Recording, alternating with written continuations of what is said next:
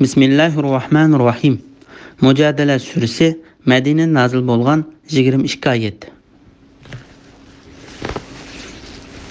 Bismillahirrahmanirrahim. Allah hakikaten eri to'g'risida sen bilan munozirlashgan va Allohga shikoyat qilgan ayolning so'zini angladi. Allah ikkinlarning so'zini anglab turdi. Allah hakikaten anlovchidir, ko'rguchidir. Sura Mücadele 1-oyat to'g'risida. Bu ayetning nazil bo'lish sababi to'g'risida. İmam Ahmad Ayşa'nın mundaq deganligini rivoyat qildi. Barliq ovozlarni nihoyat yaxshi anglovchi bo'lgan Allohga hamd sanolar bo'lsin-ki, munozirlashuvchi ayol payg'ambar alayhisalomning qashig'iga kelib, uning so'zlab o'tdi. Men uyning bir tarafida turibmi, u ayolning nima da'vatqanligini anglamagan edim. Ondan g'olib va buyuk Allah haqiqatan er to'g'risida sen bilan munozirlashgan va Allohga shikoyat qilgan ayolning so'zini angladi. Allah ikkinlarning so'zlarini anglab turdi. Allah haqiqatan anglovchidir, ko'rguchidir degan oyatni nazil qildi. Buni Imom Buxoriy, Nasa'iy, Ibn Majah, Ibn Abu Hatim va Ibn Jarir qatorliqlar rivoyat qilgan. Ibn Abu Hatim yana bir rivoyatda Aysha radhiyallohu anhaning mundaq deganligini rivoyat qildi. Har narsani nihoyat yaxshi anglovchi Allah buyukdir. Men haqiqatan Shu'labaning qizi Xavlaning qilayotgan so'zlaridan ba'zilarini anglab, ba'zilarini anglay olmay turardim. U eri haqida payg'ambar alayhisalomga shikoyat qilib mundaq da'vat etdi. Ey Allohning payg'ambari, erim mol-mulkimni yedi. Yoshlik bahorim tugatdi. Men onunğa nurg'un farzandlarni tug'ib berdim. Mana endi men yashinib qolganda va tug'utdan to'xtagan chig'imda u meni zihar qildi. Ey Allah, men bu haqda sana shikoyat qilaman. O bu so'zlarni qilib, uzoq o'tmayla Jibril alayhisalom Allah haqiqatan er to'g'risida sen bilan munozirlashgan va Allohga shikoyat qilgan ayolning so'zini angladi. Allah ikkinlarning so'zlarini anglab turdi. Allah haqiqatan anglovchidir, ko'rguchidir degan oyatni ilib tushdi. Uning eri Avs ibn Samit degan kishi edi. Bismillahirrohmanirrohim.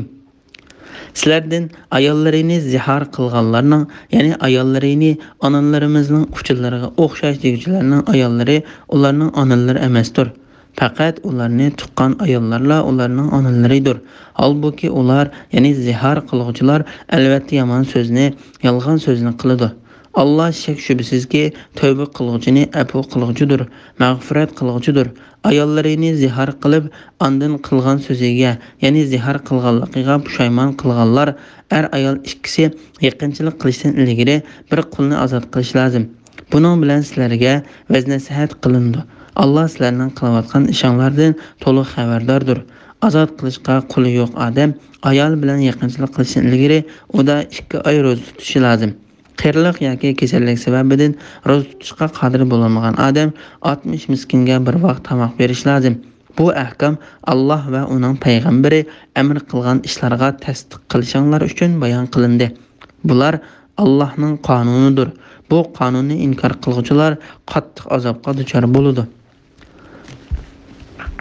Sura Mücadele 2-3-4-oyat to'g'risida. Zihar va uningga beriladigan kafarat to'g'risida. Imom Ahmad Xavla binti Sulabaning mundaq deganligini rivoyat qildi. Allohning nomi bilan qasamki, Allah Mücadele surasining bosh tarafini men bilan erim Avs ibn Samit ikkimizning haqida nazil qildi. Men Avsning nikohida edim.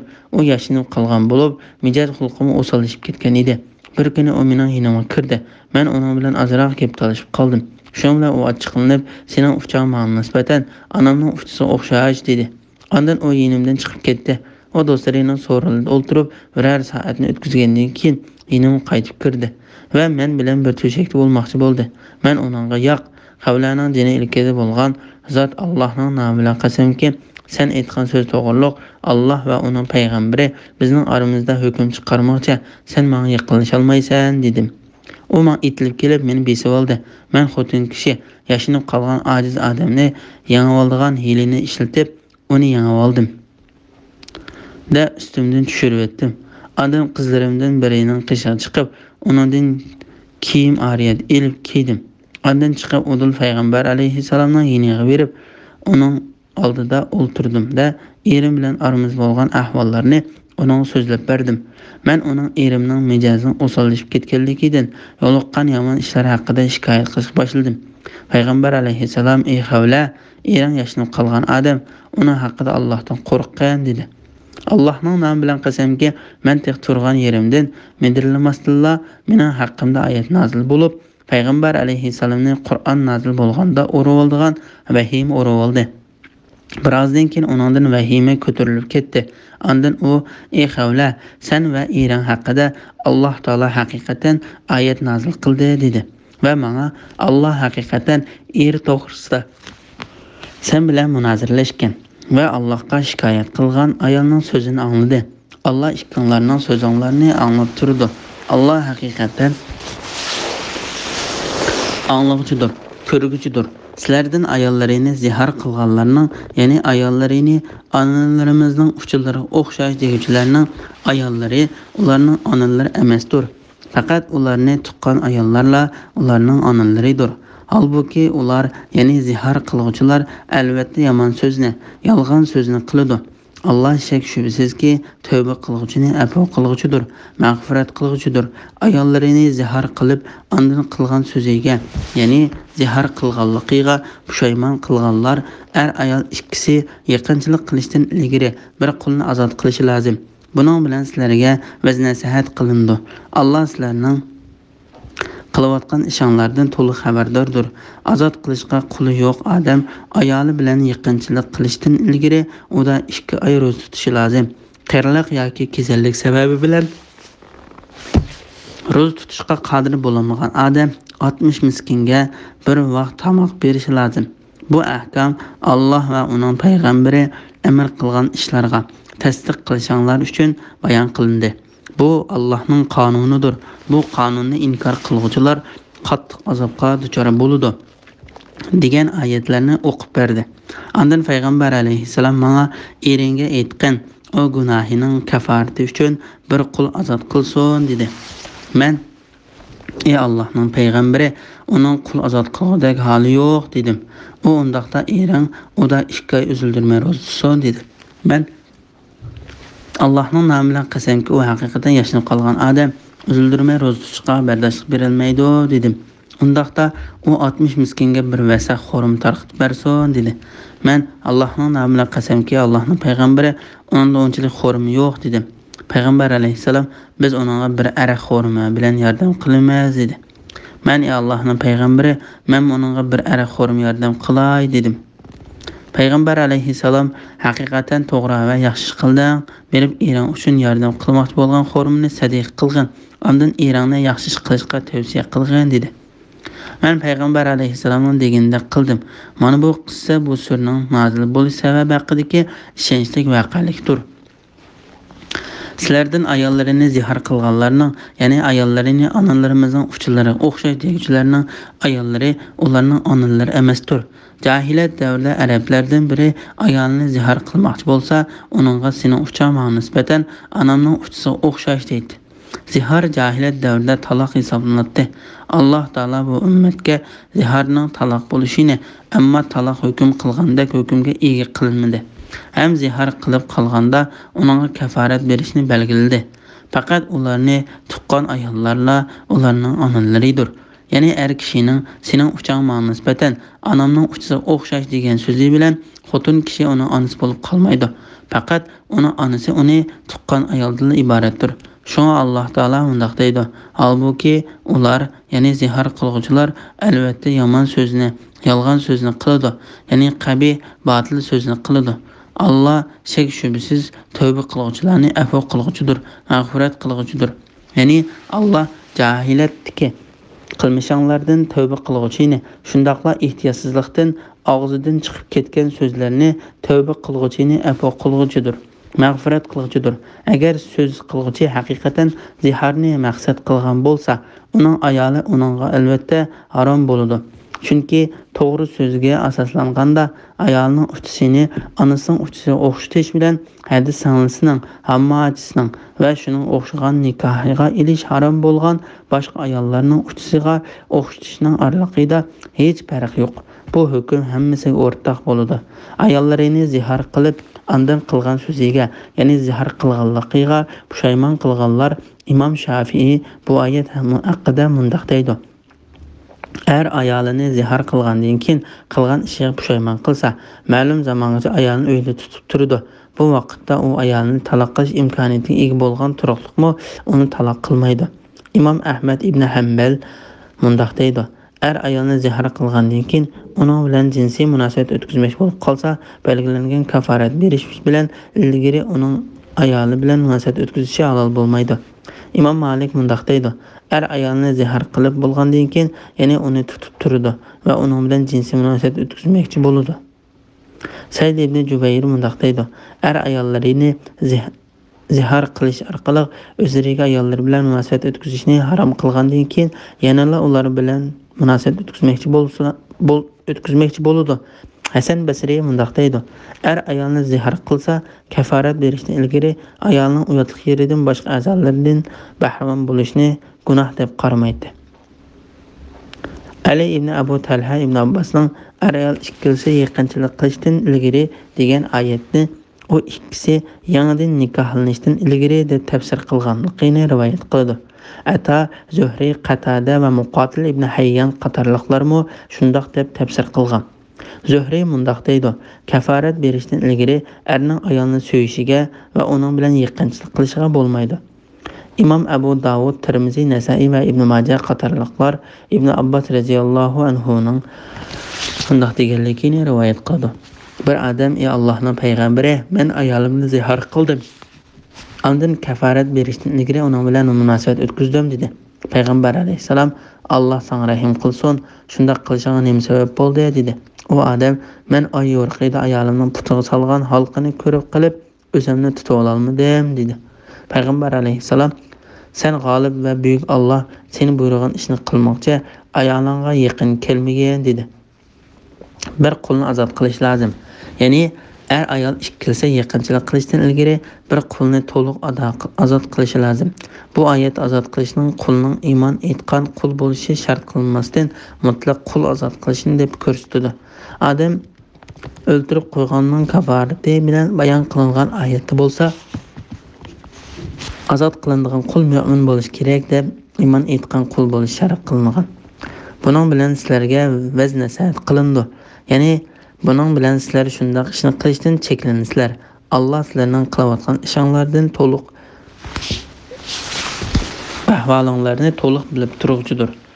Azod qilishga qo'li yo'q odam ayol bilan yaqinchilik qilishdan ilgari uda 2 oy ro'za tutishi lozim. Qirliq yoki kasallik sababi bilan ro'za tutishga qodir bo'lolmagan odam 60 miskinga bir vaqt tamoq berish lozim. Bu yuqorida bu ishni tartib bo'yicha qilishga buyurilgan hadislar bayon qilindi. Shundaqlab bu vaqtda Imom Buxoriy va Muslim rivoyat qilgan Ramazonda ayol bilan yaqinchilik qilgan odamning qissasida bayon qilingan. Bu ahkam Alloh va uning payg'ambari amr qilgan ishlarga tasdiq qilishinglar uchun bayon qilindi. Ya'ni buni iymon etishinglar uchun yo'l qo'ydik. Bular Allohning qonunidir. Ya'ni Alloh cheklagan ishlardir. Uningga tajovuz qilmanglar. Bu qonunni inkor qiluvchilar qattiq azobga duchor bo'ladi. Ya'ni bu shariatning hukmlariga iymon etmagan va uni ijro qilmagan kishilar o'zlarini azobdan qutuldik deb e'tiqod qilmasin. Ish hargiz ular o'ylagandek emas, balki ular dunyo va oxiratda qattiq azobga duchor bo'ladi. Bismillahirrohmanirrohim. Shubsizki Alloh bilan va uning payg'ambari bilan qarshilashganlar ulardan burunqilar halok qilingandek halok qilindi. Biz haqiqatan halol, harom, farz va ahkomlarni ichiga olgan ro'shan oyatlarni nazil qildik. Kafirlar xor qilg'uchi azobga duchor bo'ladi. U kunda Alloh ularning hammasini tirildirdi. Ularning dunyodagi chaqda qilgan qilmishlarini aytib berdi. Allah ularning qilmishlarini nam amaliga xotirlab qo'ygan. Ular bo'lsa unutib qolgan. Alloh hamma narsani kuzatib turuvchidir. Allohning osmonlardagi va zamindagi narsalarni bilib turadiganligini bilmamsan? 3 odam pichirlashidigan, Alloh ularning 4-chisidir. Ya'ni 5 odam pichirlashidigan, Allah ularning oltinchisidir. Mayli uningdan oz yoki ko'p odam pichirlasin, ular qayerda bo'lmasin, Alloh hamon ular bilan biladir. Ondan qiyomat kuni ularning qilmishlarini Alloh ularga aytib beradi. Alloh haqiqatan hamma narsani to'liq bilguchidir. Sura Mujadala 5, 6, 7 oyat to'g'risida. Din dushmanlarining oqibatining bayoni to'g'risida. Alloh taolo bu oyatda Allah va uning payg'ambari bilan qarshilashganlar va Allohning diniga qarshi haddidan oshganlar haqida xabar berdi. Ulardan burunqilar halok qilingandek halok qilindi. Ya'ni ulardan ilgari o'tganlar ishidagi qilmishlari ularga o'xshab ketganlar ahonatga, la'natga va rasvolikqa uchragandek, ularmo ahonatga, la'natga va rasvolikqa duchor bo'lib halok bo'ldi. Biz haqiqatan halol, harom va farz ahkomlarni o'z ichiga olgan ro'shan oyatlarni nozil qildik. Bu oyatlarga faqat kofir, gunohkor va haqni qabul qilishdan cho'ngchilik qilganlarla qarshi chiqadi va uningga bo'yin tovliq qiladi. Kofirlar xor qilg'uchi azobga duchor bo'ladi. Ya'ni ular Alloh belgilab bergan dinga ergishishdan, Allohga bo'ysunishdan va uning oldida bosh egishdan bosh tortganligi uchun o'shundoq azobga duchor bo'ladi. U kunda Alloh ularning hammasini tirildirdi. Ya'ni qiyomat kuni Alloh ilgari o'tganlar va keyin o'tganlarning hammasini tirildirib bir maydonga to'playdi. Ularning dunyodagi chaqda qilgan qilmishlarini aytib berdi. Ya'ni ularning yaxshi yomon qilmishlarining hammasini aytib berdi. Alloh ularning qilmishlarini nama amaliga xotirlab qo'ygan. Ular bo'lsa unutib qolgan. Ya'ni Alloh va ularning qilmishlarini puxta saqlab qo'ygan. Ular bo'lsa hammani unutib ketgan. Alloh hamma narsani kuzatib turuvchidir. Ya'ni Allohdan hech narsa yoshirin va maxfiy qolmaydi. Alloh hech narsani unutib qolmaydi. Allohning bilishining hamma maxluqotlarni o'rab turadiganligi to'g'risida. Alloh taolo bu oyatda o'zining butun maxluqotlarning ahvolini bilib turadiganligini, ularning ahvolidan xabardor ekanligini, so'zlarini anglab turadiganligini, nada va qayerda bo'lmasin o'rnini ko'rib turadiganligini xabar qilib mundaq deydi. Allohning osmonlardagi va zamindagi narsalarni bilib turadiganligini bilmamsan, 3 odam yoshirin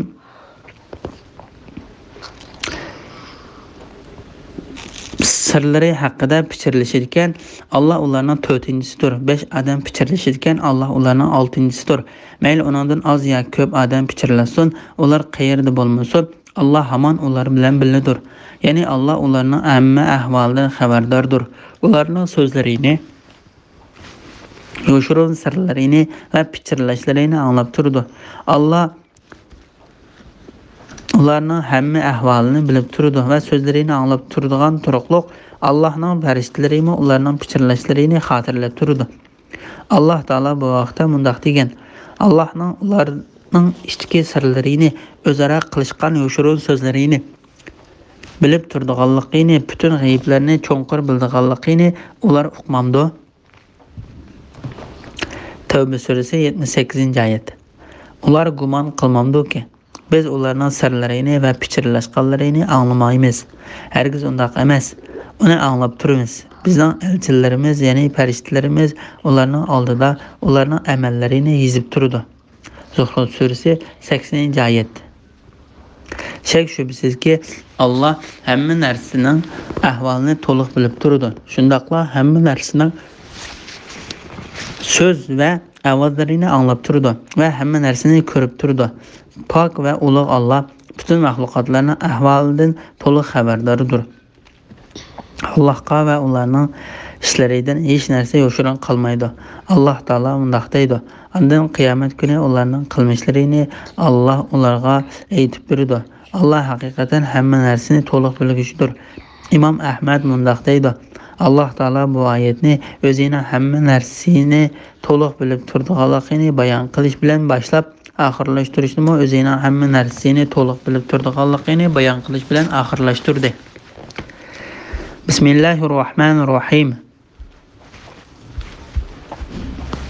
Pichirlashdan man'a qilingan Andın mən'iy qılınğan narsaga qaytqan kişilərni görmədingmi? Ular günah bilan, zulm bilan və peyğəmbərə qarşı turuş bilan pichirlashidi.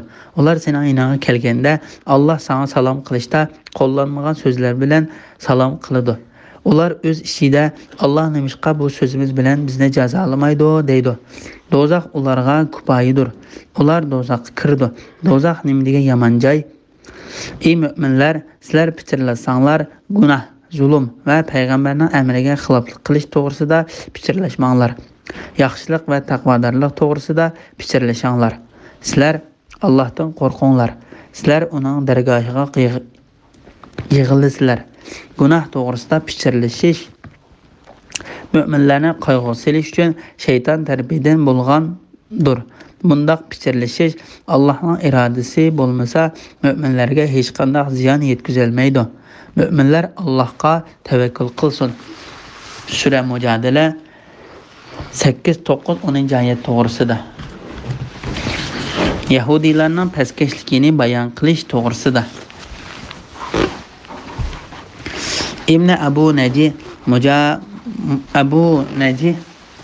Mujahidning pichirilishdan man'iy qilingan, andin man'iy qilingan narsaga qaytgan kishilarni ko'rmadingmi degan oyat haqida ular Yahudilardir deganligini rivoyat qildi.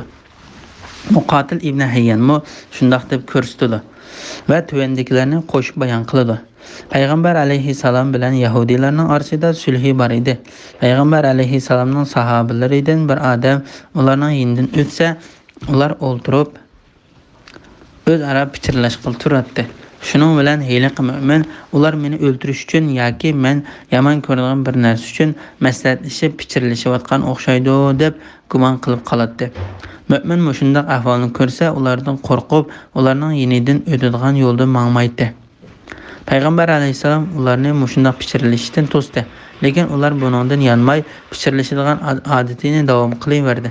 Shuning bilan Alloh taolo pichirilishdan man'iy qilgan. Andin man'iy qilingan narsaga qaytgan kishilarni ko'rmadingmi degan oyatni nozil qildi. Ular gunoh bilan, zulm bilan va payg'ambarga qarshi turish bilan pichirilishdi.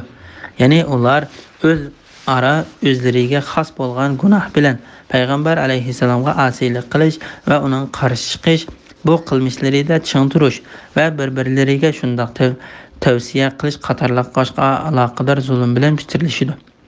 Ular sening yoningga kelganda Allah sana salom qilishda qo'llanmagan so'zlar bilan salom qildi. Ibn Abu Hatim Ayshaning mundaq deganligini rivoyat qildi. Yahudilar payg'ambar alayhissalomning yoniga kirib, "Ey Abul Qasim, sana salom bo'lsin" deydi. Abul Qasim payg'ambar alayhissalomning kuniyat ismidir. Sam o'lib degan ma'noda bo'lib, Yahudilar salom qilgan bo'lib, talaffuz jihatda salom degan so'ziga o'xshab ketadigan o'zlarining tilidagi shu so'zni ishlatgan. Sana sam bo'lsin deydi. Men sam sizlarga bo'lsin dedim. Payg'ambar alayhissalom, "Ey Aysha, shak shubhasizki Alloh qabih va yomon so'zlarni yoqtirmaydi" dedi. Men ularning sana sam bo'lsin da'vatqanligini anglamadingmi dedim. Payg'ambar alayhissalom, "Mening ularga sam o'zinglarga bo'lsin deganligimni anglamadingmi" dedi. Shuning bilan Alloh taolo ular sening yoningga kelganda Allah sana salom qilishda qo'llanmagan so'zlar bilan salom qiladi degan oyatni nozil qildi.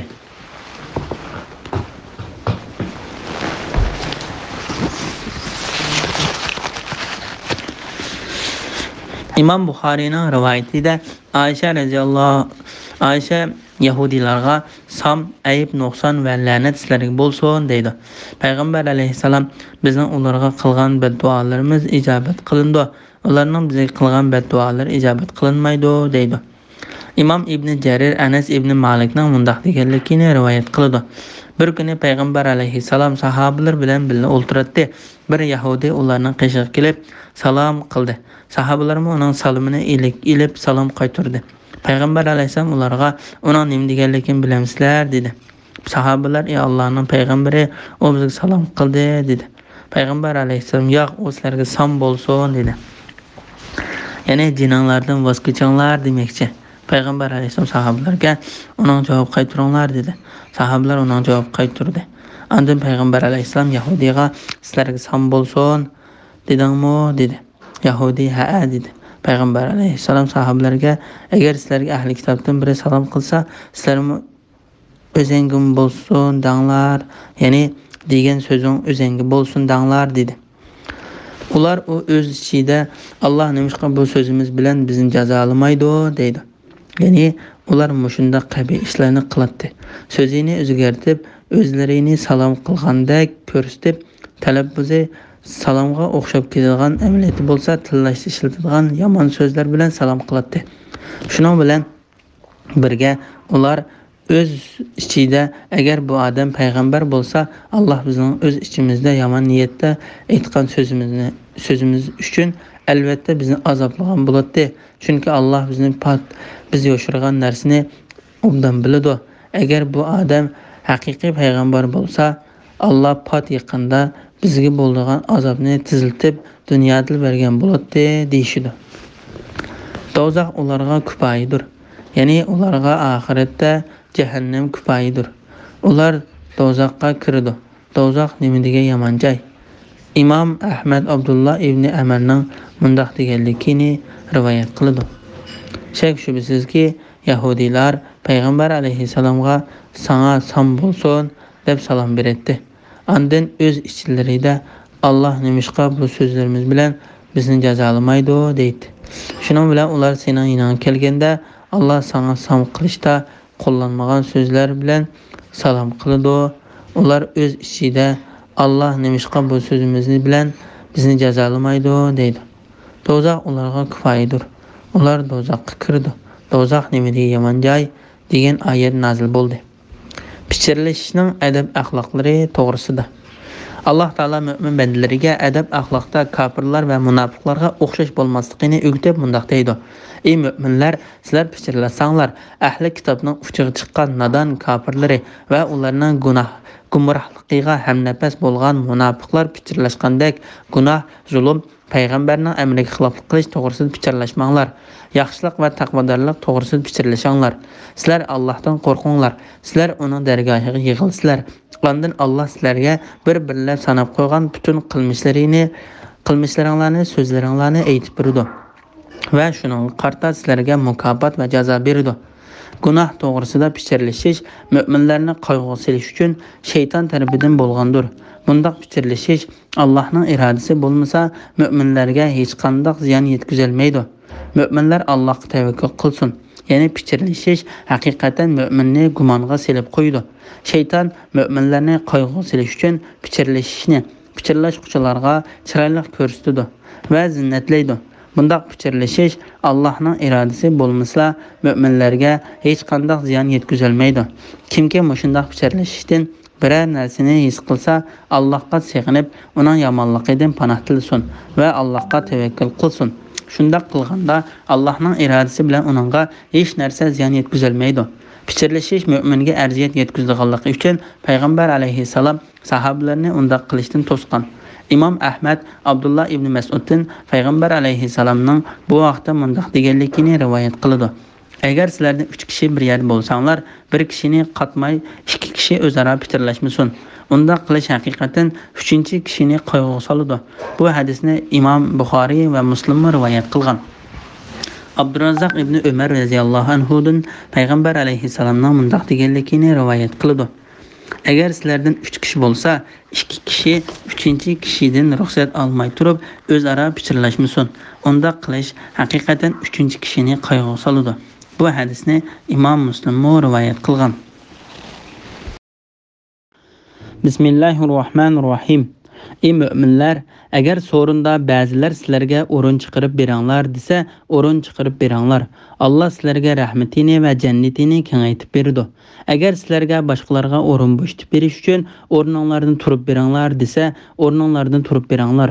Alloh sizlardan iymon etganlar va ilm berilganlarni bir qancha daraja yuqori ko'tardi. Alloh sizlarning qilayotgan ishinglardan to'liq xabardordir. Sura Mujadala 11-oyat to'g'risida. Yig'ilishning adab axloqlari to'g'risida. Alloh taolo mu'min bandalariga so'rinlarning adab axloqlaridan ta'lim berib va ularni bir-biriga o'rin bo'shatib berishga buyurib mundaq deydi. Ey müminler, agar so'rinda ba'zilar sizlarga o'rin chiqarib beranglar desa, o'rin chiqarib beranglar. Alloh sizlarga rahmatini va jannatini kengaytib berdi. Bu shuning uchunki mukofot amalning o'z tipidan bo'ladi. Imom Buxoriy payg'ambar alayhissalomning bu vaqtda mundaq deganligini rivoyat qiladi. Kim Alloh roziligi uchun masjid salsa, Alloh uningga jannatda bir qasr soladi. Imom Muslim payg'ambar alayhissalomning mundaq deganligini rivoyat qiladi. Kim qiyinchilikda qolgan odamning ishini osonlashtirib bersa, Alloh dunyo va oxiratda uning ishini osonlashtirib beradi. Banda qarindishiga yordamchi bo'ladi ekan, Alloh uningga yordamchi bo'ladi. Bu mazmundagi hadislar nihoyat ko'pdir. O'rin chiqarib beranglar, Alloh sizlarga rahmatini va jannatini kengaytib berdi. Qatada mundaq deydi. Bu oyat Allohni yod etish so'rinlari haqida nozil bo'lgan. Sababi mundaq edi. Sahobalar payg'ambar alayhissalomning yonida o'ltirganda bir odamning kelayotganligini ko'rsa, o'rinlaridan midirlabmi qo'ymaydi. Shunga Alloh taolo ularni bir-biriga o'rin bo'shatib berishga buyurdi. Imom Ahmad va Shafiy ibn Umardan payg'ambar alayhissalomning mundaq deganligini rivoyat qildi. Bir odam o'zi o'ltirish uchun yana bir odamdan o'rindan qo'pirib etmasin. Kelguchiga o'rin chiqarib beranglar, qistab qo'ymanglar. Bu hadisni Imom Buxoriy va Muslim rivoyat qilgan. Imom Ahmad Abu Hurayradan payg'ambar alayhissalomning mundaq deganligini rivoyat qildi. Bir odam o'zi o'ltirish uchun yana bir odamni o'rindan qo'pirib etmasin, balki uningga o'rin chiqarib bersin. Alloh sizlarga rahmatini va jannatini kengaytib berdi. Imom Ahmad bu hadisni mundaq rivoyat qildi. Bir odam yana bir odamga o'rindan qo'pib bermasin, balki uningga o'rin chiqarib bersin. Alloh sizlarga rahmatini va jannatini kengaytib berdi. Agar so'rinda ba'zilar sizlarga o'rin chiqarib beranglar desa, o'rin chiqarib beranglar. Alloh sizlarga rahmatini va jannatini kengaytib berdi. Ibn Abbas bu oyat haqida Hasan Basri va boshqalarning bu oyat jang maydonidagi so'rinlarda o'rin chiqarib berishni ko'rsatdi deganligini rivoyat qilgan. Ular yana agar sizlarga boshqalarga o'rin bo'shatib berish uchun o'rninglardan turib beringlar degan oyatni urush qilishga o'rninglardan turinglar deyilsa, o'rninglardan turinglar deganlikdir deb tafsir qilgan. Qatada agar sizlarga boshqalarga o'rin bo'shatib berish uchun o'rninglardan turib beringlar degan oyatni agar sizlar yaxshi ish qilishga chaqirilsanglar, bu chaqiriqqa ovoz qo'shinglar deb tafsir qilgan. Bilim va bilimli kishilarning ortiqchiligi to'g'risida. Alloh sizlardan iymon etganlar va ilm berilganlarni bir qancha daraja yuqori ko'tardi. Alloh sizlarning qilayotgan ishinglardan to'liq xabardordir.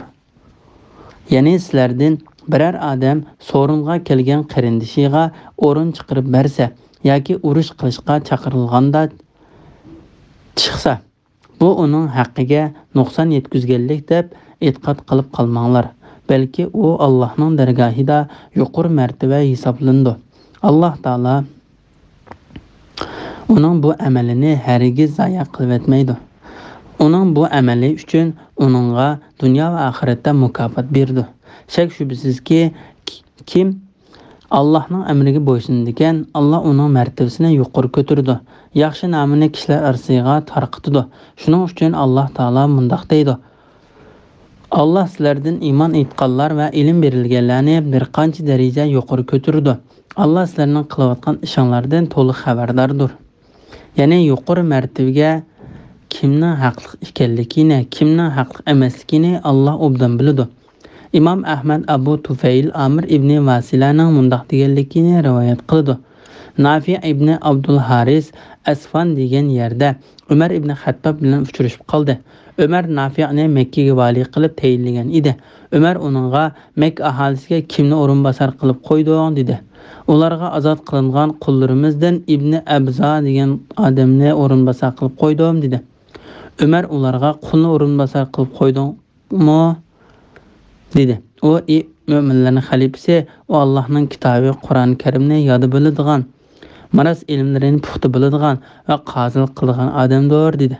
Ömer radhiyallahu anhu sizlarning payg'ambaringlar shak shubsizki Alloh bu kitob Qur'oni Karim bilan ba'zi qavmlarning martabasini yuqori ko'tarsa, yana ba'zi qavmlarning martabasini to'van qiladi degan emasmi dedi. Bu hadisni Imom Muslim rivoyat qilgan. Bismillahirrohmanirrohim. Ey müminler, payg'ambar bilan maxfiy so'zlashmoqchi bo'lsanglar, oldi bilan yo'qsullarga sadaqa berib, ondan so'zlashinglar. Bu sizlar uchun yaxshiroqdir va pokroqdir.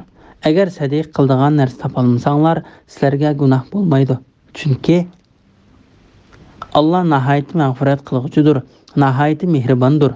Sizlar Rasululloh bilan maxfiy so'zlashishdan ilgari sadiqalar berishdan kambag'al bo'lib qolmaysiz deb qo'rqdinglarmi? Sizlar sadiq bermadinglar, Alloh sizlarni afv qildi. Namoz o'qinglar, zakot beringlar, Allohga va uning payg'ambariga itoat qilinglar. Qilayotgan ishinglardan Alloh to'liq xabardordir. Sura Mujadala 12-13 oyat to'g'risida. Payg'ambar bilan maxfiy so'zlashishdan ilgari sadiq berishga buyurish to'g'risida. Alloh taolo bu oyatlarda mo'min bandalarini agar ulardan biri payg'ambar alayhissalom bilan maxfiy so'zlashmoqchi bo'lsa, gunohdan poklanish, mollarining ko'payishi va payg'ambar alayhissalom bilan so'zlashish salohiyatiga ega bo'lish uchun so'zlashishdan ilgari sadiqa berishga buyurdi. Shun Alloh taolo mundaq deydi: bu sizlar uchun yaxshiroqdir va pokroqdir. Agar sadiqa qildigan narsa topolmasanglar, ya'ni kimki kambag'al bo'lganlikdan sadiqa berilmasa, sizlarga gunoh bo'lmaydi. Chunki Alloh nihoyat mag'firat qiluvchidir, nihoyat mehribondir. Shunga sadiqa berishga qodir bo'la oladigan odamni sadiq berishga buyurdi. Sizlar Rasululloh bilan maxfiy so'zlashishdan ilgari sadiqalar berishdan kambag'al bo'lib qolmaysiz deb qo'rqdinglarmi?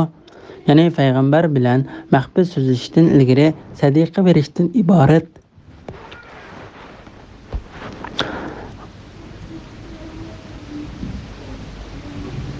bu hukmning sizlarga davomli farz bo'lib qilishidan qo'rqdinglarmi? Sizlar sadiqa bermadinglar, Alloh sizlarni afv qildi. Namoz o'qinglar, zakot beringlar, Allohga va uning payg'ambariga itoat qilinglar. Qilayotgan ishinglardan Alloh to'liq xabardordir. Bu oyat bilan maxfiy so'zlashishdan ilgari sadiqa berish hukmi ularning ustidan bekor qilindi.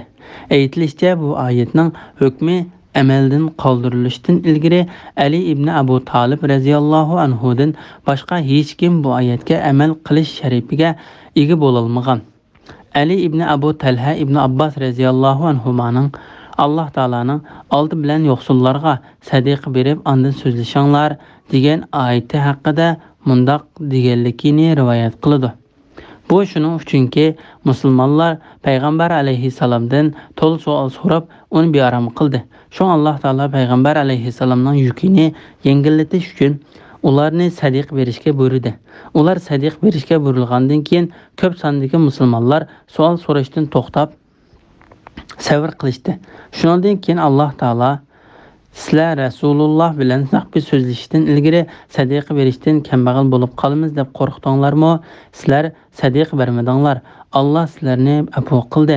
Namoz o'qinglar, zakot beringlar degan oyatni nozil qilib, ularga osonchilik yaratib berdi. Ularni qiyin ahvolda qoldirmadi. Ikrama va Hasan Basri mundaq deydi: oldi bilan yo'qsullarga sadiqa berib, ondan so'zlashinglar degan oyatning hukmini uningdan keyin keldigan sizlar Rasululloh bilan maxfiy so'zlashishdan ilgari sadiqalar berishdan kambag'al bo'lib qolamiz deb qo'rqdinglarmi? Sizlar sadiqa bermadinglar, Alloh sizlarni afv qildi. Namoz o'qinglar, zakot beringlar, Allohga va uning payg'ambariga itoat qilinglar. Qilayotgan ishinglardan Alloh to'liq xabardordir degan oyatning hukmi amaldan qoldirildi. Said ibn Abu Aruba, Qatada va Muqatil ibn Hayyanning mundaq deganligini rivoyat qiladi. Kishilar payg'ambar alayhissalomdan uzildirmay savol so'radi.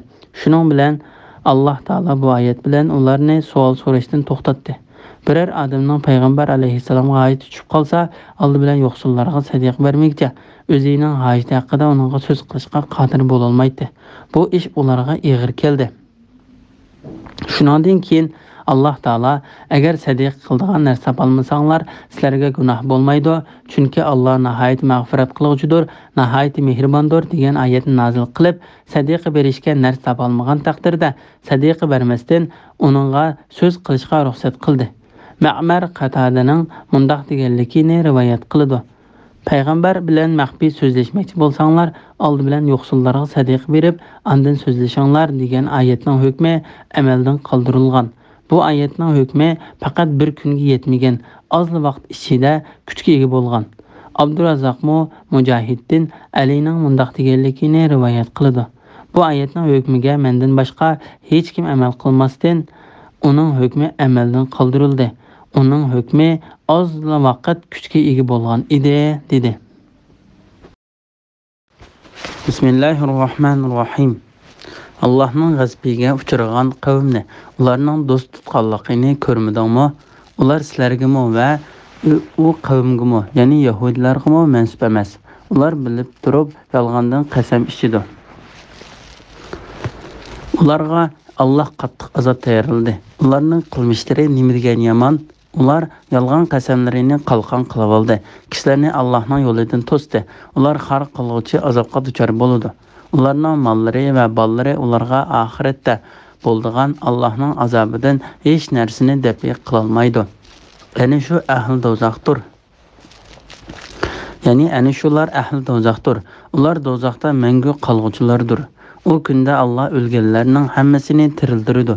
Ular dunyodagi chaqlarida biz musulmonmiz deb yolg'ondan sizlarga qasam ichgandek Allohga qasam ichidi. Ular bu qasamning o'zlariga foydasi bo'ladi deb o'ylaydi. Ogoh bo'linglarki, ular haqiqatan yolg'onchilardir. Ularning ustidan shayton g'alaba qildi. Shayton ularga Allohning zikrini unuttirdi. Ular shaytonning qo'shonidir. Bilinglarki, shaytonning qo'shoni ziyon tortquchilardir. Sura Mujadala 14-oyatdan 19-oyatgacha to'g'risida. Munofiqlarni ayblash to'g'risida. Alloh taolo bu oyatda kofirlarni yoshirin holda do'st tutgan munofiqlarni ayblaydi. Amaliyotda bo'lsa munofiqlar kofirlar bilanmi, mu'minlar bilanmi birga emas edi. Alloh taolo bu haqda mundaq deydi. Munofiqlar kufr bilan iymon orasida arsalda bo'lib turdi. Na ularga, na bularga mansub emas. Ya'ni mu'minlarga, kofirlarga mansub emas. Kimni Alloh gumroh qilgan ekan, uningga hargiz yo'l topolmaysan. Nisa surasi 143-oyat.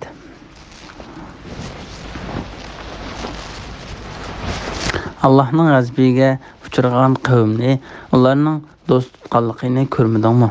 Ya'ni munofiqlar Allohning g'azabiga uchragan yahudiylarni yoshirin holda do'st tutadi va ishlarda ular bilan kelishim tuzishib oladi. Ular sizlarga va u qavmga, ya'ni yahudiylarga mansub emas. Ya'ni mu'minlar ana shu munofiqlar amaliyotda sizlardan emas va o'zlari do'st tutgan yahudiylardan emas. Ular bilib turib yolg'ondan qasam ichidi. Ya'ni munofiqlar o'zlarining yolg'on qasam qilayotganligini bilib turib yolg'ondan qasam qiladi. Mana bu yolg'on qasamning dal o'zidir. Xususan ularning shundaq ahvolda qasam qilishlari haqiqatan la'natga loyiqdir. Biz Allohga sig'inib bundaq qasamdan panoh tilaymiz. Shak shubsizki munofiqlar mu'minlar bilan uchrashganda iymon etdik deydi. Payg'ambar alayhissalomning qishig'i kelganda uningga o'zlarining mu'min ekanligini bildirib Allohning nomi bilan qasam qilishdi. Halbuki ular qilgan qasamlarida o'zlarining yolg'onchi ekanligini biladi. Gerçi ularning shu ishi amaliyotga uyg'unda ko'rinsa-mu, amaliyotda ular o'zlarining degan so'zlarini rost deb e'tiqod qilmaydi. Shunga Alloh taolo ularning yolg'on qasam qilganligiga va yolg'on shahodat aytganligiga guvohlik berdi. Ularga Alloh qattiq azob tayyorladi. Ularning qilmishlari nima degan yomon? Ya'ni munofiqlarning kofirlarni do'st tutganligi va ular bilan hamsuhbat bo'lganligi, mu'minlarni dushman tutganligi va ularni oldingidan aldığanlıqdan ibaret bu qabih qilmishlari uchun Alloh taolo ularga qattiq azobni tayyorladi. Şun Allah taolo mundaq deydi: ular yolg'on qasamlarini qalqon qilib oldi, kishilarni Allohning yo'lidan to'sdi. Ya'ni ular tashqi ko'rinishda iymonni izhor qilib, dillarida kufrni yoshirdi. O'zlariga yolg'on qasamni qalqon qildi. Ularning ishining haqiqatini bilmaydigan xeyli ko'p sondagi musulmonlar ularni rostchil deb o'ylaydi. Ba'zi kishilarni Allohning yo'lidan to'sadigan ahvol kelib chiqdi. Ular har qilg'uchi azobga duchor bo'ldi. Ya'ni ular yolg'on qasam qilib, katta Allohning ismini kamsitganligining jazosi uchun har qilg'uchi azobga duchor bo'ldi. Ularning mollari va bolalari ularga oxiratda bo'ladigan Allohning azobidan hech narsani dafiy qila olmaydi.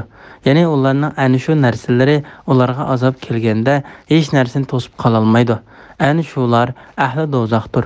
Ular do'zaxda mangu qoluvchilardir. O kunda Allah o'lganlarning hammasini tirildirdi. Ya'ni qiyomat kuni Allah ulardan hech kimni qoldirmay, hammani hisob olish uchun maydonga to'playdi. Ular dunyodagi chog'larida biz musulmonmiz deb yolg'ondan sizlarga qasam ichgandek Allohga qasam ichdi. Ular bu qasamning o'zlariga foydasi bo'ladi deb o'ylaydi. Ya'ni ular dunyoda kishilarga biz musulmonmiz deb qasam ichganidek, oxiratda g'olib va buyuk Alloh biz to'g'ri yo'l ustida edik deb qasam ichdi. Chunki kim nima ustida yashasa, shu narsa ustida o'ladi va qiyomat kuni shu narsa ustida tirildiriladi. Ular o'zlariga dunyodagi chaqda kishilar oldida qilgan qasamlari manfaat yetkazgandek Allohning dargohidan o'zlariga manfaat yetkazadi deb e'tiqod qiladi. Shun ular o'zlariga oshkor hukmni ijro qildirmoqchi bo'ldi. Alloh taolo ularning bu e'tiqodini ifodalab mundaq deydi: ularning ustidan shayton g'alaba qildi. Shayton ularga Allohning zikrini unuttirdi. Ya'ni shayton ularning dillari ustidan g'olib kelib, ularga g'olib va buyuk Allohni eslatdi. Eslashni unuttirdi. Shayton kimning ustidan g'alaba qilsa, o kishi ana shunday qiladi. Imom Abu Davud Abu Dardadan payg'ambar alayhissalomning mundaq deganligini rivoyat qildi: har qanday bir shahar yoki sahrada namoz o'qimaydigan 3 odam bo'lsa, shayton ularning ustidan g'alaba qilgan bo'ladi. Sen namozni jamoatdan ayrilmay o'qigin, shak shubsizki chetda qolgan qo'yni bo'ri yeb ketadi. Ular shaytonning qo'shonidir. Ya'ni shaytonga yengilgan va Allohni eslashni unutilgan kishilar shaytonning qo'shonidir. Bilinglarki, shaytonning qo'shoni ziyon tortquchilardir.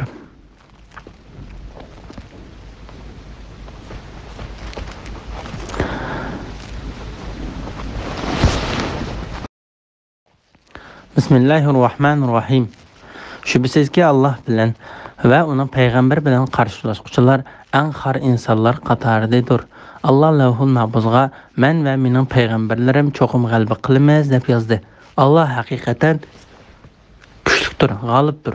Allohga va oxirat kuniga ishongan bir qavmning Alloh bilan va uning payg'ambar bilan qarshilashganlarni ularning onalari, o'g'illari ya qarindoshlari ya urug' tuqqanlari bo'lgan taqdirdami do'st tutganligini ko'rmaysan. Ya'ni ularni do'st tutishi mumkin emas. Ana shularning dillarida Alloh iymonni mahkam qildi va o'z dargohidan bo'lgan ruh bilan ularni kuchaytirdi. Allah ularni astidan o'stanglar eqib turadigan jannatlarga kirgizdi. Ular jannatlarda mangu qoladi. Allah ulardan rozi bo'ladi. Allohdan ular mamnun bo'ladi. Ana shular Allohning qo'shonidir. Bilinglarki, Allohning qo'shoni maqsadga erishguchilardir. Sura Mujadala 21-22 oyat to'g'risida. Allah bilan qarshilashuvchilarning jazolanganligi qalbining Alloh taologa va payg'ambariga mansub ekanligi to'g'risida. Alloh taolo bu oyatda payg'ambari Muhammad alayhissalom bilan qarshilashuvchi kofirlardan xabar berdi. Ular haqdan davomli qochquchilardir va uning bilan qarshilashuvchilardir. Hidoyat yo'li bir yonda bo'lsa, ular davomli boshqa bir yonda bo'ladi. Shunga ular eng xor insonlar qatoridadir. Ya'ni ular to'g'ri yo'ldan qo'g'inib, yaroqlashtirilgan badbaxtlar bo'lib, dunyo va oxiratda eng nachar kishilardir. Allah Lavhul Mahbuzga men ve mening payg'ambarlarim cho'qim g'alaba qilamiz deb yozdi. Ya'ni Alloh taolo xiloflik qilinmaydigan, to'sovga uchirmaydigan va o'zgartilmaydigan eng dastlabki kitob Lavhul Mahbuzga dunyo va oxiratdagi g'alaba Alloh taologa, uning kitobiga, payg'ambariga va mo'min bandalariga mansubdir. Yaxshi oqibat taqvodorlarga xosdir deb yozdi va shundoq hukm qildi. Alloh taolo bu vaqtda mundoq deydi: shak shubsizki biz payg'ambarimizga, mo'minlarga hayoti dunyoda va farishta, payg'ambar va mo'minlardan bandalarning amallariga guvoh bo'ladigan guvohchilar hozir bo'ladigan kunda albatta yordam beramiz. O kunda kafirlarning o'zlari foyda bermaydi. Ular la'natga uchraydi. Ular oxiratning azobiga duchor bo'ladi. Allah Lavhul Mahbuzga men va mening payg'ambarlarim cho'qim g'alaba qilamiz deb yozdi. Allah haqiqatan kuchlidir, g'olibdir. Ya'ni kuchlik va g'olib Allah Lavhul Mahbuzga o'zining dushmanlari ustidan g'olib ekanligini yozdi. Bu o'zgartilmas puxta hukmdir va mustahkam belgilangan ishdir. Dunyo va oxiratdagi yaxshi oqibat va g'alaba cho'qim mo'minlarga mansubdir. Mo'minlarning kafirlarni do'st tutmaydiganligi to'g'risida. Allohga va oxirat kuniga ishongan bir qavmning Alloh bilan va uning payg'ambari bilan qarshilashganlarni ularning onalari, o'g'illari ya qarindoshlari ya urug' tuqqanlari bo'lgan taqdirdami do'st tutganligini ko'rmaysan. Ya'ni ularni do'st tutishi mumkin emas. Ya'ni agar qarshilashuvchilar mo'minlarning urug' tuqqanlari bo'lgan taqdirdami mo'minlar ularni do'st tutmaydi. Alloh taolo bu haqda mundoq degan: Mo'minlarni qo'yib kafirlarni do'st tutmasin. Kimki shunday qiladi ekan, u Allohning do'stligiga erisha olmaydi. Ulardan qo'rqib do'stlik izhor qilishinglar bundan mustasno. Alloh sizlarni o'zining azobidan qo'rqitadi. Oxirat qaytadigan joy Allohning dargohidir. G'ofir surasi 51-52 oyat.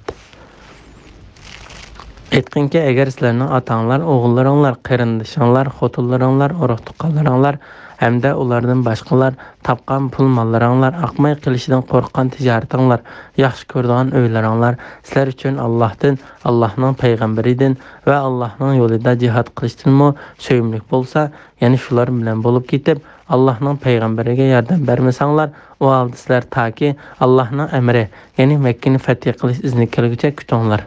Allah fasik qavmni, ya'ni Allohning dinining chek-chegarasidan chiqib ketguchilarni hidoyat qilmaydi. Al-Imron surasi 28-oyat. Said ibn Abdul Aziz va boshqalar mundoq deydi: Allohga va oxirat kuniga ishonadigan bir qavmning Alloh bilan va uning payg'ambari bilan qarshilashganlarni ularning onalari, o'g'illari ya qarindoshlari ya urug' tuqqanlari bo'lgan taqdirdami do'st tutganligini ko'rmaysan. Ya'ni ularni do'st tutishi mumkin emas. Ana shularning dillarida Alloh iymonni mahkam qildi va o'z dargohidan bo'lgan ruh bilan ularni kuchaytirdi. Alloh ularni ostidan o'stanlar yiqib turadigan jannatlarga kirgizdi. Ular jannatlarda mangu qoladi. Alloh ulardan rozi bo'ladi. Allohdan ular mamnun bo'ladi. Ana shular Allohning qo'shonidir. Bilinglarki, Allohning qo'shoni maqsadga erishuvchilardir degan bu oyat Abu Ubayda Amr ibn Jarroh Badr urushi bo'lgan kunisi otasini o'ltirib o'tganda nazil bo'ldi. Shunga Umar ibn Xattob radhiyallohu anhu o'zining keyingi xalifani saylashni o'zi belgilab qo'ygan iliqa 6 kishilik maslahat kengashi a'zolariga topshirgan chaqda mundoq degan: agar Abu Ubayda hayot bo'lgan bo'lsa, albatta uni xalifa saylab qoldirgan bo'lardim. Ba'zi tafsirshunoslar mundoq deydi: ularning onalari degan oyat Badr urushida otasini o'ltirib o'tgan Abu Ubayda haqida nazil bo'ldi. O'g'illari degan oyat shu kuni o'g'li Abdurrahmonni o'ltirmoqchi bo'lgan Abu Bakr Siddiq haqida nazil bo'ldi. Ya qarindoshlari degan oyat shu kuni qarindoshi Abu Ubayda ibn Umayrni o'ltirib o'tgan Mus'ab ibn Umayr haqida nazil bo'ldi. Ya urug' tuqqanlari degan oyat nazil bo'lgan. Shu kuni bir tuqqanni o'ltirib o'tgan Umar haqida nazil bo'ldi. Va yana shu kuni Utba, Shayba va Valid ibn Utba qatorliqlarni o'ltirib o'tgan Hamza, Ali va Ubayda ibn Haris qatorliqlar haqida nazil bo'ldi. Men, yani Abdur mundaq deb qarayman. Bu oyat tövendikilarning o'z ichiga oladi. Payg'ambar alayhissalom Badr urushida asirga tushgan kofirlarni qandoq bir taraf qilish haqida musulmonlarga maslahat soldi. Abu Bakr Siddiq ularni to'lam elib qo'yib berishni, ulardan ilingan pul molning musulmonlarni kuchlantirish uchun ishlatilishini maslahat berib, aksirga ilingan tag'inlarimizning va urug' tuqqanlarimizning o'g'lidir. Alloh taolo ularni hidoyat qilib qilishi mumkin, deydi. Ömer, ey Allohning payg'ambari, men Abu Bakrning so'ziga qo'shilmayman.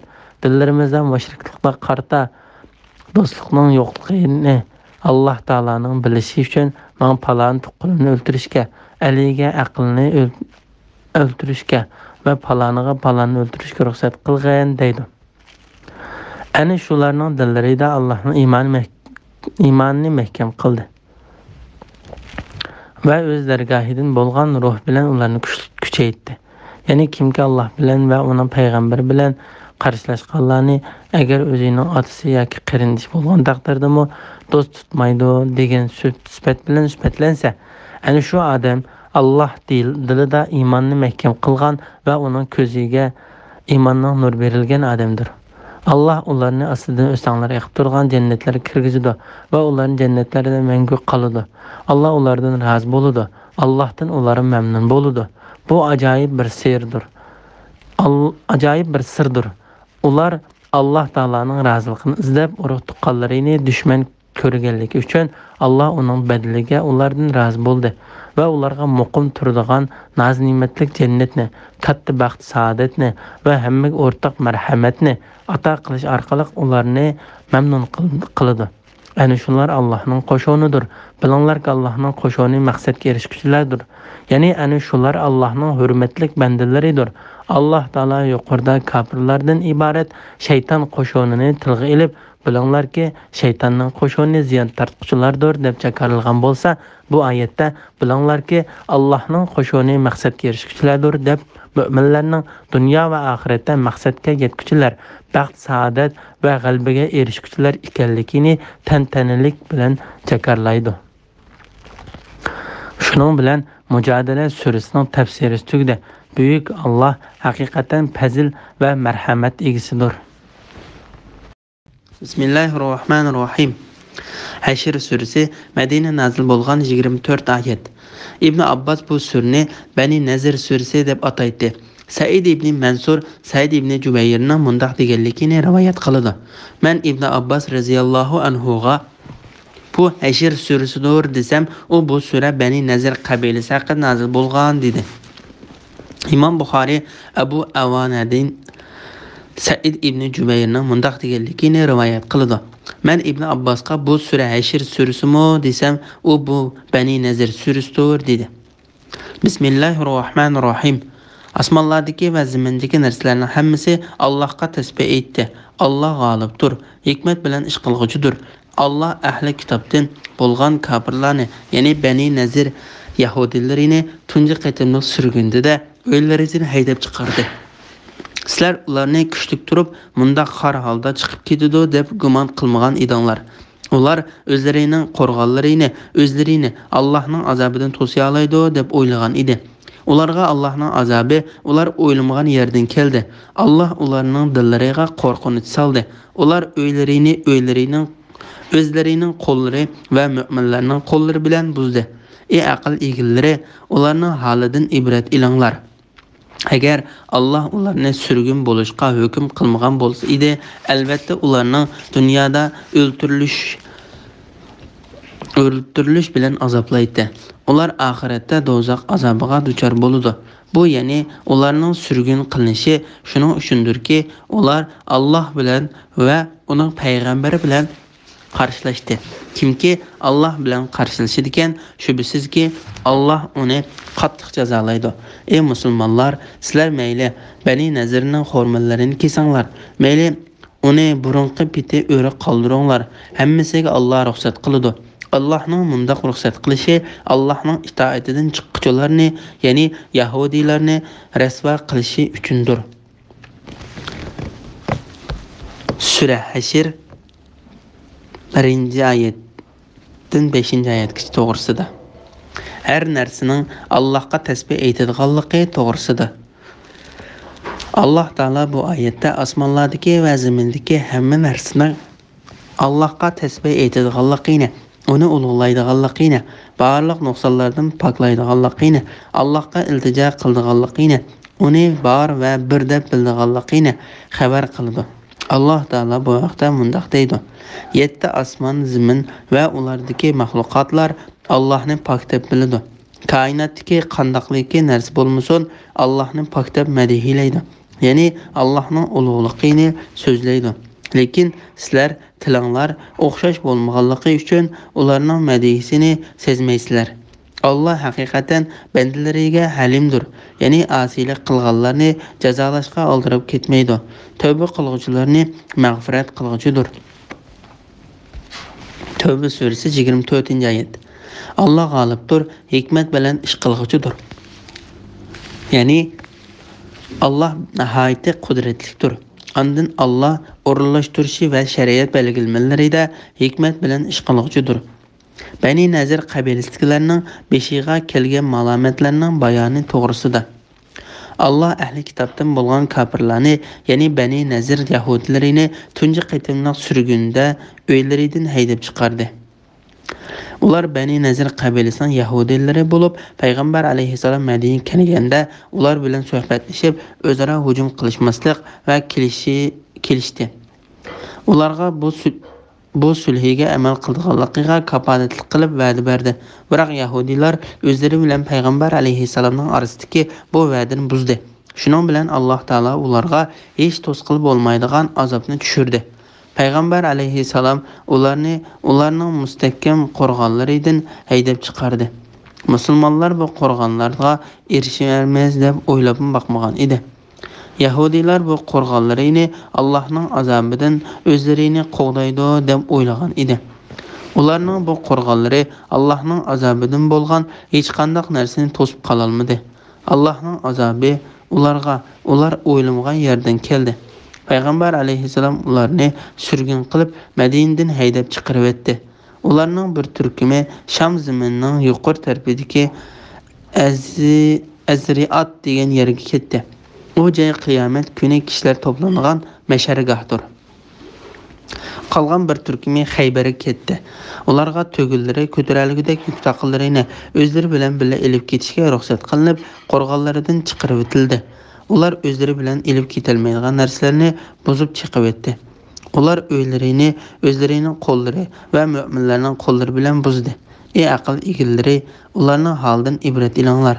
Ya'ni Allohning amr farmoniga, uning payg'ambariga qarshi chiqqan, uning kitobini inkor qilgan kishilarning oqibatining qandoq bo'lganligi, dunyoda ularga Allohning xor qilg'uchi azobining qandoq tushadiganligi va oxiratda uni qattiq azob kutib turayotganligi haqida o'ylaninglar va fikr yurgizinglar. İmam Abu Davud Abdurrahman ibn Ka'b'dan payg'ambar alayhissalomning sahobalaridan birining mundaq deganligini rivoyat qiladi. Quraysh kafirlari Ibn Ubay degan munofiqqa va uning tavasiki Avis qabilasi bilan Xazraj qabilasidan bo'lgan butparastlarga xat yozdi. Shu kuni payg'ambar alayhissalom Madinada edi. Bu voqea Badr urush bo'lishidan ilgari yuz bergan edi. Quraysh kafirlari xatida sizlar haqiqatan bizning odamimizga joy berdinglar. Biz Allohning nomi bilan qasam qilamizki, sizlar unga qarshi urush qilinglar yoki uni haydab chiqarib o'tinglar. Unda qilmasanglar biz butun qo'shinimizni ilib sizlarga jazo yurish qilamiz. Hatto erlarni o'ldirib, ayollaringlarni o'ljalamiz deyilgan edi. Bu xat Abdullah ibn Ubay va uning tabiasiga butparastlarga yetib keldi. Ular payg'ambar alayhissalom qarshi urush qilmoqchi bo'lib to'plandi. Bu xabar payg'ambar alayhissalomga tezda yetib bordi. U ular bilan ko'rishib mundaq deydi: "Shak shubasizki, Qurayshlarning sizlarni haddidan ortiq qo'rqitganligi haqidagi xabar menga yetib keldi. Ular sizlar o'zinglarni aldimoqchi bo'lgandan ortiq oldigan emas. Sizlar o'g'illaringlarga va qarindoshlaringlarga qarshi urush qilmoqchi bo'libsizlar." Ular payg'ambar alayhissalomdan bu gapni anglagandan keyin tarqalib ketdi. Bu xabar Quraysh kafirlariga yetib bordi. Badr urush bo'lgandan keyin Quraysh kafirlari yahudiylarga munda xat yozdi: "Shak shubasizki, sizlar sepil va qo'rg'onlarga ega. sizlar biz bilan birga Muhammadga qarshi urush qilinglar. Unda qilmasanglar biz sizlarga qarshi qo'shin tartib boramiz. Bizning sizlarning ayollaringlarga chiqilishimizga hech narsa to'salg'i bo'la olmaydi. Ularning xitining xabari Payg'ambar alayhissalom yetib kelganda Bani Nazir qabilasi Yahudilari Payg'ambar alayhissalomga xiyonat qilishni qaror qildi. Ondan ular Payg'ambar alayhissalomga odam avatdi. Sen sahabalarından 30 adamni ilib biz tarafga chiqqan. Bizdan 30 Yahudi alimi chiqdi. Biz munosib bir o'rinda uchrashaylik. Bu Yahudi alimlari sening so'zingni anglab baqsin. Agar ular seninkini ras qilsa va sana iymon etsa, biz sana iymon etayli deydi. Әдісі әдегенде Пайғамбар алейхиссалам оларға қаршы қошын тартып барды va ularni қоршайды. Ondan ularga Allohning nomi bilan qasamki, sizlar haqiqatan men bilan qilishgan sulhiga ishonmay, men bilan boshqadan sulh qilishga urindinglarmi deydi va ular bilan sulhlashishni rad qildi. Ondan әдісі Bani Nazir qabilasini tashlab Bani Qurayz qabilasiga Yahudilar qarshi qo'shin tartib bordi va ularni sulh qilishga chaqirdi. Ular Payg'ambar alayhissalom bilan sulh qilishdi. Ondan Payg'ambar alayhissalom ularning yenidan qaytib atiganda Bani Nazir qabilasiga, ya'ni qo'shin tartib bordi va ular bilan urushdi. Oxiri ular yurtdan tashlab chiqib ketishga rozi bo'ldi. Shunda qilib Bani Nazir qabilasidagilar surgun qilindi. Ular yuk taqinlarini, o'ylarining ishlarini va keshaklarini tuglarga aran ko'tarilgidek darajada ortib elib ketdi. Bani Nazir qabilasidan qolgan xo'rmizorliklarni Alloh taolo Payg'ambar alayhissalomga xos o'lja qilib berdi. Shunga Alloh taolo mundaq deydi: Alloh payg'ambariga ulardan, ya'ni Bani Nazirning mollaridan qaytirgan g'animatlarni sizlar ot tugilarni choptirib, ya'ni ajr qilib, jafo mushaqqat tartib qo'lga keltirgan emas. Ya'ni bu g'animatlarni urushsiz qo'lga keltirdinglar. Payg'ambar alayhissalom bu g'animatlarning ko'p qismini muhojirlarga taqsim qilib berdi. Ansarlardan faqat 2 odamga bu g'animatni berdi, chunki ular muhtoj kishilardan edi. Bu ikkisi boshqa ansarlarga bu g'animatlardan taqsim qilib bermaydi. G'animatning qolgan qismi bo'lsa Payg'ambar alayhisalom qizi Fatimaning bolalariga qoldirdi. Tuvanda Bani Nazir g'azotini qisqa bir shaklda xulosalab bayon qilamiz.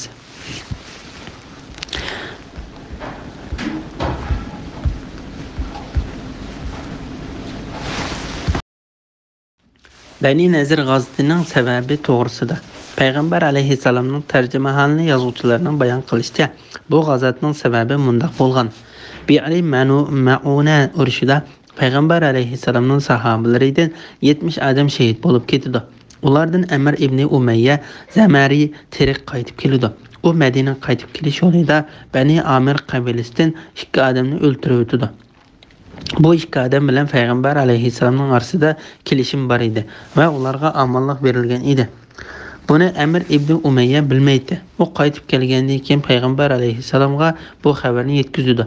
Payg'ambar alayhissalom uningga sen haqiqatan 2 odamni o'ldirib qo'yibsan. Men u ikkisiga diyet to'layman dedi.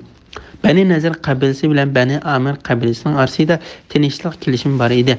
Payg'ambar alayhissalom u 2 odamga to'lanadigan diyetni to'plash uchun Bani Nazir qabilasidan yordam so'rab, ularning qishig'i chiqdi. Bani Nazir qabilasining o'ltiraqlashgan rayonlari Madinaning sharqidagi Madinaga bir qancha mil kelgan joyda edi. Muhammad ibn Ishaq Muhammad alayhissalomning tarjimahali degan kitobida mundaq deb bayon qildi.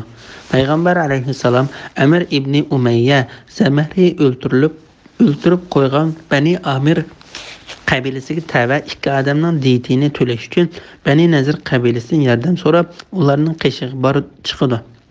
Payg'ambar alayhissalom bilan o'ldirilgan 2 odamning orasida tinchlik kelishim bor edi. Bani Nazir qabilasi bilan Bani Amir qabilasining orasida tinchlik kelishim bor edi. Payg'ambar alayhissalom Bani Nazir qabilasidan yordam so'rab, ularning qishig'i kelganda, ular: "Ey Muhammad, sen bizdan yordam talab qilib kelibsan. Biz sana sening talabing bo'yicha yordam qilaylik" deydi. Andan ular yo'shirin bir joyga kelib, sizlar hargiz bu odamni mushunda holatda uchirtolmaysizlar. Bu uyning ustiga chiqib, uning beshiga yo'g'on tosh tashlab, bizni undan qutuldirgan odam bormi deyshidi. Payg'ambar alayhisalom bo'lsa, ularning uylarining teminat tuyida edi. Ularning ishidan Amr ibn Jihash deydigan biri men shunda qilay deydi. Andan payg'ambar alayhisalom beshiga tosh tashlamoqchi bo'lib, uyning ustiga chiqdi. Payg'ambar alayhisalom bo'lsa, sahobalardan Abu Bakr, Umar, Ali radhiyallohu anhu qatorliq bir qancha nafar sahobalar bilan birga kelgan edi. Shu chaqda payg'ambar alayhisalomga yahudiylarning qilmoqchi bo'lgan suiqasd haqida osmondan xabar keldi. Shuning bilan u darhol o'rnidan turib Madinaga qaytib ketdi. Payg'ambar alayhisalom qaytib kirmagandan keyin sahobalar o'rnidan turib uni izlashga kirishdi. Ular Madina tarafga kelayotgan bir odamga uchrashib, undan payg'ambar alayhisalom so'raydi. U odam "Men uni Madinaning ichida ko'rdim" deb javob berdi. Shuning bilan sahobalar Madinaga berib, uning bilan ko'rishdi. Payg'ambar alayhisalom ularga yahudiylarning o'ziga suiqasd qilmoqchi bo'lganligi haqidagi xabarni so'zlab berdi. Va ularni yahudiylar qarshi urush tayyorligini qilishga va ular qarab yurish qilishga buyurdi. Payg'ambar alayhisalom qo'shinni boshlab kelganda, ular qo'rg'on ichiga kirib olib, undan mudofaa qilindi. Payg'ambar alayhisalom sahobalarni qo'rg'on atrofidagi xurmolarni kesib tashlab, o't qo'yishga buyurdi. Yahudiylar: "Ey Muhammad, sen kishilarni yer yuzida buzg'unchilik qilishdan to'sayting'o va bunda qilgan kishini ayblayting'o. Endi xurmolarni nima deb kessan va o't qo'ysan?" deydi. Avf ibn Hazraj jamoatidan Abdullah ibn Ubay, Vadi'a, Malik ibn Abu Qawqal, Suvayd va Dais qatorliq bir guruh kishilar Bani Nazir qabilasiga "Chang turinglar, yurtinglarni qattiq mudofaa qilinglar. Biz sizlarni nargiz tashlab qo'ymaymiz. Agar sizlar Muhammad qarshi urush qilsanglar, biz sizlarning sepinglar turib urush qilamiz. Agar yurtinglardan chiqarib o'tilsanglar, biz sizlar bilan birga chiqib ketamiz" deb odam avatdi.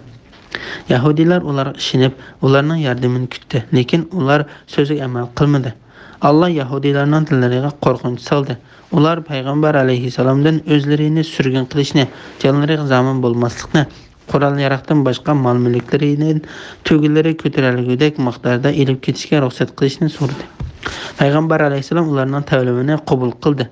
Ular mol-mulklaridan tugilari ko'tarilgudek miqdorda elib ketishdi. Hatta ular uylarini buzib, ishlarini keshaklari bilan qo'murib, tugilariga ortib yo'lga ravon bo'lishdi. Ularning bir qismi Xaybarga qolgan, qismi Shamga ketdi. Ularning ilib ketilmagan mol-mulki payg'ambar alayhisalomga qoldi. Bu g'animatlarni payg'ambar alayhisalomning xohlagan yerga ishiltish uchun uningga xos qilib berildi. Payg'ambar alayhisalom uni ilgari hijrat qilgan muhojirlarga bo'lib berdi. Ansarlardan faqat Sahli ibn Hunafni Abu Dujanaga bu g'animatdan berdi. Chunki payg'ambar alayhisalom ularning yo'qsul kishilar ekanligini anglagan edi. Shunga u ikkisiga bu g'animatdan berdi. Bani Nazir qabilasidan faqat Yamin ibn Umayr va Abu Said ibn Vahib qatorliq ikki kishilar musulmon bo'lib, mol-mulkini qo'g'dab qoldi. Ibn Ishoq mundaq deydi: Yamin jamoatidan ba'zilarining man so'zlab berishicha, payg'ambar alayhisalom Yaminga tag'oning o'g'lining ma'nul arziyat yetkazganligiga va suiqasd qilmoqchi bo'lganligiga qaramamsan deydi. Shuning bilan Yamin tag'asining o'g'li Amr ibn Jihashni o'ldirish uchun bir odamga haq berdi. U odam uni o'ldirdi. Ibn Ishoq mundaq deydi: Hashr surasining hamma oyati Bani Nazir qabilasi haqida nozil bo'ldi. Allah ahli kitobdan bo'lgan kafirlarni, ya'ni Bani Nazir yahudilarini tunji qitimliq surgunda uylaridan haydab chiqardi. Sizlar uni kuchlik turib, mundaq xor holda chiqib ketadi deb gumon qilmagan edinglar. Ya'ni sizlar ularni muhojirga ilib qo'rshigan qisqagina muddat ichida mundaq oson chiqib ketadi deb o'ylamagan edinglar. Ularning qo'rg'onlari shundoq puxta va mustahkam bo'lishiga qaramay, ular bu qo'rshovga faqat 6 kunlik verdashlik beradi. Shunga Alloh taolo mundaq deydi: Ular o'zlarining qo'rg'onlarini o'zlarini Allohning azobidan to'siya oladi deb o'ylagan edi. Ularga Allohning azobi ular o'ylamgan yerdan keldi. Ya'ni Allohning azobi ular o'ylamgan yerdan keldi. Alloh taolo bu vaqtda mundaq deydi: Ular, ya'ni Makka kafirlaridan ilgari o'tgan kafirlar o'z payg'ambarlariga hiyla-mikr ishlatib Allohning nurini o'chirmoqchi bo'ldi. Alloh ularning hiyla-mikrini binasini talto'kis gumron qildi. Ularning ustiga bu binoning o'zi o'rilib tushdi. Ularga o'zlarining o'limg'ar yeridan azob keldi. Nahl surasi 26-oyat. Allah ularning dillariga qo'rqinch soldi. Ya'ni ularni bir oylik Iroq musofidan dushmaniga qo'rqinch silish bilan yordam berilgan payg'ambar alayhissalom qo'rishgan tursa, ularning dillariga qandoqmi qo'rqinch tushmasin? Ular o'zlarining qurollari va mu'minlarning qurollari bilan o'zlarining qo'llari va mu'minlarning qo'llari bilan buzdi. Ya'ni ular o'ylarining to'rislarini, ko'zlariga chiroyli ko'rgan narsani buzib, ishlarni qo'mirib, to'gilarga ortib ketishdi. Urva ibn Zubayr, Abdurrahman ibn Zayd va bir qancha kishimi bu oyat haqida yuqoridagidek deydi. Agar Allah ularni surgun bo'lishga hukm qilmagan bo'lsa edi, albatta ularni dunyoda o'ltirilish bilan azoblaydi. Zuhri bu oyat haqida Urva, Sudi va Ibn Zayd qatorliqlarning mundaq deganligini rivoyat qiladi. Agar Allah ularni yurtlaridan surgun bo'lishga, mol-mulklaridan ayrilishga hukm qilmagan bo'lsa edi, Allohning dargohidan ularga o'ltirilish, asir elinish va shuning o'xshagan boshqa bir azob kelgan bo'ladi. Chunki Alloh ularga oxirat yurtida jahannam o'tidan iborat qattiq azobni tayyorlagandan sirt bu dunyoda cho'qim azobga duchor bo'ladi deb hukm qilib o'tgan edi. Ular oxiratda do'zax azobiga duchor bo'ladi. Ya'ni ular bu azobga cho'qim duchor bo'ladi. Bu ya'ni ularning surgun qilinishi shuning uchundirki, ular Alloh bilan va uning payg'ambari bilan qarshilashdi. Ya'ni Alloh taolo payg'ambarini va mu'min bandalarini ularning ustidan g'olib qilib, ularni mushundaq jazoladi. Chunki ular Allohga va uning payg'ambariga qarshi chiqdi. Allohning Muhammad alayhissalomni payg'ambar qilib avatadiganligi haqidagi ilgari o'tgan payg'ambarlariga nazil qilgan xush xabarini inkor qildi. Halbuki ular bu xush xabarda ko'zda tutilgan xush bishoratchi bo'lgan payg'ambar alayhissalomni xuddi o'g'illarini bilgandek bildi. Kimki Alloh bilan qarshilashgan, shubsizki Alloh uni qattiq jazolaydi. Xurmo daraxtlarining kesilishining Allohning ruxsati bilan bo'lganligi to'g'risida. Ey musulmonlar, sizlar mayli Bani Nazirning xurmalarini kesinglar, mayli uni burun peti o'ri qoldiringlar, hammasiga Alloh ruxsat qiladi. Allohning mundaq ruxsat qilishi Allohning itoatidan chiqquvchilarni, ya'ni yahudiylarni rasvo qilish uchundir. Vaqa mundaq bo'lgan. Payg'ambar alayhissalom ularni muhosiraga olganda, ularga ahonat qilish, ularni cho'chitish va dillariga qo'rqinch silish uchun sahobalarni ularning xurmalarini kesishga buyurdi. Muhammad ibn Ishaq bu oyat haqida Yazid ibn Ruman, Qatada, Muqatil ibn Hayyan qatorliqlarning mundaq deganligini rivoyat qildi. Bani Nazir qabilasidagilar payg'ambar alayhissalomga odam avatib, sen haqiqatan kishilarni buzg'unchilik qilishdan to'saytding, endi sen nima bo'ldi? Daraxtlarni kesishga buyuribsan-ku deydi. Shuning bilan Alloh taolo bu oyat karimni nazil qildi. Ya'ni ey musulmonlar, sizlarning Bani Nazir qabilasining xurmalarini kesib tashlashinglar yoki kesmasliginglarning hammasi Allohning ruxsati, uning irodasi, o'rinlashtirishi va roziligi bilan bo'ladi. Bunda qilish faqat dushmanni azoblash, rasvo qilish va xorlash uchundir. Mujohid mundaq deydi: Muhojirlarning ba'zisini xurmani kesishdan to'sib va bu musulmonlarning g'animatidir deydi. Shuning bilan xurmani kesishdan to'sqanlarni tasdiqlab va xurmani kesganlarni gunohdan oqlab oyat nazil bo'ldi. Uni kesish yoki kesmaslik faqat Allohning ruxsati bilan bo'lgandir. Imom Nasai bu oyat haqida Ibn Abbosning mundaq deganligini rivoyat qildi. Musulmonlar yahudiylarni qo'rg'onlaridan tushishga majburlash uchun xurmalarni kesishga buyurildi.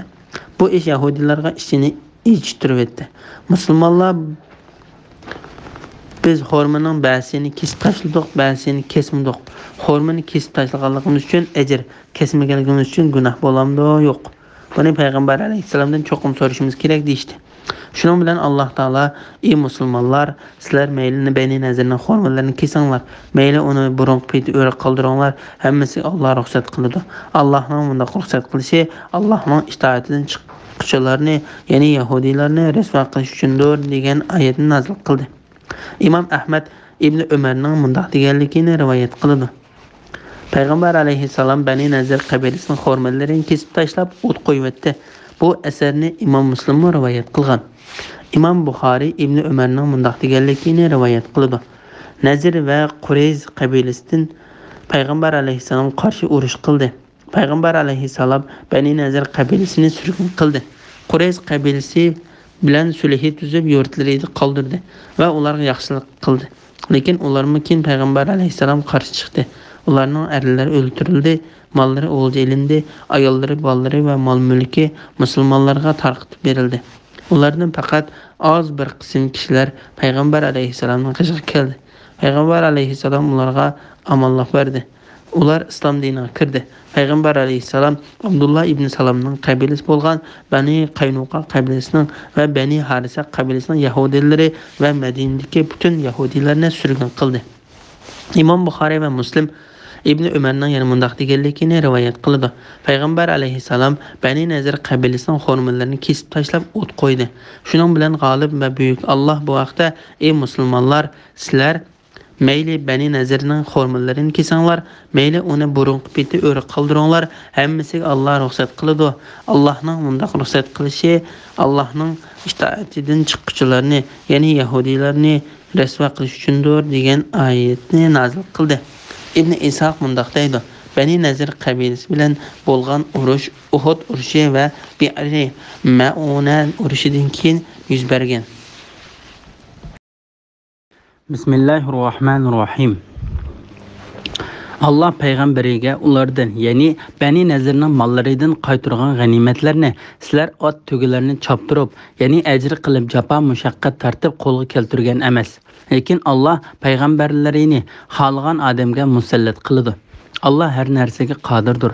Allah payg'ambariga g'animat qilib bergan ahli Qura, ya'ni Qurayza, Nazir, Padak va Xaybar kuffarlarining mollarini ishchanlardan baylar orasida qo'ldan qo'lga o'tib yurmasligi uchun Allah payg'ambariga, payg'ambarning xish aqrbolariga, yetimlarga, miskinlarga, ibn sabillarga xos qildi. Payg'ambar sizlarga berganni ilinglar, payg'ambar chekilgan narsadan cheklaninglar. Allohdan qo'rqinglar. Haqiqatan Allohning azobi qattiqdir. Sura Hashr 6-7 oyat to'g'risida. Urushsiz ilingan g'animatlar va uni ishlatadigan o'rinlar to'g'risida. Alloh taolo bu oyatda urushsiz ilingan g'animatlarning nimalar ekanligini, uning sifatlarini va hukmlarini bayon qildi. Urushsiz ilingan g'animatlardan xuddi Bani Nazir qabilasidan ilingan g'animatlarga o'xshash ot va tugilarni choptirmay, ya'ni ajr singdirmay qo'lga keltirgan g'animatlar ko'zda tutiladi. Musulmonlar Bani Nazir qabilasining mol-mulkini, ot tugilarini choptirmasdan, ya'ni dushmanlar bilan maydonga tushib ilishib, urush qilmasdan g'animat oldi. Balki ular Alloh taolo dillariga solgan qo'rqinch bilan payg'ambar alayhissalomdan qo'rqib, qo'rg'onlarini o'zligidan bekor qildi. Alloh taolo ularning mol-mulkini payg'ambar alayhissalomga g'animat qilib berdi. Shunga payg'ambar alayhissalom bu g'animatni o'zi xohlagan bo'yicha ishlatdi. U bu g'animatlarni g'olib va buyuk Alloh tövendagi oyatlarda ko'rsatgan bo'yicha ehtiyojli bo'lgan musulmonlarga tarqatib berdi. Allah payg'ambariga g'animat qilib bergan ahli Qurra, ya'ni Qurayza, Nazir, Padak va Xaybar kuffarlarining mollarini ishchanlardagi baylar orasida qo'ldan qo'lga o'tib yurmasligi uchun Allohga, payg'ambarga, payg'ambarning xish aqrbolariga, yetimlarga, miskinlarga, ibn sabillarga xos qildi. Payg'ambar sizlarga berganni ilinglar, payg'ambar chekilgan narsadan cheklaninglar. Allohdan qo'rqinglar. Haqiqatan Allohning azobi qattiqdir. Ya'ni Alloh har narsaga qodirdir va yengilmasdir. Alloh taologa hech narsa to'sqinlik qila olmaydi. Balki Alloh har narsaga hukmronlik qiluvchidir. Allah payg'ambariga g'animat qilib bergan ahli Qura, ya'ni Qurayza, Nazir, Padak va Xaybar kuffarlarining mollarini ishchanlardagi baylar orasida qo'ldan qo'lga o'tib yurmasligi uchun Allohga, payg'ambarga, payg'ambarning xish aqrbolariga, yetimlarga, miskinlarga, ibn sabillarga xos qildi. Ya'ni urushsiz fatih qilingan bütün shaharlardan elingan g'animatlarning hukmi Bani Nazir qabilasidan elingan g'animatlarning hukmiga o'xshash bo'ladi. Bu oyatda ko'rsatilgan bo'yicha ishlatiladi. İmam Ahmed Ömer radhiyallohu anhuning mundaq deganligini rivoyat qildi. Bani Nazir qabilasidan elingan g'animatlarni musulmonlar ot tugullarini choptirmasdan qo'lga keltirgan bo'lib, Alloh taolo bu g'animatlarni Payg'ambar alayhissalomga xos qilib berdi. Payg'ambar alayhissalom oilasining shu yillik chiqimini bu g'animatdan sarf qilishga qoldirdi. Qolgan qismini g'olib va buyuk Alloh yo'lida jihad qilish uchun ot, uloq va qurol yarog' setib olishga ishlatdi. Bu hadisni Imom Buxoriy, Muslim, Abu Davud, Tirmizi va Nasa'iy qatorliqlar rivoyat qilgan. Imom Abu Davud Malik ibn Avisning mundaq deganligini rivoyat qildi. Bir kuni kun o'rilgan chaqda Umar ibn Xattob radhiyallohu anhu meni chaqirishga odam avatibdi. Men uning uyine kelsam, o karvat ustida xorma qo'ziqidan to'qilgan, üstü qoplanmagan karvatda yo'linib o'ltirgan ekan. Men uning uyine kirganda u: "Ey Malik, sening qavminga taba bir qism oilalar asta-asta bir-birlab ikkilab ko'chib kelib-oldi. Men ularga narsa berishga buyruq qildim. O narsani ularga sen taqsim qilib bergan" dedi. Men uni taqsim qilib berishga mendan boshqa odam buyurgan bo'lsang dedim. O narsani qo'lingga olgan dedi. Shu chaqda Umarning qishig'iga Yarfa kirib keldi va mo'minlarning xalifasi Osman ibn Affan, Abdurrahman ibn Avf, Zubayr ibn Avvam va Said ibn Abu Waqqas qatorliqlar qishig'iga kirsa bo'lamdi dedi. Umar ha kirsin dedi. Deb ularning kirishiga ruxsat qildi. Ular kirdi. Yarfa Umarning qishig'iga ya'ni kirib, mo'minlarning xalifasi Abbas bilan Ali qishig'iga kirsa bo'lamdi dedi. Umar ha kirsin dedi. Deb o ikkisini kirishiga ruxsat qildi. O ikkisi kirdi. Abbas mo'minlar xalifasi Ali bilan ikkimizning oralig'ida hukm chiqarib qo'ygan dedi. O'ltirganlarning ba'zisi mo'minlarning xalifasi shunday qilgan, o ikkisini orasida hukm qilib, ularni rohatga chiqarib qo'ygan dedi. Malik ibn Avs so'zini davom qilib mundaq deydi. Abbas bilan Ali so'rinda o'ltirgan bir qancha odamning oldiroq chiqqandek bilinib ketdi. Shu Umar roziyallohu anhu o ikkisiga sizlar to'xtab turinglar dedi. Ondan o'ltirgan odamlar qarab, osmon zaminni o'z amri bilan muallaq turg'izgan Allohning nomi bilan qasam qilib, sizlarni shuni deb so'raymanki, sizlar payg'ambar alayhissalomning miros qoldirmaymiz, biz qoldirgan mol-mulk sadiqadir deganligini bilamsizlar dedi. Ular ha bilamiz dedi. Umar Ali bilan Abbas qarab, osmon zaminni o'z amri bilan muallaq turg'izgan Allohning nomi bilan qasam qilib, sizlar ikkinglardan shuni so'raymanki, sizlar payg'ambar alayhissalomning miros qoldirmaymiz, biz qoldirgan mol-mulk sadiqadir deganligini bilamsizlar dedi. O ikkisi bilamiz dedi. Umar shak shubsizki Alloh taolo insonlardan hech odamga xos qilmagan narsani payg'ambar alayhissalomga xos qilib berdi. Allah payg'ambariga ulardan, ya'ni Bani Nazirning mollaridan qaytirgan g'animatlarni sizlar ot tugularni choptirib, ya'ni ajr qilib, jafo mushaqqat tartib qo'lga keltirgan emas, lekin Alloh payg'ambarlarni xohlagan odamga musallat qildi. Alloh har narsaga qodirdir dedi. Alloh taolo Bani Nazir qabilasidan ilingan g'animatlarni payg'ambar alayhissalomga xos qilib berdi. Allohning nomi bilan qasamki, payg'ambar alayhissalom bu g'animatlarni sizlarga bermasdan o'zining qilib olgani yo'q. Payg'ambar alayhissalom bu g'animatdan o'zining va oilasining bir yillik chiqimini ilib, qolganini davlat xazinasiga qilib etdi dedi. Ondan Umar o'ltirganlarga qarab, osmon zaminni o'z amri bilan muallaq turg'izgan Allohning nomi bilan qasam qilib, sizlardan shuni so'raymanki, sizlar bu ahvolni bilamsizlar dedi. Ular ha bilamiz dedi. Ondan Umar Ali bilan Abbas qarab, osmon zaminni o'z amri bilan muallaq turg'izgan Allohning nomi bilan qasam qilib, sizlar ikkinglardan shuni so'raymanki, sizlar bu ahvolni bilamsizlar dedi. U ikkisi ha bilamiz dedi. Umar roziyallohu anhu mundaq dedi. Payg'ambar alayhissalom vafot bo'lgandan keyin Abu Bakr o'zini men payg'ambar alayhissalomning o'rinbosari deb chaqirildi. Sizlar ikkinglar Abu Bakrning qishig'iga kelib, "Ey Abbas, sen qarindishingning o'g'lidan tegadigan mirosini talab qilding. Ali ayolning otasidan tegadigan mirosini talab qildi." Shu chaqda Abu Bakr roziyallohu anhu payg'ambar alayhissalom miros qoldirmaymiz, biz qoldirgan mol-mulk sadiqadir degan dedi. Allah uning rostchil, yaxshi, to'g'ri yo'l topquchi va haqqa ergashuvchi odam ekanligini obdan biladi. Abu Bakr payg'ambar alayhissalomdan qolgan mol-mulkni boshqarish huquqini ustiga oldi. U vafot bo'lgandan keyin men o'zimni payg'ambar alayhissalomning va Abu Bakrning o'rinbosari deb jakarladim. Payg'ambar alayhissalomdan qolgan mol-mulkni Alloh xohlagan vaqt qadar boshqarish huquqini ustimga oldim. Keyin sen va Ali mening yanimga keldinglar. Her ikkanlarning demoqchi bo'lgani bir gapdir. Sizlar mendan shu molni talab qilib keldinglar. Men sizlarga agar sizlar xohlasanglar, men u mol-mulkni sizlarga beraman. Lekin sizlar u mol-mulkni payg'ambar alayhissalom boshqargandek boshqarishga Allohning nomi bilan va'da berishinglar kerak dedi. Sizlar u va'daga asosan u molni mendan oldinglar.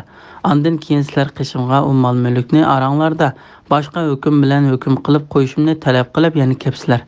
Allohning nomi bilan qasamki, men u molni aranglarda qiyomat qoyim bo'lguncha boshqa hukm bilan hukm qilmayman.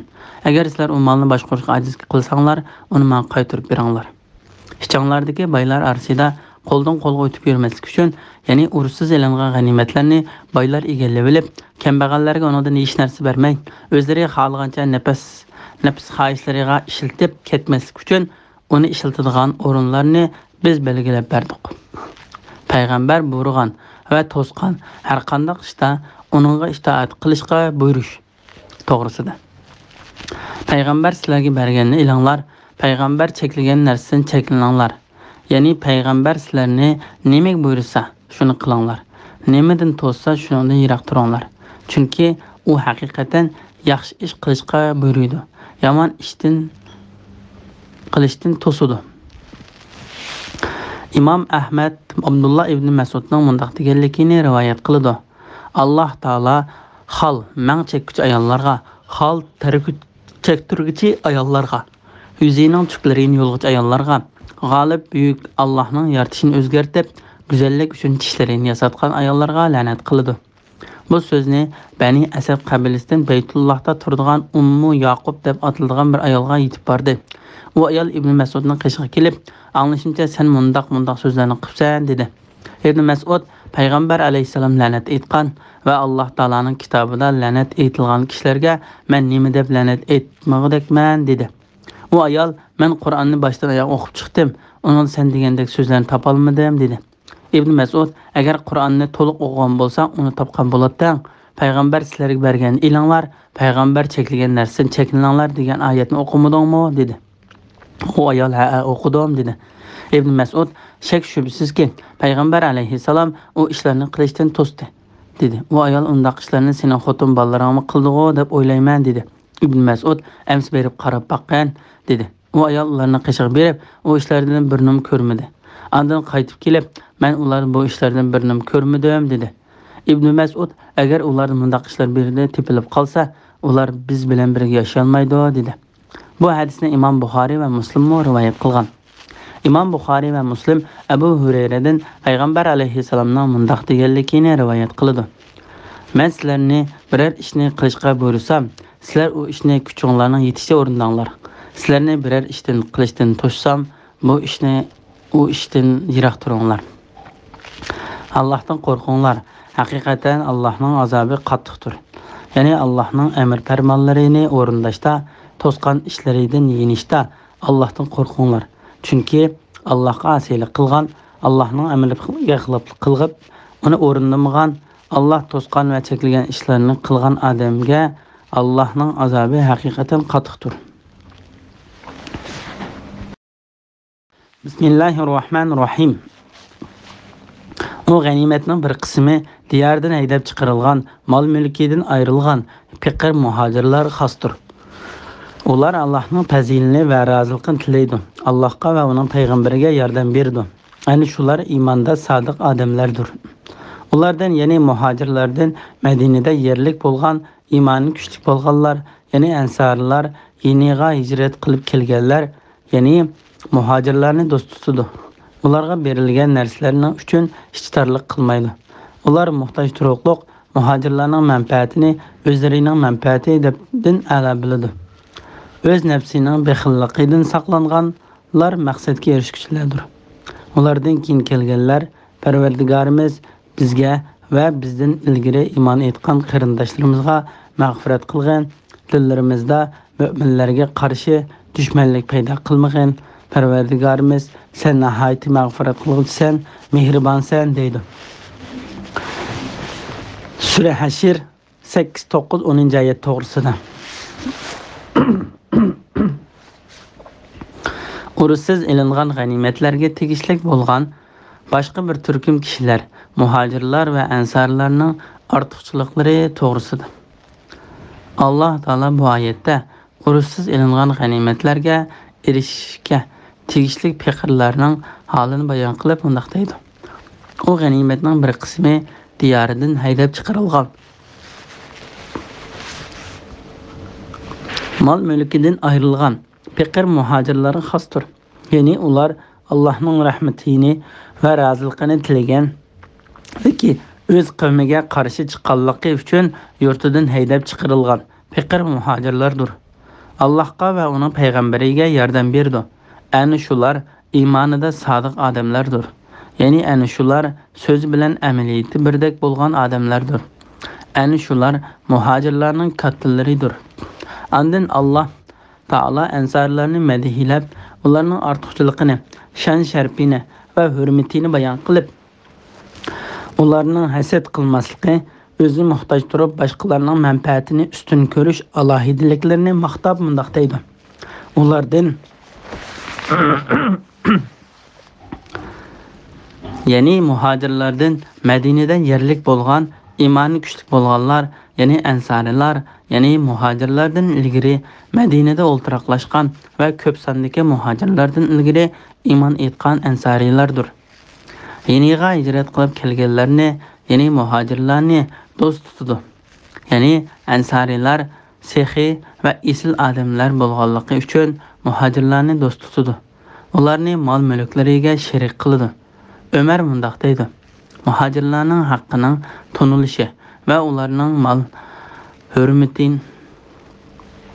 hurmatining qo'g'dilishi uchun mendan keyin xalifalikni dastlabda iymon etgan va muhojirlarga vasiyat qilib topshiraman. Muhojirlardan ilgari Madinada yerlashgan va iymoni kuchli bo'lgan ansarilar haqida ularning yaxshi ishlarini qabul qilish, yomon ishlarini kechirishga tavsiya qilaman. Buni Imom Buxoriy rivoyat qilgan. Imom Ahmad Anasning mundaq deganligini rivoyat qiladi. Muhojirlar: "Ey Allohning payg'ambari, biz qishiq kelgan qavmdagi yaxshi qavmni ko'rmadik. Ular ozni eng yaxshi ravishda yetkazdi, ko'pni eng yaxshi ravishda sarf qildi. Ular haqiqatan bizni oziq-tulik bilan ta'minladi, yemak-ichmaklariga sherik qildi.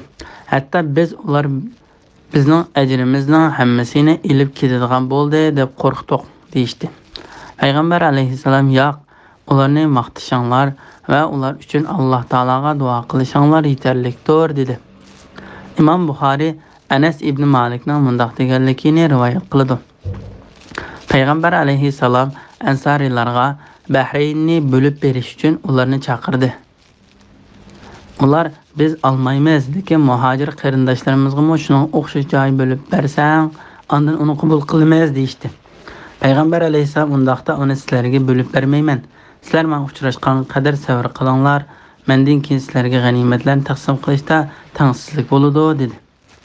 Imom Buxoriy Abu Hurayraning mundaq deganligini rivoyat qildi. Ansarilar xormazorlikni biz bilan muhojir qarindoshlarimizning orasida taqsim qilib bergan dedi. Payg'ambar alayhisalom yo'q dedi. Ular undaqda muhojir qarindoshlarimiz xormazorlikning ishlariga yordamlashib bersin, biz ularni bog'dan chiqadigan maqsadga sherik qilaylik dedi. Muhojirlar bo'ladi, shunda qilaylik dedi. Ansarilarning muhojirlarga hasad qilmaganligi to'g'risida. Ularga berilgan narsalar uchun ichtarlik qilmaydi. Ya'ni ansarilar Alloh taolaning muhojirlarga bergan yuqori martaba, shon sharaf va e'tiboriga ilinish qatorliq ortiqchiliklar qarta ishlarida hasad qilmaydi. Ansarilarning boshqalarning manfaatini a'lo bilganligi to'g'risida. Ular muhtoj turuqliq muhojirlarning manfaatini o'zlarining manfaatidan a'lo biladi. Ya'ni ular o'zlari qattiq ehtiyojli turuqliq boshqa muhtoj kishilarning manfaatini oldingi o'ringa qo'ydi ve onların ihtiyacını özlerinin ihtiyacından burun təminləydi. İmam Ebu Davud Peygamber aleyhisselamның mundaq deganligini rivayet qildi. Ter töküb az pulga erişken adamның qilgan sadiqasi eng afzal sadiqadır. Mundaq adamlarning mərtəbəsi Allah Taala özü muhtaç turuqluq miskinga, yetimga ve esirge taam berdi. İnsan suresi 8. ayet. Ve Allah'ni söyüş yüzsüdün xəş aqrıbalarga, yetimlerge, miskinlerge, ibn səbillerge, yani pul milidin alaqısı üzülüp qalğan musafirlarga, sayillarga ve qullarının azatlıqqa erişişige pul mal yardım berişi deb süpetligen adamlarının mərtəbəsidən yuqur boludu. Bakara suresi 177. ayetin bir kısmı. Çünkü bu ayetlerde tilg'i ilingan adamlar sadiqa bergen nerselerini yaxşı görüp durup sadiqa berdi. Onlarning bu narsalarga zarur ihtiyacı bolmasligi mumkin. Amma yuqoridagi ayet hadisdan tilg'i ilingan adamlarga kelsak, ular sarf qilgan narsaga özleri qattiq muhtoj turuqliq, yanada boshqalarning manfaatini özlerining manfaatidan a'la biladi. Bu mərtəbəyə erişkənlərdən biri Əbu Bəkr Siddiq radiyallahu anhudur. O baylıqına hammasını sadiq qildi. Peyğəmbər aleyhisselam onunğa xotun ballarının təminatı üçün nima qaldırdın degəndə Əbu Bəkr onlarga Allah və onun peyğəmbərini ilib qaldım deyə cavab verdi. Yermek urşida yaralangan İkrəmə və onun iki həmrahıya tanlanğan sumu bu mərtəbə kişilərinin əməldən hesablandı. Bunların hamısı qattiq yaralangan, suq intayın muhtaç turuqluq, özəg tanlanğan suni yendik həmrahıya berişkə buyurdu. Oma yendik həmrahıya berişkə buyurdu. Şundaq qılıb bu su 3-cü adamga yetib barmasdan onların hamısı ölüb ketdi. Onlardan birimi bu suni içəlməydi. Allah onlardan razı bolsun və onları məmnun qılsın. İmam Buxari Ebu Hureyre'nin mundaq deganligini rivayet qildi. Bir adam Peygamber aleyhisselamın yanına gelip ey Allah'ın peygamberi men aç qaldım degende Peygamber aleyhisselam ayollarıyla yanına adam əvətib onlarga onun bergindek bir narsa tapa almagandan keyin bu keçi adam mehman qılğan birər adam yoxmu? Allah onun merhamet qılıdı dedi. Ensarilerden bir adam orada turup ey Allah'ın peygamberi onu men mehman qılay dedi. Ondan o öğü berip ayalga bu adam Peygamber aleyhisselamın mehmini ondan hiç narsani ayamağan dedi. Ayalı Allah'ın namına qasamki öydə ballarga berdigan yemekliklerden başqa narsa yo'q dedi. Bu adam ballar keşik tamaq yeydigan vaqt bolğandılar ularni uxultib, ondan tamoqni dasturxonga elib kelgan, ondan mehmonning tamoqini tartinma yeyish uchun chiroqni pulligan bo'lib o'chirib o'tgan. Bu kecha biz tamoq yemay qo'rsoqlarimizni o'tkazayli dedi. Uning ayoli erining deganda qildi. Eylik adam əts edigəndə Peyğəmbər aleyhisselam yanına bardı. Peyğəmbər aleyhisselam onunğa galib və büyük Allah həqiqətən palan ər bilən palan ayolunun qılğan işləriyle məmnun boldu dedi. Və Allah Taala ular muhtaç turuqluq, muhacirlərin mənfəətini özlərinin mənfəətindən əla bilidi degan ayetni nazil qıldı. İmam Müslim'nin rivayətdə bu hadisdəki ensarinin ismi Abu Talha radiyallahu anhu deb göstərilgan. Öz nəfsinin bexilliqidən saqlanğanlar məqsədə erişkiçilərdir. Yəni kim bexillikdən saqlansa, o həqiqətən məqsədə və nicatlıq erişidir.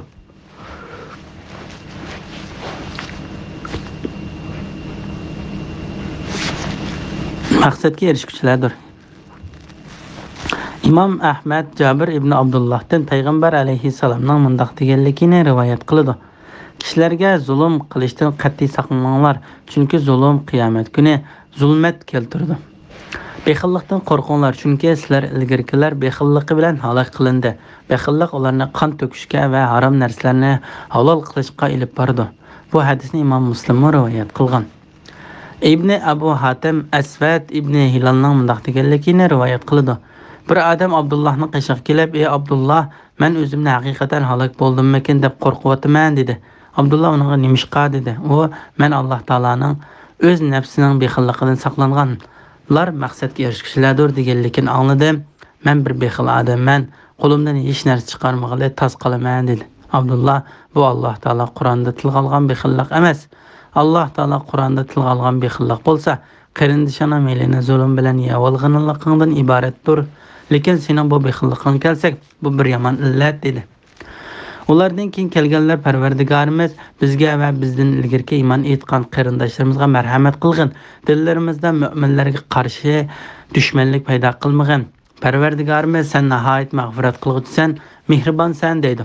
Bu oyatda ko'rsatilganlar urushsiz ilingan g'animatdan elishga haqliq bo'lgan 3-qism farqli kishilar bo'lib, ular muhojirlardir. Ondan keyingi darajada ansarlar, ondan yaxshilik qilish bilan ularga ergashganlar turdi. Allah Taala Tövbe surasida mundaq degan: Hammadan ilgari iymon etgan muhojirlar va ansarlardan yaxshilik qilish bilan ularga ergashganlar, ya'ni taibinlar va qiyomatgacha ularning yo'lida manganlardan Allah rozi bo'ldi. Ularmi Allohdan mamnun bo'ldi. Tövbe surasi 100-oyatning bir qismi.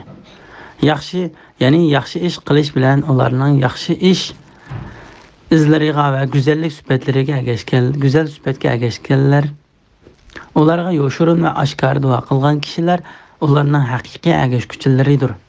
Shu Alloh taolo bu oyat karimda mundaq deydi: Ulardan keyin kelganlar Parvardigorimiz bizga va bizdan ilgari iymon etgan qarindoshlarimizga mag'firat qilgin. Dillarimizda mu'minlarga qarshi dushmanlik paydo qilmagin. Parvardigorimiz sen nihoyat mag'firat qilg'uvchisan, mehribonsan deydi. İmam Malik bu oyat karimda sahobalarga til tekkizadigan Rafizalar Shia mazhabidagi bir tarmoq bo'lib, sahobalarni so'kidi. Rafizaning urushsiz ilingan g'animatlaridan nasibasi yo'q deb nihoyat yaxshi hukm qilib chiqardi. Chunki ular Alloh taolo Parvardigorimiz bizga va bizdan ilgari iymon etgan qarindoshlarimizga mag'firat qilgin. Dillarimizda mu'minlarga qarshi dushmanlik paydo qilmagin. Parvardigorimiz sen nihoyat mag'firat qilg'uvchisan, mehribonsan deydi deb madiylagan ana shu kishilarni Rafiza so'kidi. Imom Abu Hatim Ayshaning mundaq deganligini rivoyat qildi: Rafizalar sahobalarga mag'firat talab qilishga burildi, lekin ular sahobalarga til tekkizdi. Ondan Aysha ulardan keyin kelgan Parvardigorimiz bizga va bizdan ilgari iymon etgan qarindoshlarimizga mag'firat qilgin. Dillarimizda mu'minlarga qarshi dushmanlik paydo qilmagin. Parvardigorimiz sen nihoyat mag'firat qilg'uvchisan, mehribonsan deydi degan bu oyatni o'qidi. Bismillahirrohmanirrohim. Munofiqlarning o'zlarining Muhammad alayhisalomning payg'ambarligini inkor qilgan ahli kitob birodarlariga yurtinglardan chiqarib tilsanglar, biz cho'qim sizlar bilan birga chiqib ketamiz.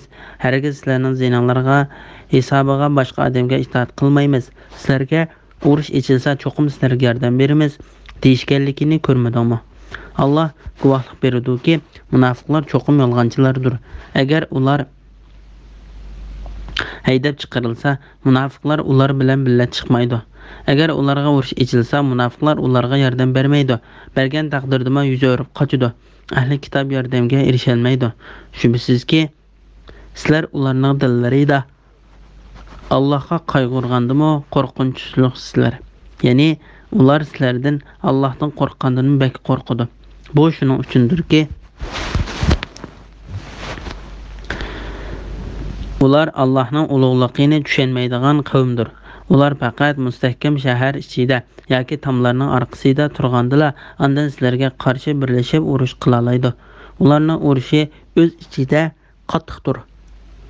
Ularni o'm deb o'ylaysan, holbuki ularning dillari tarqoqdir. Bu shuning uchundirki, ular tushunmaydigan qavmdir.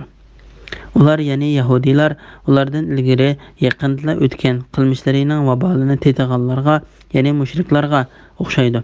Ular oxiratda qattiq azobga duchor bo'ladi. Ular ya'ni munofiqlar Yahudilarni urushga qiziqtirishga shaytonga o'xshaydi. O'z vaqtida shayton insonga kafir bo'lgan dedi. Inson kafir bo'lgan chaqda shayton men senda adajudaman, men haqiqatan olamlarning parvardigori Allohdan qo'rqaman dedi. Ularning ya'ni shayton bilan insonning aqoti birlikda do'zaxga kirish, do'zaxda mangu qilish bo'ldi. Ana shu zolimlarning jazosidir. Sura Hashr 11-oyatdan 17-oyatgacha to'g'risida. Munofiqlarning Bani Nazir qabilasiga yolg'on va'd berganligi to'g'risida. Allah Taala Abdullah ibn Ubey ve şuna oxşagan munafiqlarning Bani Nazir Yahudilariga adam avatib, o'zlarining ularga yordam beradiganligi haqida va'da qilganligini xabar qilib mundaq deydi. Munafiqlarning o'zlarining Muhammad alayhisalomning payg'ambarligini inkor qilgan ahli kitob birodarlariga yurtinglardan chiqarib o'tilsanglar, biz cho'qim sizlar bilan billa chiqib ketamiz. Hargiz sizlarning zinonlarga hisobiga boshqa odamga itoat qilmaymiz. Sizlarga urush ichilsa, cho'qim sizlarga yordam beramiz deyishganligini ko'rmadingmi? Allah guvohlik beradiki, munofiqlar cho'qim yolg'onchilardir. Ya'ni munofiqlar Yahudilarga bergan va'dasida albatta yolg'onchilardir. Chunki ular Yahudilarga o'zlari niyatida vafo qilmaydigan bir so'zni qildi. Ya'ni bir tarafdan ularning degan so'zlari amalga oshmaydigan so'zlardir. Shunga Alloh taolo mundaq deydi: agar ular haydab chiqarilsa, munofiqlar ular bilan birga chiqmaydi. Agar ularga urush etilsa, munofiqlar ularga yordam bermaydi. Ya'ni munofiqlar Yahudilarning sepida turib urushmaydi. Bergan taqdirdimi, ya'ni Yahudilarning sepida turib urushgan taqdirdimi yuz o'rib qochadi. Ahli kitob yordamga erisholmaydi. Mana bu munofiqlarning yordamga erisholmaydiganligini ko'rsatadigan yana bir paketdir. Shubhasizki, sizlar ularning dillarida Allohga qaragandimi, ya'ni qo'rqinchlisizlar. Ya'ni ular sizlardan Allohdan qo'rqqandanmi bek qo'rqadi. Alloh taolo bu vaqtda mundaq degan: ularning orasidagi bir turkum kishilar dushmandan go'yo Allohning azobidan qo'rqqandek, balki undanmi battarroq qo'rqadi.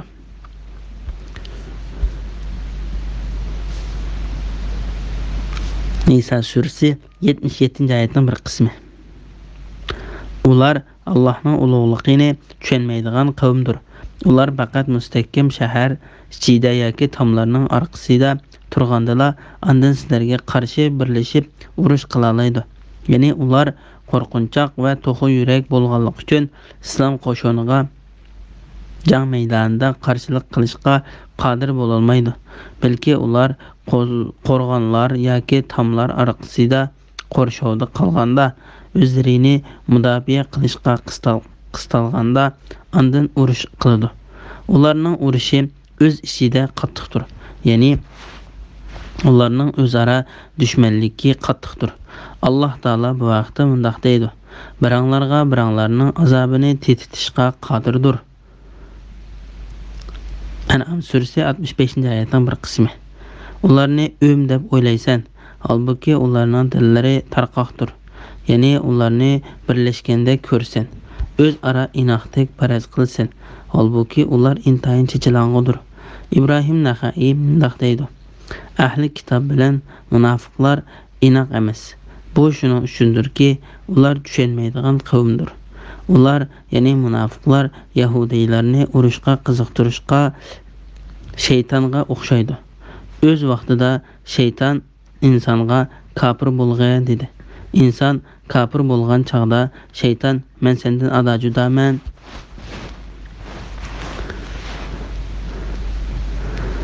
men haqiqatan olamlarning parvardigori Allohdan qo'rqaman dedi.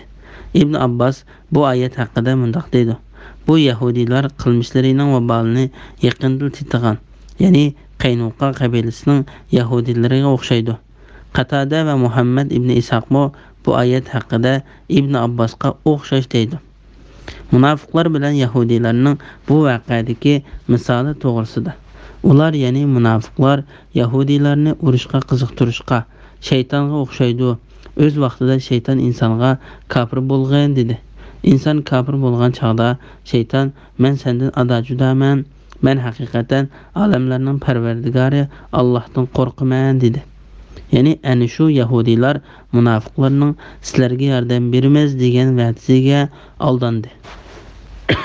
Munofiqlarga ularga agar sizlarga urush ichilsa, cho'qim sizlarga yordam beramiz degan edi. Yahudilar qo'rshovga va urushga duch kelganda bo'lsa, munofiqlarning ular bilan kori bo'lmadi va ularni halokatga tashlab qo'ydi. Ularning bu misoli shaytonning misoliga o'xshaydi. Shayton insonga kufrni chiroyli ko'rsatdi. Shuning bilan inson shayton chiroyli ko'rsatgan kufrga kirib bo'lganda shayton insondan ada juda bo'ldi va men haqiqatan olamlarning parvardigori Allohdan qo'rqaman dedi. Ularning ya'ni shayton bilan insonning oqibati birlikda do'zaxga kirishi, do'zaxda mangu qilish, ya'ni kufrning va kufrlik qilg'uchining oqibati va borar joyi mangu qoldigan do'zax jahannam bo'ldi. Ayni shu zolimlarning jazosidir. Ya'ni bu har qanday zolimning jazosidir. Bismillahirrohmanirrohim. Ey mu'minlar, Allohdan qo'rqinglar. Har odam aytdi, ya'ni qiyomat kuni uchun yaxshi amallardan nimalarni tayyorlaganligiga qarasin. Allohdan qo'rqinglar. Alloh haqiqatan qilayotgan ishinglardan to'liq xabardordir. Sizlar Allohni unutgan, shuning bilan Alloh ularga o'zlarini unutildirgan kishilardek bo'lmanglar. Ana shular fosiqlardir. Ahli do'zax bilan ahli jannat qiyomat kuni barobar bo'lmaydi. Ahli jannat bo'lsa maqsadga erishguchilardir. Sura Hashr 18-19-20 oyat to'g'risida. Taqvodorlik qilishga va qiyomat kuni uchun tayyorlik qilishga buyurish to'g'risida. Imom Ahmad Munzir ibn Jarrdan uning otasining mundoq deganligini rivoyat qildi. Biz bir kuni tush vaqtida payg'ambar alayhisalomning qishida edik. Uning qishiga yalang oyoq kiyimlar juljul, yangsiz jildga kiyib olgan bir qilich isi olgan bir qavm keldi. Bularning hammasi Muzar qabilasidan edi. Payg'ambar alayhisalom ularning yo'qsil ekanligini ko'rib chiroyi o'zgarib ketdi va uyga kirib qaytib chiqdi. Bilalni azan o'qishga va namoz o'qishga takbir aytishga buyurdi. Payg'ambar alayhisalom namozni o'qidi. Andan xutba so'zlab mundoq dedi: "Ey insonlar, sizlarni bir insondan, ya'ni Adam alayhisalomni yaratgan, shu insondan, ya'ni o'z jinsidan uning juftini, ya'ni Havvoni yaratgan va ulardan, ya'ni Adam bilan Havvodan nurg'un ayollarni yaratgan Parvardigoringlardan qo'rqinglar. Bir-biringlardan narsa so'raganda nomi bilan so'raydigan Allohdan qo'rqinglar. Sizlar rahimni uzib qo'yishdan saqlaninglar. Alloh haqiqatan sizlarni butun ahvolinglarni kuzatib turuvchidir. Butun ahvolinglarni kuzatib turuvchidir." Nisa surasi 1-oyat. Har odam aytdi, ya'ni qiyomat kuni uchun yaxshi amallardan nimalarni tayyorlaganligiga qarasin degan oyatlarni o'qidi. Odamlar tilla, tanga, kiyim-kechak qatorliq narsalarni, bug'doy va xurmolarni sadiqa berdi. Payg'ambar alayhisalom bir xurmoning yarmini bo'lsa-mu sadiqa qilinglar dedi.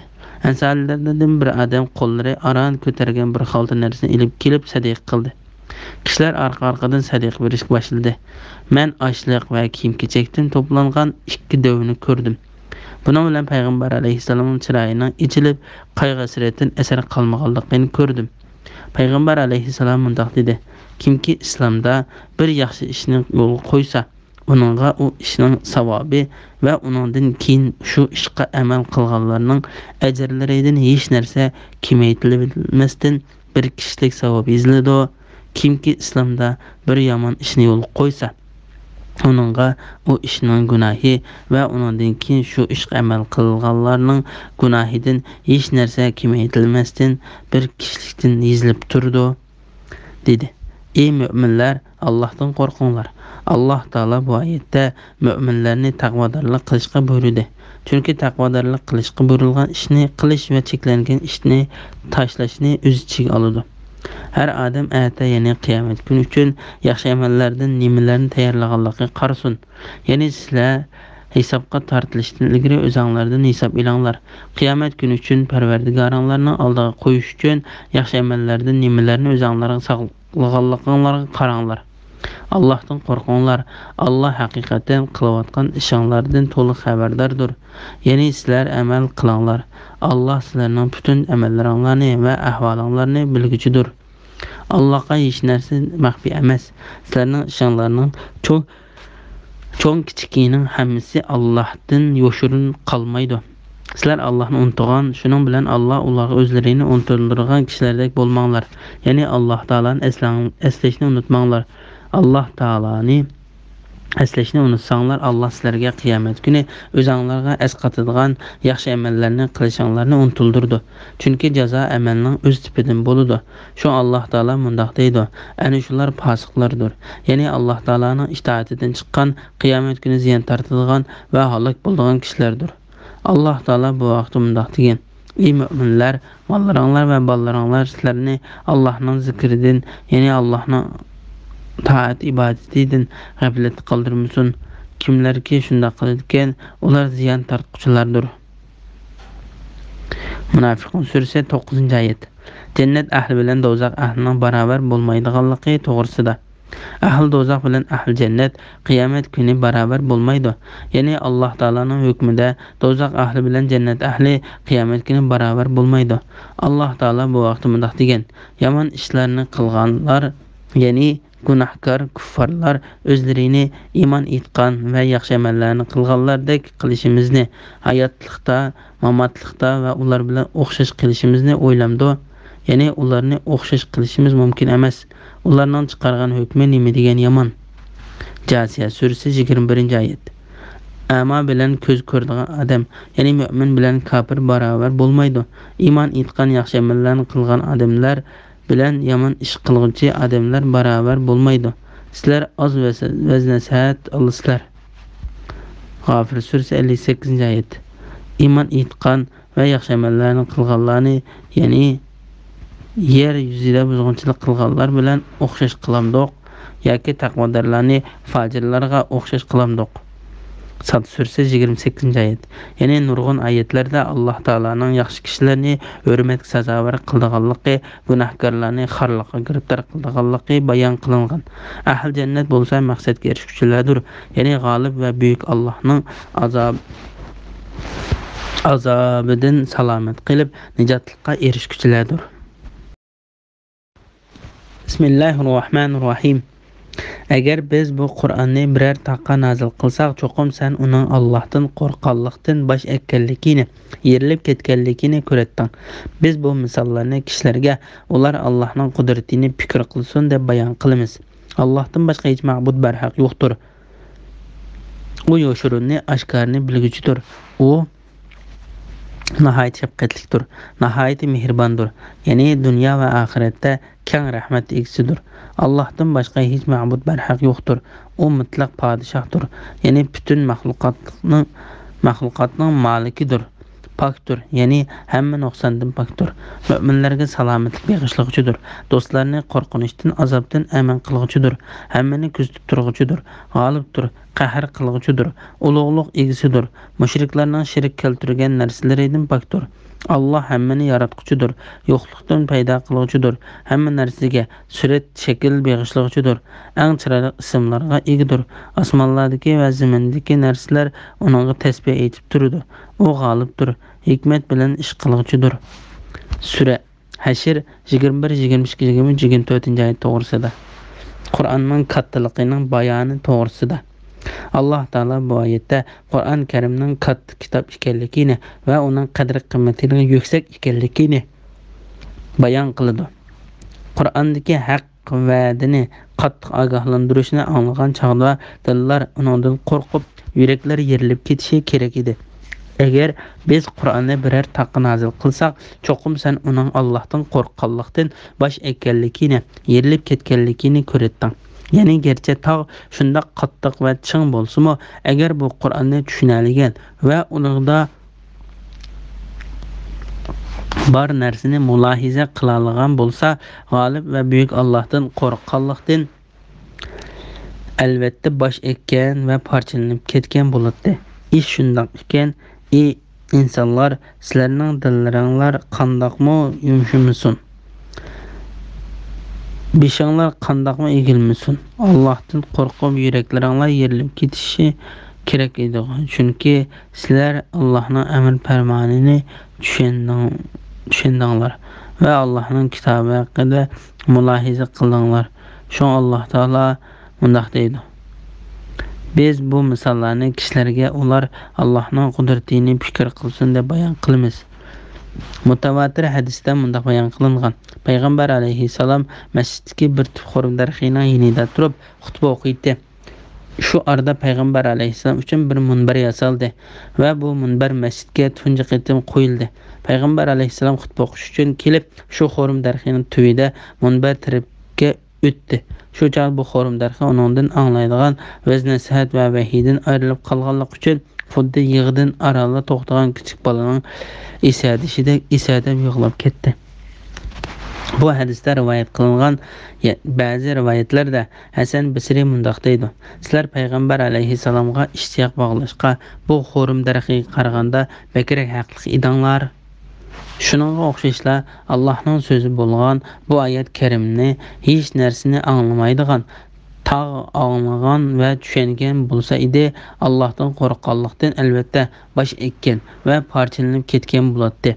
Sizlar uni anglagan va tushungan tursanglar, u sizlarga qandoqmi ta'sir qilmasin? Alloh taolo bu vaqtda mundoq deydi: Mubada biror Qur'on, ya'ni kitob bo'lib, uni tilovat qilish bilan tog'lar yo'tkiladigan yoki yer yeriladigan va yoki o'liklar so'zlaydigan bo'lgan taqdirdami, ular cho'qim iymon etmaydi. Rayd surasi 31-oyatning bir qismi. Alloh taolo bu vaqtda mundoq deydi: Taşlar arasida ichidan suv itilib chiqib, eriqlar hosil bo'lganlari bor. Yerilib arasidan suv chiqadiganlari bor. Allohdan qo'rqib tog' cho'qinlaridan domlab tushadiganlari bor.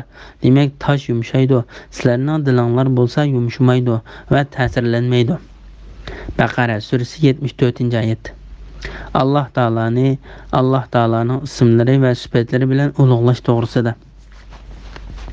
Allohdan boshqa hech ma'bud barhaq yo'qdir. U yoshirinni, oshkorni bilguchidir. U nihoyat shafqatlidir, nihoyat mehribondir. Ya'ni dunyoda va oxiratda keng rahmat egasidir. Alloh taolo bu oyatda o'zidan boshqa hech ilohni yo'qligini, o'zidan boshqa hech tarbiyachining yo'qligini, mavjudotlar uchun o'zidan boshqa hech ma'budning barhaq yo'qligini, Allohni qo'yib ibodat qilingan har qanday narsaning botil ekanligini xabar qiladi. Allah yoshirin va oshkorni bilguchidir.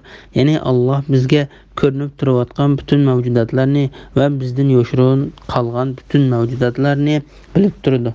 Allohga osmon zaminda cho'ng kichik narsalar, hatto qorong'ulikdagi zarra chog'liq narsami yoshirin qolmaydi. U nihoyat shafqatlidir, nihoyat mehribondir. Ya'ni dunyo va oxiratda keng rahmat egasidir. Ya'ni Alloh taolaning rahmati nihoyat keng bo'lib, butun maxluqotlarni o'z ichiga oladi. U dunyo va oxiratda nihoyat shafqatlidir va mehribondir. Alloh taolo bu vaqtda mundoq degan: Mening rahmatim maxluqotning hammasiga o'rtaqdir. A'rof surasi 156-oyatning bir qismi. Parvardigoringlar bandalariga rahmat qilishni, ihson qilish yuzidan o'z ustiga oldi. An'am surasi 54-oyatning bir qismi. Aytqinki, ular Allohning fazli va rahmatidan xushal bo'lsin. Bu ularning yiqqan mol dunyolaridan yaxshidir. Yunus surasi 58-oyatning bir qismi. Allohdan boshqa hech ma'bud barhaq yo'qdir. U mutlaq podshohdir, ya'ni butun maxluqotning malikidir. Ya'ni Alloh taolo butun shaylarning egasidir. Uni hech qanday cheklimga va to'sqinlikka uchirmasdan tasarruf qiluvchidir.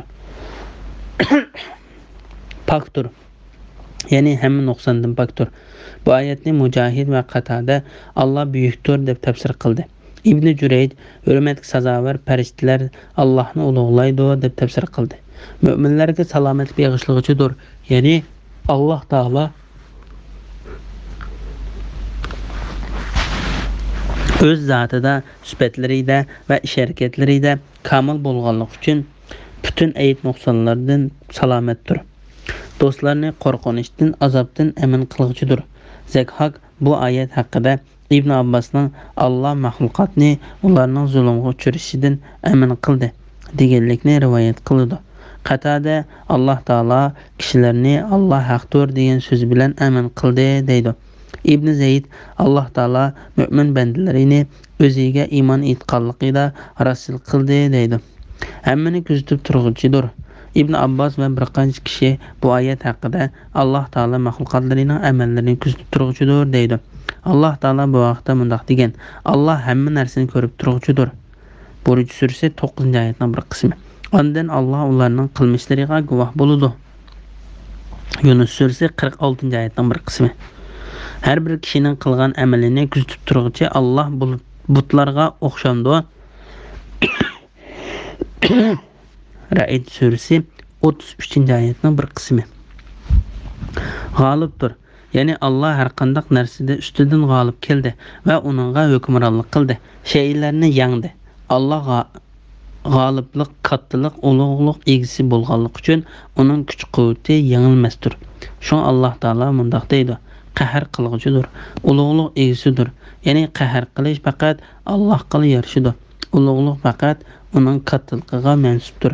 Imom Muslim payg'ambar alayhissalomning bu vaqtda mundaq deganligini rivoyat qiladi: Kattalik mening ishtinimdir. Ulug'lik mening tonimdir. Kimki mendan o ikkisining birini talatsa, men uni jazolayman. Mushriklarning shirik keltirgan narsalaridan pokdir. Allah hammani yaratquchidir, yo'qlikdan paydo qilguchidir, hamma narsaga surat shakl beg'ishlovchidir. Alloh taolo yaratishni belgilagan va qaror qilgan narsani cho'qim amalga oshiruvchidir. G'olib va buyuk Allohdan boshqa har qanday kishi biror narsani belgilagan va uni tartibga solgan bo'lsa-mu, uni amaliy vujudga chiqarishga qodir bo'la olmaydi. Allah hammani yaratquchidir, yo'qlikdan paydo qilguchidir, hamma narsaga surat shakl beg'ishlovchidir. Ya'ni Alloh taolo biror narsani vujudga chiqarishni xohlasa, uning vujudga kel deydi-da, u Alloh xohlagan sifatda va Alloh taolo xohlagan suratda vujudga keladi.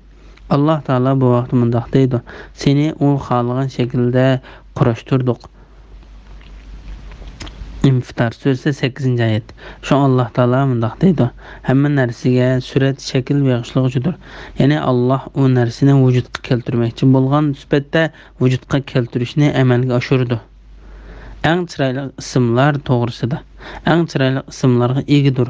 A'rof surasida bu nuqtada tafsiliy bayon qilindi.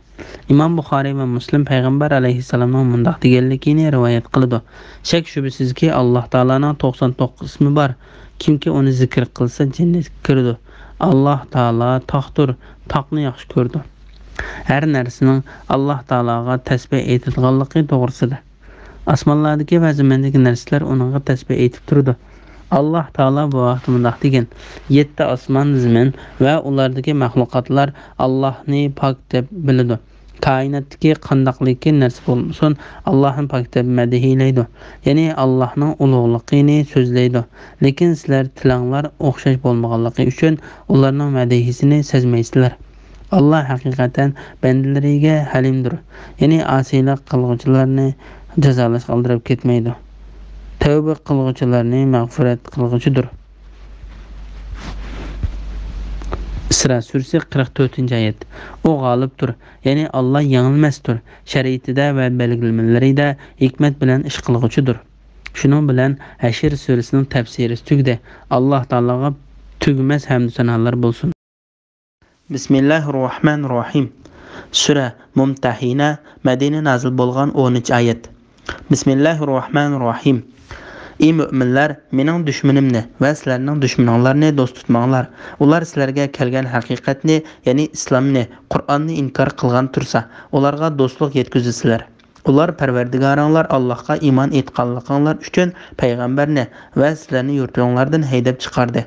Agar sizlar mening yo'limda jihad qilib va roziligimni tilab chiqqan bo'lsanglar, u chaqda mening dushmanimni va sizlarning dushmaninglarni do'st tutmanglar. Sizlar ularga yo'shurun do'stlik yetkazinglar. Men sizlar yo'shurgan va oshkorlagan narsalarni bilib turman. Kimki shunda qildikan, ya'ni ularni do'st tutib, ularga payg'ambarning xabarlarini yetkazadigan, u haqiqatan to'g'ri yo'ldan ozgan bo'ladi. Agar ular sizlarni yangsa, sizlarga dushman bo'ladi.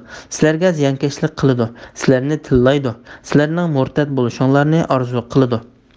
Qiyomat kuni sizlarning tuqqanlaringlar va avlodlaringlar sizlarga hech foyda yetkazolmaydi. Allah aranglarni ayiradi. Ya'ni sizlar jannatda bo'lsanglar, ular kuffarlarning qatorida do'zaxda bo'ladi. Allah sizlarning qilayotgan ishinglarni ko'rib turuvchidir. Sura Mumtahina 1-2-3-oyat to'g'risida. Mumtahina surasining nazil bo'lish sababi to'g'risida. Bu sura karimning bosh tarafining nazil bo'lishi sababi Hatib ibn Balta'aning qissasiga bog'lanishliqdir. Bu vaqa mundaq bo'lgan. Hatib degan bu kishi muhojirlardan bo'lib, u Badr urushi qatnashganlardan edi. Makkada uning bolalari va mol-mulki qolgan edi. U aslida Qurayshlardan emas, balki Osmonning ittifoqdoshi bo'lgan qavmdan edi. Qurayshlar ahdini buzganlik uchun payg'ambar alayhisalom Makkani fath qilishga bel bog'lab, musulmonlarni g'azotga tayyorlik qilishga buyurdi. Va ey Alloh, ularni bizdan xabarsiz qoldirgin deb duo qildi. Hatib buni bilib bir parcha xat yozib, xatini Qurayshlik bir ayoldan Makkaga avatdi. U xatida payg'ambar alayhisalomning Makkaga g'azot yurish qilishga bel bog'laganligini ma'lum qildi. U bu orqali Qurayshlarning iltifotiga erishishni ko'zlagan edi. Alloh taolo payg'ambar alayhisalomning duosini ijobat qilganlik uchun bu xat haqidagi ishni unga bildirdi. Shuning bilan payg'ambar alayhisalom u ayolning izidan odam avatib, xatni undan ilib oldi. Bu ahvol birlik kelgan hadisda bayon qilingan. Imom Ahmad Ali radhiyallohu anhuning mundaq deganligini rivoyat qildi. Payg'ambar alayhisalom men bilan Zubayrni va Maqtatni o ayolning izidan avatdi va sizlar yo'lga chiqqanlar Haq beg'iga yetib borganlarda u joyda Zaina ismli bir ayolni uchirdilar. Uningda bir parcha xat bor, o xatni uningdan elib olinglar dedi. Biz yo'lga ravon bo'ldik. Otlarimiz nihoyat tez chopdi. Biz mazkur baqqa yetib keldik. U yerda Zaina degan ayolni uchratdik. Biz uningga xatni chiqar dedik. O ayol menda xat yo'q dedi. Biz xatni chiqar bo'lmiz, kiyimlarni soldirib tashlaymiz dedik. Shundan bilan o ayol xatni chechenan tugunchisidan chiqarib berdi. Biz xatni ilib payg'ambar alayhisalomning qishiga yetib keldik. Xabar tepishimizcha bu xat Hatib ibn Abul Balta'ning Makkadagi mushriklardan bo'lgan ba'zi kishilarga payg'ambar alayhisalomning ba'zi ishlarini xabar qilib yozgan xat ekan. Payg'ambar alayhisalom: "Ey Hatib, bu nima ish?" dedi. Hatib: "Men jazolash qoldirib ketmagan. Men faqat Qurayshlar chetilib qolgan odamman. Aslida ularning asli nasldan emasman. Sen bilan birga turayotgan muhojirlarning Makkada qolgan urug' tuqqanlari bor.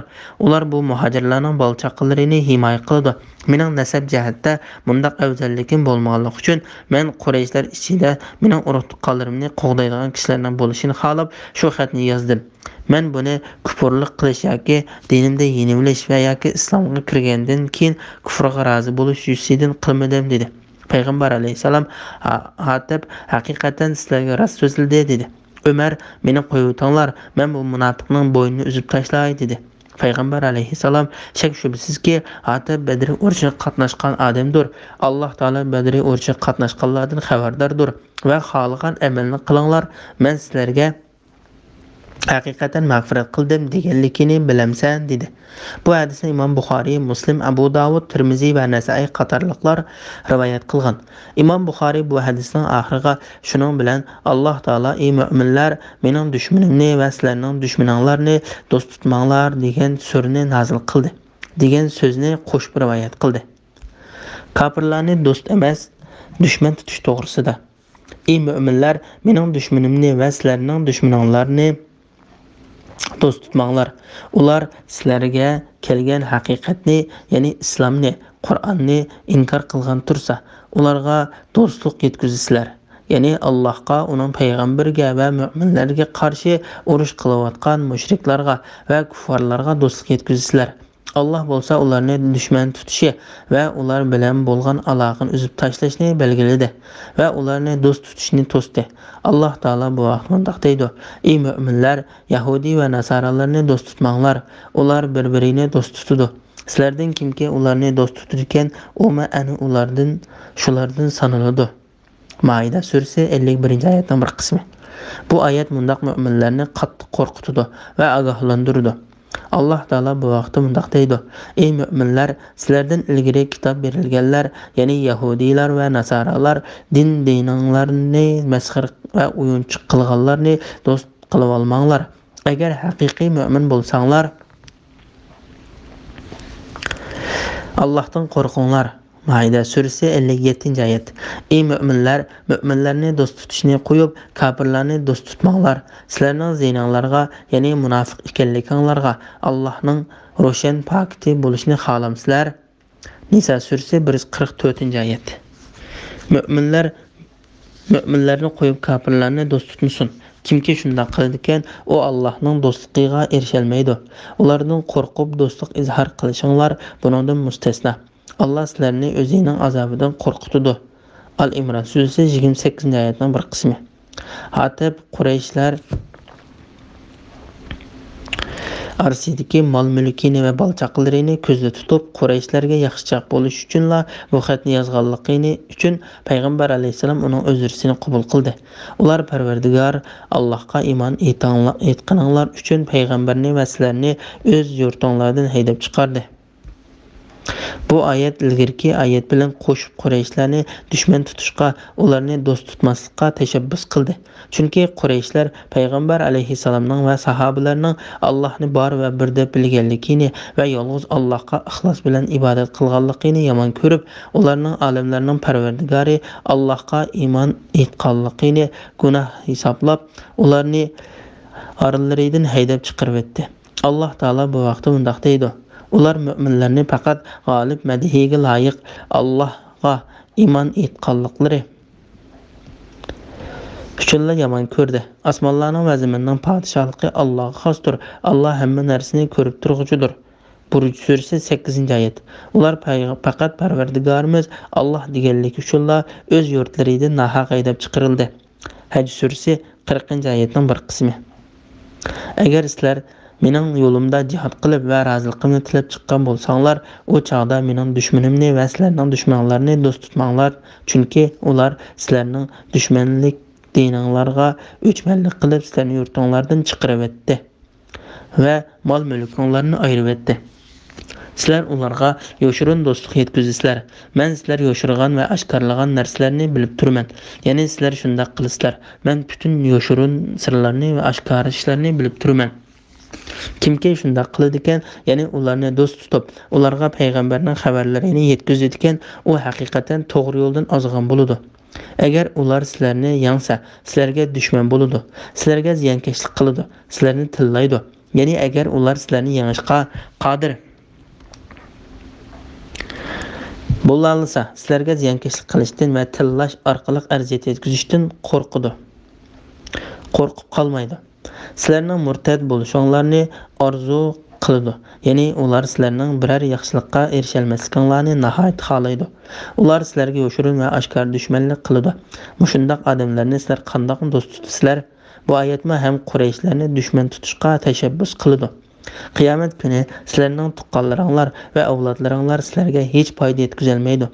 Allah aranglarni ayirib etadi. Ya'ni sizlar jannatda bo'lsanglar, ular kuffarlarning qatorida do'zaxda bo'ladi. Allah sizlarning qilayotgan ishinglarni ko'rib turg'uchidir. Ya'ni Allah sizlarga Allohning dargohida biror yomonlikni iroda qilsa, sizlarning tuqqanlaringlar sizlarga asqatmaydi. Agar sizlar ularni Alloh g'azablanadigan biror ishni yoki amal bilan rozi qilsanglar,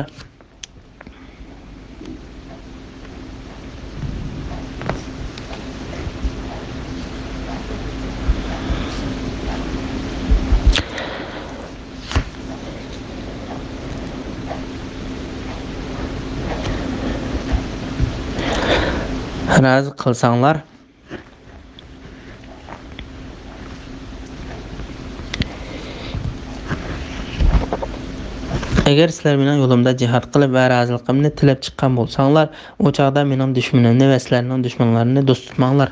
Chunki ular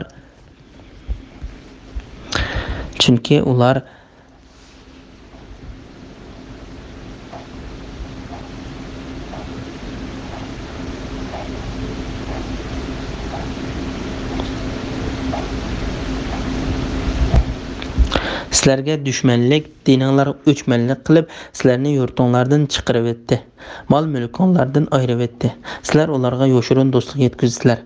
Men sizlar yoshirgan va oshkorlagan narsalarni bilib turman.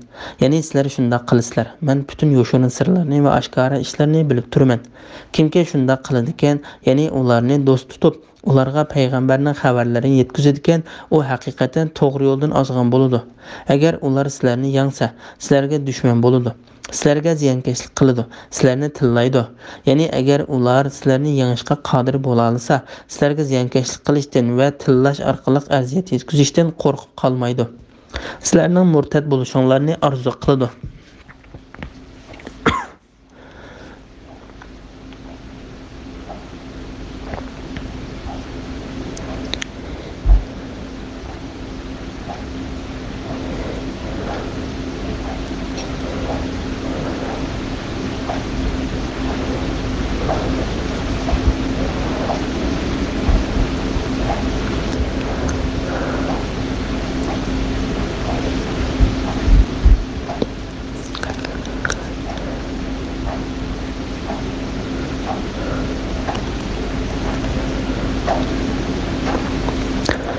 Sizlarning murtad bo'lishinglarni orzu qiladi. Ya'ni ular sizlarning biror yaxshilikqa erisholmasliklaringizni nihoyat xohlaydi. Ular sizlarga yo'shirun va oshkor dushmanlik qiladi. Mushundaq odamlarni sizlar qandoqmi do'st tutasizlar? Bu oyatma ham Qurayshlarni dushman tutishga tashabbus qiladi. Qiyomat kuni sizlarning tuqqanlaringlar va avlodlaringlar sizlarga hech foyda yetkazolmaydi. Alloh aranglarni ayiribdi. Ya'ni sizlar jannatda bo'lsanglar, ular kuffarlarning qatorida do'zaxda bo'ladi. Allah sizlarning qilayotgan ishinglarni ko'rib turguchidir. Ya'ni Allah sizlarga Allohning dargohida biror yomonlikni iroda qilsa, sizlarning tuqqanlaringlar sizlarga asqatmaydi. Agar sizlar ularni Allah g'azablanadigan biror ish yoki amal bilan rozi qilsanglar, ularning sizlarga foydasi yetmaydi. Kimki bola chaqalarini rozi qilish uchun ularning kufrlik qilishiga yo'l qo'ysa, u haqiqatan ziyon tortadi va amalni yo'qotib qo'ydi. Urug' tuqqanlaridan birimi Allohning dargohida uningga asqatmaydi. Agar u biror payg'ambarning tuqqani bo'lgan taqdirdami, o'xshashlar hech bir shafoatga erisholmaydi. İmam Ahmad Anasning mundaq deganligini rivoyat qildi. Bir odam: "Ey Allohning payg'ambari, mening otam nada bo'ladi?" dedi. Payg'ambar alayhisalom: "Do'zaxda bo'ladi" dedi. U odam qaytib ketayotganda payg'ambar alayhisalom uni chaqirib: "Shak shubsizki, mening otam va sening otang do'zaxda bo'ladi" dedi. Bu hadisni Imom Muslim va Abu Davud rivoyat qilgan. Bismillahirrohmanirrohim. Ibrohim va uning birga bo'lgan mu'minlar sizlarga haqiqatan obdan namunadir. O'z vaqtida ular qavmiga haqiqatan biz sizlardan va sizlar Allohni qo'yib ibodat qilayotgan butlaringlardan adajudamiz. Bizning oyatlarimizdagi adovat va o'chmanlik toki sizlar yolg'iz bir Allohga iymon etganlarga qadar abadiy saqlanib qoladi dedi. Faqat İbrahimning otasiga aytgan: "Albatta sen mag'firat tilayman. Alloh azobidan hech narsani sendan deb qila olmayman" degan so'zini sizlarning namuna qilishinglarga bo'lmaydi. İbrahim va uning bilan birga bo'lgan mu'minlar aytdi: "Parvardigorimiz, sana tavakkul qildik, sen qaytdik. Oxir qaytadigan joy sening dargohingdir. Parvardigorimiz kafirlarni bizga ziyonkashlik qilish imkoniyatiga ega qilmagan. Ular bizga musallat bo'lib, bizni ko'tirgili bo'lmaydigan azob bilan dinimizdan chiqarmasin. Parvardigorimiz bizga mag'firat qilgin. Sen haqiqatan g'olibsan, hikmat bilan ish qiluvchisan." Ey Muhammadning ummati, İbrahim va uningga ergashgan mu'minlar sizlarga Allohni va oxirat kunini umid qilganlarga yaxshi namunadir. Kimki iymondan yuz o'raydigan, bilsinki Alloh uningdan va undaqlardan behojatdir. Alloh madihiga loyiqdir.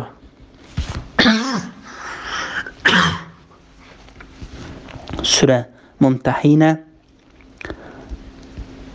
4-5-6 to'g'risida.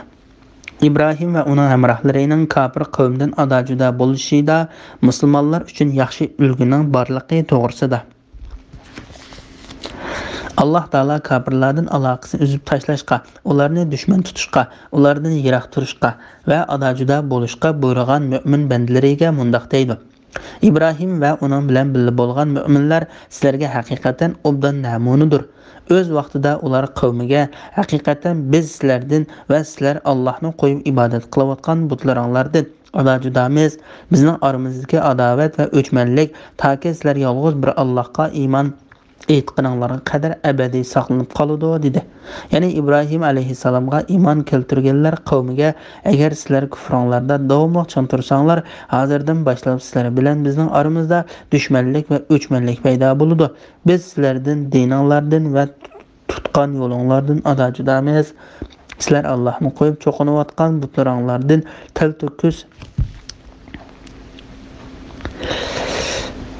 to'kis ayrılgan, Allohni bor va bir deb bilmaslikdan qo'l uzib, hech sheriki yo'q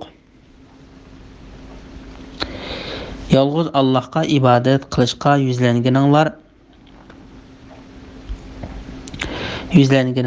qadar sizlarni dushman tutamiz dedi.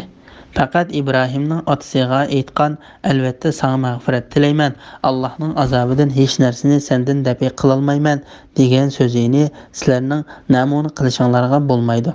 Ya'ni İbrahim va uningga ergashgan mu'minlarda sizlar ulgi qilishga tegishli yaxshi namuna bor. Lekin İbrahimning otasiga mag'firat talab qilganligini ulgi qilishga bo'lmaydi. İbrahimning otasiga mag'firat talab qilishi uning shundoq qilishga va'da berganlik uchun bo'lgandir. Otasining haqiqatan Allohning dushmani ekanligi uningga aniq ma'lum bo'lgandan keyin u otasidan juda bo'ldi. Buni bayon qilishdagi maqsad ba'zi mu'minlar mushriklik holatida o'lgan otalariga duo qiladi. Allohdan ularga mag'firat tilaydi va Ibrohim haqiqatan otasiga mag'firat tilagan edi deyishadi. Shuning bilan Alloh taolo tövendek oyatlar nozil qildi. Payg'ambarga va mu'minlarga mushriklarning ahli do'zax ekanligini aniq ma'lum bo'lgandan keyin mushriklar ularning tuqqani bo'lgan taqdirdami ularga mag'firat talab qilish durust emas. İbrahimning otasiga mag'firat talab qilishi uningga ilgari qilgan va'dasini o'rinlash uchun edi. Uningga otasining Allohning dushmani ekanligi aniq ma'lum bo'lgandan keyin u otasi bilan juda bo'ldi. İbrahim bo'lsa haqiqatan ko'p chekkuchi, ya'ni ko'ngli yumshoq, yetgan aziyatlarga chidamliq edi. Tavba surasi 113-114-oyatlar. İbrahim va uning bilan birga bo'lgan mu'minlar sizlarga haqiqatan obdan namunadir. Öz vaqtida ular qavmiga haqiqatan biz sizlardan va sizlar Allohni qo'yib ibodat qilayotgan butlaringlardan juda emas. Bizning oramizdagi adovat va o'chmanlik toki sizlar yolg'iz bir Allohga iymon etganinglarga qadar abadiy saqlanib qoladi dedi. Faqat İbrahimning otasiga aytgan, albatta sana mag'firat tilayman, Allohning azobidan hech narsani sendan dafi qila olmayman degan so'zini sizlarning namuna qilishinglarga bo'lmaydi. Ya'ni mushriklarga mag'firat talab qilishda İbrahimni ulgi qilishga bo'lmaydi. Ibn Abbas, Mujahid, Qatada, Muqatil ibn Hayyan, Zakhak va bir qancha kishi bu oyatni mushundaq tafsir qildi. Alloh taolo İbrahim va uning ergashgan mu'minlarning o'z qavmidan ayrilib va ulardan juda bo'lib Alloh taologa iltijo qilgan. Uningga yilingan chaqda mundaq deganligini xabar qildi. Parvardigorimiz sana tavakkul qildik, san qaytdik, oxir qaytadigan joy sening dargohingdir. Ya'ni barliq ishlarimizda sana tavakkul qildik, bütün ishlarimizni sana topshirdik. Oxiratda qaytadigan joy sening dargohingdir. Parvardigorimiz kofirlarni bizga ziyonkashlik qilish imkoniyatiga ega qilmagan. Ular bizga musallat bo'lib, bizni ko'targili bo'lmaydigan azob bilan dinimizdan chiqarmasin. Mujahid bu oyat haqida mundaq deydi. Kofirlarning agar musulmonlar haq ustida bo'lsa edi, ularga bu xorliq yetmagan bo'ladi demaslik uchun bizni kofirlarning qo'llari bilan va sening dargohingdagi farishtalarning qo'llari bilan jazolamagin. Zakhak bu oyatni mushundaq tafsir qildi. Qatada mundaq deydi. Kofirlarning biz haq ustida bo'lganligimiz uchun musulmonlarning ustidan g'alaba qildik deb qolmasligi, shu orqali bizga ziyonkashlik qilish imkoniyatiga ega bo'lib qolmaslik uchun ularni bizning ustimizdan g'alaba qildirmagin. Ibn Jarir Qatadaning mundaq tafsir qilganligini qo'lladi. Ali ibn Abu Talha ibn Abbasning mundaq deganligini rivoyat qiladi. Kofirlarni bizga hukmron qilmagin, undaq qilsang ular bizga ziyonkashlik qiladi. Parvardigorimiz bizga mag'firat qilgin. Sen haqiqatan g'olibsan, hikmat bilan ish qilg'uvchisan. Ya'ni bizning gunohlarimizni sendan boshqalarning bilishidan maxfiy qilgin. Shu gunohlarimizni bizning oramiz bilan sening orangda kechirib tugatgin. Sen haqiqatan g'olibsan, ya'ni sana yilindigan kishi ziyon tortmaydi. Sen so'zlaringda, ishlaringda, shariatingda va oldin ola o'rinlashtirishingda hikmat bilan ish qilg'uvchisan. Ey Muhammadning ummati, İbrahim va uning ergashgan mu'minlar sizlarga Allohni va oxirat kunini umid qilganlarga yaxshi namunadir. Bu oyat mushu mazmundagi ilgari o'tgan oyatning mazmunini ta'kidlaydi va Allohga qiyomat kuniga ishongan har qanday mu'minni u namunani o'zlashtirishga qiziqtirdi. Kimki iymondan yuz o'raydi ekan, ya'ni Alloh taolo buyurgan ishdan yuz o'raydi ekan, bilsinki Alloh uningdan va undaqlardan behojatdir. Allah madihiga loyiqdir. Alloh taolo bu vaqtda mundaq deydi: Agar sizlar Bütün yeryüzündeki kişiler kafir bolup ketsanglarmı Allah'a qilchi ziyon yetkazolmaysizlar. Chunki Allah albatta hammadan behojatdir va madhiyalashga loyiqdir. İbrahim suresi 8. ayetning bir qismi. Ali ibn Abu Talha ibn Abbasning mundaq deganligini rivoyat qiladi. Albatta hammadan behojatdir, ya'ni boyliqi kamolatga yetgan birdan bir zot Alloh taolodir. Bu sifat faqat Allohga loyiqdir. Allohning tengdoshi yo'qdir. Hech shay Allohga o'xshash emasdir. Yagona qudratlik Alloh pokdir. Madhiyalashga loyiqdir. Yani Allah bütün sözleri ve işleriyle medihilindi. Allah'tan başka hiç ilah yoktur. Onundan başka hiç pervişçi yoktur. Bismillahirrahmanirrahim. Belkim Allah sizler bilen, sizler öç ko'rdigan adamlar arasida dostluk paydo qiladi. Allah hammaga qodirdir. Allah nihoyat mag'firat qilguchidir, nihoyat mehribondir. Kuffarlardan sizlar bilan urush qilmagan va sizlarni yurtinglardan haydab chiqarmaganlarga kelsak, Allah ularga yaxshilik qilishinglardan, ularga adil bo'lishinglardan sizlarni to'smaydi. Shubhisizki Allah adillarni do'st tutadi. Allah din uchun sizlar bilan urushgan, sizlarni yurtinglardan haydab chiqargan va sizlarni haydab chiqarishga yordamlashganlarni do'st tutishinglardan sizlarni to'sidi. Kimki ularni do'st tutadigan, ular zolimlardir. Sura Mumtahina 7, 8, 9 oyat to'g'risida. Allah'ның müminler bilen onlarning düşmanlarining arasida do'stlik paydo qilishi to'g'risida. Allah Taala mümin bandalarini kafirlarni düşman tutishga buyurgandan keyin ularga mundaq deydi. Balkim Allah sizlar bilan sizlar o'ch ko'rdigan odamlar arasida do'stlik paydo qiladi. Ya'ni Allah düşmanlikdan keyin do'stlik, nafratdan keyin muhabbat, bo'lgunchilikdan keyin birlashish paydo qiladi. Allah hammaga qodirdir. Ya'ni Allah Taala bir-biriga qarama-qarshi bo'lgan shaylarni birlashtirishni xolisa, uni birlashtirishga qodirdir. Allah düşmanlik va o'chmanlik sababidan qetib ketgan dillarni birlashtirdi. Shuning bilan bu dillarning egillari va inoq bo'lib ketdi. Allah Taala bu vaqtda ansarlarga qilgan yaxshilikni tilga ilib mundaq deydi. Allah'ның sizlarga bergan ne'matini eslanglar. O'z vaqtida sizlar o'zaro dushman edinglar. Allah dilinglarni birlashtirdi. Allah'ның ne'mati bilan o'zaro qarindosh bo'ldinglar. Sizlar dozoq cho'qurning girvikida edinglar. Allah sizlarni islom orqali uningdan qutqizdi. Ali İmran surasi 103-oyatning bir qismi. Payg'ambar alayhissalommi ansarilarga mundaq degan: "Men sizlarni gumroh holatda topmadimmi? Ondan Alloh sizlarni men bilan hidoyat qildi. Sizlar chechilonga edinglar. Alloh sizlarni men bilan birlashtirdi." Alloh taolo bu vaqtda yana mundaq deydi: Allah seni o'zining yordami bilan va mu'minlar bilan kuchlantirdi. Allah mu'minlarning dillarini birlashtirdi. Sen yer yuzidagi butun boyliqni sarf qilibmi, ularning dillarini birlashtira olmayding. Lekin Allah o'zining qudrat kamolisi bilan ularni inoq qildi. Shubhisizki Allah g'olibdir, hikmat bilan ish qiluvchidir. Anfal surasi 62-63-oyatlar. İmam Tirmizi Payg'ambar alayhissalomning mundaq deganligini rivoyat qildi: "Do'stingni haddidan ortiq yaxshi ko'rib ketma, balkim u kunlarning birida sening dushmaning bo'lib qolish mumkin. Dushmaningni haddidan ortiq yomon ko'rma, balkim u kunlarning birida sening do'sting bo'lib qolishi mumkin." Allah nihoyat mag'firat qilguchidir, nihoyat mehribondir. Ya'ni kafirlar agar kufrdan tavba qilsa, Parvardigori tarafga qaytsa, Parvardigoriga bo'ysunsa, Allah ularning kufrini mag'firat qiladi. Allah qanchalik gunoh bo'lishidan qat'iy nazar Allohga tavba qilgan har qanday kishiga nihoyat mag'firat qilguchidir, nihoyat mehribondir. Musulmonlar bilan din uchun urush qilmagan kafirlarga yaxshilik qilishning durustligi to'g'risida. Kuffarlardan sizlar bilan urush qilmagan va sizlarni yurtinglardan haydab chiqarmaganlarga kelsak, Allah ularga yaxshilik qilishinglardan, ularga adil bo'lishinglardan sizlarni to'smaydi.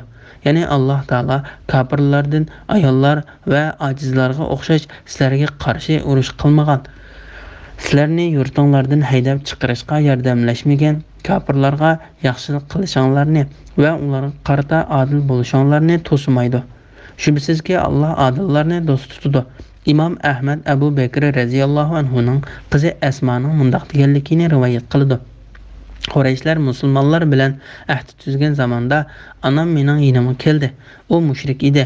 Men payg'ambar alayhisalomning yoniga kelib, "Ey Allohning payg'ambari, onam yonimga keldi. O muhtojlik qiladi. Men uning silrahim qilsam bo'lamdi?" dedim. Payg'ambar alayhisalom "Ha, onangga silrahim qilgin" dedi. Bu hadisni Imom Buxoriy va Muslim rivoyat qilgan. Imom Ahmad Abdullah ibn Zubayrning mundaq deganligini rivoyat qildi. Abu Bakrning qizi Asmaning qishig'a Asmaning onasi qatila, qurt, may qatorliq hadiyalar elib keldi. Shu vaqt u mushrik edi. Asmaning onasining bu hadiyalarni qabul qilmadi, ham onasining uyiga kirishiga ruxsat qilmadi. Shuning bilan Aisha bu masala payg'ambar alayhissalomdan so'radi. Ondan Alloh taolo kuffarlardan sizlar bilan urush qilmagan va sizlarni yurtinglardan haydab chiqarmaganlarga kelsak, Alloh ularga yaxshilik qilishinglardan, ularga adil bo'lishinglardan sizlarni to'smaydi. Shubsizki Alloh adillarni do'st tutadi degan oyatni nozil qildi. Payg'ambar alayhissalom Asmani onasining hadiyalarini qabul qilishga va onasining uyiga kirishiga ruxsat qilishga buyurdi. Shubsizki Alloh adillarni do'st tutadi. Bu oyatning tafsiri Hujurat surasida bayon qilindi. Imom Muslim payg'ambar alayhissalomning mundaq deganligini rivoyat qildi. Bola chaqinlari va qo'l ostidagilari haqidagi hukmda adillik qilganlar qiyomat kuni arishning yindiki nurdan bo'lgan munbarlar ustida bo'ladi. Musulmonlar bilan urush qilgan mushriklarni do'st tutishdan to'sish to'g'risida. Alloh din uchun sizlar bilan urushgan, sizlarni yurtinglardan haydab chiqargan va sizlarni haydab chiqarishga yordamlashganlarni do'st tutishinglardan sizlarni to'sidi. Ya'ni Alloh taolo sizlarni faqat sizlarga dushmanlik qilgan, sizlar bilan urush qilgan, sizlarni yurtinglardan haydab chiqarib o'tgan.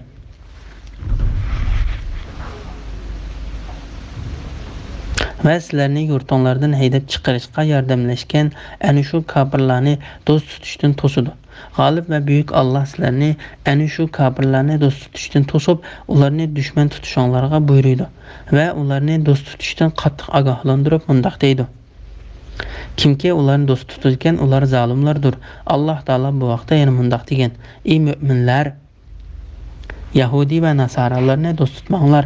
Ular bir-birini do'st tutadi. Sizlardan kimki ularni do'st tutgan, u ana shulardan sanaladi. Alloh zolim qavmni haqiqatan hidoyat qilmaydi."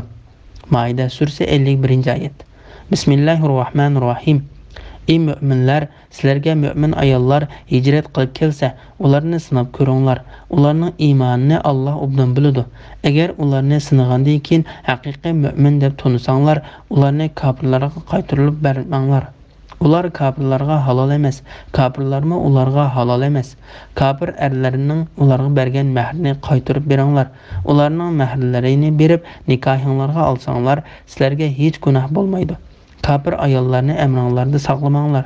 Ularga bergan mahrlaringlarni talab qilinglar. Kofirlarga hijrat qilib kelgan mu'min ayollarga bergan mahrlarini talab qilsin. Allohning hukmi ana shu. Alloh aranglarda hukm chiqaradi. Alloh hamman bilguchidir. Hikmat bilan ish qiluvchidir. Agar sizlarning ba'zi ayollaringlar kofirlarga kirib ketsa, kofirlar bilan urushib g'animat olgan vaqtinglarda ayollari kofirlarga kirib ketgan kishilarga g'animatdan ularning bergan mahrining miqdorini beringlar. Ya'ni musulmonlardan birining ayoli kuffarlar tarafga qochib ketsa, sizlar kuffarlar bilan urushib olgan g'animatlik mollaridan mazkur ayolning eriga mahri miqdori mol beringlar. Sizlar o'zinglar ishongan Allohdan qo'rqinglar.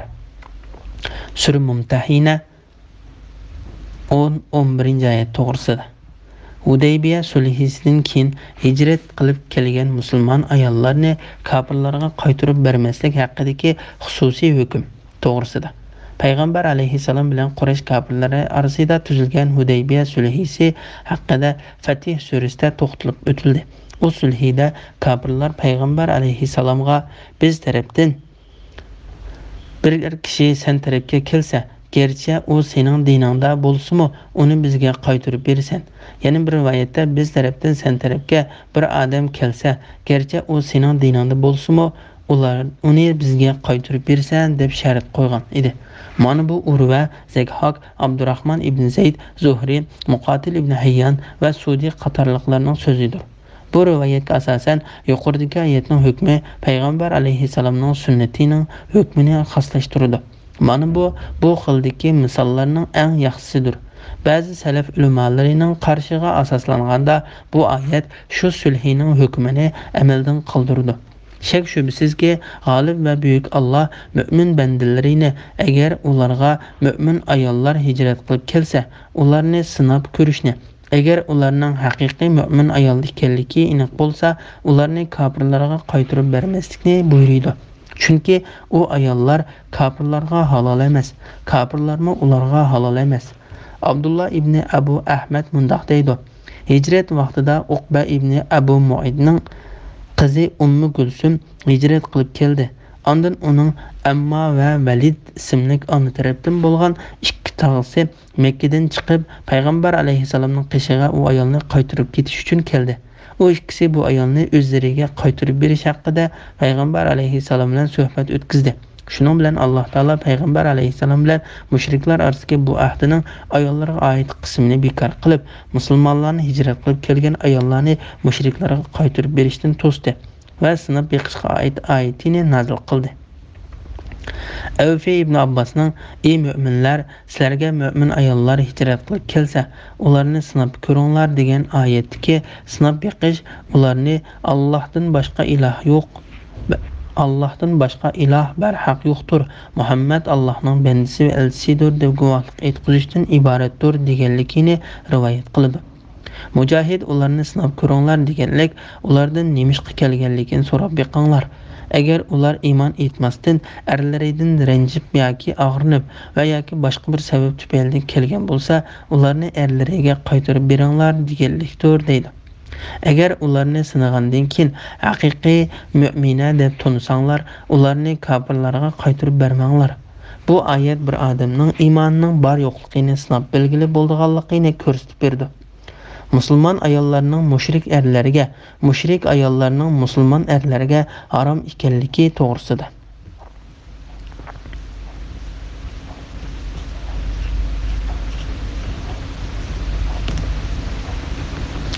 Ular kofirlarga halol emas.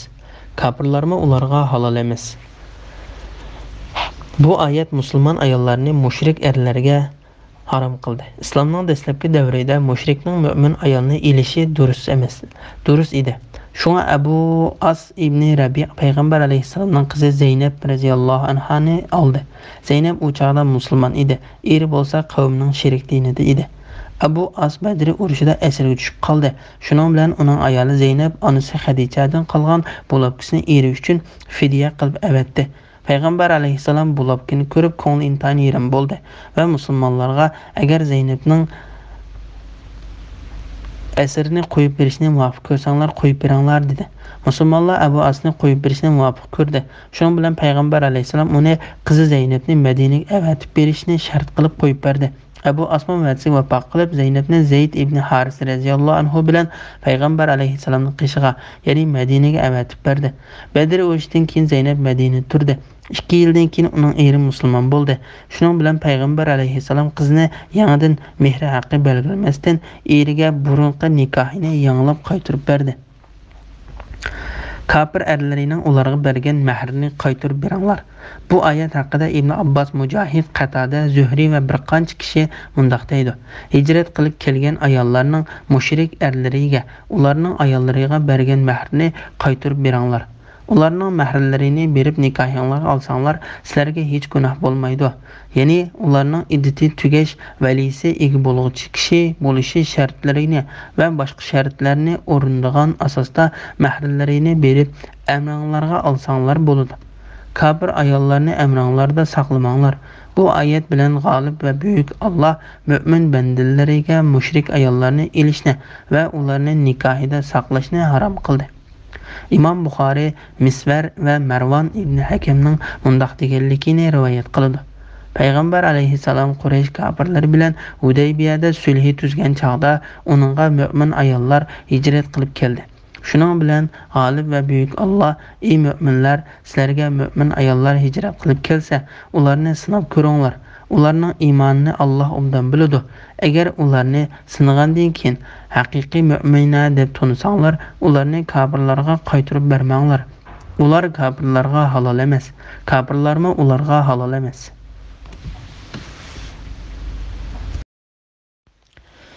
Bismillahirrohmanirrohim. Kafir erlerining ularga bergan mahrini qaytarib beringlar. Ularning mahrlarini berib nikohinglarni olsanglar, sizlarga hech gunoh bo'lmaydi. Kafir ayollarni amringlarda saqlamanglar degan oyat nozil qildi. Shuning bilan Umar shu kunlar ikki kafir ayolni taloq qilib etdi. Keyin u ikkisining birini Muaviya ibn Abu Sufyan, yana birini Safvan ibn Umayya nikohga oldi. O chaqda o ikkisi texi musulmon bo'lmagan edi. Ibn Savr Ma'mardan Zuhriyning mundaq deganligini rivoyat qildi. Payg'ambar alayhissalom mushriklar bilan mushriklar tarafidan musulmonlar tarafga kelgan odamni qaytarib berish sharti bilan sulh tuzgan chaqda musulmon ayollar Payg'ambar alayhissalom tarafga hijrat qilib keldi. Ondan ular to'g'risida bu oyat nozil bo'ldi. Bu oyat nozil bo'lganda Payg'ambar alayhissalom Hudaybiyaning to'van tarafida edi. Alloh taolo bu oyatda payg'ambarining hijrat qilib kelgan ayollarning kafir erlarining ularga bergan mahrini qaytarib berishga buyurdi. Mushriklarga shunday hukm qildi. Agar musulmonlarning ayollari murtad bo'lib mushriklar taraf kelsa, ular erlarining ularga ilgari bergan mahrlarini qaytarib berish kerak. Shun Alloh taolo mundaq deydi: Kafir ayollarni amringlarda saqlamanglar. Ularga bergan mahrlaringlarni talab qilinglar. Kafirlarni hijrat qilib kelgan mu'min ayollariga bergan mahrlarini talab qilsin. Ya'ni agar ayollaringlar murtad bo'lib kafirlar tarafga ketsa, ularga bergan mahrlaringlarni talab qilinglar. Kafirlarmi musulmonlar tarafga hijrat qilib kelgan ayollarga bergan mahrlarini talab qilsin. Allah'ның hükmü ana shu. Allah aranglarda hükm chiqardi. Ya'ni sizlarning mushriklar bilan sulh qilishinglar, ayollarning bu sulhining sirtida bo'lishi qatorliq ishlarning hammasi Allohning hukmidir. Allah insonlar orasida ana shunday hukm chiqardi. Allah hamman bilguchidir, hikmat bilan ish qiluvchidir. Ya'ni Allah bandalariga nimaning foydali ekanligini yaxshi bilguchidir va u narsa ustida hikmat bilan o'rinlashtiruvchidir. Agar sizlarning ba'zi ayollaringlar kafirlarga kirib ketsa, kafirlar bilan urushib g'animat olgan vaqtinglarda ayollari kafirlarga kirib ketgan kishilarga g'animatdan ularning bergan mahrining miqdorini beringlar. Ya'ni musulmonlardan birining ayoli kuffarlar tarafga qochib ketsa, sizlar kuffarlar bilan urushib olgan g'animat moldan mazkur ayolning eriga mahr miqdori mol beringlar. Mujohid va Qatada bu oyat haqida mundaq deydi: Bu musulmonlar bilan sulh tuzmagan kafirlar haqidagi hukmdir.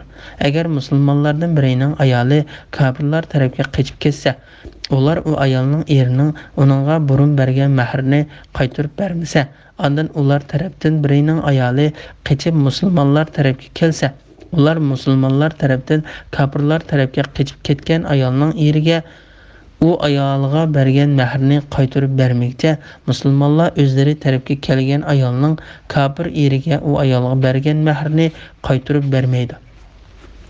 Ibn Jarir Zuhriyning mundaq deganligini rivoyat qildi: Mu'minlar Allohning hukmiga bo'ysunib, Alloh buyurgan bo'yicha hijrat qilib kelgan ayollarning mushrik erlariga ashu mushrik erlarning ilgari u ayollariga bergan mahrlarini qaytarib berdi. Aksicha mushriklar bo'lsa Allohning hukmini e'tirof qilmay, ustlariga yuklangani bo'yicha musulmonlarning mushriklar tarafga qochib ketgan ayollariga ularning burun u ayollarga bergan mahrlarini qaytarib berishdan bosh tortdi. Shuning bilan Alloh taolo mu'minlarga mundaq dedi: Agar sizlarning ba'zi ayollaringlar kafirlarga kirib ketsa, kafirlar bilan urushib g'animat olgan vaqtinglarda ayollari kafirlarga kirib ketgan kishilarga g'animatdan ularning bergan mahrining miqdorini beringlar.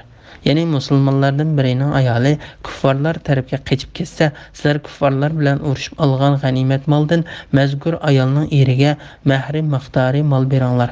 Sizlar o'zinglar ishongan Allohdan qo'rqinglar. Bu oyat nozil bo'lgandan keyin mushriklar Allohning buyrug'iga bo'ysunmay murtad bo'lib, o'zlari tarafga kelgan ayolning eriga qaytarib berishga tegishli bo'lgan mahri haqqini bermaganligi uchun musulmonlar mushriklar tarafga hijrat qilib kelgan ayolning mushrik eriga qaytarib berishga tegishli haqqini ayoli murtad bo'lib, mushriklar tarafga ketgan eriga berib, oshgan qismini andan u mushrik eriga bergan. Bismillahirrohmanirrohim.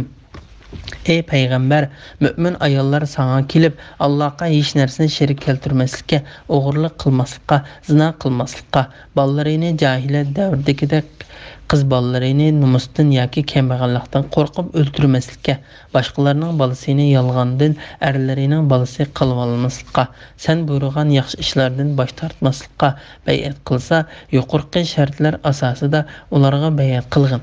Ular uchun Allohdan mag'firat tilagin. Allah haqiqatan nihoyat mag'firat qiluvchidir, nihoyat mehribondir. Sura Mumtahina surasi 12-oyat to'g'risida. Ayollar bay'at qilishga tegishli ishlar to'g'risida.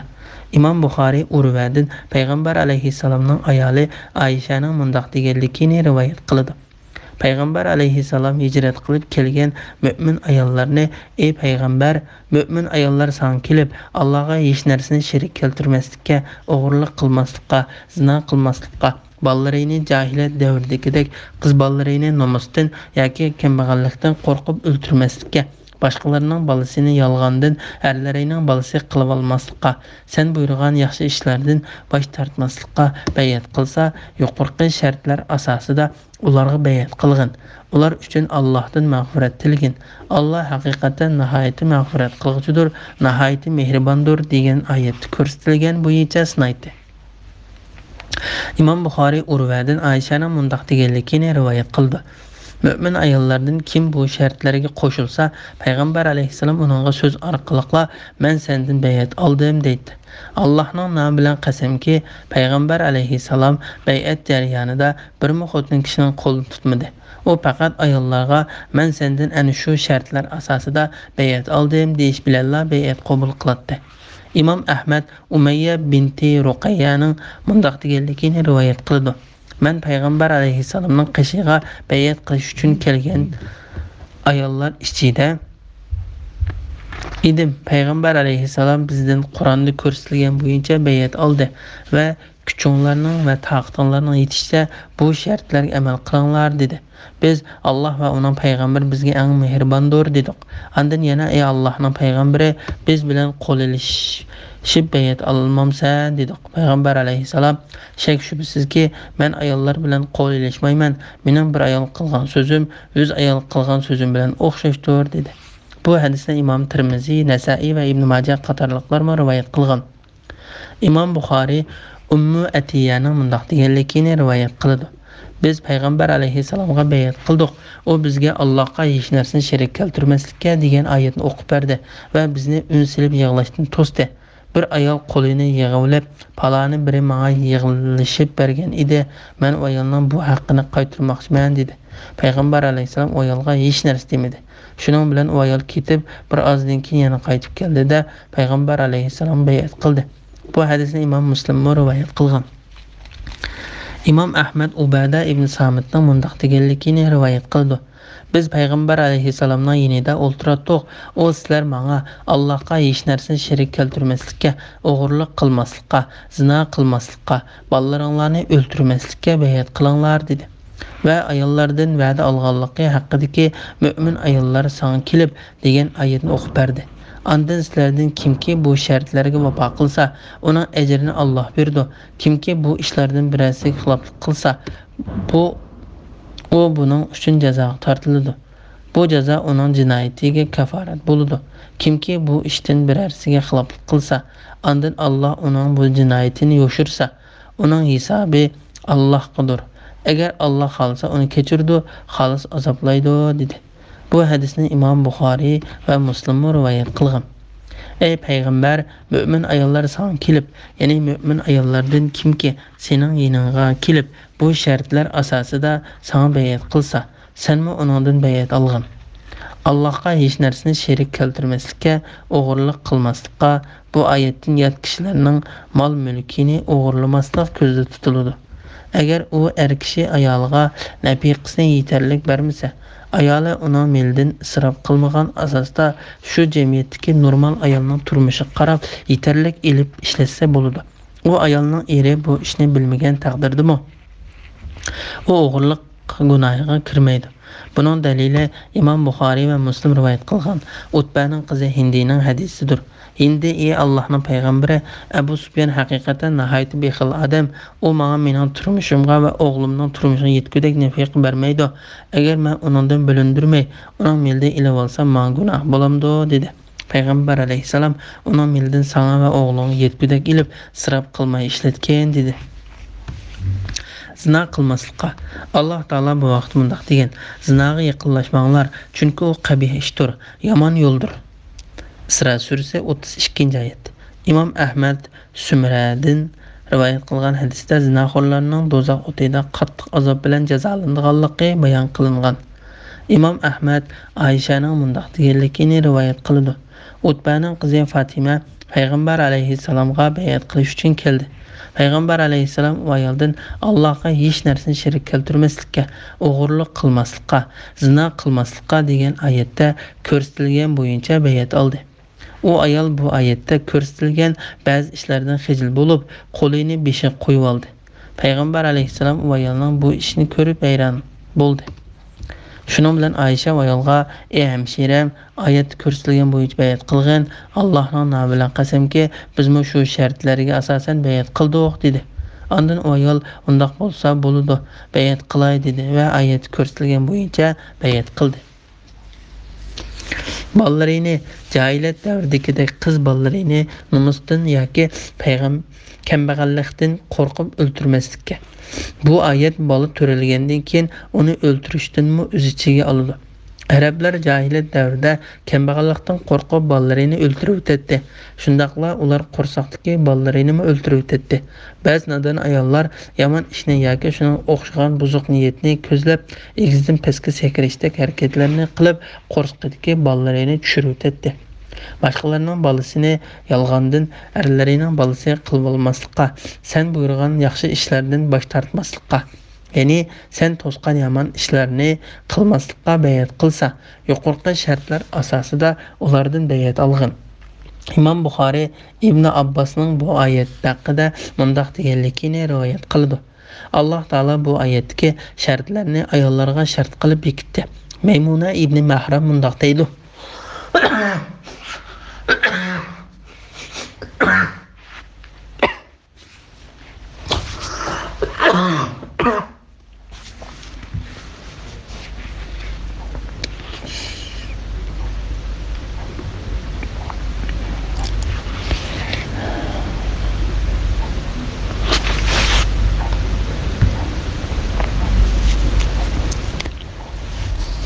Alloh taolo yaxshi ishlarni qilishda payg'ambariga itoat qilishni bekitdi. Yaxshi ishlarni qilish itoat hisoblandi. Ibn Zayd mundaq deydi: Alloh taolo insonlarni payg'ambariga itoat qilishga buyurdi. Payg'ambar bo'lsa Allohning insonlar ichidan yaxshi ishlar qilishga, boshqalarga ulgu qilinishi uchun tanlangan kishidir. Ibn Jarir Ummu Atiya Ansarining mundaq deganligini rivoyat qildi: Biz payg'ambar alayhisalomga bayat qilgan chaqda u bizga buyurgan yaxshi ishlarning biri biz ayollarning un silib yig'lamaslik edi. Ma'lum bir qabildan bir ayol palani qabildagilar menga yig'ilishib bergan edi. Men ularning haqqini ado qilmoqchi bayat qilmayman dedi. U ayol ularning qishig'i berib ularga yig'ilishib berdi. Ondan qaytib kelib payg'ambar alayhisalomga bayat qildi. Imom Ibn Abu Hatim Usayd ibn Abu Saydin bayat qiluvchi ayollarning birining mundaq deganligini rivoyat qildi: Biz bayat qilgan chaqda payg'ambar alayhisalom bizni yaxshi ishlarni qilishdan bosh tortmaslikqa, yuzni tatilmaslikqa, sochlarimizni yulmaslikqa, yoqi yirtib yig'lamaslikqa va qog'ib duo qilmaslikqa va'da oldi. Bismillahirrahmanirrahim. Ey müminler, Allah g'azab qilgan qavmni do'st tutmanglar. Ular oxiratning savobidan qabrlarida yotgan kuffarlar umidini uzgandek haqiqatan umidini uzdi. Sura Mumtahina 13-oyat to'g'risida. Büyük ve ulu Allah bu sürünün bişide kafirlerini dost tutuştan tosqanidek ahirde mi ularını dost tutuştan tosq mundaqdaydı.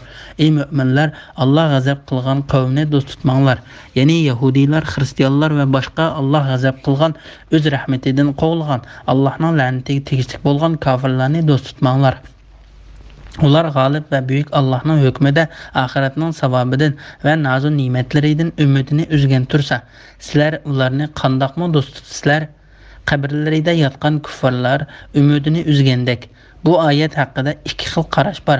Uning biri tirik yashayotgan kafirlar qabrlarida yotgan urug' tuqqanlari bilan buningdan keyin bir yerga jam bo'lishdan umidini uzgandek degandan iboratdir. Chunki ular qiyomatning bo'ldiganligiga umid uzgandan keyin tirildirganligiga ishonmaydi. Ularning bu e'tiqodga asosan ularning o'lgan tuqqanlaridan umidi tamoman uzildi. Ikkinchi xil qarash qabrlarida yotgan kafirlar hamma yaxshilikdan umidini uzgandek degandikdan iboratdir. A'mash Masruhdan Ibn Mas'udning bu oyat haqida mundaq deganligini rivoyat qiladi. Kafir o'lganda va qo'lidan ketkizib qo'ygan savobini o'z ko'z bilan ko'rgan va uningdan xabardor bo'lgan chaqda umidini uzgandek haqiqatan umidini uzdi. Mujahid, Ikrama, Muqatil ibn Zayd, Kalbi ve Mansur qatorliqlarmi bu oyatni Ibn Mas'udga o'xshash tafsir qildi. Ibn Jarirmi bu qarashni qo'lladi. Allohga shukrlar bo'lsin. Shuning bilan Mumtahina surasining tafsiri tugadi. Bismillahirrahmanirrahim. Saf surasi Madinada nazil bo'lgan 14 oyat. Saf surasining fazilati to'g'risida. İmam Ahmad Abdullah ibn Salam'dan mundaq deganligini rivoyat qiladi. Biz bir-birimizdan kim beri Payg'ambar alayhissalomdan qaysi amalning Allohga eng sevimli ekanligini so'rab keladi deyishdik. Lekin ichimizdan hech kishi o'rnidan turmadi. Dal shu chaqda Payg'ambar alayhissalom bizning qishimizga bir odamni avatdi. Ondan bizni yig'ib birga bu surni, ya'ni Saf surasini hammasini o'qib berdi. Bismillahirrahmanirrahim.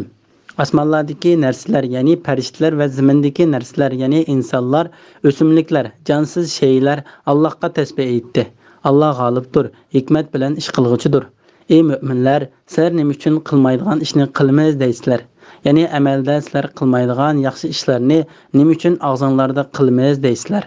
Sizlarning qilmaydigan ishni qilamiz deyishinglar Allohning dargohida eng o'ch ko'riladigan narsadir. Şübhəsizki Allah özünün yolida müstəhkəm binadək səb olub cihad qılğanlarını, yəni uruş meydanında düşmənlərə uçraşqan çağda mövqəsində sabatlıq turub qazat qılğanlarını dost tutudu. Sura Saf 1-ci, 2-ci, 3-ci, 4-ci ayət toğrusida. Qılmaydigan işni qılmaz degüçlərinin ayıplanışı toğrusida. Osmonlardagi narsalar, ya'ni farishtalar va zimindagi narsalar, ya'ni insonlar, o'simliklar, jonsiz shaylar Allohga tasbih aytdi. Alloh g'olibdir, hikmat bilan ish qilg'uchidir. Bu oyatning tafsiri yuqorida bir qancha qitim takrorlandi. Shunga bu yerda uni qayta takrorlash hojatsizdir. Ey mu'minlar, sizlar nima uchun qilmaydigan ishni qilamiz deysizlar? Ya'ni amalda sizlar qilmaydigan yaxshi ishlarni nima uchun og'zinglarda qilamiz deysizlar? Bu oyat biror ishni yoki biror so'zni va'da qilib, ondan uningga vafo qilmagan kishini qattiq ayiblaydi. Shu va'da qilingan ish mayli ziyonliq bo'lsin yoki bo'lmasin, va'daga qat'iy vafo qilish vojibdir degan qarashdagi salaf ulamolari o'zlarining ko'z qarishiga bu oyat karimni dalil qilib ko'rsatdi. Ular bu qarashga Imom Buxoriy va Muslim rivoyat qilgan tövendagi hadisni pakit qiladi. Payg'ambar alayhissalom mundaq degan: Munofiqning alomati 3dir. Va'da qilsa va'dasiga xiloflik qiladi, so'zilsa yolg'on so'zlaydi, omonat qo'yilsa xiyonat qiladi. Imom Buxoriy Payg'ambar alayhissalomning mundaq deganligini rivoyat qiladi. 4 ish bor. Kimda o 4 ish tepilsa, u xolis munofiq bo'ladi. Kimda o 4 ishning biri tepilsa, u kishi toki shu ishni tashlamoqcha, uningda munofiqlikning bir alomati bo'ladi. Shu 4 ishning biri va'daga xiloflik qilish deb ko'rsatildi.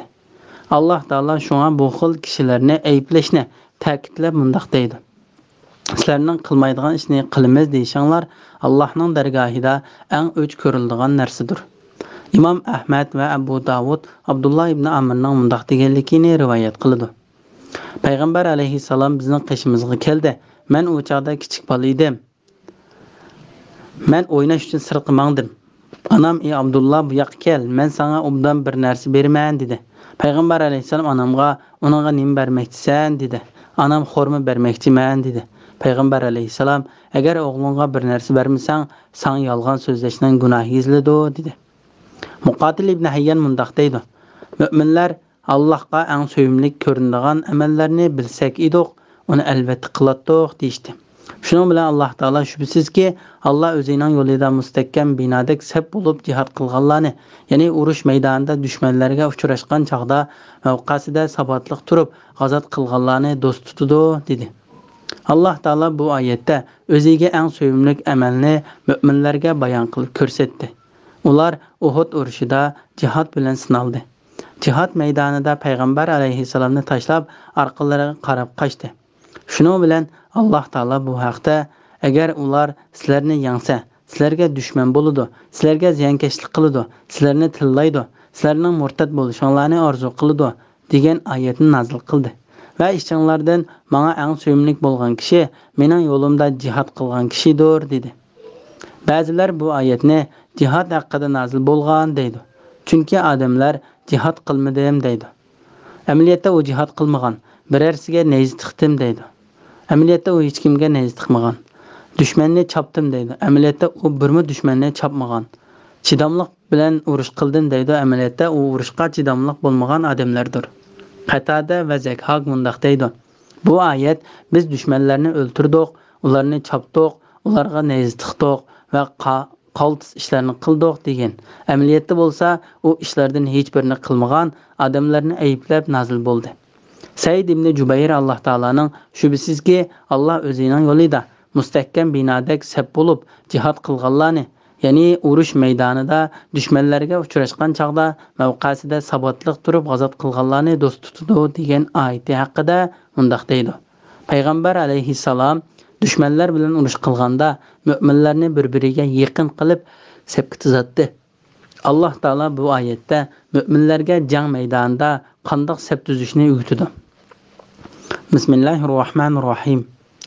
O'z vaqtida Musa qavmiga: "Ey qavmim, mening Allohning sizlarga avatgan payg'ambar ekanligimni bilib turib, sizlar menga nimashqa azor bersizlar?" dedi. Ular haqdan burilib ketgandan keyin Alloh ularning dillarini hidoyatdan burvatdi. Alloh fasiq qavmni hidoyat qilmaydi.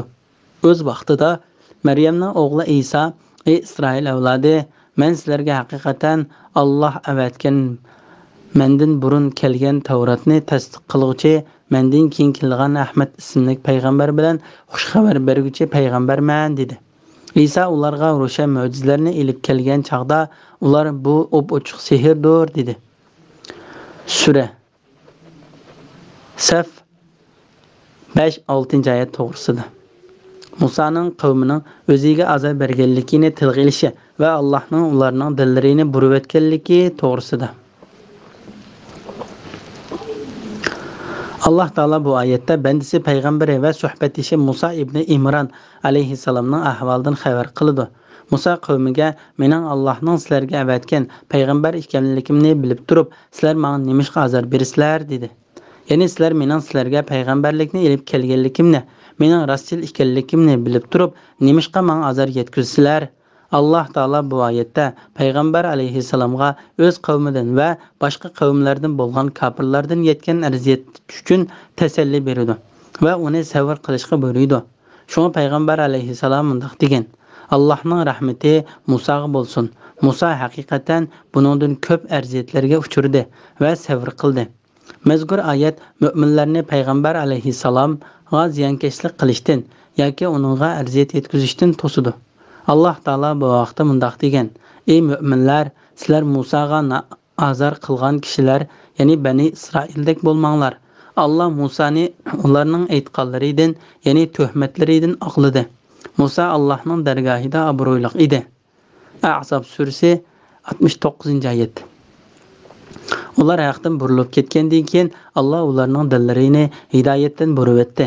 Ya'ni ular haqni bilib turib, uning agishishdan burilib ketgandan keyin Alloh ularning dillarini hidoyatdan burib etdi. Hamda ularning dillariga shak, tangirqash va gumonxo'rlikni silib etdi. Alloh taolo bu vaqtda mundaq degan: ularning dillarini, ko'zlarini haqni tushunish va ko'rishdan burib etamiz. Ular dastlabda mo'jizalarga ishonmagan edik, ya'ni ishonmaydi. Ularni gumrohligida tangirqab yurishga qo'yib etamiz. An'am surasi 110-oyat. Kimki o'ziga mo'jizalar orqali to'g'ri yo'l aniq bo'lgandan keyin payg'ambarga, ya'ni uning amriga muxolifatchilik qiladigan mu'minlarning yo'lidan g'ayriga ergishadigan uni o'z yo'liga qo'yib beramiz. Uni oxiratda jahannamga kirgizamiz. Jahannam nima degan yomon joy? Nisa surasi 115-oyat. Shunga Alloh taolo tafsir bo'layotgan bu oyatda mundaq deydi: Alloh fosiq qavmni hidoyat qilmaydi. İsa alayhissalomning payg'ambar alayhissalomning Ahmad degan ism bilan xushxabar berganligi to'g'risida. O'z vaqtida Maryam o'g'li Isa: "Ey Isroil avlodi, men sizlarga haqiqatan Alloh avatgan, mendan burun kelgan Tavratni tasdiq qiluvchi, mendan keyin kelgan Ahmad ismli payg'ambar bilan xushxabar beruvchi payg'ambarman" dedi. Ya'ni Tavrat mening payg'ambar bo'lib kelganligim bilan xushxabar berdi. Men shu xabarga uyg'un holda payg'ambar bo'lib keldim. Mendan keyin kelgan payg'ambar bilan xushxabar berguchiman. U payg'ambar Makkadan chiqadigan ummi arab payg'ambar bo'lib, ismi Ahmaddir. İsa alayhissalom Isroil avlodidan kelgan payg'ambarlarning eng oxirgisidir. U Isroil avlodi jamoati ichida turib payg'ambarlarning eng oxirgisi bo'lgan Muhammad alayhissalomning payg'ambar bo'lib kelganligini, uningdan keyin qiyomatgacha hech bir payg'ambarning kelmaydiganligi haqida xushxabar berdi. İmam Buxoriy payg'ambar alayhissalomning nurg'un ismlarining borligi haqida Jubayr ibn Mut'imning mundaq deganligini rivoyat qildi.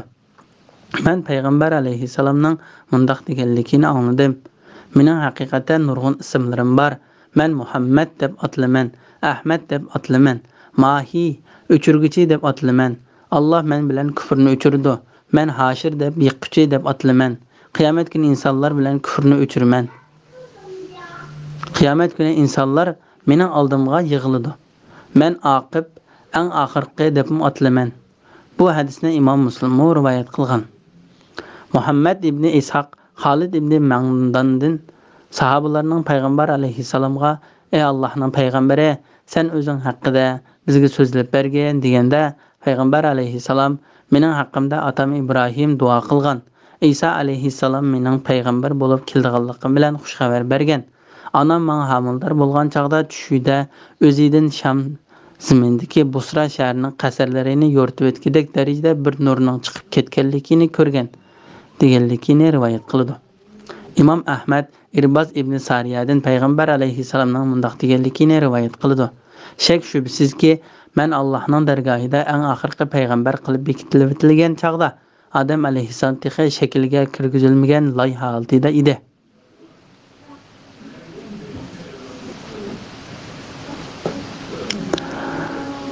Men sizlarga payg'ambarligimning dastlabki xush bishoratlarini deb beray. Mening haqqimda otam Ibrohim duo qilgan. İsa alayhissalom mening payg'ambar bo'lib kelganligim bilan xushxabar bergan. Anam mening haqqimda tush ko'rgan. Payg'ambarlarning onalari ana shundoq mo'jiza xarakterli tushlarni ko'rdi."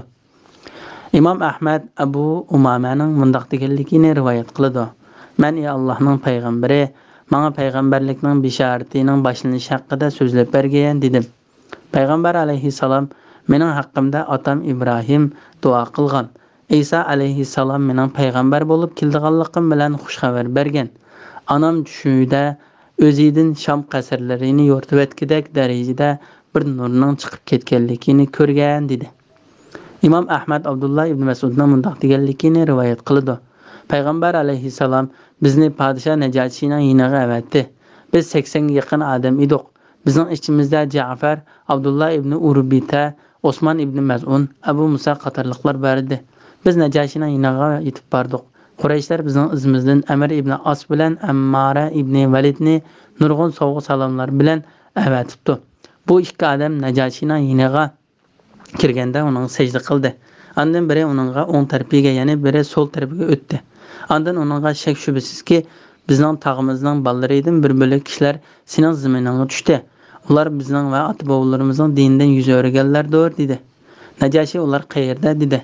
O ikki odam ular sening ziminingda. Ularga odam avatib chaqirtib kelgan dedi. Najashi ularga odam avatib chaqirtib keldi. Ja'far qarindoshlariga bugun men sizlarga vakolatdan so'z qilaman dedi. Boshqalar uning ma'qul bo'ldi. Ja'far Najashiga salom berdi, lekin sajda qilmadi. Podshohning yendikilar Ja'farga sen nima podshoh sajda qilmaysan dedi. Ja'far biz faqat g'olib va buyuk Allohga sajda qilamiz dedi. Najashi bu qandoq gap dedi.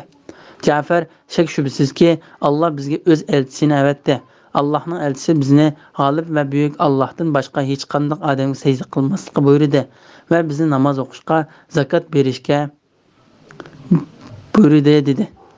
Amir ibn As Najashiga ular Maryamning o'g'li Isa alayhisalom haqida san qarshi so'z qildi dedi. Najashi musulmonlarga qarab Maryamning o'g'li Isa va uning onasi Maryam haqida nima deysizlar dedi.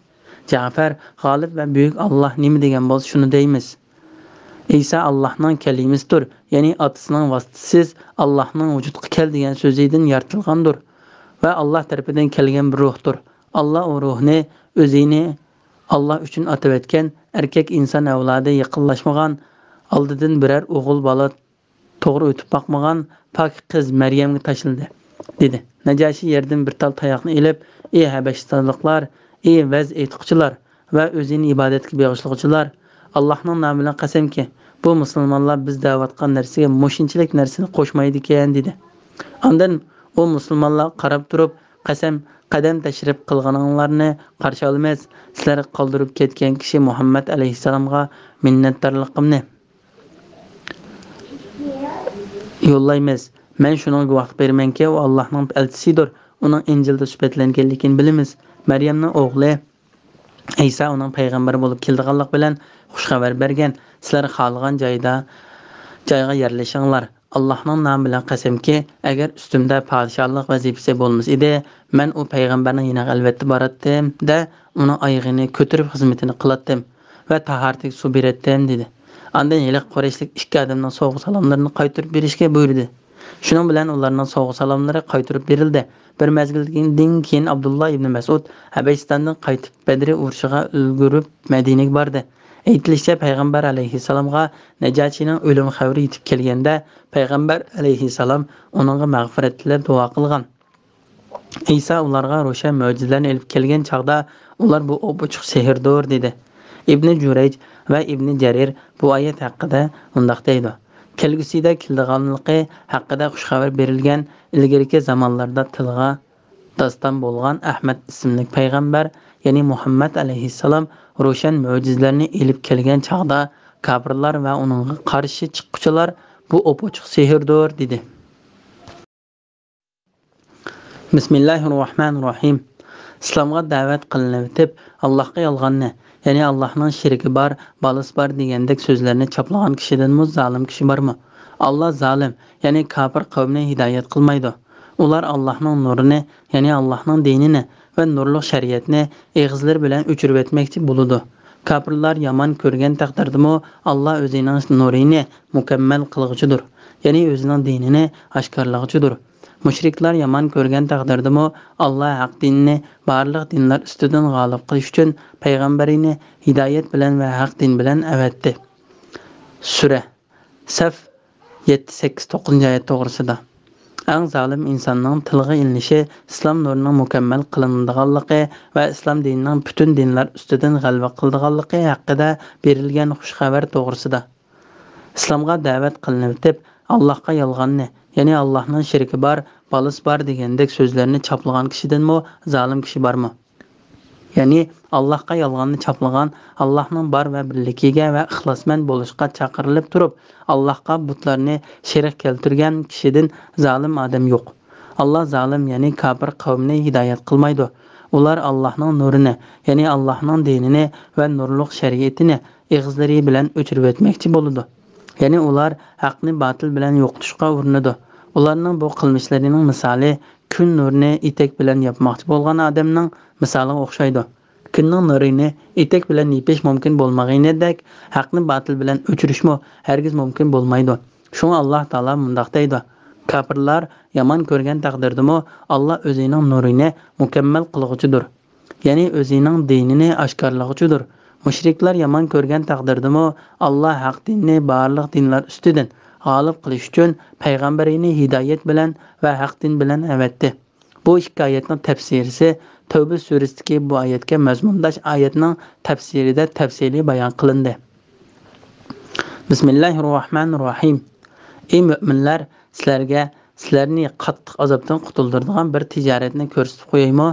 Allohga va uning payg'ambariga chin iymon etqaysizlar.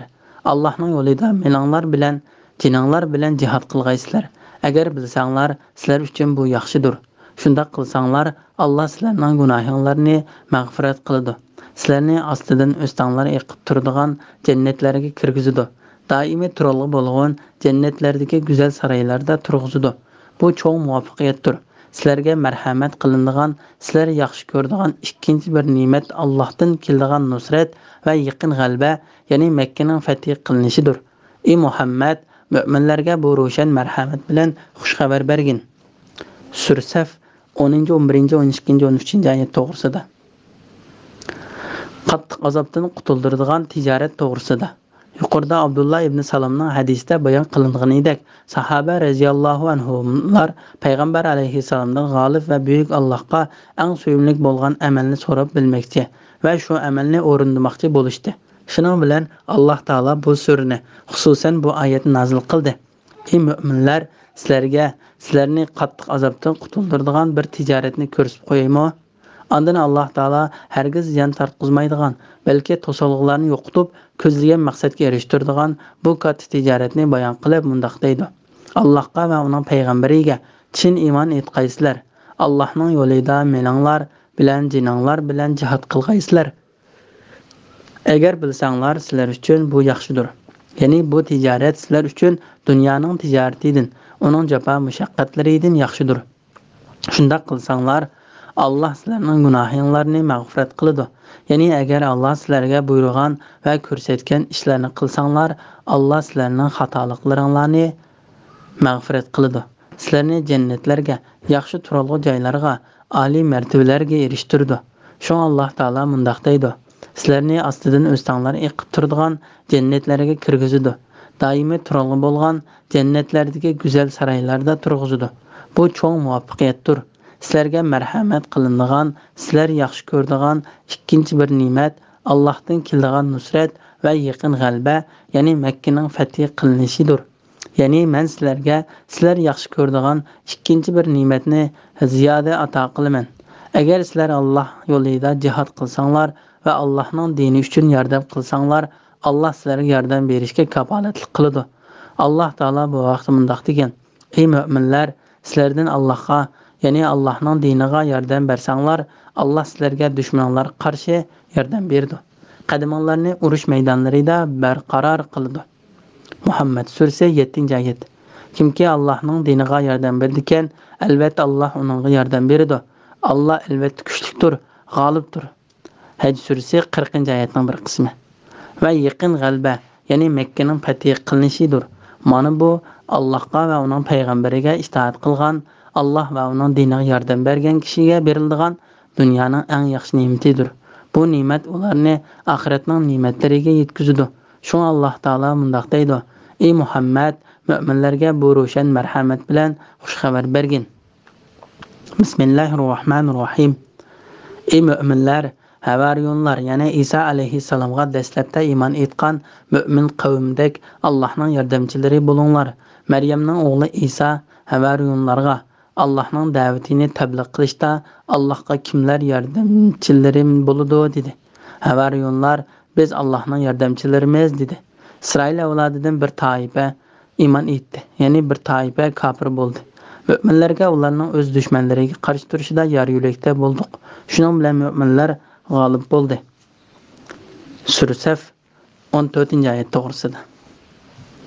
Musulmonlarning har qanday ahvolda dinning yordamchisi ekanligi to'g'risida.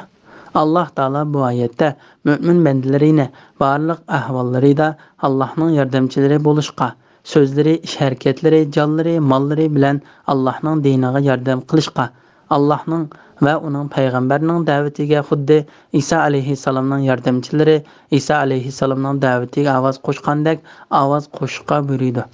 Isa alayhissalom havariyonlarga g'olib va buyuk Allohga da'vat qilishga, kimlar yordamchilarimiz bo'ladi degan chaqda havariyonlar, ya'ni Isa alayhissalomning agashkuchilari biz Allohning yordamchilarimiz dedi. Ya'ni sening da'vat qilishingga biz yordam beramiz va bu yo'lda biz seni qo'llaymiz deydi. Shunga Isa alayhissalom ularni Isroil avlodini va Yunonliklarni da'vat qilish uchun Sham zaminlarida yashaydigan kishilarga avatdi. Shundaqla payg'ambar alayhissalommi haj mavsumlarida mundaq deydi: Parvardigorimning da'vatini tabliq qilishim uchun menga yordam beradigan odam bormi? Shak shubsizki, Qurayshlar meni Parvardigorimning da'vatini tabliq qilishdan to'sdi.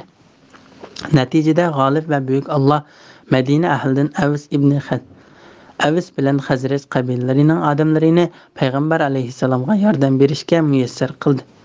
Ular uningga bay'at qildi va yordam berdi. Ular agar payg'ambar alayhissalom o'zlari taraf hijrat qilib kelsa, uningga ziyonkashlik qildiganlardan jon fidolik bilan qovlaydiganligini shart asosida bildirdi. Payg'ambar alayhissalom va uning sahobalari ular taraf hijrat qilib kelganda, ular Allohga bergan va'dasini amalga oshirdi. Shu Alloh va uning payg'ambari ularni ansarlar, ya'ni yordamchilar deb atadi. Bu ularning alohida nomi bo'lib, Alloh ulardan rozi bo'lsin va ularni mamnun qilsin. İsroil avlodidan bir qism kishilarning Isa alayhissalomga iymon etganligi, yana bir qism kishilarning uningga kofir bo'lganligi to'g'risida.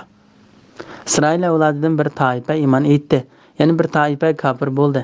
Ya'ni Maryamning o'g'li Isa alayhissalom Parvardigorining da'vatini qavmga tabliq qilganda, havariyonlar unga yordam berdi. İsroil avlodidan bir qism kishilar Isa alayhissalomga yetkazgan da'vat bilan hidoyat topdi. Yana bir qism kishilar gumroh bo'lib, Isa alayhissalom yetkazgan da'vatdan o'zlarini chetga oldi. Uning payg'ambarligini inkor qildi. Uni va onasini Allohning dargohida ig'ir gunoh bo'lgan so'zlar bilan qarildi. Ular yahudiylardir. Ularga qiyomat kunigacha Allohning la'nati bo'lsin. Isa alayhissalomga ergashganlarning ichidanmi bir guruh kishilar haddidan eshiqqa boshladi. Oxiri uni Alloh taolo uningga ato qilgan payg'ambarlikdanmi yuqori darajaga ko'tarishdi. Shundan keyin ular firqa va guruhlarga bo'linib ketdi. Ularning ba'zilari u ota, o'g'il va ulug' ruhdan iborat 3 ilohning 3-chisidir dedi va ba'zilar u Alloh taolodir dedi. Bu nuqtani Nisa surasida tafsiliy bayon qilib o'tgan edik. Iymon etgan toifaga Alloh taoloning yordam qildiganligi to'g'risida.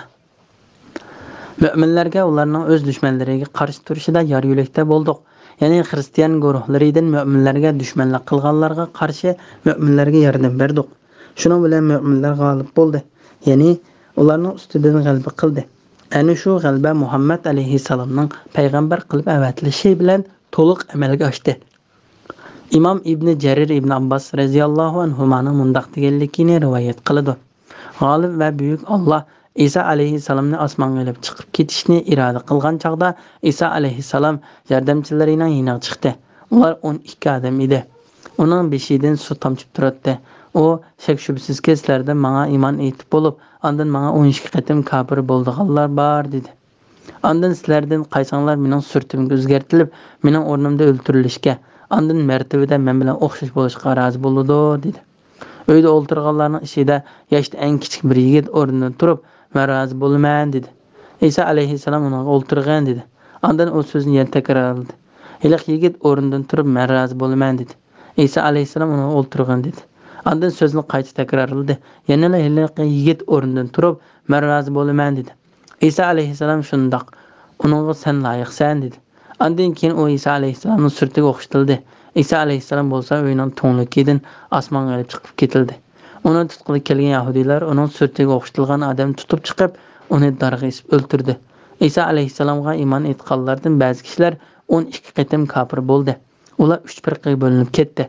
Ularning bir firqasi Alloh xohlagan muddatgacha bizning aramizda turdi. Ondan osmonga chiqib ketdi deyishdi. Bular Yaqubiya firqasidir. Yana bir firqasi Allohning o'g'li bizning ichimizda Alloh xohlagan bir muddatgacha turdi. Ondan Allah uni o'z dargohiga olib chiqib ketdi deydi. Bular Nasturiya firqasidir. Yana bir firqasi İsa alayhissalom Allohning bandasi va elchisidir. U ichimizda Alloh xohlagan muddatgacha turdi. Ondan Allah uni o'z dargohiga olib chiqib ketdi deydi. Bular musulmonlarni tashkil qiladi. Yaqubiya firqasi bilan Nasturiya firqasidan iborat ikki kafir firqa musulmonlar ustidan g'alaba qilib, nurg'un musulmonlarni o'ldirdi. Islom nuri g'uva holda davom qildi. Taki Alloh taolo Muhammad alayhissalomni payg'ambar qilib avatgacha shu yo'sinda davomlashdi. İsrail avlodidan bir toifa iymon etdi, yana bir toifa kafir bo'ldi. Ya'ni Isa alayhissalomning zamonasida İsrail avlodidan bir toifa kafir bo'ldi, yana bir toifa iymon etdi. Müminlarga ularning o'z dushmanlariga qarshi turishida yor yo'lakda bo'ldik. Shuning bilan mu'minlar g'olib bo'ldi. Ya'ni Muhammad alayhissalomni payg'ambar qilib avatish bilan ularning dini kafirlarning dini ustidan g'alabaga erishtirdik. Bu qissani Imom Nasaiy rivoyat qilgan. Muhammad alayhissalomning ummati qiyomat kelguchilik davomli haq ustida mangdi. Ulardan oxir zamonda keladigan mu'minlar Maryam o'g'li Isa alayhissalom bilan bir safda turib Dajjalga qarshi urush qiladi. Bu haqda nurg'un sahih hadislar rivoyat qilingan. Shuning bilan Saf surasining tafsiri tugadi. Jami hamdu sana va madihiya Alloh taologa xosdir. Bismillahirrohmanirrohim. Cuma surasi Madinada nazil bo'lgan 11 oyat. Cuma surasining fazilati to'g'risida Imom Muslim Ibn Abbos va Abu Hurayra radhiyallohu anhularning mundaq deganligini rivoyat qildi. Payg'ambar alayhissalom juma namozida Cuma surasi bilan Munofiqun surasini o'qiydi. Bismillahirrohmanirrohim. Allohga osmonlardagi va zimindagi narsalar tasbih aytadi. Alloh podshohi mutlaqdir. Hamma nuqsonlardan pokdir, g'olibdir, hikmat bilan ish qilg'uchidir.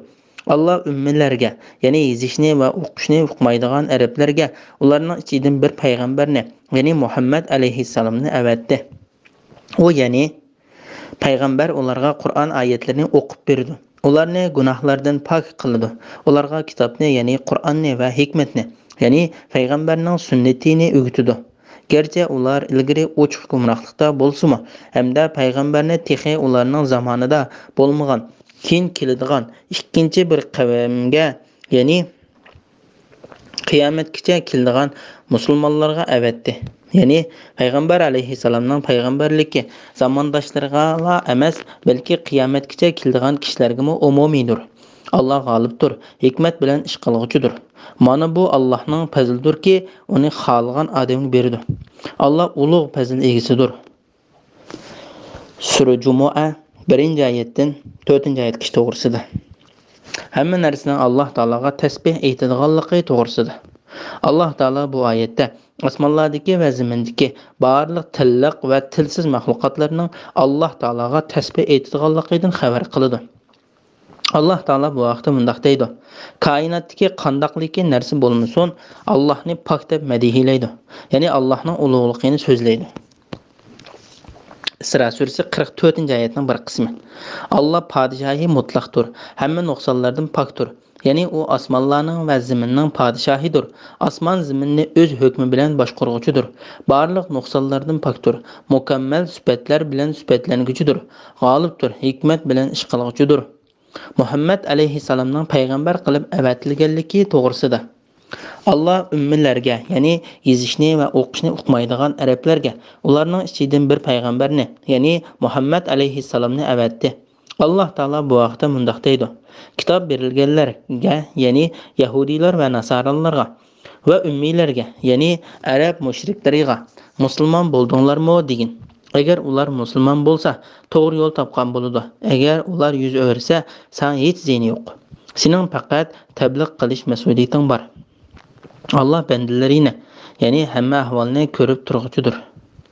Al-Imron surasi 20-oyatning bir qismi.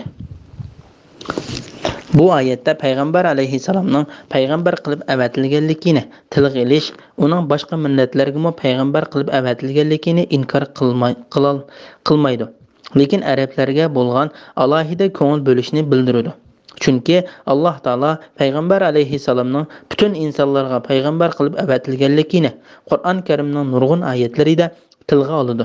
Tuvandagi oyatlar shu oyatlardandir. Ey Muhammed aytqinki, ey insonlar, men haqiqatan sizlarning hammanglarga Alloh tarafidan avatilgan elchiman. A'rof surasi 158-oyatning bir qismi. Bu Qur'on menga sizlarni va qiyomatgacha Qur'on yetgan kishilarni ogohlantirish uchun vahiy qilindi. An'am surasi 19-oyatning bir qismi. Kuffar jamoalardan kimki Qur'onni inkor qildigan, uningga va'da qilingan joy do'zaxdir. Hud surasi 17-oyatning bir qismi. Bu haqda An'am surasidagi munosabatlik oyatlarda va sahih hadislarda tafsili bayon qilib o'tdik. Bu oyat Allohning do'sti Ibrohim alayhisalomning Makka ahliga qilgan duosini Allohning ijobat qilganligini ko'rsatib berdi. Chunki Ibrohim alayhisalom Allohga Makka ahlidan Allohning oyatlarini ularga o'qib berdigan, ularni gunohlardan poklaydigan, ularga kitobni va hikmatni, ya'ni payg'ambarning sunnatini o'qitadigan bir payg'ambar avatishni tilab duo qilgan edi. Shunda qilib pok va ulug' Alloh ularga Muhammad alayhisalomni payg'ambar qilib avatdi. Payg'ambarning kelishi uzilgan, to'g'ri yo'l xiralashgan, insonlar payg'ambarning kelishiga nihoyatda muhtoj bo'lgan. Maryamning o'g'li Isa alayhisalom Allohning dargohidan elib kelgan to'g'ri yo'lga ching yepishgan. Ozg'in bir qism ahli kitobdan boshqa yer yuzidagi barliq insonlarga Allohning g'azabi toshgan bir paytda Muhammad alayhisalomni payg'ambar qilib avatgan Alloh taologa jimi hamdu sana va madihiyalar xosdir. Allah ümmilərə, yəni yezishni və oqishni uqmaydigan ərəblərə onlarning ichidan bir payg'ambarni, yəni Muhammad alayhisalomni avatdi. U yəni payg'ambar ularga Qur'on oyatlarini o'qib berdi. Ularni gunohlardan pok qildi. Ularga kitobni, ya'ni Qur'onni va hikmatni, ya'ni payg'ambarning sunnatini o'rgatdi. Gerçi ular ilgari ochiq gumrohlikda bo'lsa-mu, bu shuning uchunki Arablar burun İbrahim alayhisalomning diniga e'tiqod qiladi. Keyin ular uni dinni o'zgartib, uning qoida prinsiplariga xiloflik qilib, tavhid aqidasini shirik aqidasiga, ishonchni shak shubhaga o'zgartib etdi. Ular Alloh buyurgan nurg'un ishlarni paydo qildi. Shundaqla ahli kitobmo kitoblarini o'zgartdi va ma'nolarini burmiladi. Shuning bilan Alloh taolo Muhammad alayhisalomni butun insonlarga katta va mukammal, hammani o'z ichiga olgan islom dinining shariati bilan payg'ambar qilib avatdi. Bu din bilan ular hidoyat topadi. Bu dinda ular dunyo tirikchiligida va oxiratda muhtoj bo'lgan jami narsalar bayon qilindi. Bu din ularni jannatga va Allohning roziligiga yaqinlashtiradigan narsaga chaqirdi. Do'zaxdan va Alloh taolaning g'azabiga yaqinlashtiradigan narsadan to'sidi. Hammaga payg'ambar alayhisalomdan ilgari hammaga adil hukm chiqaradi. Aqida va prinsiplardagi barliq shak shubhalarni va gumonlarni ayiradi. Payg'ambar alayhisalomdan ilgari o'tgan kishilardagi butkul yaxshiliklarni payg'ambar alayhisalomga mujassamlashtirgan. Uningdan ilgarimo va uningdan keyinmo hech odam ato qilmagan narsani ato qilgan Allohga jami hamdu sana va madihiya xosdir. Allohning marhamati va salomi payg'ambar alayhisalomga qiyomat kunigacha davom qilsin. Muhammad alayhisalomning arablarga va arab bo'lmagan barliq millatlarga elchi qilinganligi to'g'risida. Hamda payg'ambarni texi ularning zamonida bo'lmagan, keyin keladigan ikkinchi bir qavmga, ya'ni qiyomatgacha keladigan musulmonlarga avatdi. Ya'ni payg'ambar alayhisalomning payg'ambarligi zamondoshlariga emas, balki qiyomatgacha keladigan kishilarga umumiydir. Alloh g'olibdir, hikmat bilan ish qiluvchidir. Imom Buxoriy Abu Hurayra radhiyallohu anhuning mundaq deganligini rivoyat qiladi. Bir kuni biz payg'ambar alayhisalomning yonida o'tirdik. Uningga Jumu'a surasidagi hamda payg'ambarni texi ularning zamonida bo'lmagan, keyin keladigan ikkinchi bir qavmga, ya'ni qiyomatgacha keladigan musulmonlarga avatdi. Ya'ni payg'ambar alayhisalomning payg'ambarligi zamondoshlariga emas, balki qiyomatgacha keladigan kishilarga umumiydir degan oyat nozil bo'ldi. Sahobalar: "Ey Allohning payg'ambari, bu oyatda ko'zda tutilganlar kimlar?" dedi. Payg'ambar alayhisalom ularga javob bermadi. Bu savol 3 qitim takrorlandi. Bizning aramizda Salmon Faris bor edi. Payg'ambar alayhisalom qo'lini Salmon Farisning do'lisiga qo'yib turib, agar iymon ukar yulduzida bo'lsa-mu, uningga bulardan bir turkum odamlar albatta erishgan bo'ladi dedi. Bu hadisni Imom Muslim Tirmizi, Nasai, Ibn Hatim va Ibn Jarir qatorliqlar rivoyat qilgan. Bu hadis bu suraning ma'ni Madinada nazil bo'lganligini, payg'ambar alayhisalomning payg'ambarligining barliq insonlarga umumiy ekanligini nihoyat aniq ko'rsatdi. Chunki payg'ambar alayhisalom Alloh taolaning ikkinchi bir qavmga degan oyatini farislar deb tafsir qildi. Shun payg'ambar alayhisalom ayni vaqtda farislarga, rumlarga va boshqa millatlarga xat yozib, ularni g'olib va buyuk Alloh tarafga chaqirgan va o'zi ilib kelgan payg'ambarlarga ergashishga da'vat qilgan edi. Shu mujohid va bir qancha kishi bu oyatda tilga ilinganlarni arab millatidan bo'lmagan barliq millatlar deb ko'rsatdi. Amaliyotda bu oyat payg'ambar alayhisalomga iymon etgan arab millatidan boshqa har qanday odamni o'z ichiga oladi. Alloh g'olibdir, hikmat bilan ish qilguchidir. Ya'ni Alloh g'albigisidir. Shariatida va oldin Alloh o'rinlashtirishida hikmat bilan ish qilguchidir. Mana bu Allohning fazlidirki, uni xalqan odam berdi. Allah ulug' fazl egasidir. Ya'ni Alloh taolaning Muhammad alayhisalomga bu katta payg'ambarligini ato qilishi va uni bu ummatga payg'ambar qilib avatishi Allohning fazlidir. Bismillahirrohmanirrohim. Tavratni ko'tarishga, ya'ni amal qilishga taklif qilingan, ondan uni ko'tarmaganlar, ya'ni Tavrat berilgan va uningga amal qilishga taklif qilingan bo'lsa-mu, uningga amal qilmagan va hidoyatdan foydalanmagan yahudiylar xuddi kitob yuklangan eshakka o'xshaydi.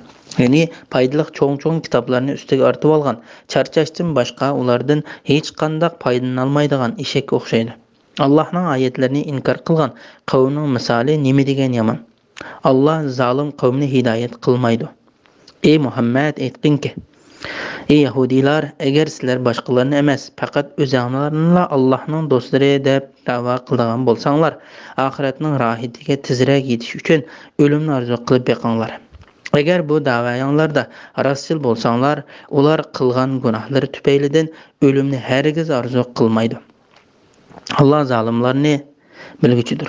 Ey Muhammad, sizlar qochadigan o'lim cho'qim sizlarga yo'liqidi.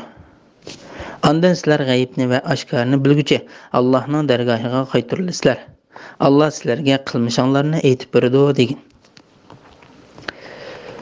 Sura Jumu'a 5, 6, 7, 8 oyat to'g'risida. Yahudiylarni ayblash va ularni o'limni orzu qilishga chaqirish to'g'risida. Alloh taolo Tavrat berilgan va uning amal qilish majburiyati ustlariga yuklangan, biroq uningga amal qilmagan yahudiylarni ayblab bunday deydi. Bu yahudiylarning misoli ustiga cho'ng-cho'ng kitoblarni yuklagan bo'lsa-mu, ustida nimaning yuklanganligini bilmaydigan, faqat ustiga og'ir narsaning ortilganligini his qiladigan eshaklarning misoliga o'xshaydi. Ana shu yahudiylar o'zlariga berilgan kitobni yodga oladi, lekin uni tushunmaydi. Shundaqla shu kitobning talabi bo'yicha amal qilmaydi. Balki ular o kitobni burmulab ma'nilarini o'zgartirib dedi. Ular eshakdan bettar holda, chunki eshakning aqli yo'q. Ularning bo'z aqli bor turib, aqlni ishlatmaydi. Shu Alloh taolo yana bir oyatda bunday degan: Ular go'yo hayvonga o'xshaydi. Hayvondan bettar gumrohdir. Ana shular g'ofildir. A'rof surasi 178-oyatning bir qismi. Allohning oyatlarini inkor qilgan qavmning misoli nima degan yomon.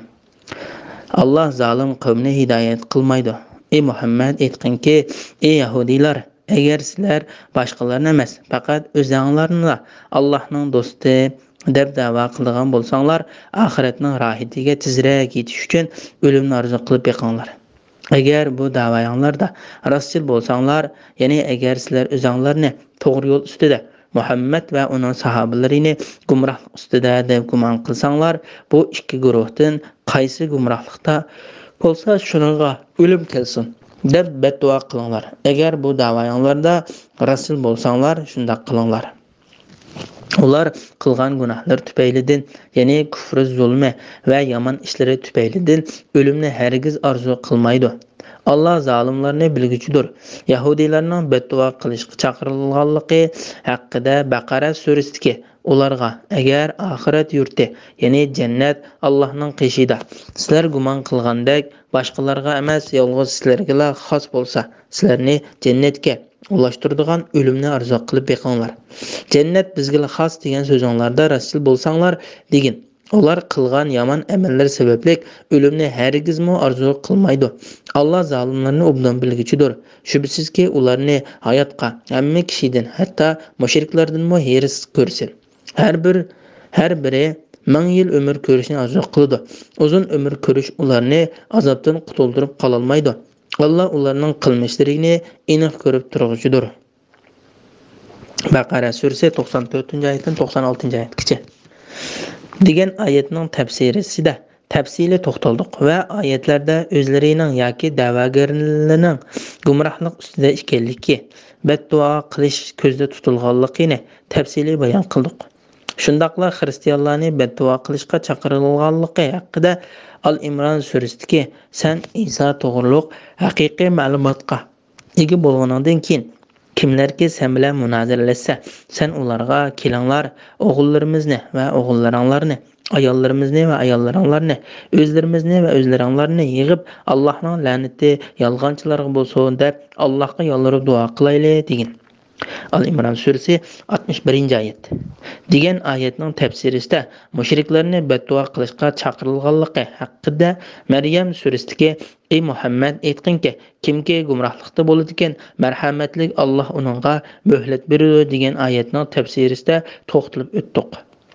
Maryam surasi 75-oyatning bir qismi. İmam Ahmad ibn Abbasning mundaq deganligini rivoyat qiladi. La'nati Abu Jahl agar men Muhammadni Ka'baning yinida ko'rsam, uning yiniga berib gadiniga desayman dedi. Payg'ambar alayhissalom agar u shunday qilgan bo'lsa, farishtalar uni cho'qim halok qilgan bo'ladi. Agar Yahudilar o'limni arzu qilgan bo'lsa, cho'qim o'lgan va o'zlarini dozoqda ko'rgan bo'ladi. Agar Allohning payg'ambari bilan beddua tilashgili chiqmoqchi bo'lganlar chiqqan bo'lsa, ular cho'qim bal chaqillaridan va mol mulklaridan ayrilgan holda qaytgan bo'ladi dedi. Bu hadisni Imom Buxoriy, Tirmiziy va Nasa'iy qatorliqlar rivoyat qilgan. Ey Muhammad, sizlar qochadigan o'lim cho'qim sizlarga yo'liqidi. Ondan sizlar g'aybni va oshkorni bilguchi Allohning dargohiga qaytirilasizlar. Alloh sizlarga qilmishinglarni aytib berdi degan. Alloh taolo bu vaqtda Nisa surasida mundaq degan. Qayerda bo'lmanglar, ajal kelganda o'lim sizlarni topadi. Sizlar mustahkam qal'alarda bo'lgan taqdirdimi? Nisa surasi 78-oyatning bir qismi. Bismillahirrohmanirrohim. Ey mu'minlar, juma kuni juma namoziga arzon aytilsa, Allohni yod etishga, ya'ni juma xutbasini anglashga va juma namozini ado qilishga aldirab beringlar. Ilm setimni qo'yib turinglar. Agar bilsanglar, bu sizlar uchun yaxshidir.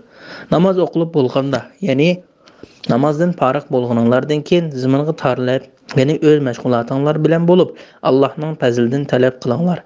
Maqsadinglarga erishish uchun Allohni ko'p yod etinglar.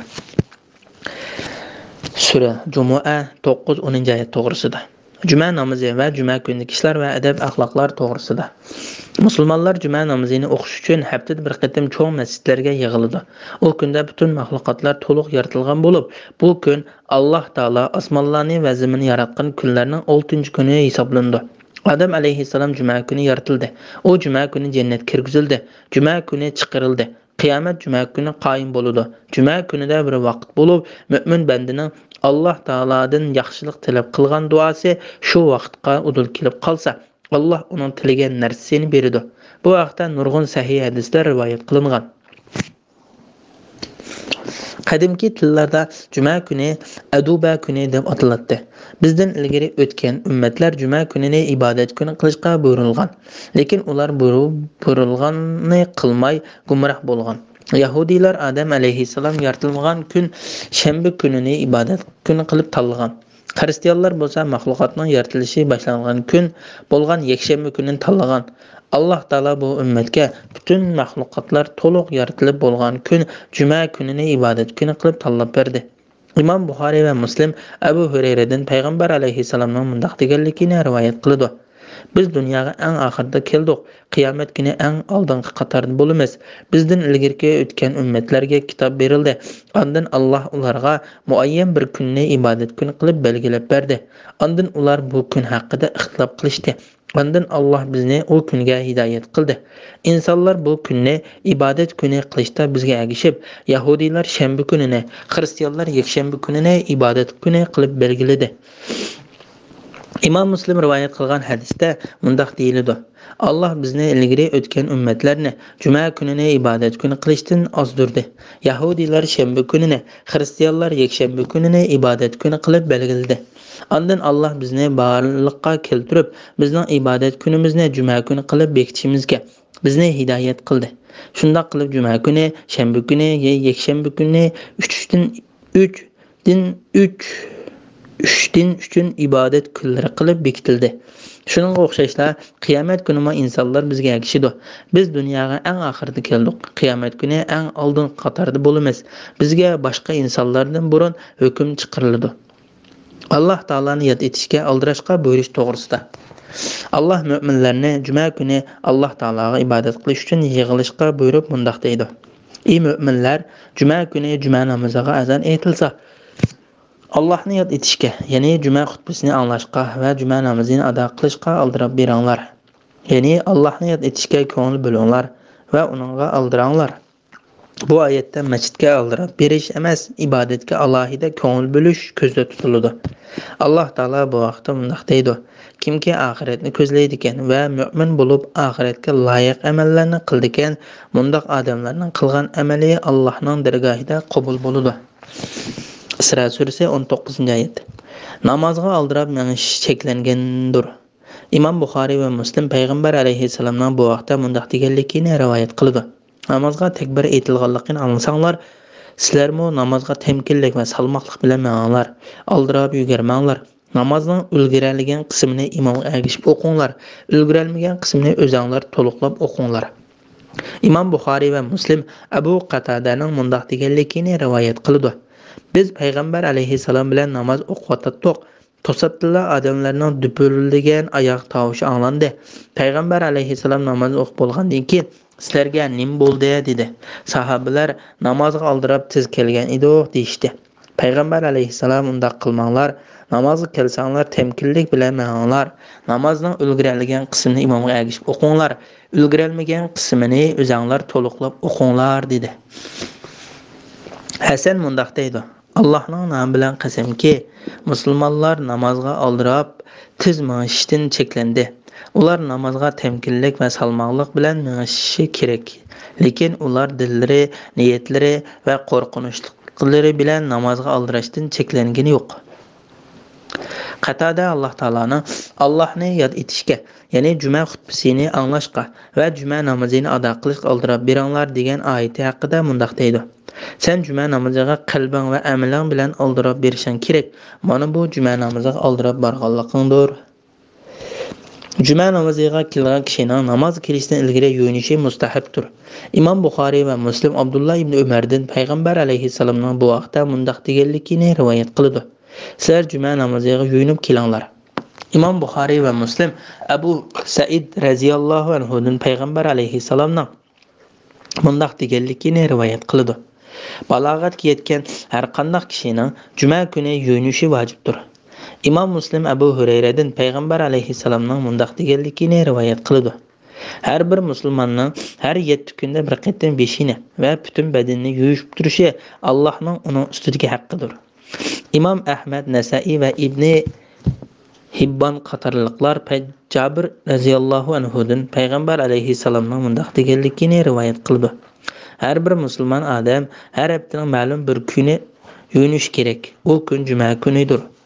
Juma kunining fazilati to'g'risida Imom Ahmad Avs ibn Avs Saqafiydan payg'ambar alayhissalomning mundaq deganligini rivoyat qildi: Kimki juma kuni yuvinib, tahorat ilib, juma namoziga ot uloqqa minmasdan piyoda yo'l minib boldir kelsa va imomga yaqin yerda o'ltirib, butun diqqati bilan xutba tingsa, u odamning har bir bosgan qadami uchun 1 yil ro'za tutgan va kechini ibodat bilan o'tkazgandan savobi bo'ladi.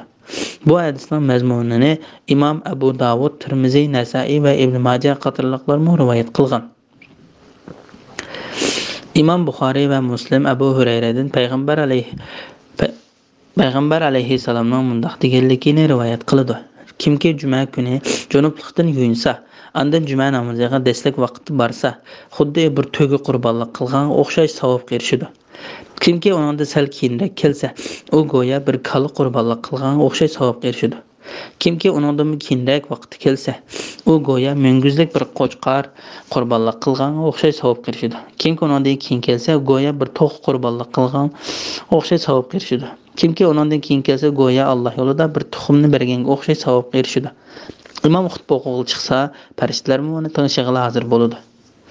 Jumaga chiroyli kiyimni kiyib, xushpuroq chechib, tishlarini misvak bilan cho'tkilab, pokiz tozalab, tahorat ilib berish mustahabdir. Imom Buxoriy Abu Saiddan payg'ambar alayhisalomning mundaq deganligini rivoyat qiladi. Balog'atga yetgan har qanday kishining juma kuni yunishi, tishini misvak bilan cho'tkilishi, ayolning ishlatadigan xushpuroqlaridan ishlatishi vojibdir. Imom Ahmad Abu Ayyub Ansariydan payg'ambar alayhisalomning mundaq deganligini rivoyat qiladi.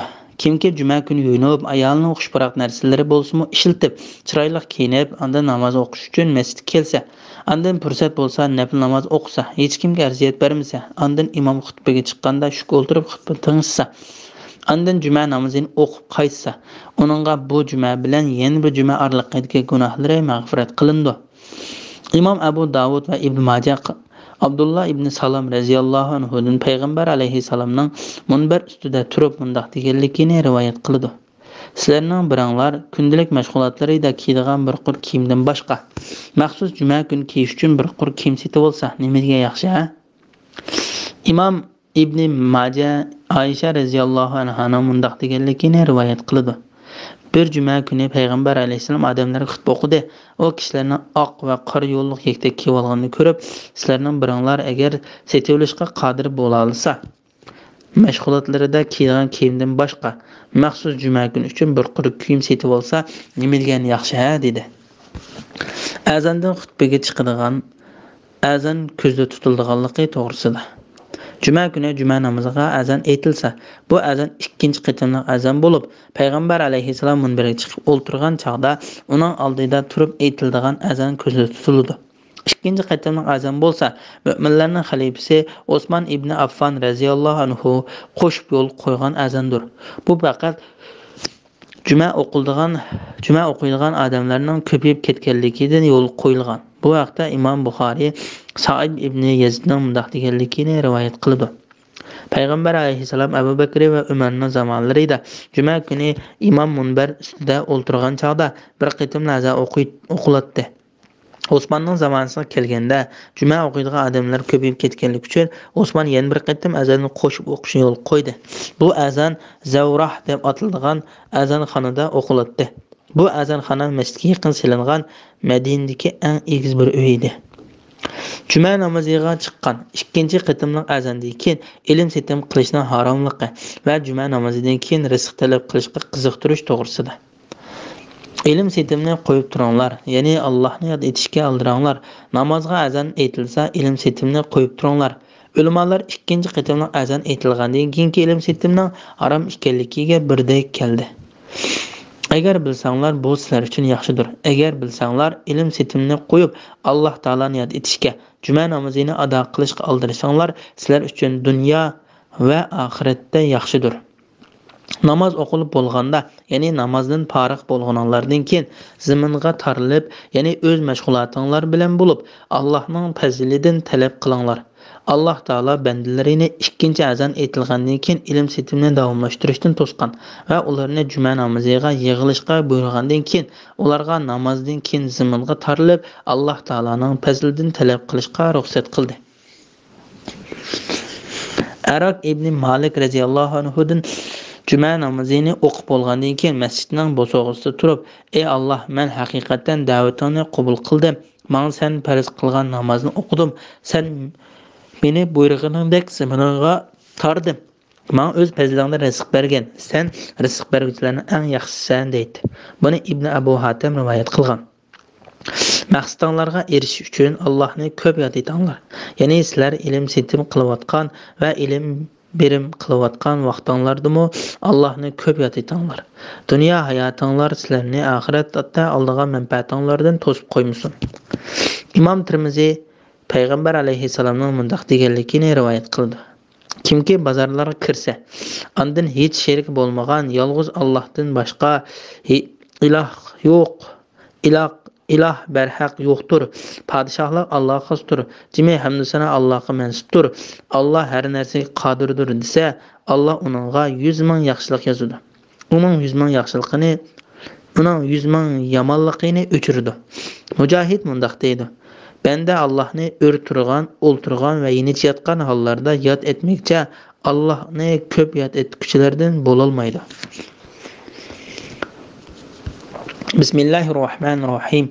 Ey Muhammed, ular birer ticaretini yoki tamaşani ko'rsa, seni örtürüp xutba o'qiyotgan petang tashlab uningga ya'ni tijoratga yuguriydi.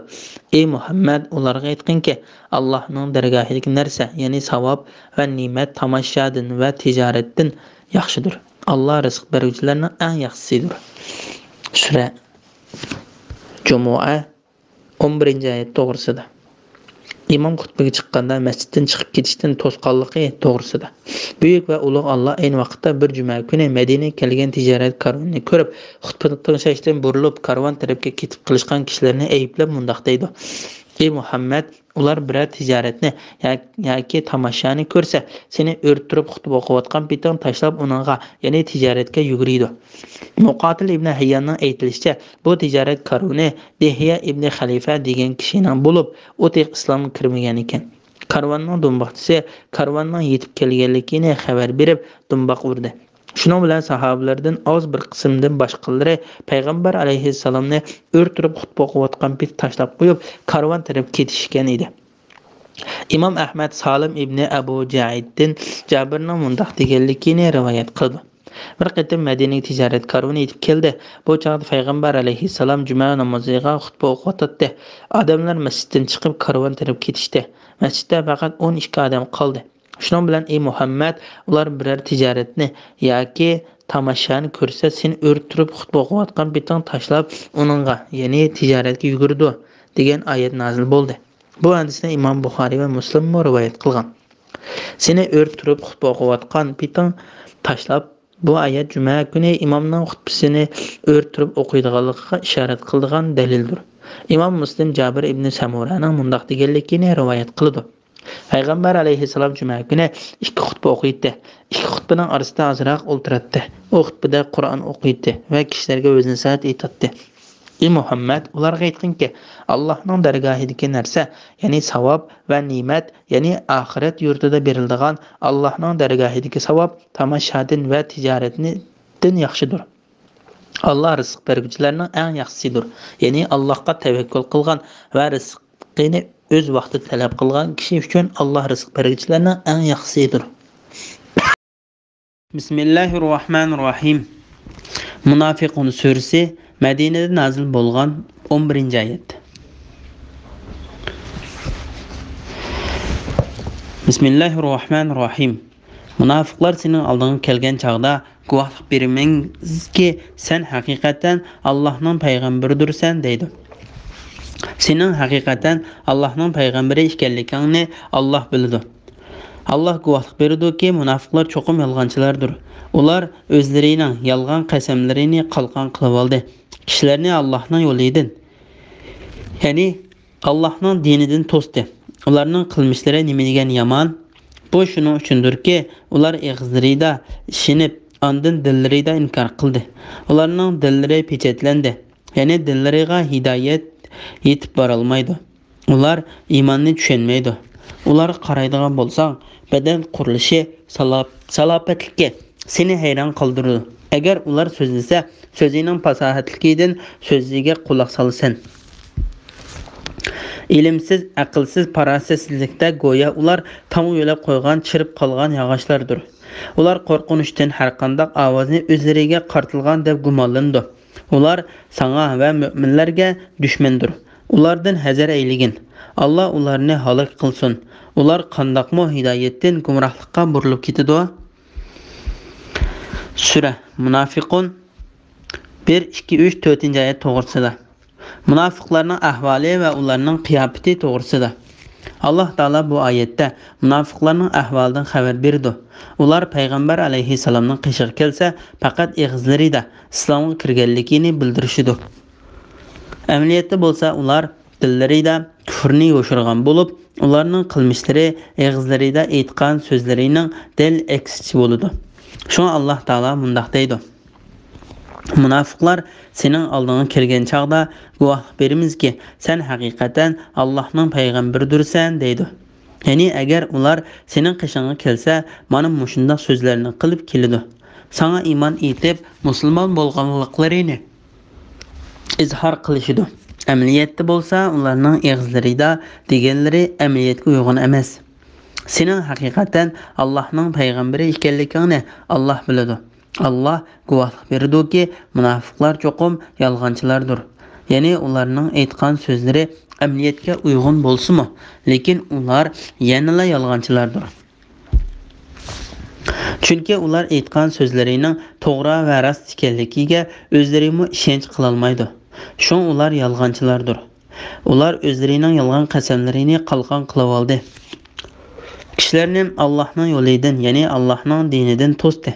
Ya'ni ular kishilarni Allohning yo'lidan to'sish uchun aytgan so'zlarida ig'ir gunoh bo'lgan yolg'on qasamlarini qalqon qilib, kishilarning arziyat berishdan saqlandi. Ularning ishining haqiqatini bilmaydigan odamlar ularga aldinib ketdi. Va bu munofiqlarni musulmonlar deb e'tiqod qildi. Texi ba'zilar ularning qilayotgan ishlarida ularga agashdi. Aytgan so'zlarini tasdiqladi. Bu munofiqlar dillarida kufrni yo'shirib, to'limu haddidan oshganlikdan islomni va musulmonlarni yaxshi ko'rmaydi. Mush sababdan nurg'un musulmonlarga nihoyat cho'ng ziyon yetdi. Shunga Alloh taolo mundaq deydi: kishilarni Allohning yo'lidan, ya'ni Allohning dinidan to'sdi. Ularning qilmishlari nima degan yomon? Bu shuning uchundirki, ular og'izlarida ishinib, ondan dillaridan inkor qildi. Ularning dillari pechatlandi, ya'ni dillariga hidoyat yetib bora olmaydi. Ular iymonni tushunmaydi. Ya'ni ular iymon etgandan keyin kufrga yenib olganligi va hidoyatni gumrohlikqa tegishganligi uchun ularga munofiqlik tutildi. Allah ularning dillarini pechatlab etdi. Shun ular iymonni tushunmaydi.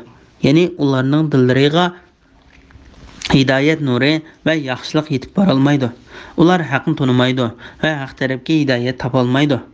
Ularga qaraydigan bo'lsang, badan qurilishi, salobatligi seni hayron qoldiradi. Agar ular so'zilsa, so'zining fasohatligidan so'ziga quloq solsan, ya'ni ularning tan qurilishi kelishgan, tili fasohatlik bo'lib, ularning so'ziga quloq solgan odam ularning so'zlarining fasohatligidan uni berilib tingshaydi. Bu munofiqlar ana shunday holat turibmi, o'zlarini intayin zaif va qo'rqinchoq to'q yurak his qilishadi. Shu Alloh taolo mundaq deydi: ular qo'rqinishdan har qanday ovozni o'zlariga qartilgan deb gumonlandi. Ya'ni har qanday bir ish yoki qo'rqinchli hodisa yuz bersa, ular to'q yurakligidan bu hodisani o'zlariga munosabatli deb o'ylaydi. Alloh taolo bu vaqtda mundaq degan: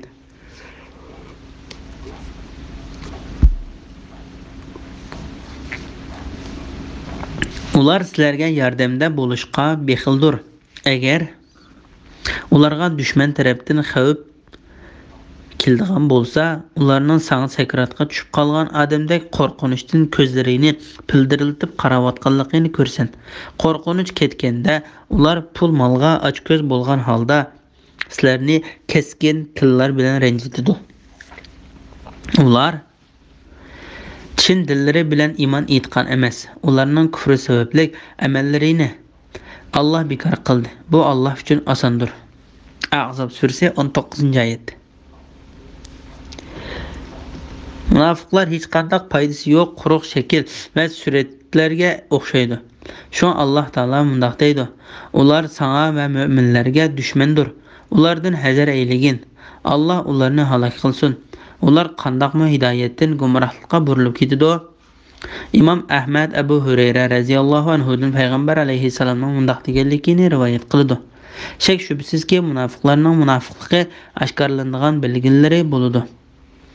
Ularning Salomlari la'nat aytishish, yemekleri qaqti so'qti qilish, erishgan g'animatlar xiyonat qilishdir.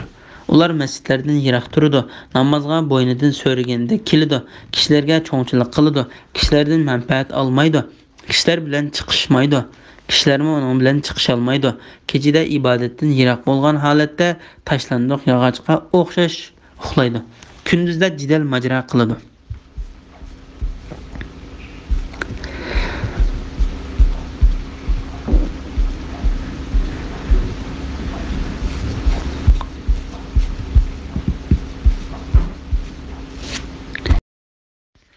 Bismillahirrohmanirrohim. Ularga o'zlari aytib, kelinglar, Rasululloh sizlarga mag'firat tilaydi deyilsa, masxir qilish yuzidan boshlarini silkiydi. Ularning takabburlik qilgan holda da'vat qilingan narsadan yuz o'rganligini ko'rsin. Ularga mayli mag'firat talab qilgan, mayli mag'firat talab qilmagan, baribir o'xshash. Allah ularga hargiz mag'firat qilmaydi. Shubhisizki, fosiq qavmni Allah hidoyat qilmaydi. Ular Rasulullohning yendiki kishilarni ta'minlamanglar. Ular tarab ketsin deydi. Osmonlarning va zaminning xazinalari Allohning ilkiyatidir. Va lekin munofiqlar Allohning hikmatini tushunmaydi. Ular, ya'ni munofiqlar Madinaga qaytsak eng aziz odam, ya'ni Abdullah ibn Ubay va munofiqlarning o'zlarini demakchi, eng xor odamni, ya'ni Rasulullohni, mu'minlarni demakchi, Madinadan chiqarib o'tdi deyishdi. Qalba Allohga, Allohning payg'ambariga va mu'minlarga mansub. Lekin munofiqlar qalbining Allohning dushmanlariga emas, do'stlariga mansub ekanligini bilmaydi. Sura Munafiqun 5, 6, 7, 8 oyat to'g'risida. Munofiqlarning o'zlariga payg'ambarning mag'firat talab qilishidan va payg'ambarning yenidagi kishilarni ta'minlashdan yuz o'rishi to'g'risida. Allah Taala la'nati munofiqlarning ahvolidan xabar berib mundaq deydi. Ularga o'zlari aytib, kelinglar, Rasululloh sizlarga mag'firat tilaydi deyilsa, masxir qilish yuzidan boshlarini silkiydi. Ya'ni o'zlariga deyilgan so'zlardan takabburlik qilib va uni masxir qilib yuz o'riydi. Shu Allah Taala mundaq deydi. Ularning takabburlik qilgan holda da'vat qilingan narsadan yuz o'rganligini ko'rsin. Ondan Allah Taala ularning o qilmishiga asosan beriladigan jazoni bayon qilib mundaq deydi. Ularga mayli mag'firat talab qilgan, mayli mag'firat talab qilmagan baribir o'xshash. Allah ularga hargiz mag'firat qilmaydi. Shubhisizki, fosiq qavmni Allah hidoyat qilmaydi. Salaf ulamolaridan bir qancha kishi bu oyatlarning Abdullah ibn Ubay degan munofiq haqida nazil bo'lganligini bayon qildi. Allah xolsa buni tövanda bayon qilib o'tamiz. Muhammad ibn Ishaq Muhammad alayhissalomning tarjimahali degan kitobida mundaq deydi. Abdullah ibn Ubay degan munofiqning har juma kuni o'ltiradigan maxsus o'rni bo'lib, u o'rinda boshqalar o'ltirmaydi. U o'z-o'zidan faxrlanadi va qavmi tarafidan hurmatlanadi. U ularning orasida obro'li edi. Payg'ambar alayhissalom juma kuni kishilarga juma xutbasi o'qish uchun turganda, u munofiqmi o'rnidan turib, "Ey insonlar, aranglardagi bu kishi Allohning payg'ambaridir. Alloh sizlarni bu kishi bilan hurmat sazovor qildi va sizlarga g'alaba ato qildi. Sizlar uning yordam beringlar, uni qo'llanglar, so'zlarini anglanglar, uning itoat qilinglar" degan so'zlarni qilib bo'lib, ondan o'ltiradi. Uhud urushi bo'lgan chaqda u urushga tayyorlangan qo'shinning 3dan 1 qismini Madinaga yondirib ketib, intayin rezil bir ishni qildi. Payg'ambar alayhissalom va urush qatnashgan muhojirlardan Uhuddan Madinaga qaytib kirgandan keyin Abdullah ibn Ubay burunqi ishni takrorlash uchun o'rnidan turganda, musulmonlar uning kiyimlarining peshlaridan tortib, "Ey Allohning dushmani, joyingda o'ltirgan, sening undaq so'zlarni qilishga haqqing yo'q. Sen o'z vaqtida paskashlik qilding" deydi. Shuning bilan u Allohning nomi bilan qasamki, men biror yomon so'z qildimmi? Men uning ishini qo'llab o'rnimdan turdim-ku, deb odamlarning gardinidan otlab yurib, masjiddan chiqib ketdi. Masjidning darvozasining oldida uning ansarlaridan bir qancha odam uchrab, "Voy sana, nim bo'ldi?" deydi. U, "Men payg'ambarning ishini qo'llab o'rnimdan turgan edim. Xuddi men yomon so'z qilgandek uni odamlari menga hujum qilib, peshimdan tortib qo'pol muomala qildi. Men faqat uning ishini qo'llash uchun o'rnimdan turgan edim" dedi. Ansariylar, "Sana voy, orqangga yon, payg'ambar alayhissalom sana mag'firat talab qilsin" dedi. Qatada va Sudi mundaq deydi. Bu oyat Abdullah ibn Ubay degan munofiq haqida nozil bo'ldi. Asli vaqa mundaq bo'lgan. Uning tuqqanlaridan bir bola payg'ambar alayhissalomning qishig'i berib, uningga Abdullahning degan so'zini va muhimi bir ishni so'zlab berdi. Shuning bilan payg'ambar alayhissalom bu ishning haqiqiy ahvolini so'rab beqish uchun Abdullahni chaqirtib kelgan edi. Biroq u Allohning nomi bilan qasam qilib turib, bu so'zlarni qilmaganligini aytib, o'zini aqldi. Ansariylar u bolani ayblashdi va uni chetga qoqdi. Alloh bu vaqtda yuqorqi oyatni nozil qildi. Shuning bilan uningga Allohning dushmaniga payg'ambar alayhissalomning yeniga mag'firat talab qilib borgan bo'lsang, deyilganda u beshini to'lg'ab, "Men unda qilmayman" dedi. Yunus ibn Bukayr, Muhammad ibn Saqdin, Muhammad ibn Yahya, Abdullah ibn Abu Bakr va Asim ibn Umar qatorliqlarning Bani Mustalaq qissasi haqida undaq deganligini rivoyat qildi. Payg'ambar alayhissalom bizning oramizda edi. Umar ibn Xattobning xizmatkori Jah ibn Said G'ifari bilan Sinan ibn Vabar sutalishib urushib qoldi. Shuning bilan Sinan ansarlar jamoasi "Men yordam qilinglar" deb tovuldi. Jahmu muhojirlar jamoasi "Men yordam qilinglar" deb tovuldi. Zayd ibn Arqam va bir qancha nafar ansarlar Abdullah ibn Ubayning yonida edi. Abdullah Sinanning ovozini anglab, ular bizning yurtimizda bizga qarshi isyon ko'tardi. Allohning nomi bilan qasamki, bizning misolimiz bilan bu Quraysh qabilasining qalandarlarining misoli xuddi bir shoirning "Itingni samartib, u seni tishlasin" degan so'ziga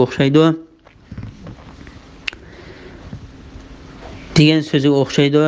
Allohning nomi bilan qasamki, Madinaga qaytsak, eng aziz odam, eng xor odamni Madinadan chiqaribdi dedi. Ondan yendiki o'z qavmidan bo'lgan odamlarga burilib, sizlar o'zinglar qildinglar, ularni yurtinglarga yerlashtirdinglar, mol-mulkinglarni ular bilan tang bo'lishdinglar. Allohning nomi bilan qasamki, sizlar ularni ta'minlamagan bo'lsanglar, ular cho'qim sizlarning yurtinglardan boshqa yurtlarga ko'chib ketgan bo'ladi dedi. Onun bu sözüydin Zeyd ibn Arqam radhiyallohu anhu anglab darhol payg'ambar alayhissalom yetkizdi. O texe güdek bola edi. Payg'ambar alayhissalomning yanında Umar ibn Xattob radhiyallohu anhu bor edi. Payg'ambar alayhissalom bu xabarni unga aytib berdi. Umar radhiyallohu anhu: "Ey Allohning payg'ambari, Abbad ibn Bashirni o munofiqning kallasini ilishqa buyurgan" dedi. Payg'ambar alayhissalom: "Ey Umar, kishilar Muhammad o'z odamlarini o'ltiribdi deb so'z cho'chaq qilishqa qilishsa qandoq bo'ladi? Unda qilishqa bo'lmaydi. Ey Umar, sen qo'shiningga darhol yo'lga chiqishga buyruq bergan" dedi. O'zining degan so'zlaridan payg'ambar alayhissalomning xabar topganligini bilgan Abdullah ibn Ubay payg'ambar alayhissalomning qishig'iga kelib o'zri aytdi va Allohning nomi bilan qasam qilib turib, Zayd ibn Arqamning o'zi haqida payg'ambar alayhissalom deb kelgan so'zlarini o'zining demaganligini aytdi. O qavm ichida obro'li odam edi. Qavmimo "Ey Allohning payg'ambari, Zayd degan bu bola aytgan bu so'zlar xato so'z bo'lishi, bu Abdullahning shundoq so'zlarni qilgan yoki qilmaganligini bilolmay qolgan bo'lishi mumkin" deydi. Payg'ambar alayhissalom havo nihoyat qiziq bo'lgan bir tush vaqtida yo'lga chiqdi. Odatda u bunday vaqt safarga chiqmaydi. Usayd ibn raziyallohu anhu uchrab uningga payg'ambarlarga qilinadigan salom bilan salom qildi. Ondan Allohning nomi bilan qasamki, "Ey Allohning payg'ambari, sen odatda safar qilmaydigan bir vaqtda yo'lga chiqibsan-ku" dedi. Payg'ambar alayhissalom Amrohing Abdullah ibn Ubayning degan so'zlaridan "Sening xabaring yo'q o'xshamamdi". Uning bildirlishicha, Madinaga borganda eng aziz odam, eng xor odamni Madinadan chiqarib o'tgudekmish dedi. Usayd: "Ey Allohning payg'ambari, sen aziz u xor odamdir" dedi. Ondan "Ey Allohning payg'ambari, uni afv qilgin. Allohning nomi bilan qasamki, biz uningga kiygizish uchun toj raslayotgan bir paytda Alloh seni bizning oramizga keltirdi. U seni podshohlikdan tortib oldi deb qaraydi" dedi. Payg'ambar alayhissalom odamlar bilan bir kecha kunduz yo'l yurgandan keyin chashka vaqti bo'lganda bir joyga tushkun qildi. Payg'ambar alayhissalom mundaq dam olmay mang'ishi o'ttirga chiqqan bu fitna so'zlarni kishilarning esidan chiqarib o'tish edi.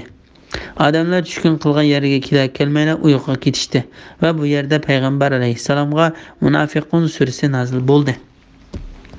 Abu Bakr Bayhaqi Amir ibn Dinardan Jabir ibn Abdullahning mundaq deganligini rivoyat qildi. Biz payg'ambar alayhissalom bilan bir g'azotda birga edik. Muhojirlardan bir odam ansarlardan bir odam bilan gap talashib qilib, uning sag'risiga birini tepdi. Shuning bilan bu ansari: "Ey ansarlar, menga yordam qilinglar" deb vaqirdi. Muhojirmo: "Ey muhojirlar, menga yordam qilinglar" deb tovladi. Payg'ambar alayhissalom jahiliyat davridagi yomon odatni o'ttirib ko'tarib chiqmoqchisizlar? Bo'ldi. Bunda qilishda yininglar, bu haqiqatan nachar odatdir dedi. Abdullah ibn Ubay: "Muhojirlar bizga shunday ishlarni qildi. Allohning nomi bilan qasamki, Madinaga qaytsak, eng aziz odam, eng xor odamni Madinadan chiqarib o'tdi" dedi.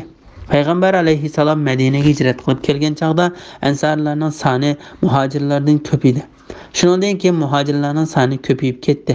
Abdullohning so'zini anglagan Umar: "Ey Allohning payg'ambari, meni qo'yib o'tgin.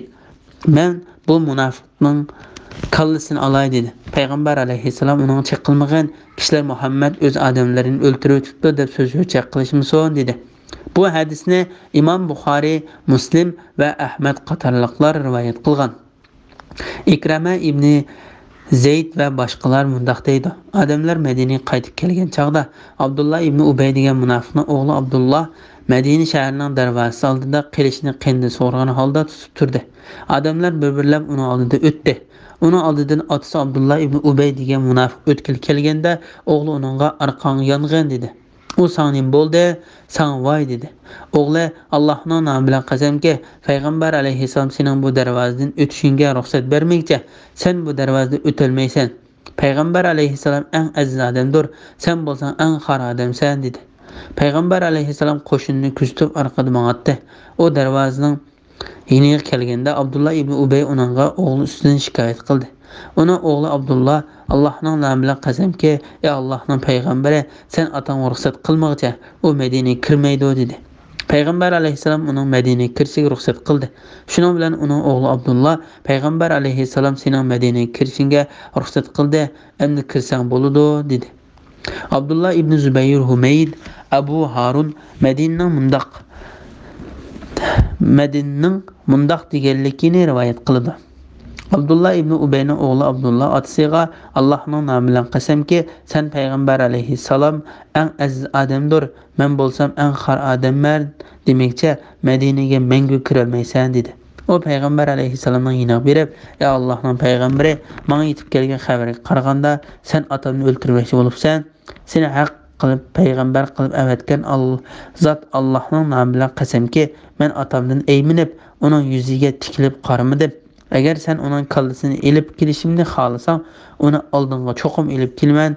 Shak shubsizki, men otamning qotilini ko'rishni xohlamayman" dedi.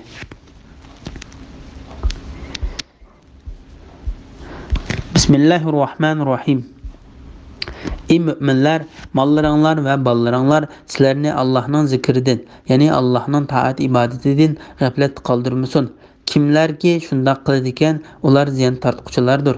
Biranglarga o'lim kelib, Parvardigorim nimishqa meni, ya'ni ajlimni bir oz kechiktirmadan sadiq qilib yaxshilardan bo'lar edim deyishdan burun o'zinglarga rizq qilib berilgan narsalarni sadiq qilinglar. Allah hech odamni ajli kelganda hargiz kechiktirmaydi. Allah qilayotgan ishinglardan to'liq xabardordir. Sura Munafiqun 9-10-11 oyat to'g'risida. Dünya tirikchiligiga berilib ketib, g'aflatda qolmaslikqa va o'lishdan ilgari sadiq berishga rag'batlantirish to'g'risida. Allah Taala bu oyatda mu'min bandalarini Allohni ko'p yod etishga buyurdi. Ularni pul mollarga va bolalarga berilib ketib, Allohni yod etishdan g'aflat qilishdan to'sidi.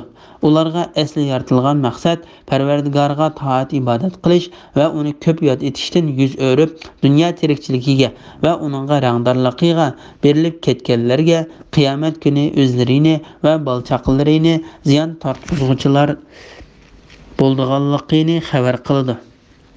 Ondan Allah Taala ularni Allohga itoat qilish yo'lida sadiq berishga qiziqtirib mundaq deydi: Biranglarga o'lim kelib, Parvardigorim nimishqa meni, ya'ni ajlimni bir oz kechiktirmadan sadiq qilib yaxshilardan bo'lar edim deyishdan burun o'zinglarga rizq qilib berilgan narsalarni sadiq qilinglar. Har bir haddidan oshirib o'tguchi sakratga tushganda nadomat qiladi. Allohni rozi qilish va yo'qitib qo'yganlarini qo'lga keltirish uchun ajal muddatining azroq bo'lsa-mu uzartilishini Allohdan tilaydi. Ish bo'lg'uliq bo'lib bu darajaga yetganda ularning ajali qandoq uzartilsin? Har bir odam o'zining qilmishiga qarta pushaymon qiladi. Alloh taolo bu vaqtda mundoq degan: Ey Muhammad, kishilarni, ya'ni kuffarlarni azob keladigan kun, ya'ni qiyomat kunidan ogohlantirgan. Bu kunda zolimlar Parvardigorimiz bizga qisqagina vaqt muhlat bergan, ya'ni dunyoga qaytargan. Da'vatingni qabul qilayli, payg'ambarlarga ergashayli deydi.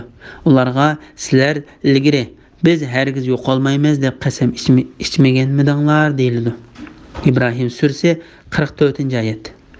Ularning, ya'ni kofirlarning biriga o'lim kelsa, aytadiki: Parvardigorim meni dunyoga qaytargan, meni qo'yib kelgan, mol-mulkim bilan yaxshilik qilishim mumkin. Uning dunyoga qaytishi mumkin emas. U cho'qim shu so'zni qilg'uchidir. Ular qabrlaridan turg'izilgan kunga qadar ularning oldida ularni dunyoga qaytishdan to'sadigan bir to'sin bo'ladi. Mü'minun surasi 99-100-oyatlar. Allah hech odamni ajal kelganda hargiz kechiktirmaydi. Allah qilayotgan ishonlardan to'liq xabardardir. Ya'ni Alloh taolo ajal to'shgan odamning ajalini hargiz uzartmaydi. U kimning so'zida va savolida rostchil ekanligini, kimning dunyoga qaytarilgan taqdirda ilgirki yomon ishi qaytadiganligini obdan bilgichidir va nihoyatda yaxshi xabardardir. Shun Alloh taolo mundoq deydi: Alloh qilayotgan ishlaringlardan to'liq xabardardir.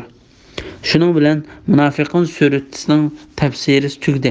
Jami hamdu sana va madihiya Allohga xosdir. Muvaffaqiyat qozonish va xatolikdan saqlanish faqat Alloh tarafidan keladi. Bismillahirrohmanirrohim. Sura Tag'obun Madinada nazil bo'lgan 18 oyat. Bismillahirrohmanirrohim. Osmonlardagi va zamindagi narsalar Allohga tasbih aytadi. Padişahlık Allah'a mensuptur.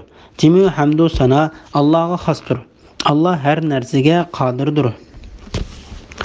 Allah sizlarni xalq etdi. Aranglarda müminlarmı bar, kafirlarmı bar. Allah sizlarning qilayotgan ishinglarni ko'rib turg'uchidir. Allah osmonlarni va zaminni haq yaratdi. Sizlarni suratga kirgizdi. Surtinglarni chiroyli qildi. Oxir qaytadigan joy uning dargohidir. Allah osmonlardagi va zamindagi narsalarni bilib turadi.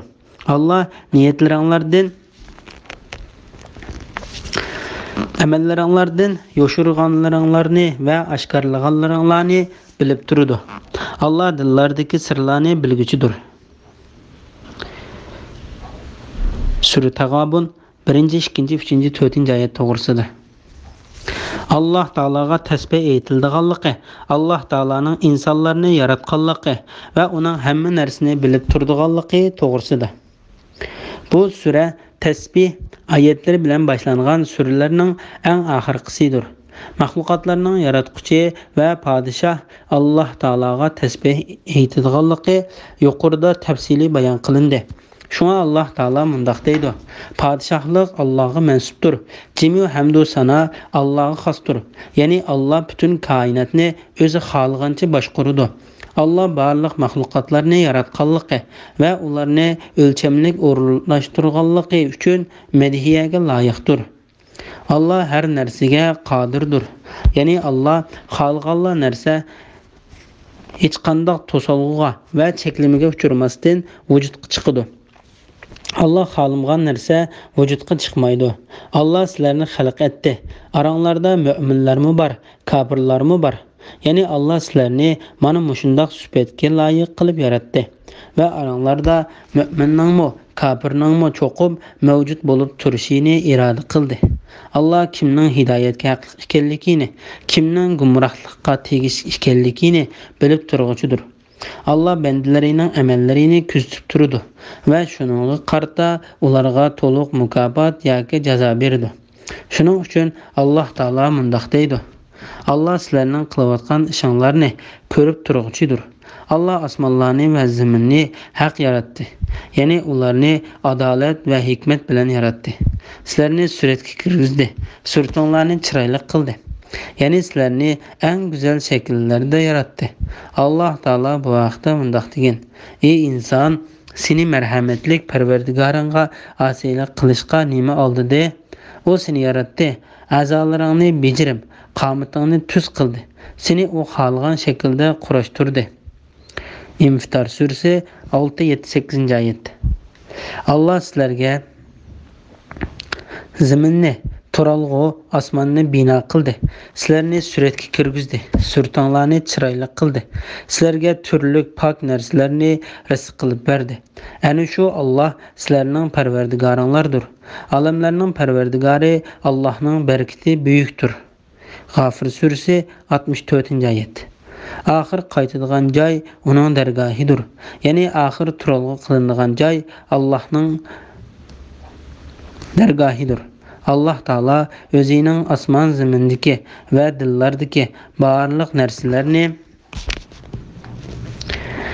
bilib turdiganligidan xabar berib mundaq deydi: Allah osmonlardagi va zamindagi narsalarni bilib turdi. Allah niyatlaringlarni, amallaringlardan yoshirganlaringlarni va oshkorlaganlaringlarni bilib turdi. Allah dillardagi sirlarni bilguchidir. Bismillahirrohmanirrohim. Sizlarga kafir bo'lib amallarining vabalini tetiganlarning xabari kelmadimi? Ular oxiratda qattiq azobga duchor bo'ladi.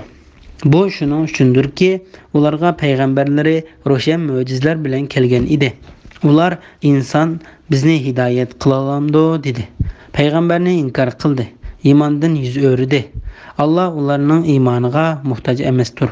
Allah mahluqotdan behojatdir. Madihiga loyiqdir. Sure Tag'abun 5-6 oyat to'g'risida. Ilgari o'tgan kafirlarning halokat qilinganligini bayon qilish bilan ogohlantirish berish to'g'risida.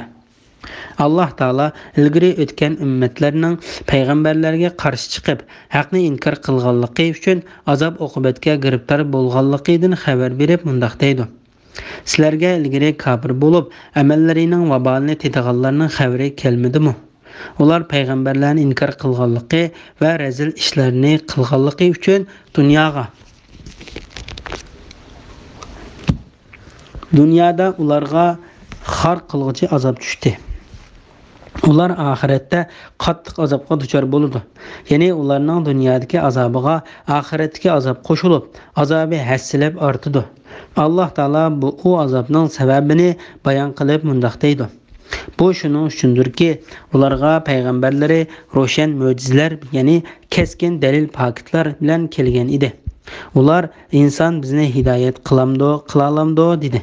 Ya'ni ular insonlar ichida payg'ambarlik kelishni va o'zlarining hidoyat tepishining o'zlariga o'xshash insonlarning qo'l bilan bo'lganligini yiroq sanashdi. Payg'ambarni inkor qildi. Iymondan yuz o'rdi. Ya'ni ular haqni yolg'onchiga chiqardi. Yaxshi amallarni qilishdan bosh tortdi. Alloh ularning iymoniga muhtoj emasdir.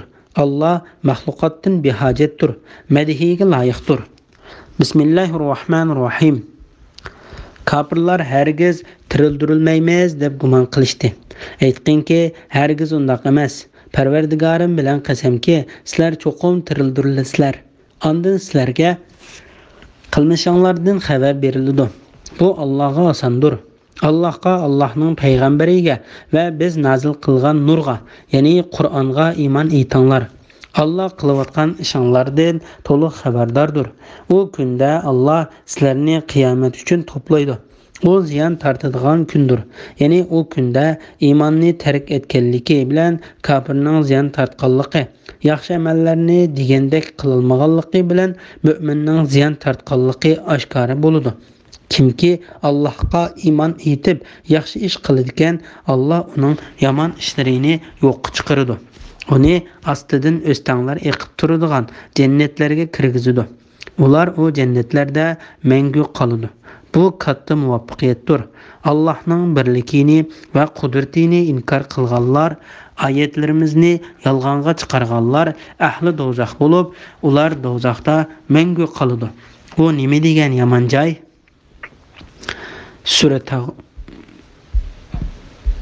Tag'abun 7, 8, 9, 10 oyat to'g'risida. O'lgandan keyingi hayotlikning haq ekanligi to'g'risida. Alloh taolo o'lgandan keyin tirilish yo'q deb bildirlaydigan kofirlardan, mushriklardan va Allohning bor va birligiga tanuvchilardan xabar berib mundaq deydi. Aytqinki, hargiz undaq emas. Parvardigorim bilan qasamki, sizlar cho'qim tirildirsizlar.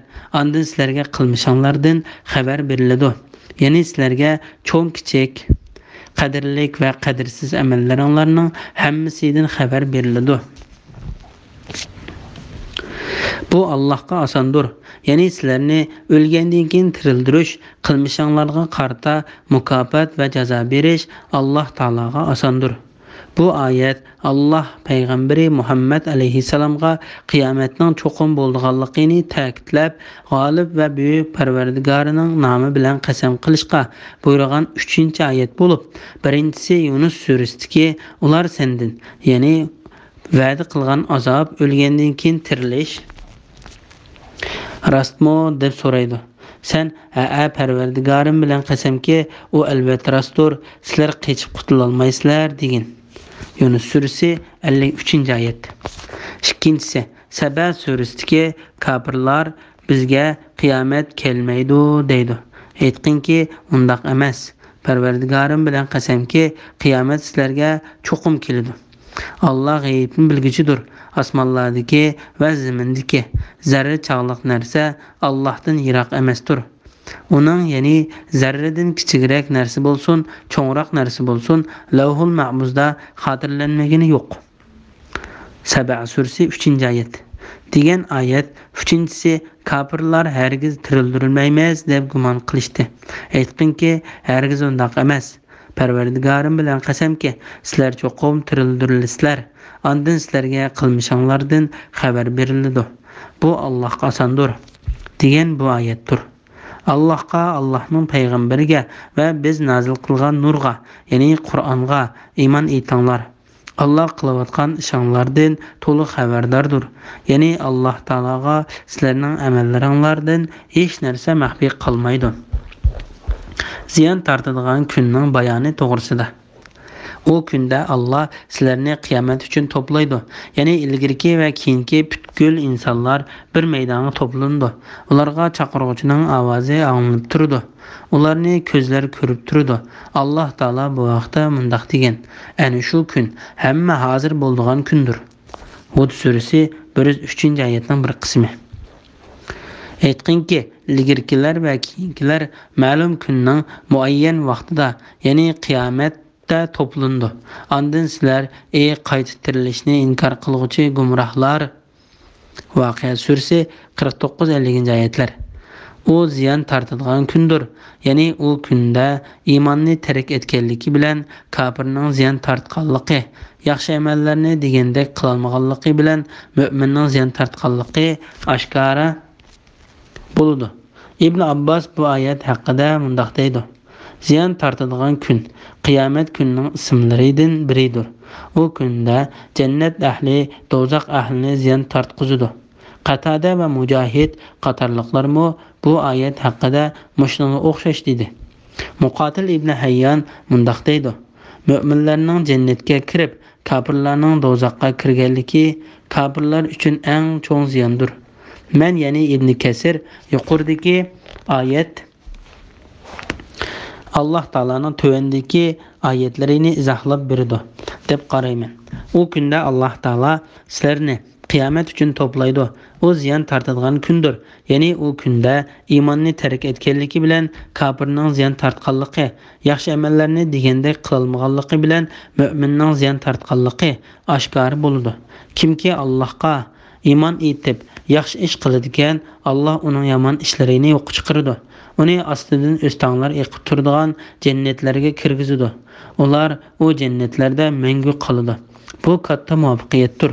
Allohning birligini va qudratini inkor qilganlar, oyatlarimizni yolg'onga chiqarganlar ahli do'zax bo'lib, ular do'zaxda mangu qoladi. U nima degan yomon joy? Bismillahirrohmanirrohim. Kishiga yetgan har qanday musibat faqat Allohning izni, ya'ni qazosi bilanla yetadi. Kimki Allohga, ya'ni har qanday musibat Allohning qazosi bilan yetadi degan so'ziga ishondikan, Alloh uning qalbini savrga yetaklaydi. Alloh har narsani bilguchidir. Allohga itoat qilinglar, payg'ambarga itoat qilinglar. Agar payg'ambarning da'vatidan yuz o'risanglar, payg'ambarga ziyon yo'qdir. O'zinglarga ziyon. Payg'ambarimizning vazifasi faqat da'vatni ro'shan tabliq qilishdir. Allohdan boshqa hech ma'bud barhaq yo'qdir. Mu'minlar Allohga tavakkul qilsin. Sura Tag'obun 11, 12, 13 oyat to'g'risida. Kishiga yetgan har qanday musibatning faqat Alloh taolaning izni bilan yetadiganligi to'g'risida.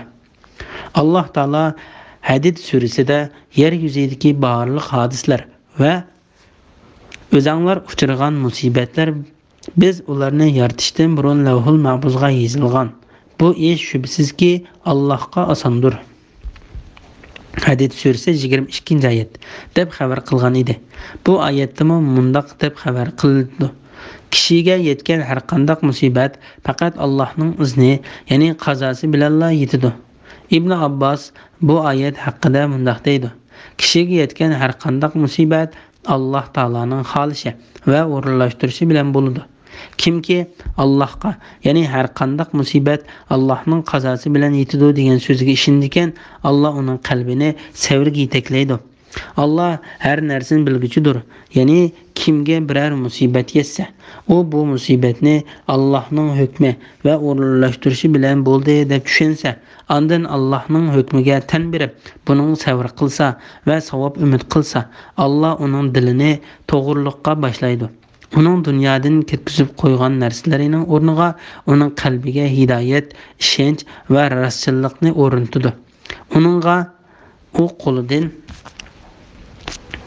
ketkizib qo'ygan narsasini yoki uningdanmi yaxshi narsasini berdi. Ali ibn Abu Talha ibn Abbas radhiyallohu anhumaning kimki Allohga, ya'ni har qanday musibat Allohning qazosi bilan yetadi degan so'ziga ishondikan, Alloh uning qalbini savrga yetaklaydi degan oyat haqida mundaq deganligini rivoyat qildi. Alloh uning qalbini ishonchiga yetaklaydi. Shuning bilan u o'ziga yetgan musibatning o'rinsiz yetib qolmaganligini, shundaqla qilib salgan xatoligi tufayli o'ziga musibat yetib qolmaydiganligini biladi.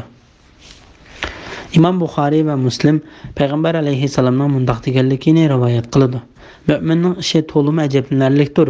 Alloh uningga biror hukm qilsa, u uning uchun yaxshilik bo'ladi. Agar uningga biror ig'irchilik yetsa, u bu ig'irchilikda sabr qiladi. Shuning bilan bu uning uchun yaxshilik bo'ladi. Agar uningga biror xushallik yetsa, u bu xushallikqa shukr qiladi. Shuning bilan bu uning uchun yaxshilik bo'ladi. Bu faqat mu'min odamga xosdir. Allohga va payg'ambarga itoat qilishga buyurish to'g'risida. Allohga itoat qilinglar, payg'ambarga itoat qilinglar.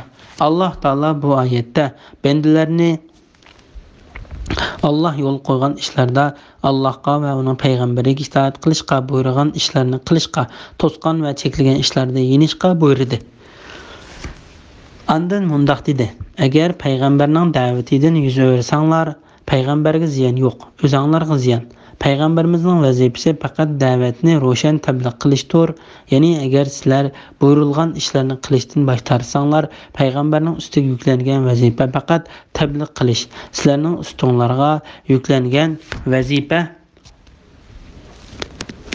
payg'ambarning da'vatini anglash va uningga itoat qilishdir. Zuhri mundaq deydi: payg'ambar avatish Allohning ishi, payg'ambarlikni yetkazish payg'ambarning vazifasi. Bizning vazifamiz bo'lsa bo'ysunishdir. Tavhid to'g'risida. Alloh taolo o'zidan boshqa hech ilohni yo'qligini, hamma narsaning o'ziga muhtoj ekanligini, o'zining tanho bir Alloh ekanligini xabar qilib mundaq deydi: Allohdan boshqa hech ma'bud barhaq yo'qdir. Mu'minlar Allohga tavakkul qilsin. Ya'ni Allohni bor va bir deb bilinglar. Uningga ixlos bilan ibodat qilinglar va uningga tavakkul qilinglar. Alloh taolo bu vaqtda mundaq deydi: u mashriqning va mag'ribning parvardigoridir. Uningdan boshqa hech iloh yo'qdir. Uni homiy qilib olgin, ya'ni hamma ishingni uningga topshirgin. Muzammil suresi 9. ayet. Ey müminler, Bismillahirrahmanirrahim. Ey müminler, sizlerning ayollaringlardan, bolalaringlardan sizlarga dushman bo'lganlarmi bor?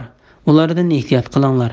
Agar ularni afo qilsanglar, kechirsanglar, mag'firat qilsanglar, Alloh sizlarni mag'firat qiladi. Alloh haqiqatan nihoyat mag'firat qiluvchidir, nihoyat mehribondir. Sizlarning mollaringlar, bolalaringlar sizlarga Alloh tarafidan bir turlik sinoqdir. Allohning dargohida katta savob bor. Taqdinglarning yetishicha Allohga taqvodorlik qilinglar, vazni anglanglar, amriga itoat qilinglar. Allohning yo'lida mollaringlarni sarf qilinglar. Bu o'zinglar uchun foydalidir. Kimki nafsining bexilligidan saqlanadigan, o maqsadiga erishguchilardir. Allohga qarz hasana bersanglar, ya'ni mamnuniyat bilan sadiq bersanglar, Alloh sizlarga uning savobini hassilab beradi. Sizlarga mag'firat qiladi. Alloh az yaxshilikqa ko'p savob berguchidir, halimdir, ya'ni bandalarini azoblashga aldirab ketmaydi. Alloh g'aybni va oshkorni bilguchidir, g'olibdir, hikmat bilan ish qilguchidir. Sura Tag'obun 14, 15, 16, 17, 18 ayet to'g'risida. Ayollarning va bolalarning fitnasidan ehtiyot qilish to'g'risida.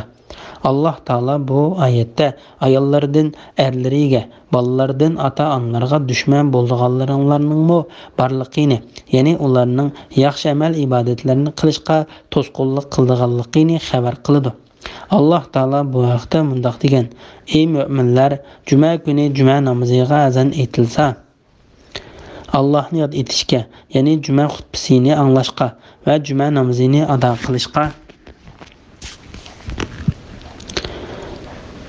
aldirab beranglar. Ilm setimni qo'yib turanglar. Agar bilsanglar, bu sizlar uchun yaxshidir. Juma surasi 9-oyat. Ulardan ehtiyot qilinglar. Ibn Zayd bu oyat haqida mundoq deydi: ya'ni dininglarda ching turanglar. Mujohid sizlarning ayollaringlardan, bolalaringlardan sizlarga dushman bo'lganlarimi bor degan oyat haqida mundoq deydi.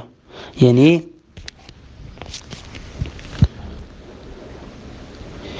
ayol kishi erni urug' tuqqanlaridan aloqasini uzishga yoki Parvardigorga osiylik qilishga ilib bordi. Shuning bilan bu ayolni yaxshi ko'rganlikdan ayolning degini bo'yicha ish qildi. Ey mu'minlar, sizlarning ayollaringlardan, bolalaringlardan sizlarga dushman bo'lganlarmi bor? Ulardan ehtiyot qilinglar. Ibn Abu Hatim Ibn Abbosning bu oyat haqida mundoq deganligini rivoyat qiladi. Ular Makkada musulmon bo'lgan bir qism erlari bo'lib, payg'ambar alayhisalomning qishiga hijrat qilmoqchi bo'lganda, ayollari va bolalari ularni hijrat qilg'ili qo'ymaydi. Keyin ular payg'ambar alayhisalomning qishiga hijrat qilib kelib, boshqalarning dinda olim bo'lib ketganligini ko'rib, ayollari va bolalarini jazolamoqchi bo'ldi. Alloh taolo agar ularni afo qilsanglar, kechirsanglar, mag'firat qilsanglar, Alloh sizlarni mag'firat qiladi. Alloh haqiqatan nihoyat mag'firat qiluvchidir, nihoyat mehribondir degan oyatni nozil qildi. Bu qissani Imom Tirmiziy rivoyat qilgan. Sizlar mollaringlar, bolalaringlar sizlarga Alloh tarafidan bir turlik sinoqdir. Allohning dargohida katta savob bor. Ya'ni insonlardan kimning Allohga itoat qilganligini va kimning osiylik qilganligini ayirish uchun Alloh taolo ularni mol-mulk va bolalar bilan sinaydi. Qiyomat kuni Allohning dargohida katta savob bordir. Alloh taolo bu vaqtda mundoq degan: ayollar va o'g'illar, oltin kumushdan to'plangan ko'p mollar, arg'umoqlar, chorvalar va ekinlardan iborat ko'ngil tortadigan narsalarning muhabbati insonlarga chiroyli ko'rsatildi. Ular dunyo tirikchiligining da manfaatlanadigan baqasi yo'q shaylardir. Allohning dargohida bo'lsa qaytadigan go'zal joy, ya'ni jannat bordir. Shuning uchun boshqaga emas, jannatga qiziqish kerak. Ey Muhammad, qavminga aytqinki, sizlar ulardanmi, ya'ni dunyoning zimzinatlari va ne'matlaridanmi yaxshi bo'lgan narsani aytib beraymi? Taqvodorlar uchun Parvardigor huzurida ostidan o'stanglar yiqib turadigan jannatlar bo'lib, ular jannatlarda mangu qoladi. Cennetlarda pak cübdüler var. Takvadarlar üçün yani Allah'ın rızası var. Allah bendelerini yani onların hem işlerini körüp durgucudur. Ali İmran Suresi 14-15 ayetler. İmam Ahmed Bureydanın mundaq deganligini rivoyat qildi. Payg'ambar alayhissalom bir kuni xutba o'qiyotganda Hasan va Husayn radhiyallohu anhumalar yetib keldi. O ikkisining ustida qizil raqdan tikilgan ko'ynak bor edi. Ular yiqilib qo'pib mang'vatdi. Shuning bilan payg'ambar alayhissalom munbardan tushib, o ikkisini ko'tarib chiqib oldiga qo'yib turib mundaq dedi: Alloh va uning payg'ambari sizlarning mollaringlar Ballaranglar, sizlarga Allah tarafidan bir türlük sınaqdır deb to'g'rimi rost aytgan. Men bu ikki balaning yiqilib qolib mengayotganligini ko'rib, sabr qila olmasdan so'zimni uzib, bularni ko'tarib oldim. Bu hadisni Imom Abu Davud, Tirmizi, Nasa'iy va Ibn Majah qatorliqlar rivoyat qilgan. Kuchining yetishicha taqvodorlik qilishga buyurish to'g'risida. Taqatinglarning yetishicha Allohga taqvodorlik qilinglar. İmam Buxoriy ve Muslim Abu Hureyre radhiyallohu anhudan Payg'ambar alayhissalomning mundaq deganligini rivoyat qildi. Agar men sizlarni biror ishni qilishga buyursam, sizlar kuchinglarning yetishicha uni qilinglar. Men sizlarni biror ishni qilishdan to'ssam, uningda yininglar. Vazni anglanglar, amrga itoat qilinglar. Ya'ni Allah va uning payg'ambari sizlarni buyurgan ishga bo'ysunsanglar, buyruqning sirtiga chiqib ketmanglar. Allah va uning payg'ambarining oldida hech qanday so'zni va ishni oldi bilan qilmanglar. Sizlar qilishga buyurilgan ishda ixtilof qilishmanglar. To'salgan ishlarni qilishdan yininglar. Sadiqa berishga rag'batlantirish to'g'risida. Allah'ın yolida mallaringlarni sarf qilinglar. Bu o'zinglar uchun foydalidir. Ya'ni Allah sizlarga rizq qilib bergan narsalardan urug' tuqqanlarga, faqirlarga, miskinlarga, muhtojlarga beringlar. Allah sizlarga yaxshilik qilgandek, sizlarmi Allohning bandalariga yaxshilik qilinglar. Bu o'zinglar uchun dunyo va oxiratda foydalidir, yaxshidir. Unda qilmasanglar bu dunyo va oxiratda o'zinglarga ziyonlidir. Kimki nafsining bexilligidan saqlanadigan, o maqsadga erishguchidir. Bu oyatning tafsiri Hashr surasidagi o'xshash mazmunni o'z ichiga olgan oyatning tafsirida tafsili bayon qilindi va bu oyatga aloqador hadislar rivoyat qilindi. Shun bu yerda bu to'g'riliq takrorlab o'ltirmaymiz. Allohga qarzasini bersanglar, ya'ni mamnuniyat bilan sadiq bersanglar, Allah sizlarga uning savobini hassilab berdi. Sizlarga mag'firat qildi. Ya'ni sizlar Allah yo'lida qanchalik narsa sarf qilsanglar, Allah uning o'rnini to'ldirib berdi. Sizlar qanchalik narsa sadiq bersanglar, Allah uning mukofotini berdi. Alloh taolo yo'lida yaxshilik qilish qarz berishga o'xshatildi. İmam Muslim rivoyat qilgan bir hadisda Alloh taolo kim zulm qilmasdan va o'zini muhtoj holatga tushirib qo'ymasdan qarz hasana berdi deydi deb bayon qilingan. Shuna Alloh taolo bu oyatda Allah sizlarga uning savobini hassilab berdi deydi. Baqara surasida bu vaqtda mundaq degan: kimki Allohga qarz hasana berdikan, ya'ni Allohning yo'lida pul melini xushallik bilan sarf qildikan, Allah uningga necha hassa, ya'ni 10 hassadan 700 hassacha ko'p qaytirdi. Baqara surasi 245-oyatning bir qismi. Sizlarga mag'firat qiladi, ya'ni gunohlaringlarni kechirdi. Shunga Alloh taolo mundaq deydi: Allah oz yaxshilikqa ko'p savob berguchidir, halimdir. Ya'ni bandalarini azoblashga oldirib ketmaydi. Allah ularning gunohlarini afo qiladi va mag'firat qiladi. Ayiblarini yo'shirdi, xatoliklarini va yomonliklarini din o'tib ketadi. Allah g'aybni va oshkorni bilguchidir, g'olibdir, hikmat bilan ish qilguchidir. Bu oyatning tafsiri, bu oyatga o'xshaydigan oyatlarning tafsirida tafsili bayon qilindi. Shuning bilan Tag'obun surasining tafsiri tugdi. Jami hamdu sana va madhiya Allohga xosdir. Bismillahirrohmanirrohim. Taloq surasi Madinada nozil bo'lgan 12 oyat. Bismillahirrohmanirrohim. Ey payg'ambar, ummatingga aytqinki, sizlar ayollarni taloq qilsanglar, ularning iddatiga loyiq paytda, ya'ni poklik holatida taloq qilinglar. Nasab borlashib ketmaslik uchun iddatni sananglar. Parvardigoringlardan qo'rqinglar. Ularning iditi to'shmoqcha, ularni uylaridan chiqarib etmanglar. Ularmi uydan chiqmasin. Ular faqat ochiq fohisha qilsa, andin hadni ijro qilish uchun chiqadi. Ana shu Allohning qonunidir. Kimki Allohning qonunidan halqib ketadigan, u o'ziga zulm qilgan bo'ladi. Sen bilmaysanki, Alloh shuningdan keyin, ya'ni taloqdan keyin biror ishni maydonga keltirishi mumkin. Sura Taloq 1-oyat to'g'risida.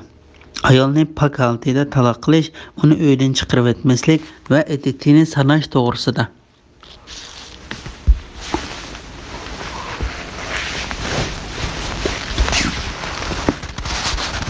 Allah Taala sharafga va hurmatga ega qildirish yuzidan oldi bilan payg'ambar alayhissalomni ondan butun ummatga xitob qilib mundaq deydi: Ey payg'ambar, ummatingga aytqinki, sizlar ayollarni taloq qilsanglar, ularning iddatiga loyiq paytda, ya'ni poklik holatida taloq qilinglar. Imom Buxoriy mundaq rivoyat qiladi: Abdullah ibn Umar ayolni hayzlik holatida taloq qilgandan keyin bu ahvolni payg'ambar alayhissalomga ma'lum qildi. Payg'ambar alayhissalom buni anglab nihoyat qattiq ochiq keldi. Andan mundaq dedi: U ayol bilan yenisin. Andan u hayzdan poklangan, andan qayta hayz ko'rib poklanganga qadar uni amrida saqlasin. Shuningdek keyin u ayolni taloq qilmoqchi bo'lsa, ayoli pok holatda uningga yaqinchilik qilishdan ilgari taloq qilsin. Ana shu g'olib va buyuk Alloh taolo buyurgan pok holatda taloq qilishdir dedi. Imom Buxoriy va Muslim rivoyat qilgan hadisda payg'ambar alayhissalom mundaq degan: Ana shu Alloh taolo ayollarni taloq qilishga buyurgan pok holatdir. Imom Muslim ibn Jurayjdan Abu Zubayrning mundaq deganligini rivoyat qiladi. Azzaning azod kirdisi Abdurrahman ibn Ayman ibn Umardan bir odam ayolni hayzdar holatida taloq qilgan bo'lsa, sen bu vaqtda qanday qaraysan deb so'radi. Men ularning so'zlariga quloq solib turgan edim. Ibn Umar uning savoliga men payg'ambar alayhissalomning zamonida ayolimni hayzdar holatda taloq qildim. Umar bu ahvolni payg'ambar alayhissalomga ma'lum qildi. Payg'ambar alayhissalom u ayoli bilan yenishib olsin, ayoli hayzdan pok bo'lgan chog'da undan uni taloq qilsin yoki amrida saqlasin deb buyurgan edi.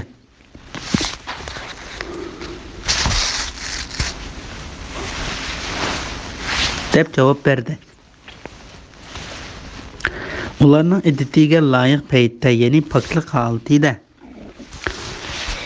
taloq qilinglar. Bu oyat haqida Abdullah mundaq deydi: Ya'ni ularning poklik holatida bir to'shakda bo'lishdan ilgari taloq qilinglar. Ibn Umar, Ata, Mujahid, Hasan, Ibn Sidin, Qatada, Maymun, Ibn Mahron, Muqotil, Ibn Hayyon, Ikrama va Zakha qatorliqlarmi bu oyat haqida Abdullahning so'ziga o'xshash so'z qilgan. Ali ibn Abu Talha ibn Abbosdan mundaq deganligini rivoyat qiladi: Er kishi ayolini hayzlik holatda taloq qila olmaydi. Ayoli poklik holatda turganda navoda u ayoli bilan bir to'shakda bo'lgan bo'lsa taloq qila olmaydi. Faqatla ayoli hayz ko'rib, ondan hayzdan poklangan qadar uni taloq qilmaydi. Ayoli pok bo'lganda ayolni bir taloq qiladi. Ikrama mundaq deydi: Ayolning homildor bo'lganligi oshkora bo'lsa, eri u ayolni taloq qilsa bo'ladi. Her kishi ayol bilan yaqinchilik qilgandan keyin ayolning homildor bo'lganligi yoki homildor bo'lmaganligini bilmay turib taloq qilishga bo'lmaydi. Shunga fiqhshunoslar taloqning hukmlarini bekitib, uni sunnat bo'yicha qilingan taloq va bid'at bo'yicha qilingan taloq deb ikki turga ayirdi. Sunnat bo'yicha qilingan taloq deganimiz er kishi ayolni poklik holatida uning bilan munosabat o'tkazmasdan taloq qilish yoki ayolning homildor bo'lganligi oshkora bo'lgandan keyin taloq qilishdan iboratdir. Bid'at bo'yicha qilingan taloq bir kishi ayolni hayzdor holatda yoki u pok bo'lgandan keyin uning bilan bir to'shakda bo'lib, uning homilador bo'lganligi yoki bo'lmaganligini bilmay turib taloq qilishdan iboratdir. Fiqhshunoslar sunnatmi, bid'atmi emas, 3-xil taloqni bekitib chiqqan. Bu taloq kichikligidan hayz ko'rmaydigan yoki yashinib qilib hayz ko'rishdan to'xtagan ayolni nikohlangandan keyin bir to'shakda bo'lishdan ilgari qo'yib o'tmoqchi bo'lgan ayolni taloq qilishdan iboratdir. Nasab aralashib ketmasligi uchun iddatni sananglar. Ya'ni ayolning iddati uzrab ketib yotliq bo'lishqa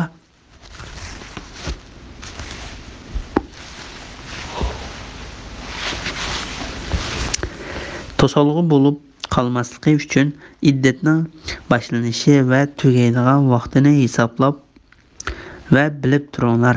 Iddat masalasida Parvardigoringlardan qo'rqinglar. Taloq qilingan ammo yeni bo'lishga bo'lgan ayolga iddat jarayonida nafaqa berish va uy bilan ta'minlashning erning ustiga yuklanganligi to'g'risida. Ularning iddati to'shmoqcha, ularni uylaridan chiqarib etmanglar. Ularmi uydan chiqmasin. Ya'ni iddat jarayonida ayolni uy bilan ta'minlash erning ustiga yuklanadi. Ayol iddat ichida bo'lsa, erning uni uydan chiqarishi haqqi yo'q. Ayolni uydan chiqib kelsa bo'lmaydi, chunki erning ayoli bilan iddat ichida yeni bo'lish haqqi bor. Ular faqat ochiq fahish qilsa, ondan haddi ijro qilish uchun chiqadi. Ya'ni ayollar faqat ochiq fahish qilganlar ondan uydan chiqadi. Ibn Mas'ud, Ibn Abbas, Said ibn Musayyab, Shafi'i, Hasan ibn Sirin, Mujahid, Ikrama, Said ibn Jubayr, Abu Qalaba,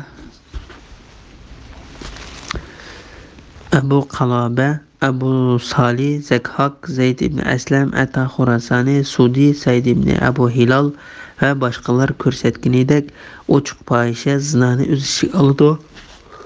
Shundaqla Ubay ibn Ka'b, Ibn Abbas, Ikrama va boshqalar aytgandek ochiq fahisha ayolning eriga qarta ko'ngilsiz bo'lishini, erining tuqqanlariga behurmatlik qilishini va ularga so'z harakatda arziyat yetkazishini o'z ichiga oladi.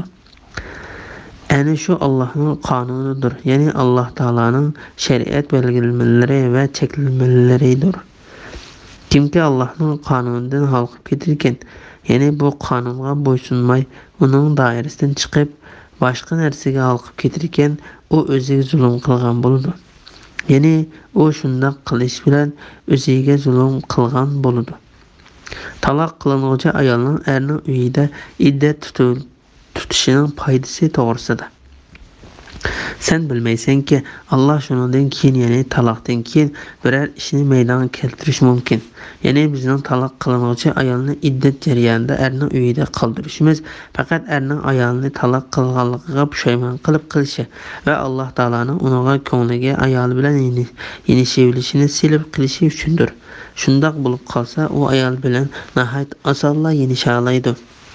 Zuhri Ubaydullah ibn Abdullahdan Fatima binti Qaysning undaq deganligini rivoyat qiladi. Bu oyat yenish qilib bo'lgan taloqni ko'rsatadi. Sha'bi, Ata, Qatada, Zakhak, Muqotil ibn Hayyan va Savri qatorliqlarmi shundaq deb ko'rsatgan. Yenish qilib bo'lmaydigan taloq qilingan ayolni nafiqa va uy bilan ta'minlashning erning ustiga yuklanmaydiganligi to'g'risida.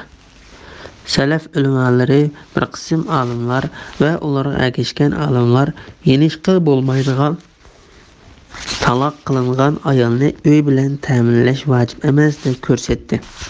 Va bu qarshi uchun Fatima binti Qays Fahriyaning hadisini dalil qildi. Vaqa undaq. Bu ayolni eri Abu Amir ibn Hafiz 3 taloq qilib o'tdi. Uning eri Yamanda bo'lib, ayolning yinida emas edi. U Yaman turib ayolning taloqini avatib berdi va o'ziga vakil qilgan kishi orqali ayolning nafaqasi uchun arpa avatib berdi. Arpani ko'rgan ayol vakil bo'lib kelgan odamga xafa bo'ldi. Vakil Allohning amri qasamki, sana nafaq berish bizga vojib emas deydi. Shuning bilan bu ayol payg'ambar alayhisalomning qishiq berib ahvolni ma'lum qildi. Payg'ambar alayhissalom bundoq ahvolda sana nafiq berish ering vojib emas deydi. Imom Muslimning rivoyatida Payg'ambar alayhissalom seni uy bilan ta'minlash eringa vojib emas degan va u ayolni Ummu Sharik degan ayolning uyida iddat tutishga buyurgan. Keyin yana bundoq degan: Ummu Sharik sahobalarımning og'ziga chiqib qolgan ayoldir. Sen Ibn Ummu Maktumning qishig'ida iddat tutgan, u ko'z ko'rmas odamdir. Sen uy ichida kiygan kiyimlar bilan ozod yura olaysan. Imom Ahmad bundoq rivoyat qildi. Payg'ambar alayhissalomning: "Ey Qaysning qizi, men qara. Ayolni yenishlaydigan taloq qilgan bo'lsa, u ayolga nafiq berish va uy bilan ta'minlash erning ustiga yuklandi. Agar ayolni yenish qilib bo'lmaydigan taloq qilib o'tgan bo'lsa, ayolni nafiqa va uy bilan ta'minlash erning ustiga yuklanmaydi. Sen eringning uydan chiqib, palon ayolning uyiga o'rnashgan" dedi. Ondan Payg'ambar alayhissalom: "U ayol boshqalarning og'ziga chiqib qolgan ayoldir. Sen Ibn Ummu Maktumning uyiga borgan, u ko'z ko'rmas odamdir, seni ko'rmaydi" dedi. Abu Qasim Tabrani Amir Sha'bining bundoq deganligini rivoyat qiladi. Men Zakhok ibn Qays Qurayshning hamshirasi Fatima binti Qaysning qishig'iga kirdim. Uning eri Mahzum qabilasidan Abu Amir ibn Hafiz degan kishi edi. U ayol bundoq deydi: Abu Amir ibn Hafiz Yamanga yurish qilgan qo'shin bilan ketib o'tib, meni taloq qilib o'tibdi. Men erimning tuqqanlaridan nafiqa va uy talab qildim. Uning tuqqanlari: "Ering bizga hech narsa avatmadi va bizning senga biror narsa berishimizni tavsiya qilmadi" dedi. Men Payg'ambar alayhissalomning yoniga berib: "Ya Allohning payg'ambari, Abu Amir ibn Hafiz meni taloqimni avatibdi. Men uning tuqqanlaridan men uy va nafiq berishni talab qildim. Uning tuqqanlari: Ering bizga bu vaqt hech narsa avatmabdi" dedim. Payg'ambar alayhissalom shak shubsizki qo'yib o'tilgandan keyin eri bilan yenisha oladigan ayolga uy va nafiqa beriladi. Boshqa erga tegib ajrashmoqcha yenisha olmaydigan ayolni nafiqa va uy bilan ta'minlash vojib emas dedi. Bu hadisni Imom Nasa'iy rivoyat qilgan.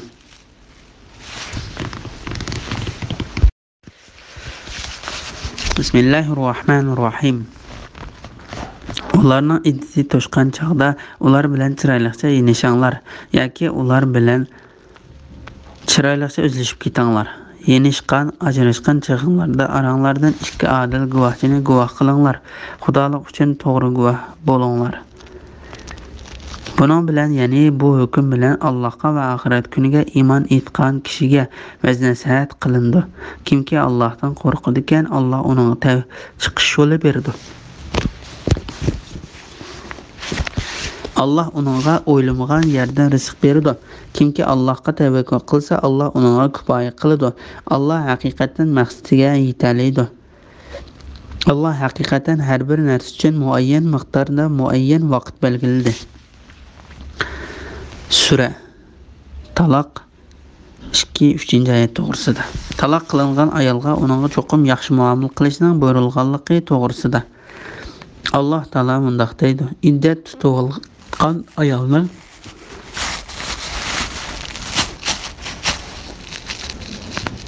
iddati tugashga oz qolgan, lekin iddatdan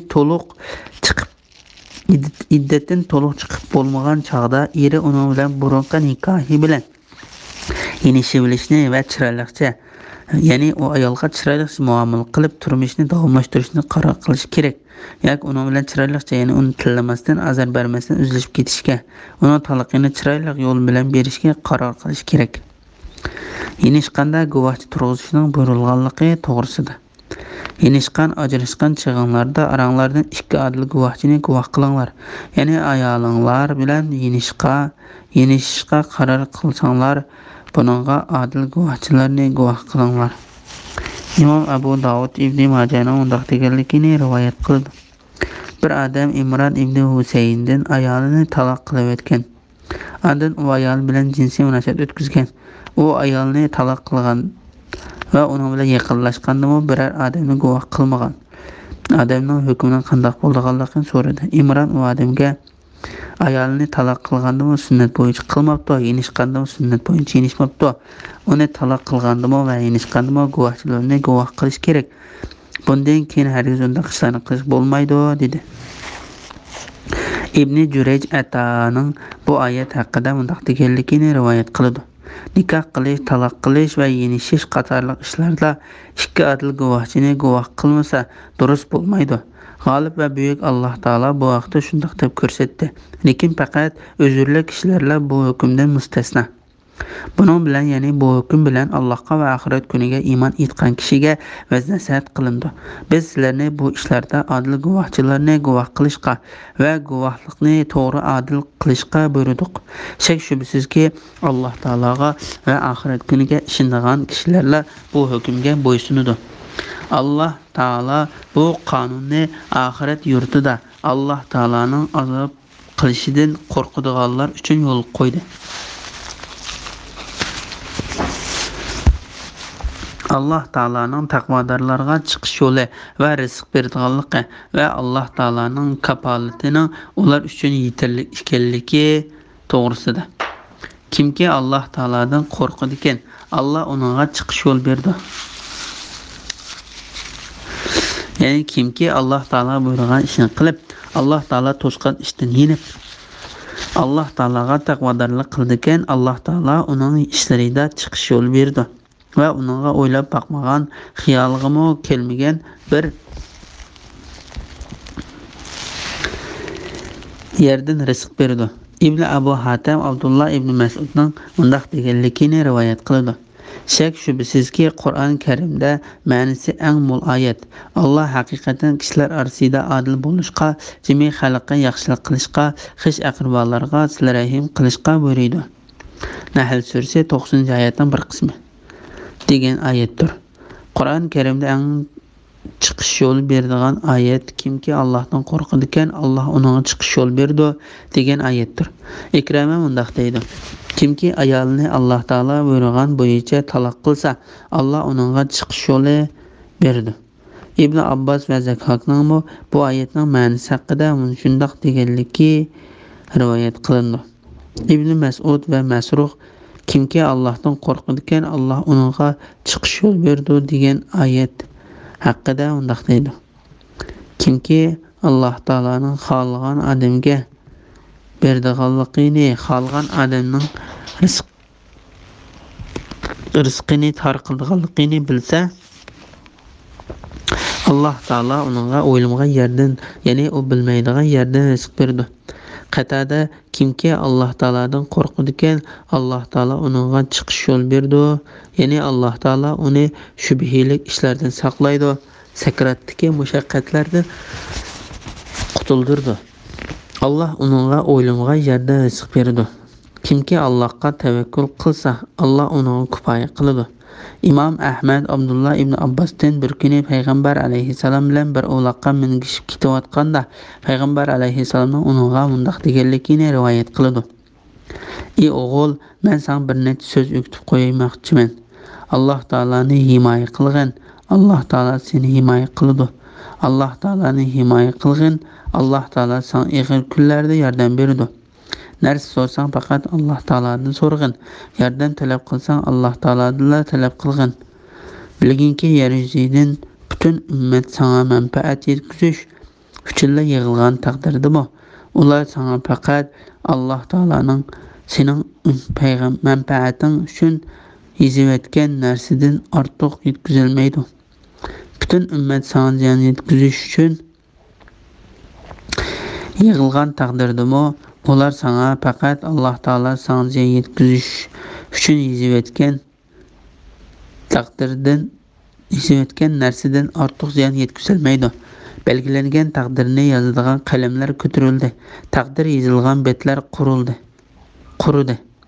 Bu hadisni Imom Tirmiziy rivoyat qilgan. Alloh haqiqatan maqsadiga yetalidir. Ya'ni Alloh taolo mahluqotlariga o'zining xohishi va irodasi bo'yicha hukm chiqargan hukmlarni o'z xohishi bo'yicha ijro qiladi. Alloh haqiqatan har bir narsa uchun muayyan miqdorda muayyan vaqt belgiladi. Alloh taolo bu vaqt mundaq deydi: Alloh taolaning dargohida hamma narsa o'lchamlikdir. Ra'd surasi 8-oyatning bir qismi.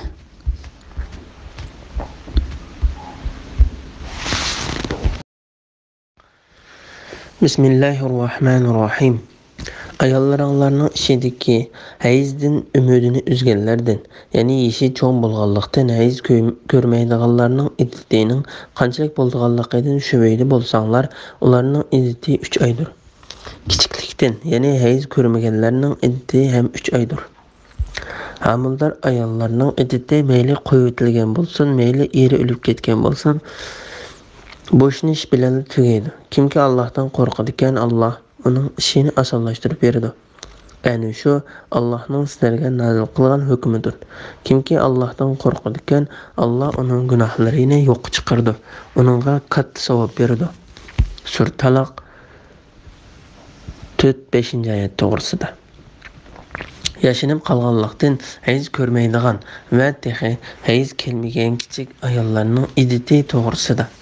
Alloh taolo bu oyatda yashinib qolganlikdan hayz to'xtagan ayollarning iddatini Baqara surasidagi oyatda ko'rsatilgan bo'yicha hayz ko'radigan ayollarning 3 qitim hayz ko'rganiga qadar iddat tutishining o'rniga 3 oy qilib belgiladi. Shundaqla hayz ko'rmagan yosh kichik ayollarning iddatini yosh cho'nglikdan hayz to'xtagan ayollarning iddatiga o'xshash 3 oy qilib belgiladi. Shu Alloh taolo mundaq deydi: Kichiklikdan hayz ko'rmaganlarning iddati ham 3 oydir. Shubhida bo'lsanglar, bu oyat haqida 2 xil qarash bor. Uning birinchisi Mujohid, Zuhra ibn Zayd qatorliqlarga o'xshash bir qism salaf ulamolarining qarshi bo'lib, agar bu xildagi ayollar qon ko'rsa, sizlar bu qonning hayz yoki istihoz qani ekanligidan shaklansanglar va shubhalansanglar, bundaq ayollarning iddati 3 oydir deganlikdir. Ikkinchisi, agar sizlar bu xil ayollarning iddatining hukmini bilmasanglar va shubhalansanglar, bundaq ayollarning iddati 3 oydir. Bu qarash Said ibn Jubayrdan rivoyat qilingan. Bu qarashqa Ibn Abbosmi qo'shilgan. Bu oyatning oshkor ma'nosidan ilingan qarashdir.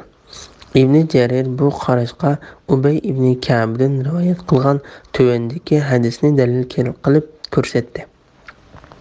Ubay ibn Ka'b: "Ey Allohning payg'ambari, hech kichik va hech cho'ng bo'lganlikdan hayz ko'rmaydigan ayollarning va homildor ayollarning iddat muddati Qur'on Karimda bayon qilinmadimi?" dedi. Shuning bilan g'olib va buyuk Alloh ayollarning ishidagi hayzdan umidini uzganlardan, ya'ni yeshi cho'ng bo'lganlikdan hayz ko'rmaydiganlarning iddatining qanchalik bo'lganligidan shubhida bo'lsanglar, ularning iddati 3 oydir. Kichiklikdan hayz ko'rmaganlarning iddati ham 3 oydir. Homildor ayollarning iddati mayli qo'yib o'tilgan bo'lsin, mayli eri o'lib ketgan bo'lsin, bo'shanish bilan tugaydi degan oyatni nazil qildi. Bu hadisni Ibn Abu Hatim Ubay ibn Ka'bdan texmi atrofli qilib mundaq rivoyat qiladi. Baqara surasida ayollarning iddati haqidagi oyat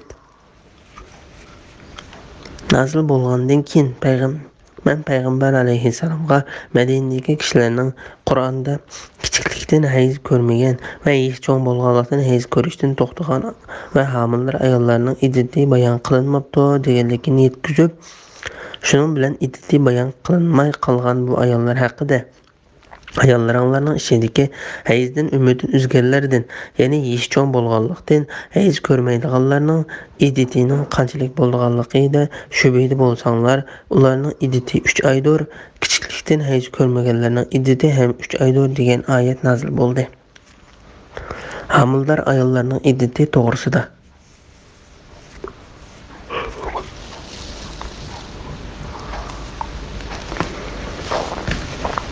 Homildor ayollarning iddati mayli qo'yib o'tilgan bo'lsin, mayli eri o'lib ketgan bo'lsin, bo'shanish bilan tugaydi. Alloh taolo bu oyatda homildor ayolning iddatining mayli u taloq qilingan bo'lsin yoki eri o'lgan bo'lsin, u bolani tug'ish bilan tugaydiganligini bayon qiladi. Bu ko'p sondagi salaf va xalaf ulamolarining qarshidir. Bu qarash bu oyatda ko'rsatilganidek payg'ambar alayhissalomning sunnatidami ko'rsatilgan. imom Buxoriy Abu Salamaning mundoq deganligini rivoyat qiladi. Bir odam Ibn Abbosning yoniga kelib, "Menga eri o'lib ketib 40 kundan keyin yangigan ayolning hukmi haqida fatvo bergan" dedi. Abu Hurayra Ibn Abbosning yonida o'ltirdi. Ibn Abbos u ayol iddat bekitilgan 2 oy vaqtdan uzoqroq iddat tutadi deb fatvo berdi. Men homildor ayollarning iddati mayli qo'yib o'tilgan bo'lsin, mayli eri o'lib ketgan bo'lsin, bo'shanish bilan tugaydi degan oyatni o'qidim, dedim. Abu Hurayra men qarindishimning o'g'li Abu Salimaning so'zining tarafdoriman dedi. Shuning bilan Ibn Abbos xizmatchisi Kureybni Ummu Salimaning qishig'a uningdan bu masalani so'rab kelishga avatdi. Ummu Salama mundoq dedi: Sa'ba Aslamiya degan ayolning eri shahid bo'lganda bu ayol homildor edi. U eri o'lib ketib 40 kundan keyin yangidi. Shundan keyin bu ayolga yotliq bo'lishga talab qo'yildi. Payg'ambar alayhissalom u ayolning nikohini o'qib berdi. U ayolga talab qo'yganlarning ichida Abu Sanabil degan kishi bor edi dedi. Bu hadisni Imom Muslim, Tirmiziy va Nasa'iy qatorliqlar rivoyat qilgan. Imom Ahmad Misvar ibn Maxdamaning mundoq deganligini rivoyat qiladi. Sab'a Aslamiya degan ayolning eri vafot bo'lib ketganda bu ayol homildor edi. Bu ayol uzoq o'tmay yangidi. Bu ayolning nifos kunlari tugaganda u ayolni amriga ilishni xohlaydigan elchilar bo'lib keldi. Shuning bilan bu ayol payg'ambar alayhissalomdan yotliq bo'lish to'g'riliq ruxsat so'radi. Payg'ambar alayhissalom uning yotliq bo'lishiga ruxsat qildi.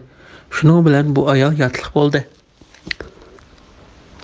Bu hadisni Imom Buxoriy, Muslim, Abu Dovud, Nasa'iy, Ibn Majah qatorliqlar rivoyat qilgan.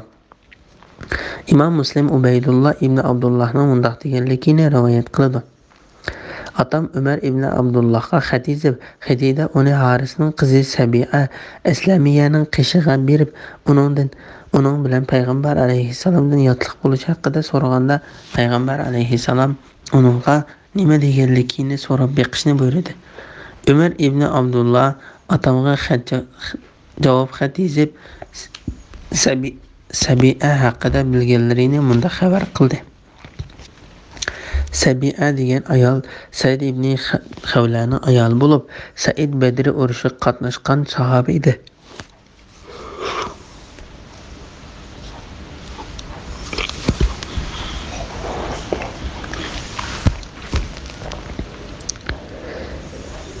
Uning eri vidolashish hajida vafot bo'lib ketdi. O chaqda bu ayol homildor edi. U eri vafot bo'lib ancha uzoq o'tmay yangidi. U ayol nifosdan poklangandan keyin loyiq chiqib qilishni umid qilib chiroyli yasandi. Abu Sanabil ibn Ba'kak uning yoniga kirib, "Ajabma chiroyli bo'lib ketibsan, yotliq bo'lishni xohlaydiganda qilsan. Alloh taolaning nomi bilan qasamki, sen 4 oy 10 kunni to'shqazmacha yotliq bo'la olmaysan" dedi. Umar ibn Abdulloh Xadida Sabi'aning yana mundoq deganligini yozdi. Abu Sanabil menga shu so'zlarni qilgandan keyin men zinnatlanish uchun kiygan kiyimlarimni silib, kech kirganda payg'ambar alayhissalomga qiyshiq berib, undan menga bu haqda fatvo berishini so'radim. Payg'ambar alayhissalom mening yangiganligimning iddatni chiqqanligim ekanligini, agar menga loyiq chiqib qolsa, yotliq bo'lishim bo'lganligini deb berdi. Kimki Allohdan qo'rqadigan, Alloh uning ishini osonlashtirib beradi.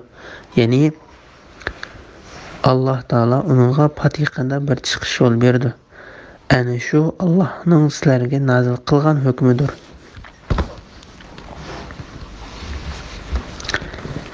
Ya'ni ana shu Alloh taolaning sizlarga payg'ambar alayhissalomning vasitasi orqali nazil qilgan hukmi va shariat prinsiplaridir. Kimki Allohdan qo'rqadigan, Alloh uning gunohlarini yo'qqa chiqaradi. Uningga katta savob beradi. Ya'ni ularning gunohlarini yo'qqa chiqarib, oz amaliga ko'p savob beradi. Bismillah.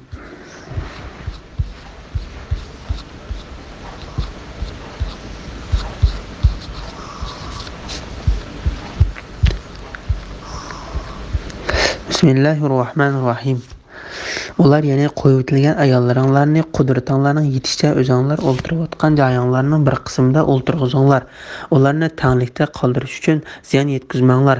Ya'ni ularni chiqib ketishga majburlash uchun turalg'i jihatda, nafiqa jihatdan qismanglar. Agar ular homildor bo'lsa, bo'shangan qadar ularni ta'minlanglar. Agar ular sizlar uchun bolalaringlarni emitib bersa, ularning emitish haqqini beringlar.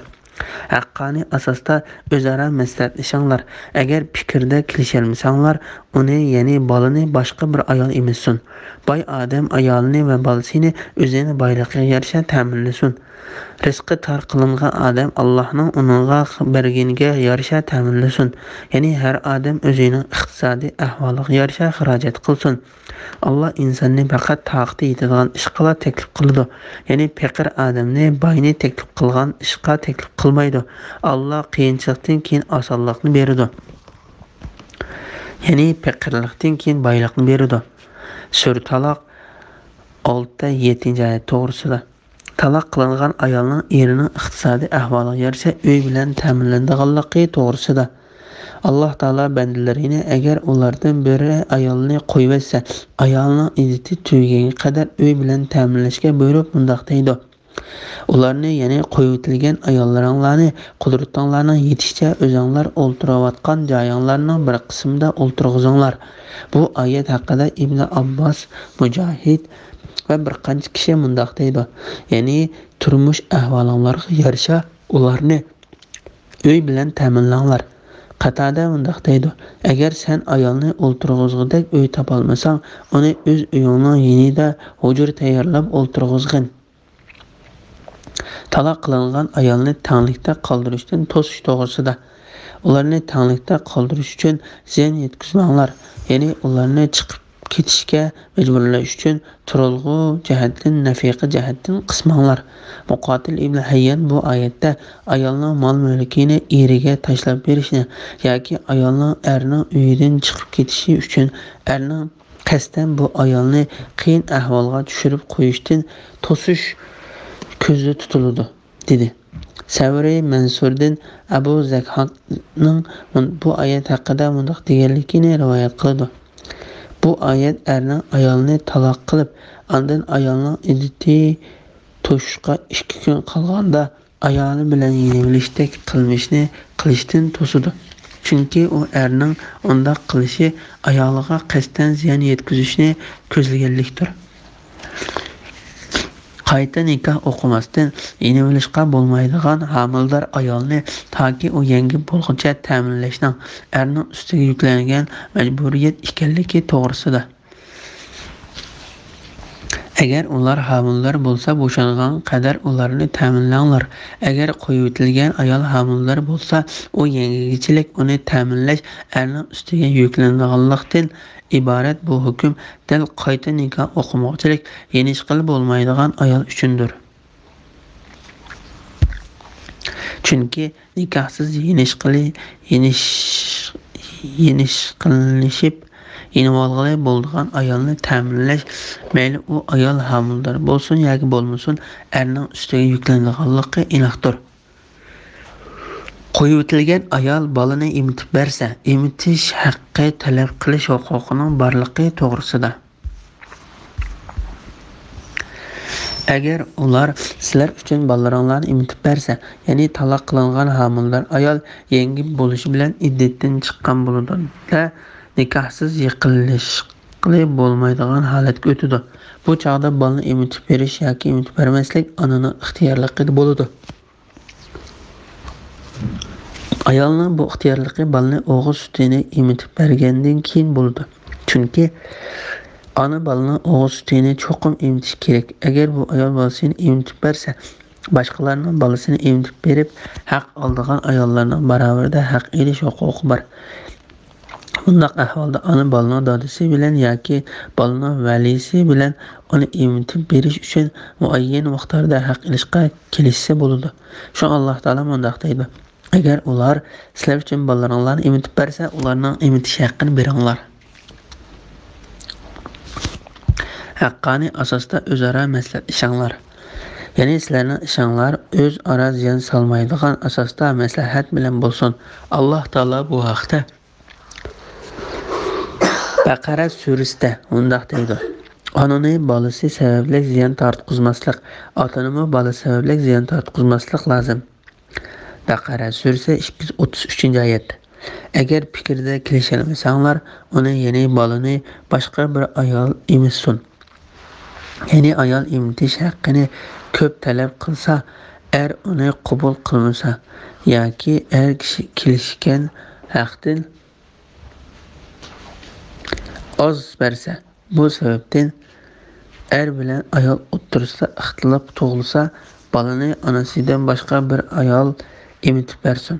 Garchi ona o'z bolasini emitishga eng haqli turuqliq, u ayol kelishalmaslikdan u bolasini boshqa bir ayolni emitib berishga rozi bo'ladigan bo'lsa, bu ishni shunday hal qilmay bo'lmaydi. Boy odam ayolni va bolasini o'zining boyligiga yarasha ta'minlasin. Ya'ni bolaning dadasi yoki uning valisi o'zining holiga qarata bolani ta'minlasin. Rizqi tor qilingan odam Allohning unga berganiga yarasha ta'minlasin. Ya'ni har odam o'zining iqtisodiy ahvoliga yarasha xarajat qilsin. Allah insonni faqat taqdi yetadigan ishga taklif qiladi. Ya'ni faqir odamni boyni taklif qilgan ishga taklif qilmaydi. Alloh taolo bu vaqtda mundaq degan: Alloh taolo hech kimni taqdi etmaydigan ishga taklif qilmaydi. Baqara surasi 286-oyatning bir qismi. Taqvodor bir ayolning qissasi to'g'risida. Alloh qiyinchilikdan keyin osonlikni beradi, ya'ni faqirlikdan keyin boylikni beradi. Bu Alloh taolaning va'dasidir. Alloh taolaning va'dasi haqdir. U va'dasiga xiloflik qilmaydi. Alloh taolo qiyinchilikdan keyin osonlik beradiganligi haqida undaq degan: Albatta har bir mushkullik bilan bir osonlik bor. Albatta har bir mushkullik bilan bir osonlik bor. Inshiro surasi 5-6-oyatlar. İmam Ahmad Abu Hurayraning mundaq deganligini rivoyat qildi. Nihoyatda burungi zamonda bir odam o'ylangan bo'lib, ayol ikkilislar biror tafovut qila olmaydi ekan. Bir kuni bu odam safardan qaytib kelib, qo'rsqi och, usti beshi to'pchan holda ayolning qishig'iga kirib, "Yegidek bir narsa bormi?" deydi. Ayoli: "Ha, xush xabar bo'lsin, bizga Alloh taolo bergan rizq keldi" deydi. Ayolni tamoq keltirishga buyurib, "Nimaga qarab tursan? Men yegidek bir narsa bermamsan" deydi. Ayol bo'ladi, bir oz ta'xir qilgan deb Alloh taolaning rahmatini umid qilib turaverdi. Uzun vaqt o'tdi. Ayolga "Nimaga tursan? Qo'p, menga tamoq ber, yegidek bir narsa ilib kel, men ochlikdan o'lay dedim" deydi. Ayol bo'ladi, "Mana, hozirlar tonini ochimiz, aldirab ketma" deydi. Birozgacha jim bo'lib qoldi. Oxir erining o'ziga bir narsa deydi turganligini sezgan ayol o'ziga gap boshlab, "Tonirga qarab boqay" deydi va o'rnida qopib tonirga qarab, tonirning sherib qilib parchalangan qo'y go'shtlari bilan to'lganligini va ikki yog'inchoq tishining o'n tortayotganligini ko'rdi. Shuning bilan ayol tugmandagi unlarni pokiz yig'ib oldi. Tonardagi qo'y go'shtlarini chiqardi. Abu Hurayra bu qissani bayon qilishni davomlashtirib mundaq deydi: Payg'ambar alayhissalomning jini ilkit bo'lgan zot Allohning nomi bilan qasamki, Muhammad alayhissalom agar u ayol tugmandagi unni unchalik darajada pokiz yig'ib ilib olmagan edi, u yorg'inchoq u ayolga toki qiyomat kunigacha un tortib bergan bo'ladi degan. Bismillahirrohmanirrohim. Nurg'un shaharning aholilari Parvardigorning va uning payg'ambarining amridan bosh tortdi. Ulardan qattiq hisob oldik va ularni qattiq jazoladik. Ular qilmishlarining vabolini tedidi. Ularning qilmishlarining oqibati ziyon tortishdan iborat bo'ldi. Alloh taolo oxiratda qattiq azob tayyorladi. Ey iymon etgan aql egillari, Allohdan qo'rqinglar. Alloh sizlarga Qur'onni nozil qildi. Iymon etgan va yaxshi amallarni qilganlarni qorong'ulikdan nurga chiqarish uchun sizlarga Allohning ro'shan oyatlarini tilovat qilib beradigan payg'ambarni avatdi. Kimki Allohga iymon etadigan va yaxshi amal qiladigan, Alloh uni ostidan o'stanlar eqib turadigan jannatlarga kirgizadi. Ular jannatlarda mangu qoladi. Alloh ularga isl rizq, ya'ni jannatdagi rizq va ne'matlarni beradi. Sura Taloq 8, 9, 10, 11 ayet to'g'risida. Parvardigorning amridan bosh tortganlarning jazolanishi to'g'risida. Alloh taolo o'zining buyrug'iga xiloflik qilgan, payg'ambarlarini inkor qilgan, o'zi belgilab bergan yo'ldan boshqa yo'lga borgan kishilarni qattiq ogohlantirib va shu sabab bilan ilgari o'tgan nurg'un ummatlarga tushgan azobdan xabar berib bundoq deydi. Nurg'un shaharning aholilari Parvardigorning va uning payg'ambarining amriga va uning payg'ambarining amriga ergashishdan bosh tortdi. Ularda qattiq hisob oldik va ularni qattiq jazoladik.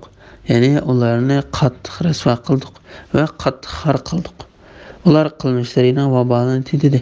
Ya'ni Alloh taolaning va uning payg'ambarining amriga qarshilik qilganlikning jazosini titidi va pushaymon asqatmaydigan yerda pushaymon qildi.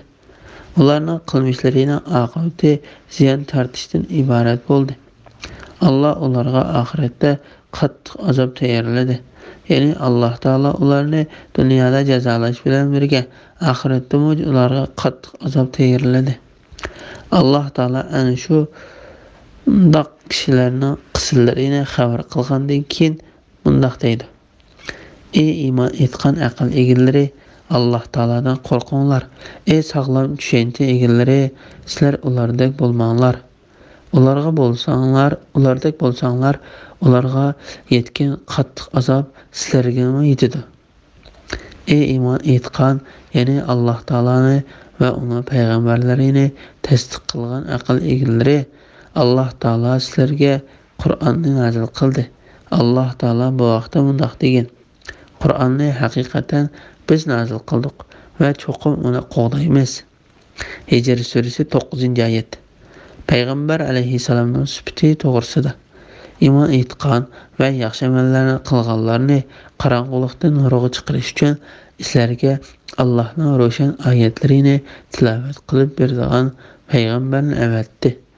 Alloh taolo bu vaqtda bundoq degan: Bu Qur'on shundoq kitobdirki, ey Muhammad, uni sana kishilarni Parvardigorning izni bilan qorong'ulikdan, ya'ni kufrdan yorug'likqa, ya'ni iymonga chiqarishdan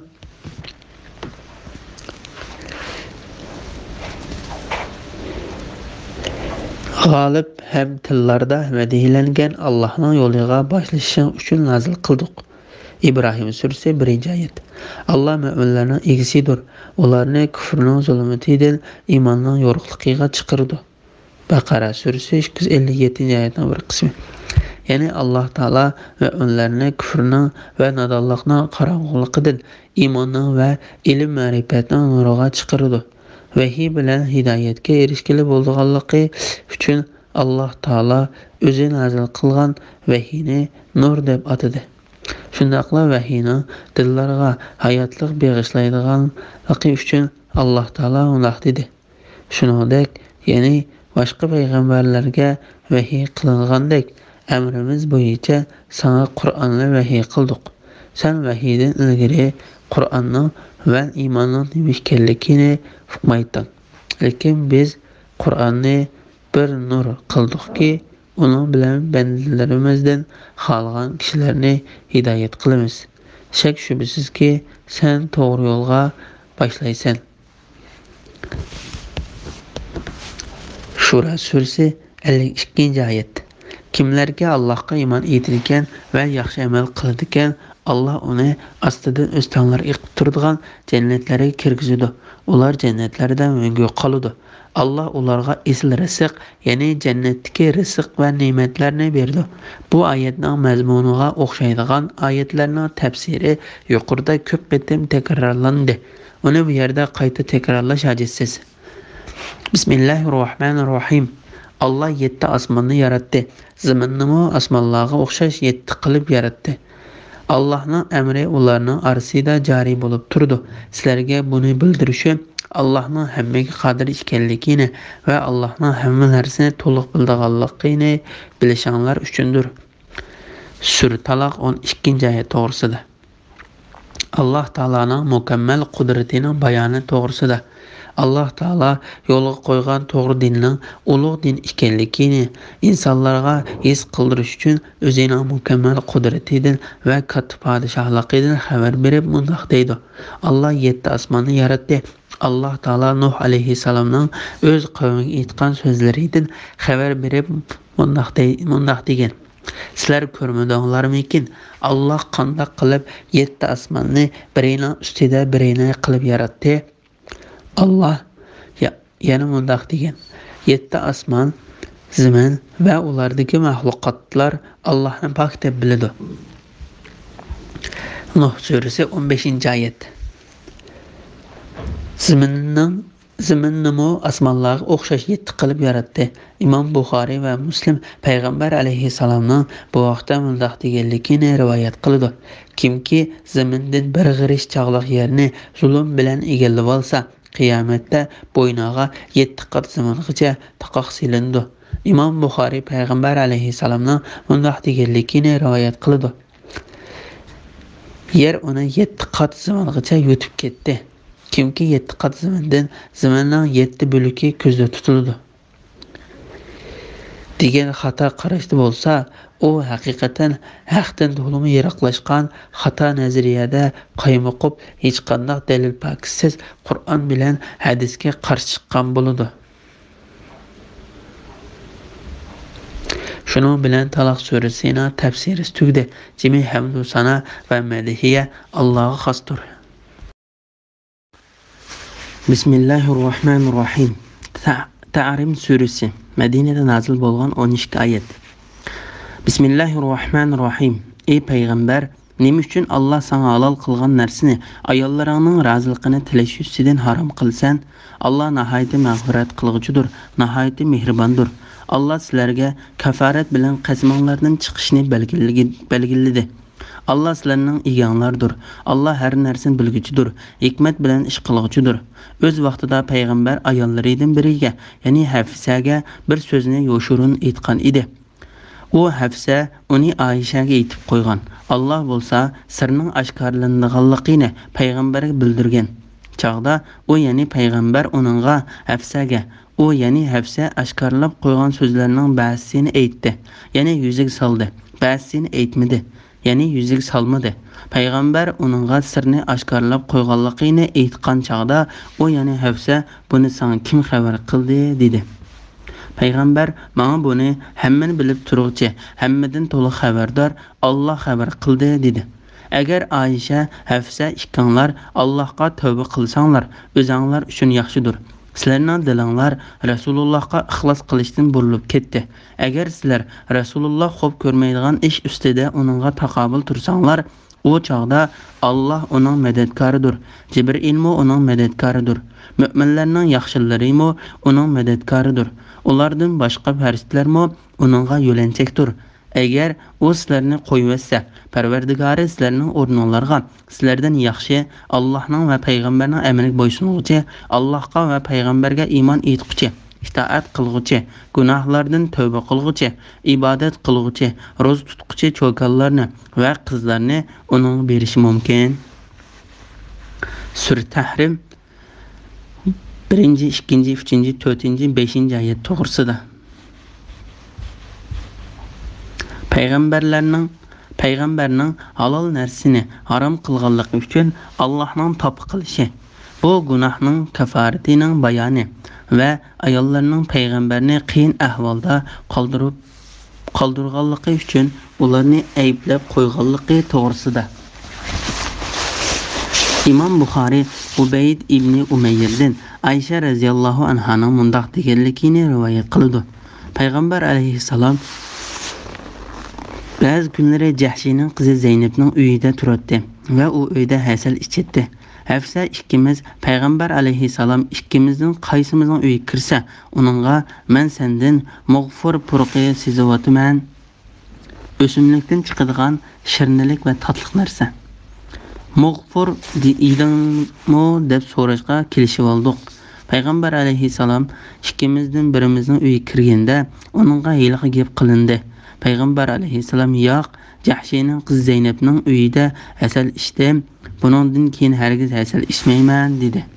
Shuning bilan ey payg'ambar, nima uchun Alloh sana halol qilgan narsani ayollaringning roziligini tilash ustidan harom qilsan?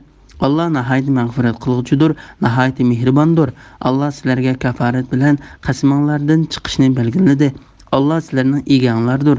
Allah har narsani bilguchidir, hikmat bilan ish qiluvchidir. O'z vaqtida payg'ambar ayollaridan biriga, ya'ni Hafsaga bir so'zni yoshirin aytgan edi. O ya'ni Hafsa uni Aishaga aytib qo'ygan. Allah bo'lsa sirning oshkorlanganligini payg'ambarga bildirgan chaqda, o ya'ni payg'ambar uningga Hafsaga, o ya'ni Hafsa oshkorlab qo'ygan so'zlarning ba'zisini aytdi, ya'ni yuziga soldi, ba'zisini aytmadi, ya'ni yuziga solmadi. Payg'ambar uningga sirni oshkorlab qo'yganligini aytgan chaqda, o ya'ni Hafsa buni senga kim xabar qildi dedi. Payg'ambar menga buni hammani bilib turguchi, hammadan to'liq xabardor Alloh xabar qildi dedi. Agar Aisha, Hafsa ikkanglar Allohga tövbe qilsanglar, o'zinglar uchun yaxshidir. Sizlarning dilinglar Rasulullohga ixlos qilishdan burilib ketdi degan oyat nazil bo'ldi. O'z vaqtida payg'ambar ayollaridan biriga, ya'ni Hafsaga bir so'zni yoshirin aytgan edi. Ya'ni payg'ambar alayhisalom u ikkisining biriga asal ichdim degan so'zni qilgan edi. İbrahim ibn Musa Hishamdan qilgan rivoyatda payg'ambar alayhisalom buningdan keyin hargiz asal ichmayman, asal ichmaslikka qasam ichdim, buni hech kimga demagan degan so'zni yoshirin qilgan edi. Bu hadisni Imom Muslim rivoyat qilgan. Imom Buxoriy Aishaning mundaq deganligini rivoyat qiladi. Payg'ambar alayhisalom tatliq narsalarni va asalni yaxshi ko'radi. U diğer namozini o'qib bo'lgandan keyin ayollaridan birining yonida bo'ladi. Bir kuni payg'ambar alayhisalom Umarning qizi Hafsaning qishiga kirib ketib, odatdagidan uzoqroq vaqt ayol bo'lib qoldi. Mening kundashligim tutdi. Men bu vaqtda surishti qildim. Aslida Hafsaning qavmidan bir ayol uningga bir qacha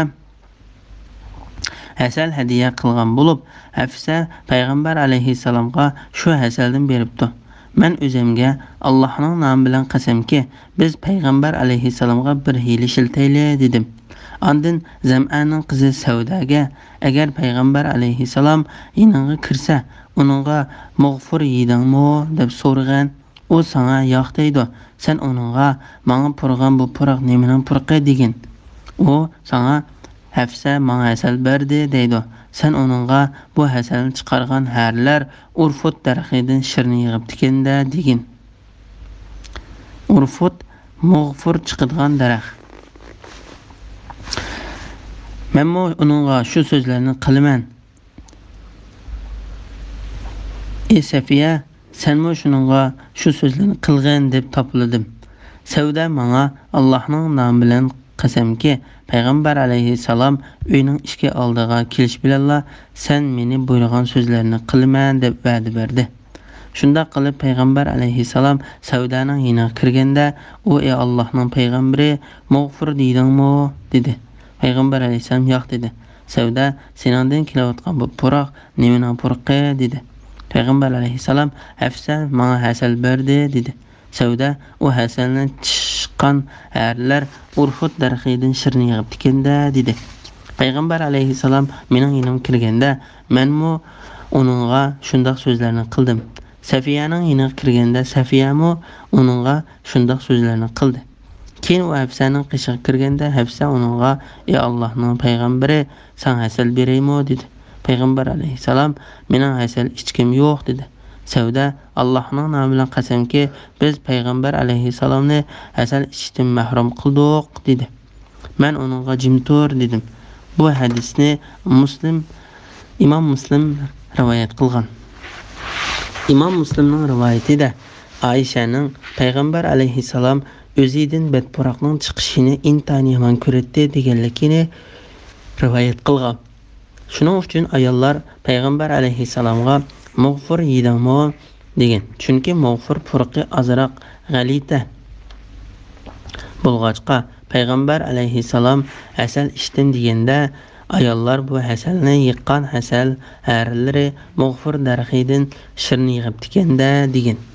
Bu hadisning mazmuni qaraganda asal beruvchi ayol Hafsadur. Bu hadis Urva orqali Aysha radhiyallohu anhadan rivoyat qilingan. Biroq Ibn Jurayj Ubayd ibn Umayr orqali Aysha radhiyallohu anhadan rivoyat qilgan. Hadisga asoslanganda asal beruvchi ayol Jahshining qizi Zaynabdir. Payg'ambar alayhissalom shundoq so'zlarni qilishga, uningga taqobil turishga kelishib olgan ayollar Aysha bilan Hafsa ikkisidir. Ba'zilar bu voqea 2 qatim yuz bergan deb qaraydi. Bundaq bo'lishi ehtimoldan ancha yiroq emas. U 2 voqealik bu oyatning nozil bo'lishiga sabab bo'lgan degan qarashmo toz to'g'ri emas.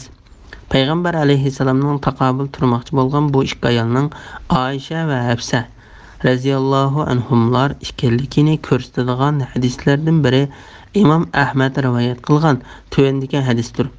Ibn Abbos mundaq deydi: "Men Umardan Alloh taolo agar Aysha Hafsa ikkinglar Allohga tavba qilsanglar, o'zinglar uchun yaxshidir, sizlarning dilinglar Rasulullohga ixlos qilishdan burilib ketdi" degan oyatda tilga olgan bu 2 ayol haqida so'rashni o'ylab yuratdim.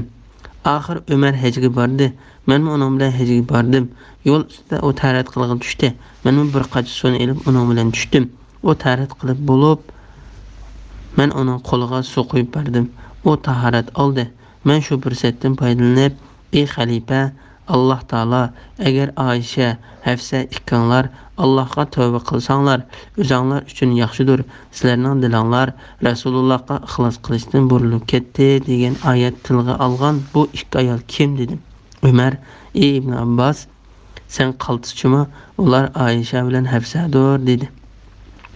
Ondan men bu ishni so'zlab berishga boshlab mundaq dedi: "Biz Quraysh qavmi ayollarga gapimiz o'tadigan odamlar edik. Biz Madinaga hijrat qilib kelsak, Madinalik ayollar erlarga gapini o'tkazalaydi ekan. Shuning bilan bizning ayollarimiz ularning ayollaridan bu odatlarni o'rganishga boshladi. Men bola chaqalarim bilan Umayya ibn Zaydning uyida turdim. Bir kun ayolim ochiqlandim. Qarasam u menga gap yondiryotdi. Uning menga javob yondirganligidan g'alati his qildim. Ayolim, men sana javob yondirsam, ajab g'alati his qilib ketdim-g'o. Allohning nomi bilan qasamki, Payg'ambar alayhissalomning ayollarimi unga gap yondirdigan, hatto ularning ba'zilari Payg'ambar alayhissalomga bir kecha kunduz gap qilmaydi ekan" dedi. Shuning bilan men berib Hafsaning uyiga kirib, "Sen Payg'ambar alayhissalomga javob yondiramsan" dedim. U ha dedi. Men hatto sizlardan biringlarning Payg'ambar alayhissalomga bir kecha kunduz gap qilmaydigan ahvolmi bor dedim. "Ahvolmi bormi?" dedim. U ha dedi. "Men sizlardan bunda qilganlar qattiq ziyon tortquchidir. Sizlarning biringlar Allohning payg'ambarining ochiqlanganligi uchun Alloh taolaning g'azablanishi xotirjam bo'lalamdi. Agar shundoq bo'lganda u ayol haqiqatan halok bo'ladi" degan gap. "Sen Payg'ambar alayhissalomga gap yondirma. Agar biror narsaga ayting bo'lsa, uningdan so'ramay, mendan so'ra. Sening qo'shning Ayshaning sendan chiroyli bo'lishi va Payg'ambar alayhissalomga nisbatan sendan suyumli bo'lishi seni qoymoqtirmisan" dedi. Mening ansarlardan bo'lgan bir qo'shnim bor edi. Biz uning bilan navbatlashib Payg'ambar alayhissalomga nazil bo'lgan xabarlardan xabar olib turdik. Bir kuni u berib xabar olib keldi. Bir kuni men berib xabar olib keldim. Biz Hassan podshohi bizga qarshi urushga tayyorlik qilib, otlarini taqila otibdi degan xabarlar ustida so'zishib yurgan kunlarda birida mening qo'shnim xabar olib kelganli Payg'ambar alayhissalomning qishig'i ketgan edi. Kechqurunligi u qaytib kelib, darvozani urib meni chaqirdi. Men uning qishig'iga chiqdim. U bugun cho'ng bir ish yuz berdi dedi. Men nima ish yuz berdi? Hassan qo'shin tartib kelibdimi dedim. U yo'q, uningdan cho'ng bir ish yuz berdi. Payg'ambar alayhissalom ayollarini taloq qilib o'tibdi dedi. Men Hafsa haqiqatan ziyon tortibdi dedim. Men mushundaq ish yuz berib qolmag'iydi deb o'ylab yuratdim. Bomdod namozini o'qib bo'lgandan keyin kiyimlarimni kiyib xabar elib kelish uchun mangdim. Hafsaning yoniga kirsam, u yig'lab o'ltiribdi. Men payg'ambar alayhissalom sizlarni taloq qilib o'tdimi dedim. U bilmayman, biroq u bizdan ayrilib balaxon uyiga chiqib oldi dedi. Men payg'ambar alayhissalomning xizmatini qilgan bir negir bolaning yoniga kelib, mening kirishimga ruxsat so'rab chiqqan dedim. Bola kirib ketib, qaytib chiqdi va sening kelganligingni aytdim, biroq hech nima demadi dedi. Men munbarning yoniga bordim. Qarasam, u yerda bir qancha kishi o'ltiribdi. Ularning ba'zilari yig'layotgan ekan. Men munbarning yonida ozroq o'ltirdim. Ondan ichim titit bo'lib, heliqi bolani qishig'i berib, mening kirishimga ruxsat so'rab chiqqan dedim. O kirib ketib, ayol bo'lmay inib chiqdi va sening kelganligingni aytdim, hech nima demadi dedi. Men o'yindan chiqib munbarning qishig'i berib o'ltirdim. Ichim titit bo'ldi. Heliqi bolani qishig'ini berib, mening kirishimga ruxsat so'rab chiqqan dedim. O kirib ketib ayol bo'lmay inib chiqdi va sening kelganligingni aytdim. U yana hech nima demadi dedi. Shunda orqamga yandim. To'satdan heliqi bola meni chaqirib, payg'ambar alayhissalom sening kirishingga ruxsat qildi. Uning qishig'i kirgan dedi. Men uning qishig'i kirib salom berdim. O bor selinga yo'lanchakli karvat ustida yo'linib o'ltirgan ekan. Biqinlariga borib ketibdi, izi chiqarib o'tibdi. Men ey Allohning payg'ambari, sen rasul ayollaringni qo'yib o'tdingmi dedim. O beshini ko'tarib men qaradi va yo'q dedi. Men Alloh buyukdir, ey Allohning payg'ambari, agar bizga qaraydigan bo'lsang, biz Quraysh xalqi ayollarga gapimiz o'tadigan bir qavm edik. Madinaga hijrat qilib kelgandan keyin ayollari erlari gapini o'tkazadigan odamlar bilan uchrashdik. Shuning bilan bizning ayollarimiz ularning ayollarining bu odatini o'rganishga boshladi. Bir kuni men ayolimga ochiqlasam, u menga gap yondiryotdi. Men ayolimning menga gap yondirganligini g'alati his qildim. Ayolim men senga gap yondirsam, ajab g'alati his qildi ekansan. O Allohning nomi bilan qasamki, payg'ambar alayhissalomning ayollarimi uningga gap yondirdi ekan. Hatta ularning biri uningga bir kecha kunduz gap qilmaydi ekan dedi. Endi men sizlardan shundoq ish qilgan ayollar haqiqatan qattiq ziyon tortquchidir. Sizlarning biringlar Alloh taolaning payg'ambari ochiqlanganligi uchun Alloh taolaning uning g'azablanishidan xotirjam bo'la olamdi. Agar shundoq bo'lganda, u ayol haqiqatan halok bo'lgan bo'ladi degan gapni degan edim dedim. Payg'ambar alayhissalom so'zimni anglab kulimsirdi. Men ey Allohning payg'ambari, men Hafsaning qishig'iga kirib, sening qo'shning Ayshaning sendan chiroyli bo'lishi va sen qaraganda payg'ambar alayhissalomga suyimlik bo'lishi seni gangirtib qo'ymasin degan edim. Gapim bu yer kelganda payg'ambar alayhissalom yana bir qatim kulimsirdi. Men ey Allohning payg'ambari, o'ltirsam bo'lamdi dedim. U ha dedi. Men o'ltirib bo'lib, uyning ichiga nazar soldim. Allohning nomi bilan qasamki, uyda 3 tal teridan boshqa ko'zga chiliqqandek hech narsani ko'rmadim. Shuning bilan ey Allohning payg'ambari, ummatingning rizqini keng qilishini tilab Allohga duo qilgan. Alloh o'ziga ibodat qilmaydigan Faris va Rumlarga keng rizq beribdi dedim. Payg'ambar alayhissalom qaddini rostlab o'ltirib, ey Umar, sen Allohga bo'lgan iymoningda shak qilamsan? Ular yaxshiliklari dunyoda hayotida berilgan odamlardir dedi. Men Allohning payg'ambari, Alloh taoladan men uchun mag'firat talab qilgan dedim. Payg'ambar alayhissalom ayollariga qattiq ochiq kelganligi uchun bir oy ularning yoniga kirmaslikka qasam ichgan edi. Oxiri g'olib va buyuk Alloh bu vaqtda uningga to'p qildi. Bu hadisni Imom Buxoriy, Muslim, Tirmiziy va Nasa'iy qatorliqlarimo rivoyat qilgan. Imom Buxoriy va Muslim bu hadis haqida, ya'ni Ibn Abbosning bundoq deganligini rivoyat qiladi. Men bu oyat haqida Umar ibn Xattobdan so'rab beqishni ko'nglimga pukib bir yilni o'tkazib o'tdim.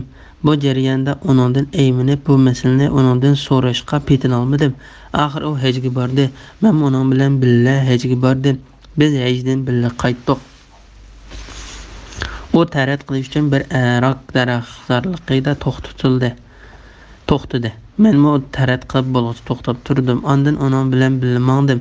Ketib ey mu'minlarning xalifasi payg'ambar alayhissalom taqobil turmoqchi bo'lgan elaq ikki ayol kim dedim. Umar ular Aysha bilan Hafsadir dedi. İmam Muslim yani Abdullah ibn Abbas'tan Ömer ibn Xattabning mundaq deganligini rivoyat qiladi.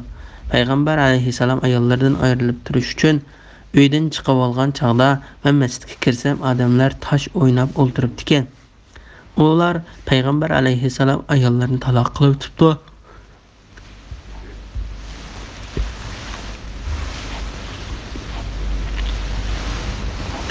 Deyishdi. Bu payg'ambar alayhissalomning ayollari hijoblanishga buyurilishdan ilgirki ish edi. Men bugun bu ishni cho'qim aniqlab chiqaman dedim. Bu hadisda Ömerning Aysha bilan Hafisaning qishig'iga kirganligi va u ikkisiga vaz nasihat qilganligi bayon qilingan va mundaq deyilgan. Men payg'ambar alayhissalomning qishig'iga kirmoqchi bo'lib kirganimda uning xizmatchisi Rabahni Balxon uyining bosog'ida ko'rib, "Ey Rabah, mening kirishimga payg'ambar alayhissalomdan ruxsat so'rab bergan" dedim. Bu hadisning yuqorida bayon qilingan hadis bilan o'xshash bayon qilinib, oxirida Umarning mundaq deganligini bayon qilindi.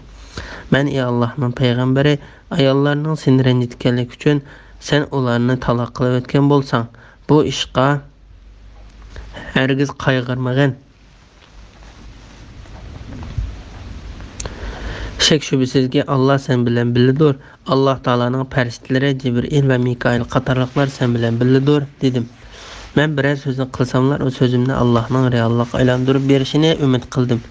Alloh taologa hamd sana bo'lsinki, shuningdek keyin payg'ambar alayhissalomga ayollarni qo'yib o'tish yoki qo'yib o'tmaslik haqida ixtiyorlik berilib, agar u sizlarni qo'yib o'tsa, Parvardigor sizlarning o'rninglarga sizlardan yaxshi, Allohning payg'ambarining amriga bo'ysunguchi, Allohga payg'ambarga iymon etguchi, itoat qilguchi, gunohlardan tavba qilguchi, ibodat qilguchi, ro'za tutguchi cho'kallarni va qizlarni uning berishi mumkin degan oyat. Va agar sizlar Rasululloh xo'p ko'rmaydigan ish ustida uningga taqobil tursanglar, u chaqda Alloh uning madadkoridir, Jibril uning madadkoridir, mu'minlarning yaxshilari uning madadkoridir, ulardan boshqa farishtalar uningga yo'linchakdir degan oyat nozil bo'ldi. Men payg'ambar alayhissalomga ularni Rasululloh qo'yib o'tdingmi dedim. U yo'q dedi. Men masjidning darvozasi oldida turib, ovozimning bericha payg'ambar alayhissalom ayollarni qo'yib o'tmabdi deb to'g'ladim. Shuning bilan mu'minlarga oid amonliqning yoki qo'rqinishning biror xabari ularga yetsa, munofiqlarga yetsa, uni tarqitadi. Agar uni payg'ambarga va ular ya'ni mu'minlarning ichidagi ish ustidagilarga ma'lum qilsa, shu xabarni chiqaruvchilar uni ya'ni shu xabarning haqiqiy ahvolini ulardan albatta bilib oladi degan oyat nozil bo'ldi. Nisa surasi 83-oyatning bir qismi. Men ana shu haqiqiy ahvolni dastlabda bilib olmoqchi bo'ldim. Said ibn Jubayr, Ikrama, Muqotil, Ibn Hayyan, Zakhak va boshqalarmi Umarning bu ishining haqiqiy ahvolini dastlabda bilib olgan kishi ekanligini bayon qildi. Mu'minlarning yaxshilarimi uning madadkoridir. Bulardan Abu Bakr va Umar ko'zi tutildi. Hasan Basri, Osmonmi shu yaxshi mu'minlar qatoridandir deb qo'shib qo'ydi. Lays ibn Abu Salayma Mujahidning Ali ibn Abu Talibmi shu yaxshi mu'minlar qatoridandir deganligini rivoyat qildi. Imom Buxoriy Anasdan Umarning mundaq deganligini rivoyat qildi. Payg'ambar alayhissalom ayollari kundashlik qilib Payg'ambar alayhissalomning ayollari kundashlik qilib Payg'ambar alayhissalomga qarshi birlashib oldi. Men u ayollarga agar u sizlarni qo'yib etsa, uning Parvardigori sizlarning o'rninglarga sizlardan yaxshi ayollarni berishi mumkin dedim.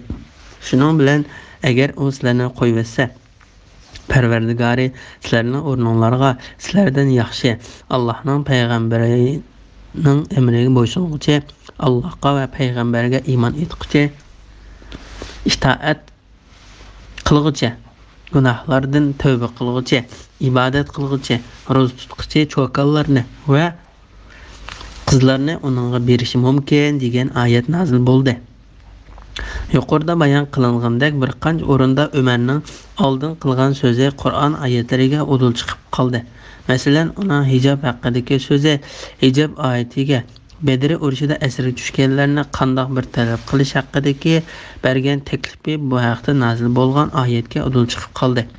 Ya'ni uning maqom Ibrohimni namozga qilgan bo'lsang kan degan so'zi Alloh taolaning kishilarga maqom Ibrohimni namozga qilinglar, ya'ni shu yerda namoz o'qinglar didoq deb nazil qilgan oyatiga udul chiqib qoldi. Baqara surasi 125-oyatning bir qismi. İbn Abu Hatim Enes'ten Ömer ibn Xaddab'dan mundaq deganligini rivoyat qiladi. Anlaşımca müminlərinin analары bilan Peyğəmbər alayhissalamның arasında azraq iş yüz beribdi. Mən o ayollarını bir-birlab aralab chiqib, ularga sizlar çoxum Peyğəmbər alayhissalamni qiyin ahvolga tushiradigan ishni endi hargiz qilmanglar, bo'lmasa Alloh sizlarning o'rninglarga sizlardan yaxshi ayollarni berish mumkin dedim. Men müminlərinin analarının ən axırqısının yeniga kelganimda o Ömer sen Allah'ın peyğəmbərinin ayollarına vəznəsət etməsənmi? Peyğəmbərinin vəznəsəti o ayollara kifoya qılmamdikan dedi. Şunun bilan men ularga vəznəsət qilishdan to'xtadim. Ondan g'olib va buyuk Alloh agar u sizlarni qo'yversa, Parvardigori sizlarning o'rninglarga sizlardan yaxshi Allohning va payg'ambarning amriga bo'ysunguchi, Allohga va payg'ambarga iymon etguchi, itoat qilguchi, gunohlardan tavba qilguchi, ibodat qilguchi, ro'za tutguchi cho'kallarni va qizlarni uning berish mumkin degan oyat nazil qildi. İmam Buxoriy Ömer ayollarga vəznəsət qilayotganda onunğa rəddiyə bergan ayolning Ummu Salima ekanligini rivoyat qilgan. Cho'kallarni va qizlarni, ya'ni ayollarning cho'kallar va qizlardan bo'lishi ko'ngil arzusiga muvofiq bo'lish uchundir. Chunki narsaning turlik bo'lishi ko'ngilni ochadi. Shun Alloh taolo cho'kallarni va qizlarni dedi. Bismillahirrohmanirrohim. Ey müminlər, özənglərni və balı çaqanlarni, insan və taşlar yıqılğı bolduğan, rəhim qılmaydıgan, qattiqol pəristlər müəkkəl bolğan dozaqdan saqlanlar. O pəristlər Allah'ın buyruğidən çıxmaydı. Nemək buyursa şunu icra qılıdı. Ey kafirlar, bugün özür etmanglar. Sizlər faqat qılmışanlarının cəzasını tartıslar. Ey müminlər, Allah'a səmimi tövbə qılınlar. Ümidki Parvardigoringlar sizlarning gunohinglarni yo'q chiqaradi. Sizlarni ostidan o'stanglar yiqib turadigan jannatlarga kirgizadi. O kunda, ya'ni qiyomat kunida Alloh payg'ambarini va uning bilan birga bo'lgan mu'minlarni rasvo qilmaydi. Ularning nuri ularning oldida va o'ng tarafida yuradi. Ular ey Parvardigorimiz, bizga nurimizni mukammallashtirib bergan, bizga mag'firat qilgan, sen bo'lsang haqiqatan har narsaga qodirsan deydi. Sura Tahrim 6-7-8 to'g'risida. Bola chaqalarni adab, axloq va din tarbiyasi bilan tarbiyalash to'g'risida. Ey mu'minlar, o'zinglarni va bola chaqalarni inson va toshlar yiqilg'i bo'ldigan, rahim qilmaydigan, qattiqol pəristlər muakkal bo'lgan dozaqdan saqlanglar. Ali ibn Abu Talha ibn Abbasning bu oyat haqida mundaq deganligini rivoyat qildi. Alloh taolaga taat ibodat bilan amal qilinglar. Alloh taolaga osiylik qilishdan saqlaninglar. Bola chaqalaringlarni Allohni yod etishga buyuringlar. Shunday qilsanglar, Alloh sizlarni dozaqdan saqlaydi. Mujahid mundaq deydi. Allohga taqvodorlik qilinglar. Bola chaqalaringlarni Allohga taqvodorlik qilishga tavsiya qilinglar. Qatada mundaq deydi. Sening ularni Allohga taat ibodat qilishga buyurishing, Allohga osiylik qilishdan to'sishing, Allohning buyrug'i bo'yicha ularga qarata ustundagi vazifani ado qilishing, ularni Allohning buyrug'ini ado qilishga buyurishing va ularning Allohning buyrug'ini ado qilishga yordamlashishing kerak. Agar ularning Alloh haqida gunoh qilayotganligini ko'rsang, ularni shu gunohidan to'sishing va cheklashing kerak. Zakhok va Muqotil qatorliqlarmo mushunga o'xshash ma'noda dedi. Musulmonlarga o'zlarining bola chaqalariga, urug' tuqqanlariga, dedeklariga, qullariga Alloh farz qilgan narsalarni va Alloh to'sgan ishlarni o'g'itish vazifasi yuklangan. Bu oyatning ma'nosini Imom Ahmad, Abu Davud, Tirmiziy qatorliqlar rivoyat qilgan. Tuvandagi hadis ta'kidlaydi. Rabi ibn Sabir otasidan payg'ambar alayhissalomning mundaq deganligini rivoyat qiladi. Bolalarni 7 yoshga kirganda namoz o'qishga buyuringlar, 10 yoshga kirganda ularni namoz o'qishga zo'rlanglar. Do'zaxning yiqilg'ulari va uni boshqaruvchi farishtalar to'g'risida. Inson va toshlar yiqilg'u bo'ldigan, ya'ni do'zaxning o'tin o'rnida kuydigan yiqilg'ulari odam avlodining toplari va toshlardan iboratdir. Bu toshdan mushriklar cho'qingan butlar ko'zda tutiladi degan qarashmi bor. Alloh taolo bu vaqtda mundaq degan: "Ey mushriklar, haqiqatan sizlar Allohni qo'yib ibodat qilgan narsanglar bilan do'zaxga yiqilg'u bo'lsizlar. Sizlar do'zaxga kirsizlar." Anbiya surasi 98-oyat. Ibn Mas'ud, Mujahid, Abu Ja'far, Baqir va Sudi qatorliqlar do'zaxga yiqilg'u bo'lgan toshlar gungurt poqidan iborat toshlardir dedi. Mujahid bu toshlardan tapdinmi bakrak sesiq puroq chiqadi degan so'zni qo'shib qo'ydi.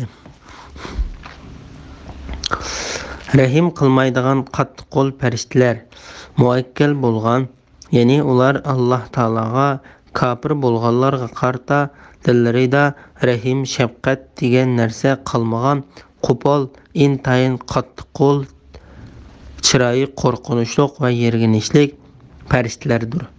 O farishtalar Allohning buyrug'idan chiqmaydi.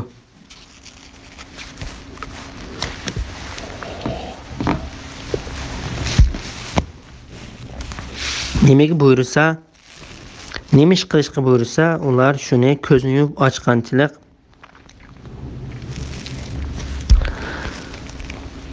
bu farishtalar Allohning buyrug'idan chiqmaydi. Nima buyursa, shuni ijro qiladi. Ya'ni Alloh taolo ularni nima ish qilishga buyursa, ular shuni ko'zni yumib ochganchilik vaqtni kechiktirmasdan nihoyat tezlikda ijro qiladi. Ular buyurilgan ishni qilishga qodirdir. Ular uni qilishga hech zo'rlanmaydi. Ular zabaniya deyiladi. On farishtalardir. Alloh taolo bizni undaq oqibatga qilishdan saqlasin.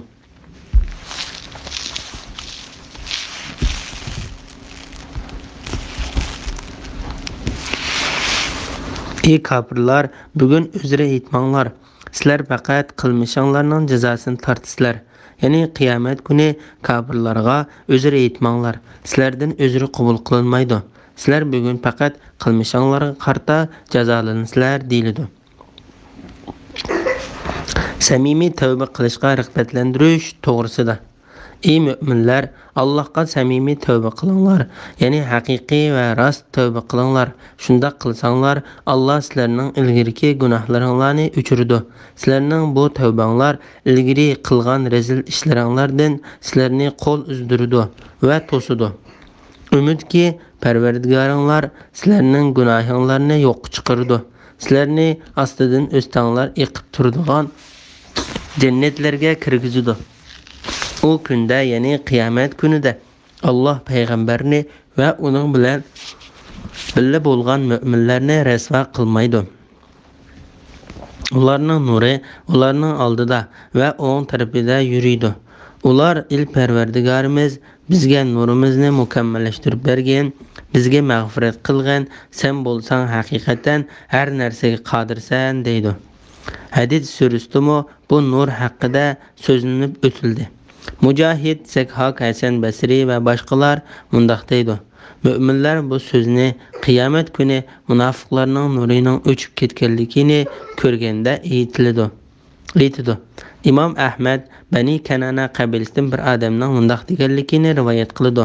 Men Makka fathi bo'lgan yili payg'ambar alayhissalomning orqada namoz o'qib o'tib, uning ey Alloh, qiyomat kuni meni rasvo qilmagan deganligini angladim. Bismillahirrohmanirrohim. Ey payg'ambar, sen kuffarlar bilan va munofiqlar bilan kurash qilgan, ularga qattiq muomala qilgan. Ularning joyi jahannamdir. Jahannam nim degan yomon joy. Allah kuffarlarga ularning müminler bilan tuqqanchilikning payda bermasligida Nuhning ayolini va Lutning ayolini misol qilib ko'rsatdi. Ular bo'lsa bizning bandalarimizdan ikki yaxshi bandamizning amrida edi. Ularning ikkilisi erlariga iymon etmaslik bilan xiyonat qildi.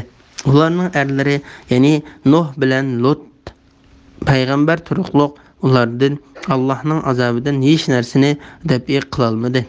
O ikkisiga do'zaxga kirguchilar bilan birga kiringlar deyildi. Sur Tahrim 9-10 oyat to'g'risida. Kafirlarga va munofiqlarga qarshi jihad qilishga buyurish to'g'risida. Allah Taala bu oyatda payg'ambari Muhammad alayhisalomni kafirlarga qarshi qurolliq jihad qilishga, munofiqlarga qarshi islom jazo qonunlarini ijro qilishga buyurdi va mundaq deydi: ularga dunyoda qattiq muomala qilgan, oxiratda ularning joyi jahannamdir. Jahannam nim degan yomon joy.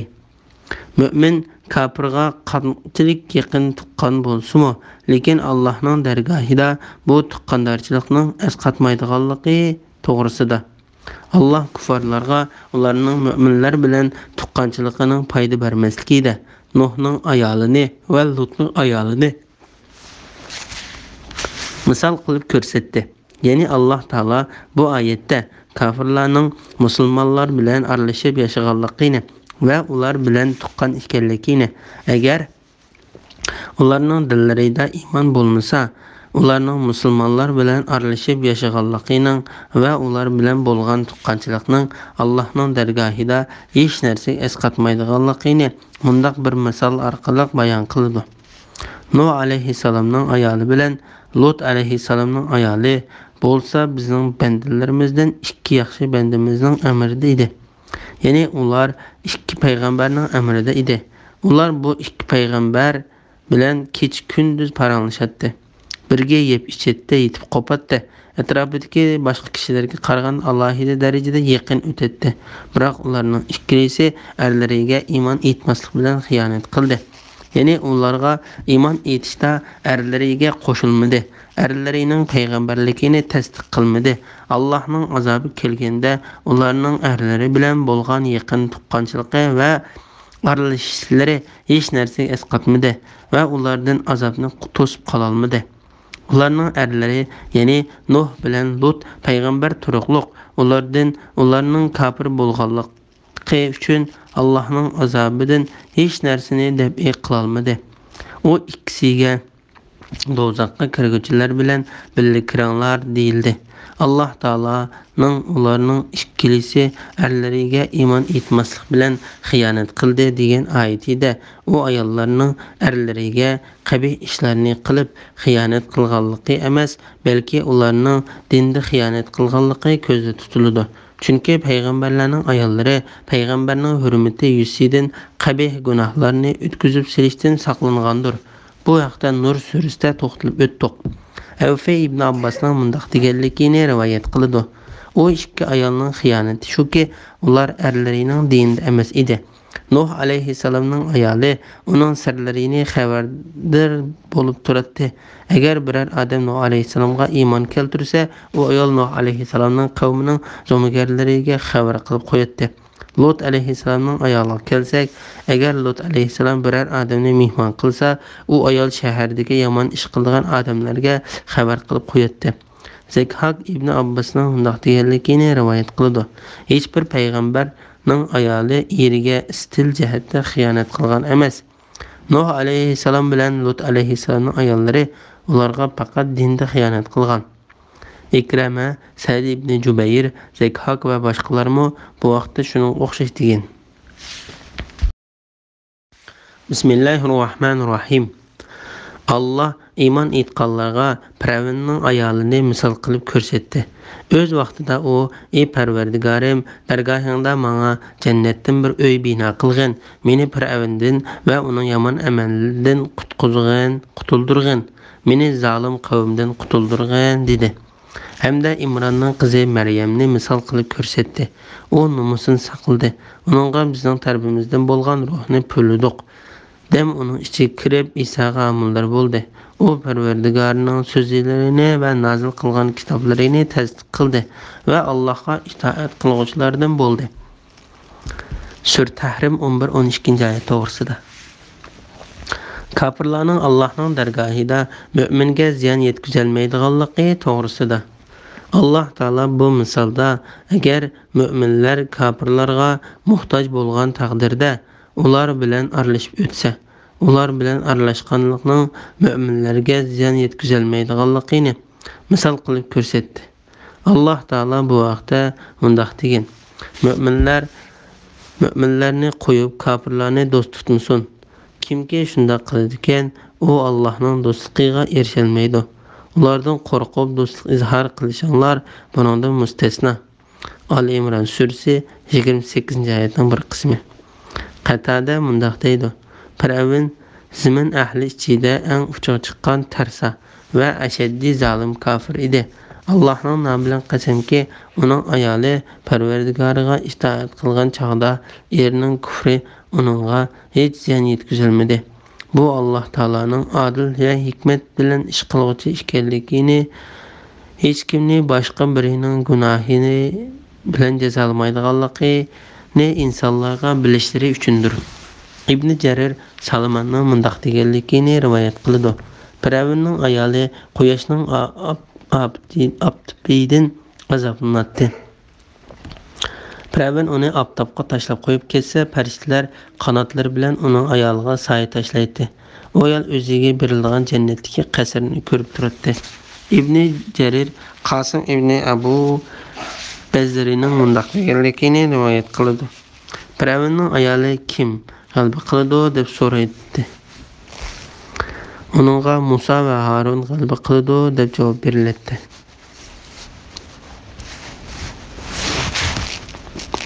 Ondan u ayol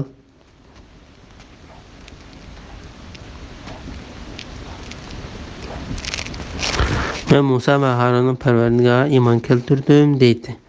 Firavun ayolning yiniga odam avatib, ularga eng cho'ng qurintashlarni izlab tepinglar.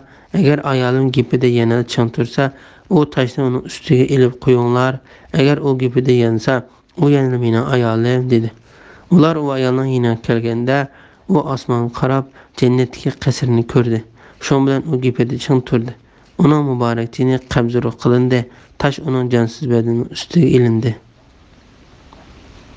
O'z vaqtida u: "Ey Parvardigorim, dargohingda menga jannatdan bir uy bino qilgan, meni Firavundan va uning yomon amalidan qutuldirgan, ya'ni men uningdan va uning amalidan qutulib, sen tarafga xolis holda yuzlanay, meni zolim qavmdan qutuldirgan" degan edi. Bu ayol Muzahimning qizi Asiya radhiyallohu anhadir. Hamda Imronning qizi Maryamni misol qilib ko'rsatdi. U nomusini saqladi. Uningga bizning tarafimizdan bo'lgan ruhni puvlidik. Dem uning ichiga kirib Isoga homildor bo'ldi. Ya'ni u iffetlik va pok hur ayol edi. Allah farishta Jibrilning vasitasi orqali uningga ruhni puvladi. Allah Jibrilni uning yiniga avatdi. Jibril qomatli kelishgan inson suratida uning yiniga bordi. Allah Taala uni og'zi bilan Maryamning ko'ynikining yaqisidan ich tarafiga puvlashga buyurdi.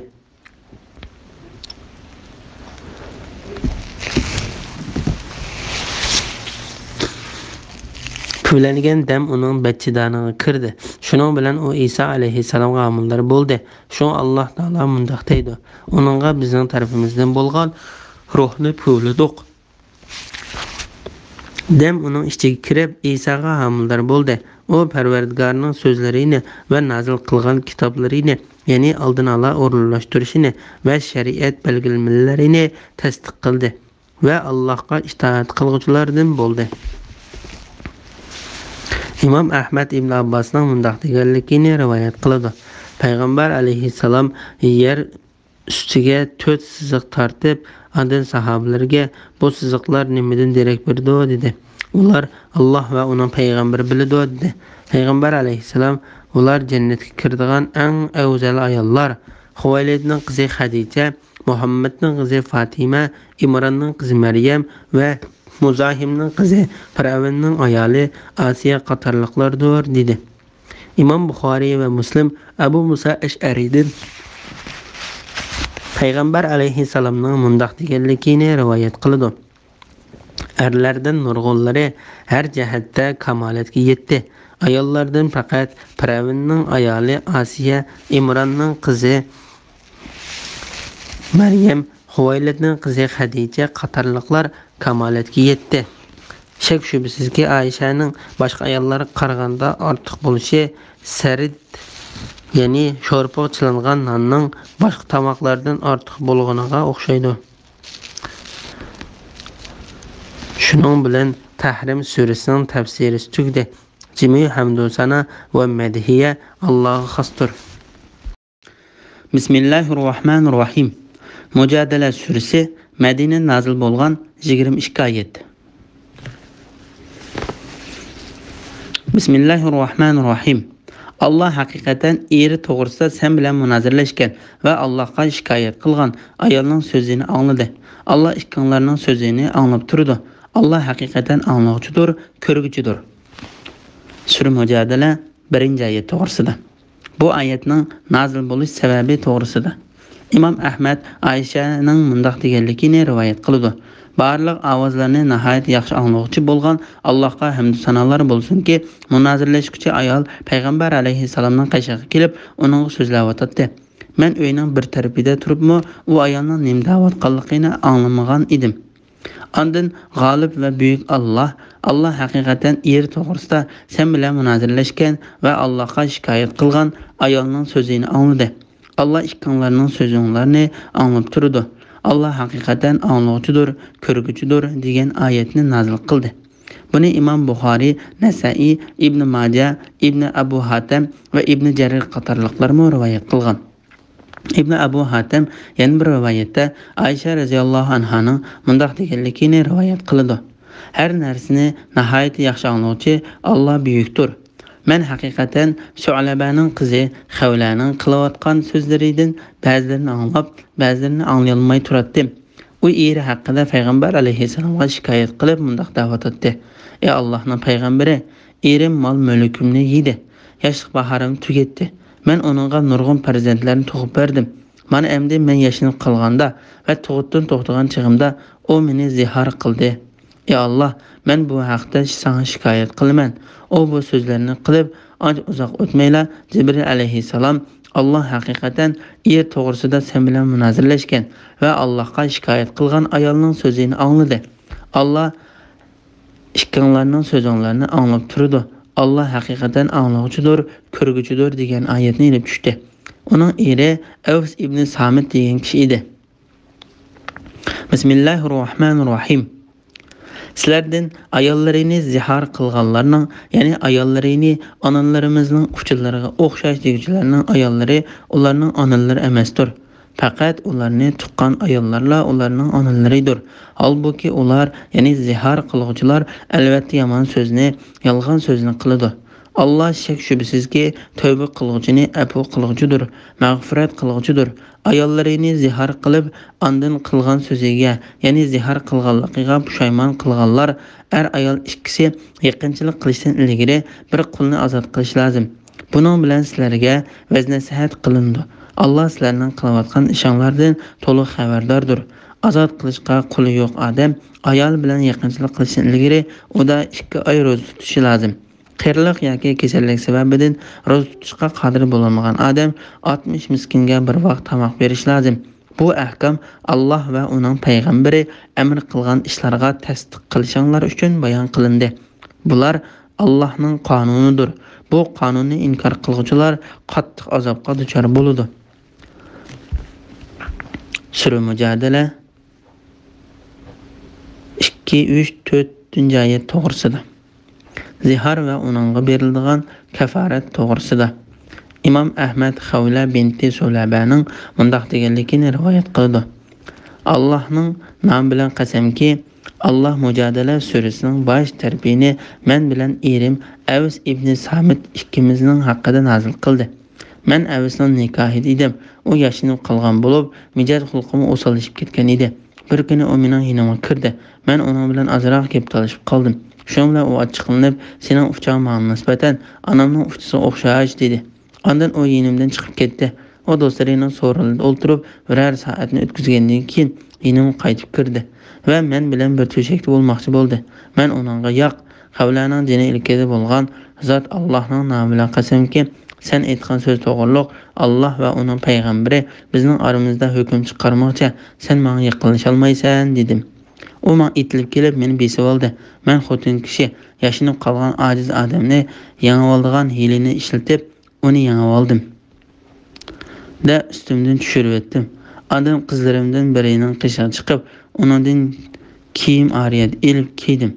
Ondan chiqib Udul payg'ambar alayhissalomning yeniga berib, uning oldida o'ltirdim da erim bilan aramizda bo'lgan ahvollarni uning so'zlab berdim.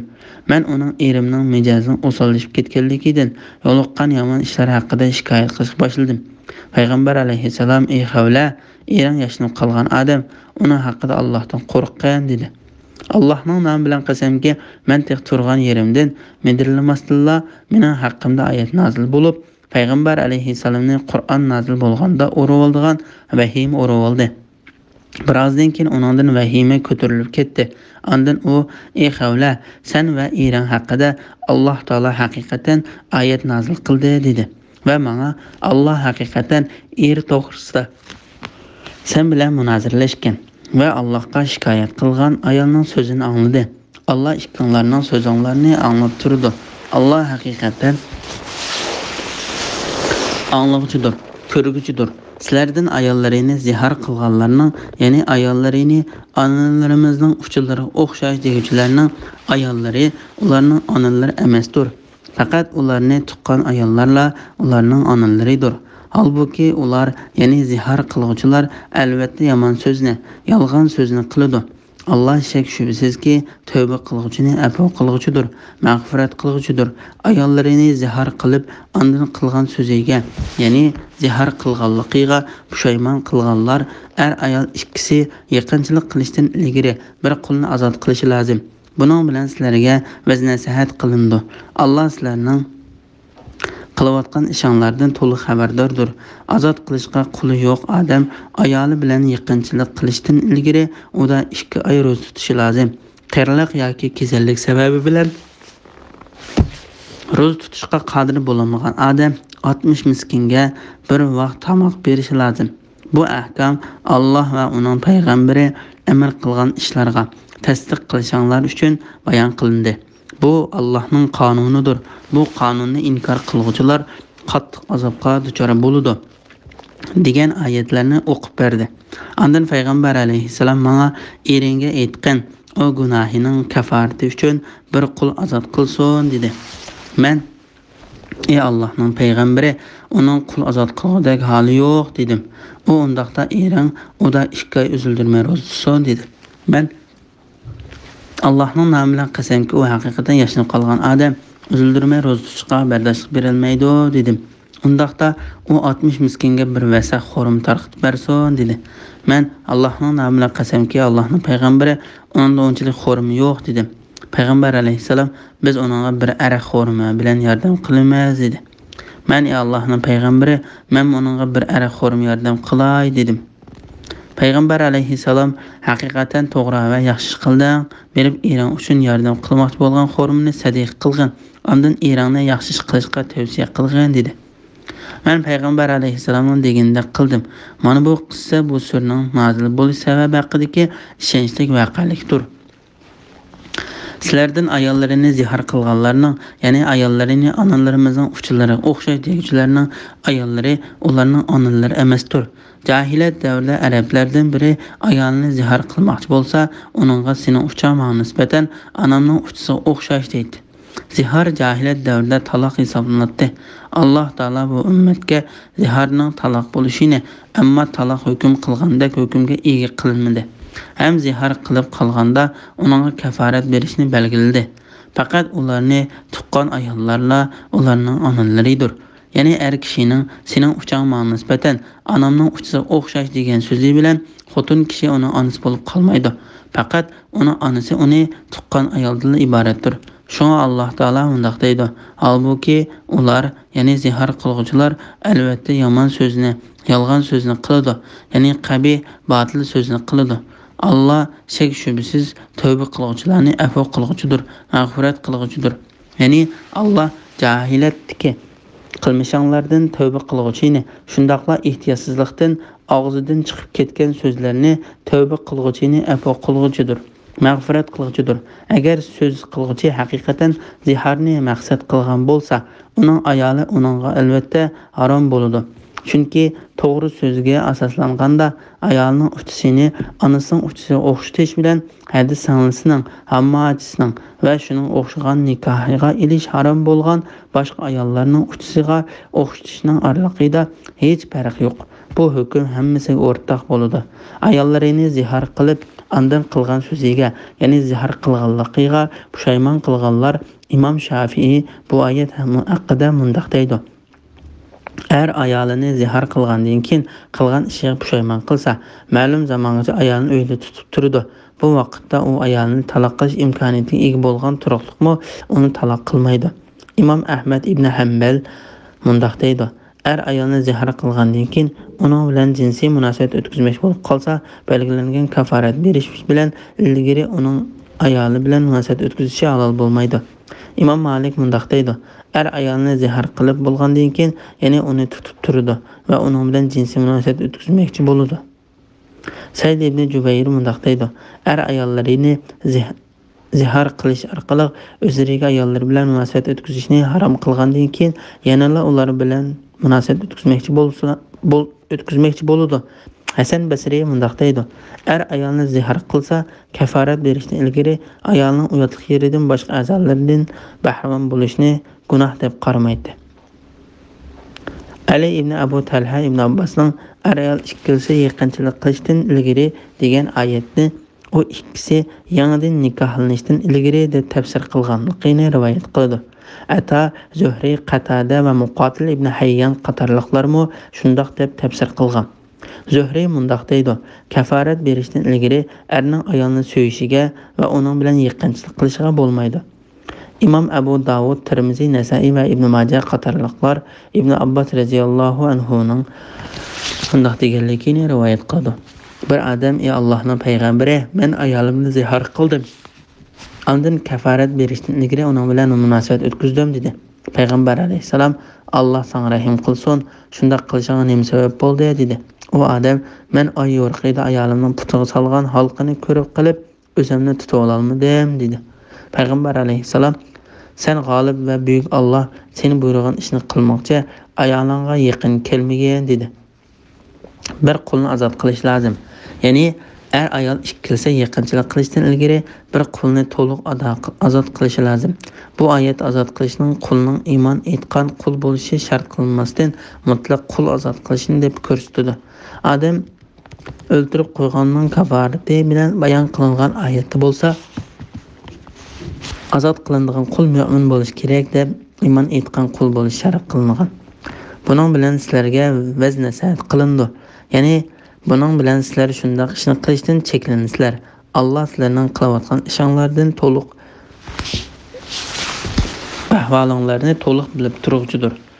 Azod qilishga qo'li yo'q odam ayol bilan yaqinchilik qilishdan ilgari uda 2 oy ro'za tutish lozim. Qirliq yoki kasallik sababi bilan ro'za tutishga qodir bo'lolmagan odam 60 miskinga bir vaqt tamoq berish lozim. Bu yuqorida bu ishni tartib bo'yicha qilishga buyurilgan hadislar bayon qilindi. Shundaqla bu vaqtda Imom Buxoriy va Muslim rivoyat qilgan Ramazonda ayol bilan yaqinchilik qilgan odamning qissasida bayon qilingan. Bu ahkam Alloh va uning payg'ambari amr qilgan ishlarga tasdiq qilishinglar uchun bayon qilindi. Ya'ni buni iymon etishinglar uchun yo'l qo'ydik. Bular Allohning qonunidir. Ya'ni Alloh cheklagan ishlardir. Uningga tajovuz qilmanglar. Bu qonunni inkor qiluvchilar qattiq azobga duchor bo'ladi. Ya'ni bu shariatning hukmlariga iymon etmagan va uni ijro qilmagan kishilar o'zlarini azobdan qutuldik deb e'tiqod qilmasin. Ish hargiz ular o'ylagandek emas, balki ular dunyo va oxiratda qattiq azobga duchor bo'ladi. Bismillahirrahmanirrahim.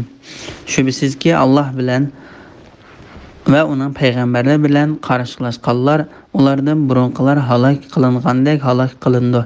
Biz həqiqətən halal, haram, pəriz və əhkamlarını içigə alğan roşan ayətlərini nazil qıldıq. Kafirlər har qılğıcı azabqa duçar boludu. O gündə Allah onların həmmisini tirildirdi.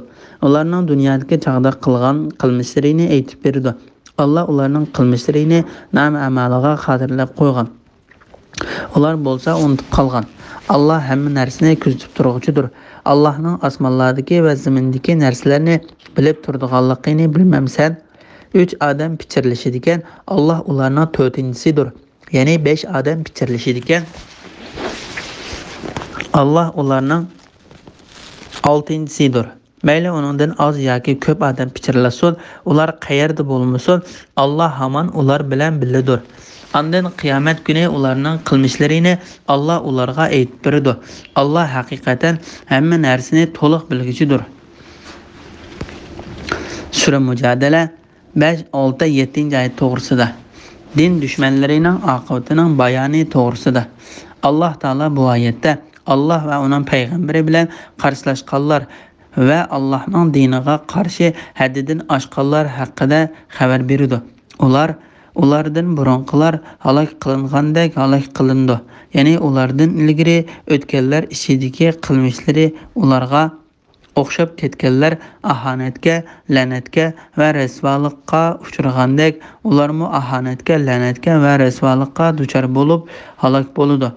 Biz haqiqatan halol, harom va farz ahkomlarni o'z ichiga olgan ro'shan oyatlarni nazil qildik.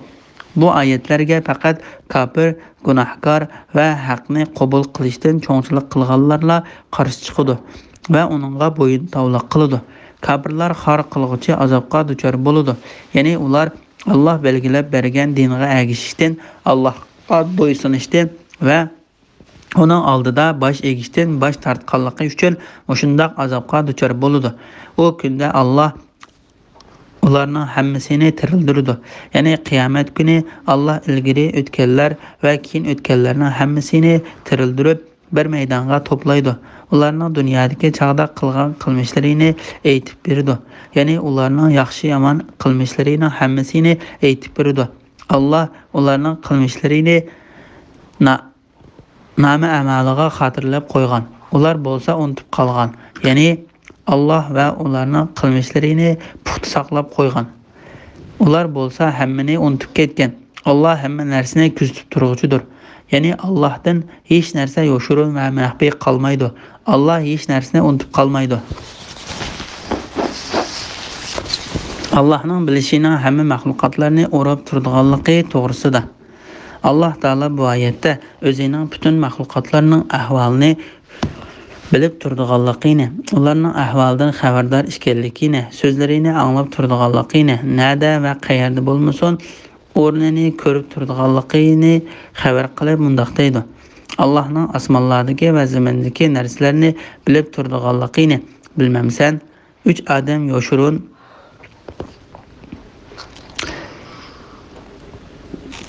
sirlari haqida pichirlashirken Allah ularning 4-incisidir. 5 adam pichirlashirken Allah ularning 6-incisidir. Mayli ondan az ya ko'p adam pichirlasin, ular qayerda bo'lmasin, Allah hamon ular bilan bilidir. Ya'ni Allah ularning hamma ahvolidan xabardordir. Ularning so'zlarini, yoshirin sirlarini va pichirlashlarini anglab turdi. Allah ularning hamma ahvolini bilib turdi va so'zlarini anglab turadigan turuqliq Allohning farishtalarimi ularning pichirlashlarini xotirlab turdi. Allah Taala bu vaqtda mundoq degan: Allohning ularning ichki sirlarini, o'zaro qilishgan yoshirin so'zlarini bilib turadiganligini, butun g'ayblarni cho'nqir bildiganligini ular uqmamdi. Tavba surasi 78-oyat. Ular gumon qilmamdi-ki biz ularning sirlarini va pichirlashganlarini anglamaymiz. Hergiz undaq emas. Uni anglab turamiz. Bizning elchilarimiz, ya'ni farishtalarimiz ularning oldida ularning amallarini yozib turdi.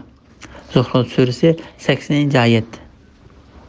Şək şübhəsizki Allah həmmə nərsinin əhvalını to'liq bilib turdi. Shundaqla həmmə nərsinin söz və avazlarini anlab turdi və həmmə nərsini ko'rib turdi. Pak və ulug' Allah bütün məxluqatlarının əhvalindən to'liq xəbərdardır. Allahqa və onlarning ishlaridan hech narsa yoshirin qolmaydi.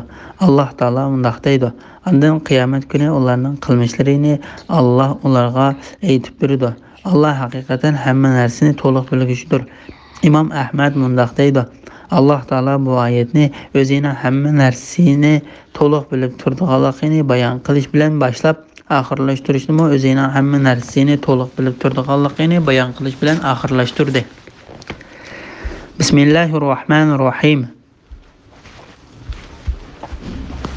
Pichirilishdan man'iy qilingan, man'iy qilingan narsaga qaytgan kishilarni ko'rmadingmi? Ular gunoh bilan, zulm bilan va payg'ambarga qarshi turish bilan pichirilishdi. Ular sening inoga kelganda Alloh sana salom qilishda qo'llanmagan so'zlar bilan salom qiladi. Ular o'z ishida Alloh nimishqa bu so'zimiz bilan bizni jazolamaydi deydi. Do'zax ularga kupayidir. Ular do'zaxga kirdi. Do'zax nima degan yomon joy? Ey mu'minlar, sizlar pichirlasanglar gunoh, zulm va payg'ambarning amriga xiloflik qilish to'g'risida pichirlashmanglar. Yaxshilik va taqvodorlik to'g'risida pichirlashinglar. Sizlar Allohdan qo'rqinglar. Sizlar uning dargohiga yig'ilasizlar. Gunoh to'g'risida pichirlashish mu'minlarni qayg'u selish uchun shayton tarafidan bo'lgandir. Bundaq pichirlashish Allohning irodasi bo'lmasa, mu'minlarga hech qanday ziyon yetkazolmaydi. Mu'minlar Allohga tavakkul qilsin. Sura Mujadala 8-9-10 oyat to'g'risida. Yahudilarning paskashligini bayon qilish to'g'risida. Ibn Abu Naji Mujahidning pishirilishdan man'iy qilingan, ondan man'iy qilingan narsaga qaytgan kishilarni ko'rmadingmi degan oyat haqida ular Yahudilardir deganligini rivoyat qildi. Muqotil ibn Hayyanmi shundoq deb ko'rsatdi va tuvandikilarni qo'shib bayon qildi. Payg'ambar alayhissalom bilan Yahudilarning orasida sulh bor edi. Payg'ambar alayhissalomning sahobalaridan bir odam ularning yonidan o'tsa, ular o'ltirib o'zaro pichirlash qilib turadi. Shuning bilan hiyliq mu'min ular meni o'ldirish uchun yoki men yomon ko'rgan bir narsa uchun maslahatlashib pichirlashayotgan o'xshaydi deb gumon qilib qoladi. Mu'min shunday ahvolni ko'rsa, ulardan qo'rqib, ularning yonidan o'tadigan yo'lda mangmaydi. Payg'ambar alayhissalom ularni shunday pichirilishdan to'sdi, lekin ular buningdan yanmay pichirilishadigan odatini davom qilaverdi. Shuning bilan Alloh taolo pichirilishdan man'iy qilgan, ondan man'iy qilingan narsaga qaytgan kishilarni ko'rmadingmi degan oyatni nozil qildi. Ular gunoh bilan, zulm bilan va payg'ambarga qarshi turish bilan pichirilishdi. Ya'ni ular o'zlariga xos bo'lgan gunoh bilan payg'ambar alayhissalomga osiylik qilish va uning qarshi chiqish, bu qilmishlarida ching turish va bir-birlariga shundoq tavsiya qilish qatorliq boshqa aloqador zulm bilan pichirilishdi. Ular sening yoningga kelganda Alloh sana salom qilishda qo'llanmagan so'zlar bilan salom qildi. Ibn Abu Hatim Ayshaning mundaq deganligini rivoyat qildi. Yahudilar payg'ambar alayhissalomning yoniga kirib, "Ey Abul Qasim, sana salom bo'lsin" deyishdi. Abul Qasim payg'ambar alayhissalomning kuniyat ismidir. Sam o'lib degan ma'noda bo'lib, Yahudilar salom qilgan bo'lib, talaffuz jihatda salom degan so'ziga o'xshab ketadigan o'zlarining tildagi shu so'zni ishlatgan. Sana sam bo'lsin deyishdi. Men sam sizlarga bo'lsin dedim. Payg'ambar alayhissalom: "Ey Aysha, shak shubhasizki Alloh qabih va yomon so'zlarni yoqtirmaydi" dedi. Men ularning sana sam bo'lsin da'vatqanligini anglamadingmi dedim. Payg'ambar alayhissalom: "Mening ularga sam o'zinglarga bo'lsin deganligimni anglamadingmi" dedi. Shuning bilan Alloh taolo ular sening yoningga kelganda Alloh sana salom qilishda qo'llanmagan so'zlar bilan salom qiladi degan oyatni nozil qildi.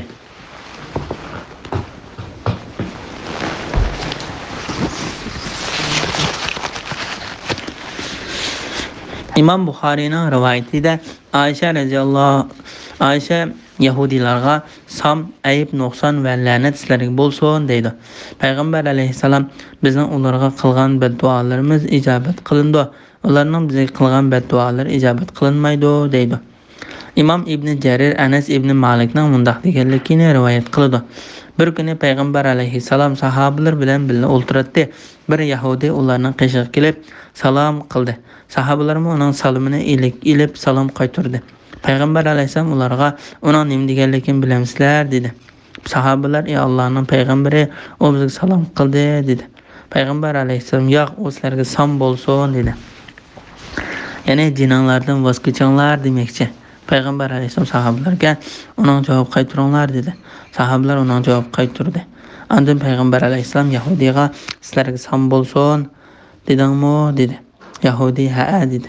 Payg'ambar alayhissalom sahobalarga agar sizlarga ahli kitobdan biri salom qilsa, sizlarmi o'zingim bo'lsin danglar, ya'ni degan so'zing o'zingga bo'lsin danglar dedi. Ular o o'z ichida Alloh nimishqa bu so'zimiz bilan bizni jazolamaydi deydi. Ya'ni ular mushunda qabiy ishlarni qiladi. So'zini o'zgartib, o'zlarini salom qilgandek ko'rsatib, talabbuzi salomga o'xshab keladigan amaliyati bo'lsa, tillashda ishlatiladigan yomon so'zlar bilan salom qiladi. Shuning bilan birga ular o'z ichida agar bu odam payg'ambar bo'lsa, Alloh bizning o'z ichimizda yomon niyatda aytgan so'zimiz uchun albatta bizni azoblagan bo'ladi. Chunki Alloh biz yoshirgan narsani obdan biladi. Agar bu odam haqiqiy payg'ambar bo'lsa, Alloh pat yaqinda bizga bo'lgan azobni tiziltib dunyoda bergan bo'ladi deyishdi.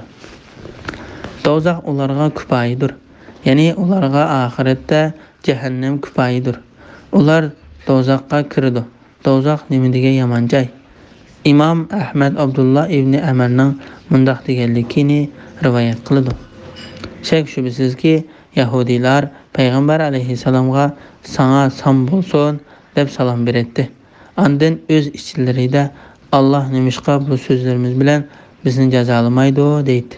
Shuning bilan ular sening yoningga kelganda Alloh sana salom qilishda qo'llanmagan so'zlar bilan salom qiladi.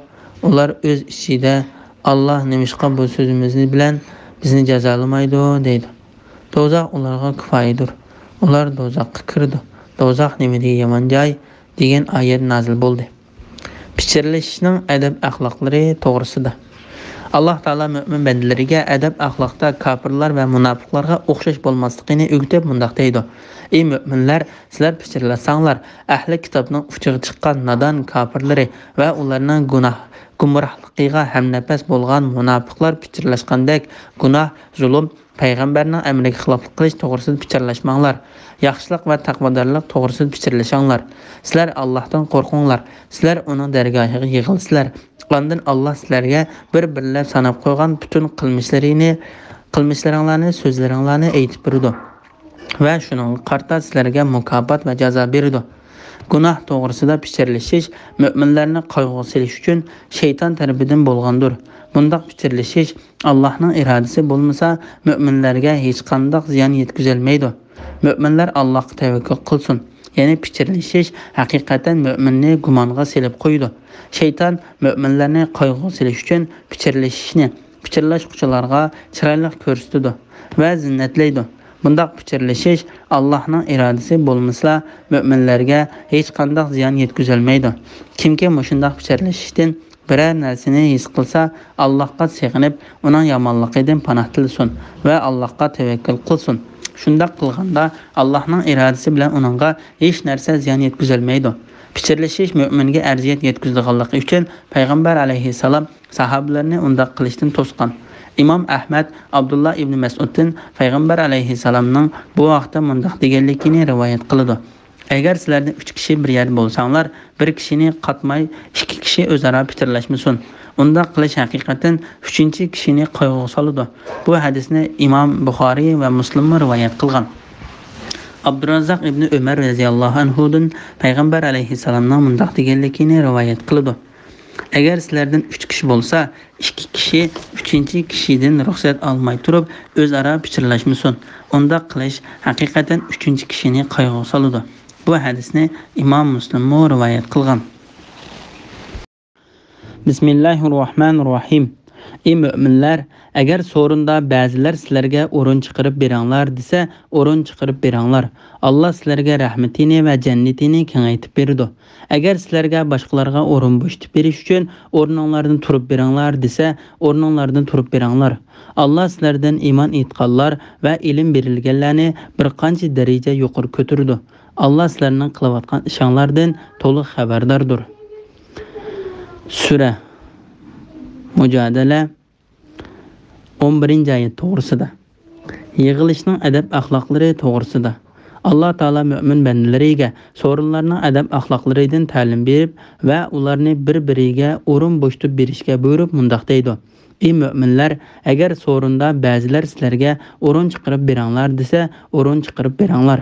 Alloh sizlarga rahmatini va jannatini kengaytib berdi. Bu shuning uchunki mukofot amalning o'z tipidan bo'ladi. Imom Buxoriy payg'ambar alayhisalomning bu vaqtda mundaq deganligini rivoyat qiladi: Kim Alloh roziligi uchun masjid solsa, Alloh uningga jannatda bir qasr soladi. Imom Muslim payg'ambar alayhisalomning mundaq deganligini rivoyat qiladi: Kim qiyinchilikda qolgan odamning ishini osonlashtirib bersa, Alloh dunyo va oxiratda uning ishini osonlashtirib beradi. Banda qarindishiga yordamchi bo'ladi ekan, Alloh uningga yordamchi bo'ladi. Bu mazmundagi hadislar nihoyat ko'pdir.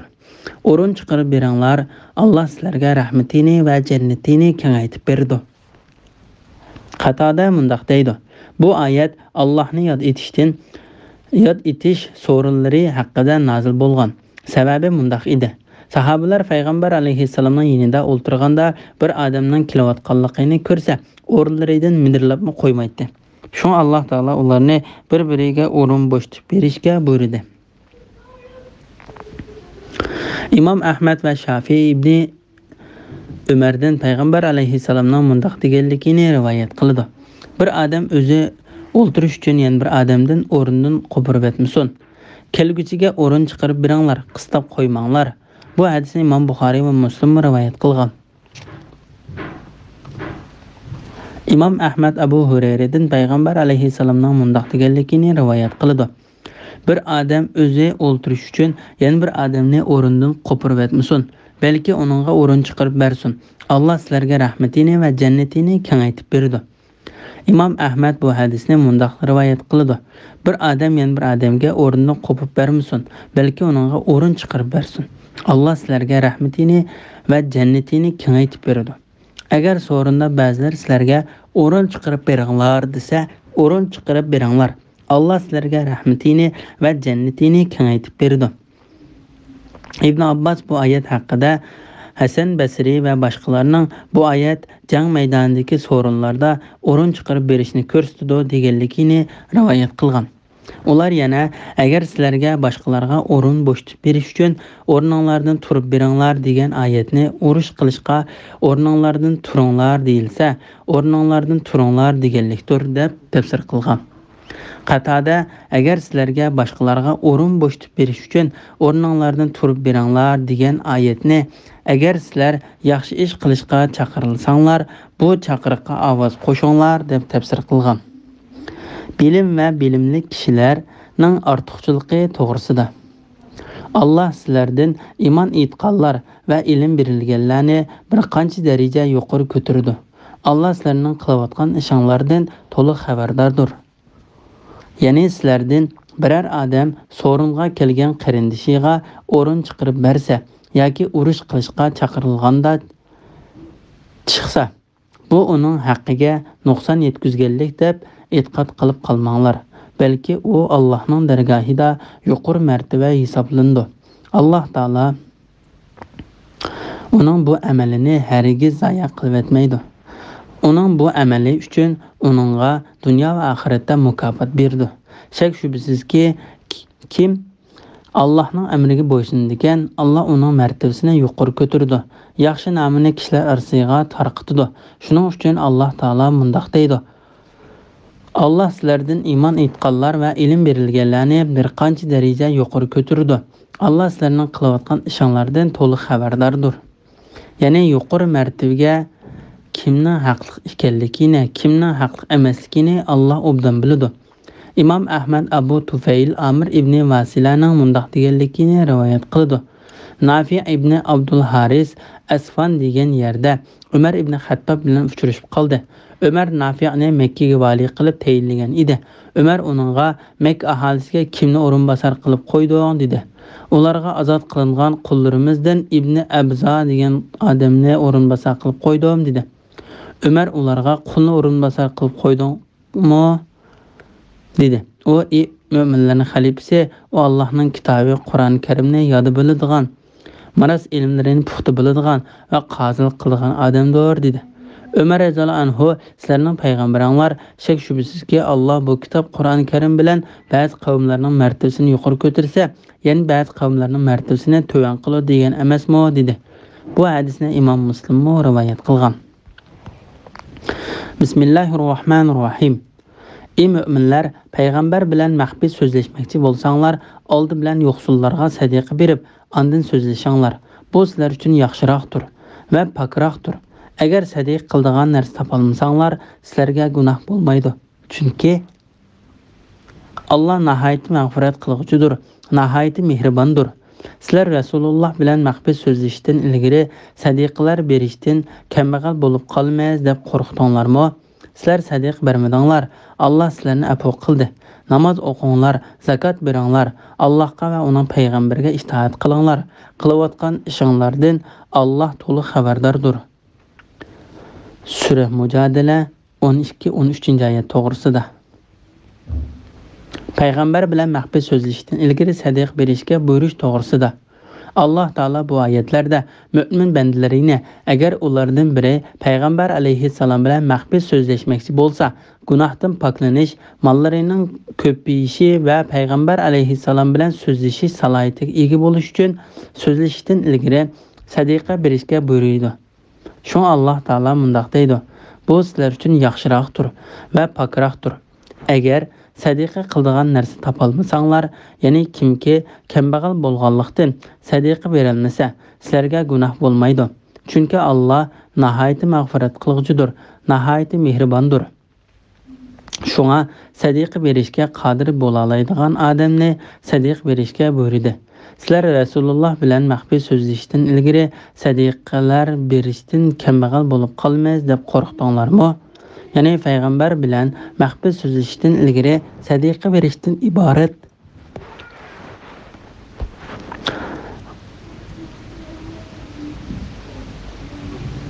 bu hukmning sizlarga davomli farz bo'lib qilishidan qo'rqdinglarmi? Sizlar sadiqa bermadinglar. Allah sizlarni afv qildi. Namoz o'qinglar, zakot beringlar, Allohga va uning payg'ambariga itoat qilinglar. Qilayotgan ishinglardan Alloh to'liq xabardordir. Bu oyat bilan maxfiy so'zlashishdan ilgari sadiqa berish hukmi ularning ustidan bekor qilindi. Aytilishicha, bu oyatning hukmi amaldan qoldirilishdan ilgari Ali ibn Abu Talib radhiyallohu anhudan boshqa hech kim bu oyatga amal qilish sharifiga ega bo'lolmagan. Ali ibn Abu Talha ibn Abbas radhiyallohu anhumaning Allah Taalaning oldi bilan yo'qsullarga sadiqa berib, ondan so'zlashinglar degan oyati haqida mundaq deganligini rivoyat qiladi. Bu shuning uchunki musulmonlar payg'ambar alayhissalomdan to'l savol so'rab uni bearam qildi. Shu Alloh taolo payg'ambar alayhissalomning yukini yengillatish uchun ularni sadiq berishga buyurdi. Ular sadiq berishga buyurilgandan keyin ko'p sondagi musulmonlar savol so'rashdan to'xtab sabr qilishdi.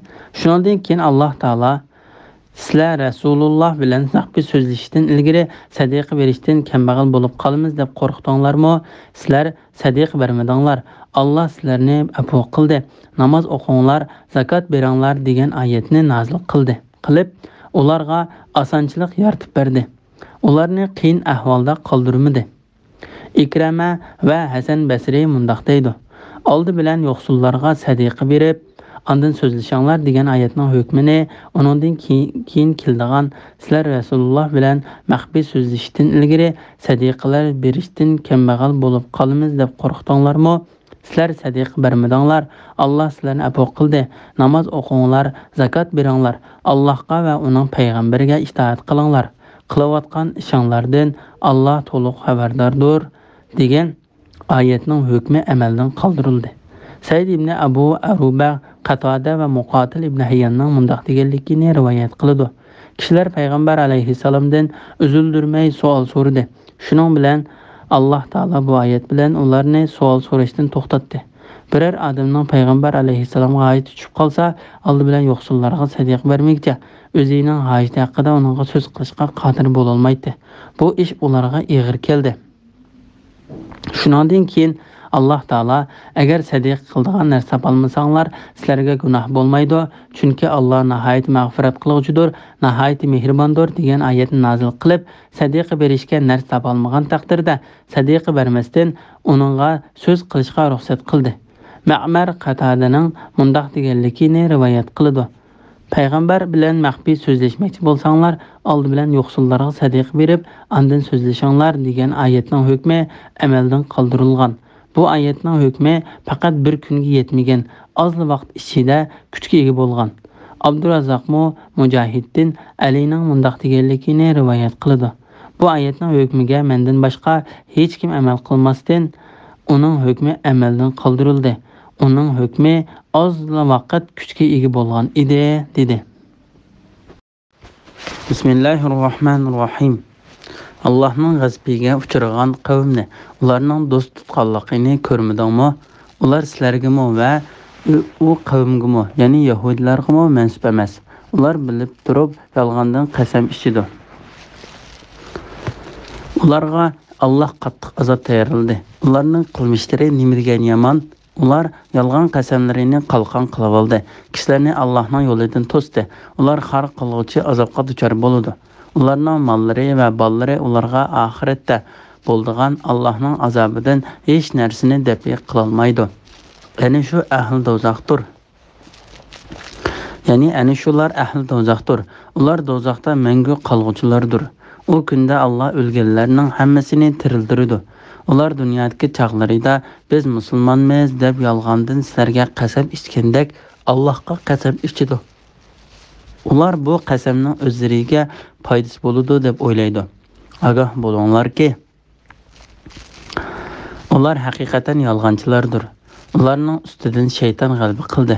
Shayton ularga Allohning zikrini unuttirdi. Ular shaytonning qo'shonidir.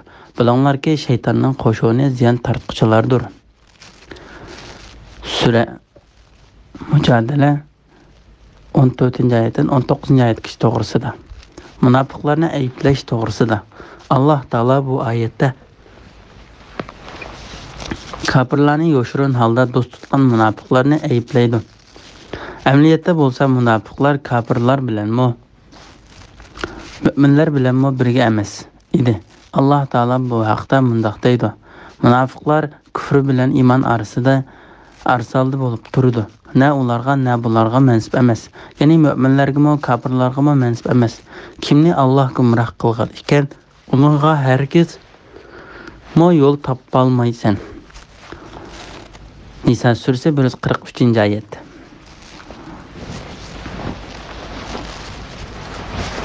Allohning g'azabiga uchragan qavmni, ularning do'st tutganligini ko'rmadingmi? Ya'ni munofiqlar Allohning g'azabiga uchragan yahudiylarni yoshirin holda do'st tutadi va ishlarda ular bilan kelishim tuzishib oladi. Ular sizlarga va u qavmga, ya'ni yahudiylarga mansub emas. Ya'ni mu'minlar ana shu munofiqlar amaliyotda sizlardan emas va o'zlari do'st tutgan yahudiylardan emas. Ular bilib turib yolg'ondan qasam ichidi. Ya'ni munofiqlar o'zlarining yolg'on qasam qilayotganligini bilib turib yolg'ondan qasam qiladi. Mana bu yolg'on qasamning dal o'zidir. Xususan ularning Mushundaq ahvolda qasam qilishlari haqiqatan la'natga loyiqdir. Biz Allohga sig'inib, bundaq qasamdan panoh tilaymiz. Shak shubsizki munofiqlar mu'minlar bilan uchrashganda iymon etdik deydi. Payg'ambar alayhissalomning qishig'i kelganda uningga o'zlarining mu'min ekanligini bildirib Allohning nomi bilan qasam qilishdi. Halbuki ular qilgan qasamlarida o'zlarining yolg'onchi ekanligini biladi. Gerçi ularning shu ishi amaliyotga uyg'unda ko'rinsimi, amaliyotda ular o'zlarining degan so'zlarini rost deb e'tiqod qilmaydi. Shunga Alloh taolo ularning yolg'on qasam qilganligiga va yolg'on shahodat aytganligiga guvohlik berdi. Ularga Alloh qattiq azob tayyorladi.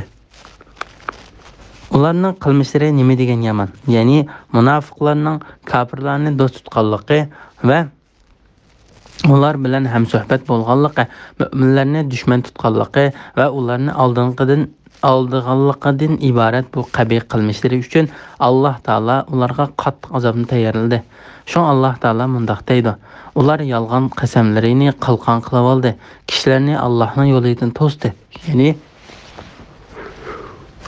ular tashqi ko'rinishda iymonni izhor qilib, dillarida kufrni yoshirdi. O'zlariga yolg'on qasamni qalqon qildi. Ularning ishining haqiqatini bilmaydigan xeyli ko'p sondagi musulmonlar ularni rostchil deb o'ylaydi. Ba'zi kishilarni Allohning yo'lidan to'sadigan ahvol kelib chiqdi. Ular har qilg'uchi azobga duchor bo'ldi. Ya'ni ular yolg'on qasam qilib, katta Allohning ismini kamsitganligining jazosi uchun har qilg'uchi azobga duchor bo'ldi. Ularning mollari va bollari ularga oxiratda bo'ladigan Allohning azobidan hech narsani dafi qila olmaydi. Ya'ni ularning ana shu narsalari ularga azob kelganda hech narsani to'sib qola olmaydi. Ana shular ahli do'zaxdir. Ular do'zaxda mangu qoluvchilardir. O kunda Alloh o'lganlarning hammasini tirildiradi. Ya'ni qiyomat kuni Alloh ulardan hech kimni qoldirmay, hammani hisob olish uchun maydonga to'playdi. Ular dunyodagi chog'larida biz musulmonmiz deb yolg'ondan sizlarga qasam ichgandek Allohga qasam ichdi. Ular bu qasamning o'zlariga foydasi bo'ladi deb o'ylaydi. Ya'ni ular dunyoda kishilarga biz musulmonmiz deb qasam ichganidek, oxiratda g'olib va buyuk Allohga biz to'g'ri yo'l ustida edik deb qasam ichdi. Chunki kim nima ustida yashasa, shu narsa ustida o'ladi va qiyomat kuni shu narsa ustida tirildiriladi. Ular o'zlariga dunyodagi chog'da kishilar oldida qilgan qasamlari manfaat yetkazgandek Allohning dargohidan o'zlariga manfaat yetkazadi deb e'tiqod qiladi. Shun ular o'zlariga oshkor hukmni ijro qildirmoqchi bo'ladi. Alloh taolo ularning bu e'tiqodini ifodalab mundaq deydi: ularning ustidan shayton g'alaba qildi. Shayton ularga Allohning zikrini unuttirdi. Ya'ni shayton ularning dillari ustidan g'olib kelib, ularga g'olib va buyuk Allohni eslatdi. Eslashni unuttirdi. Shayton kimning ustidan g'alaba qilsa, u kishi ana shunday qiladi.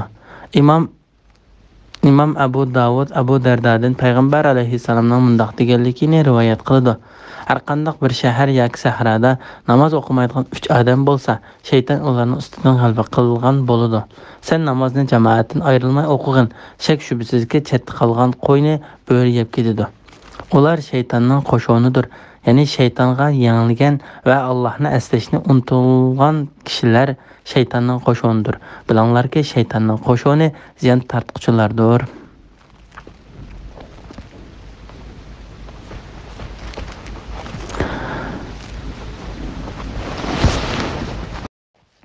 Bismillahirrohmanirrohim. Shubsizki Alloh bilan va uning payg'ambar bilan qarshilashuvchilar eng xor insonlar qatoridadir. Alloh Lavhul Mahfuzga men va mening payg'ambarlarim cho'qim g'alaba qilamiz deb yozdi. Alloh haqiqatan kuchlidir, g'olibdir.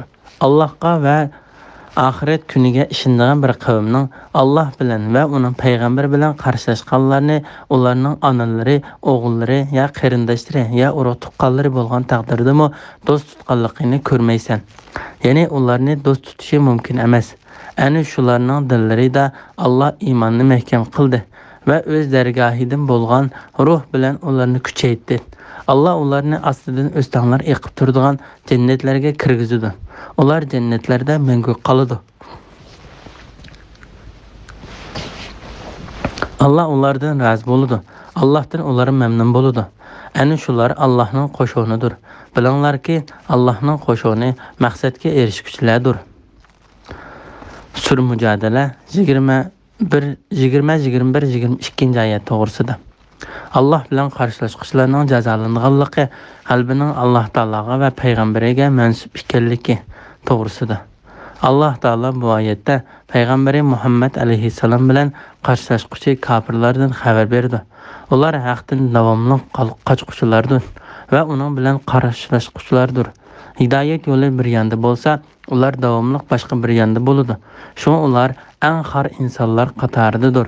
Ya'ni ular to'g'ri yo'ldan qo'g'inib, yaroqlashtirilgan badbaxtlar bo'lib, dunyo va oxiratda eng nachar kishilardir. Allah Lavhul Mahfuzga men va mening payg'ambarlarim cho'qim g'alaba qilamiz deb yozdi.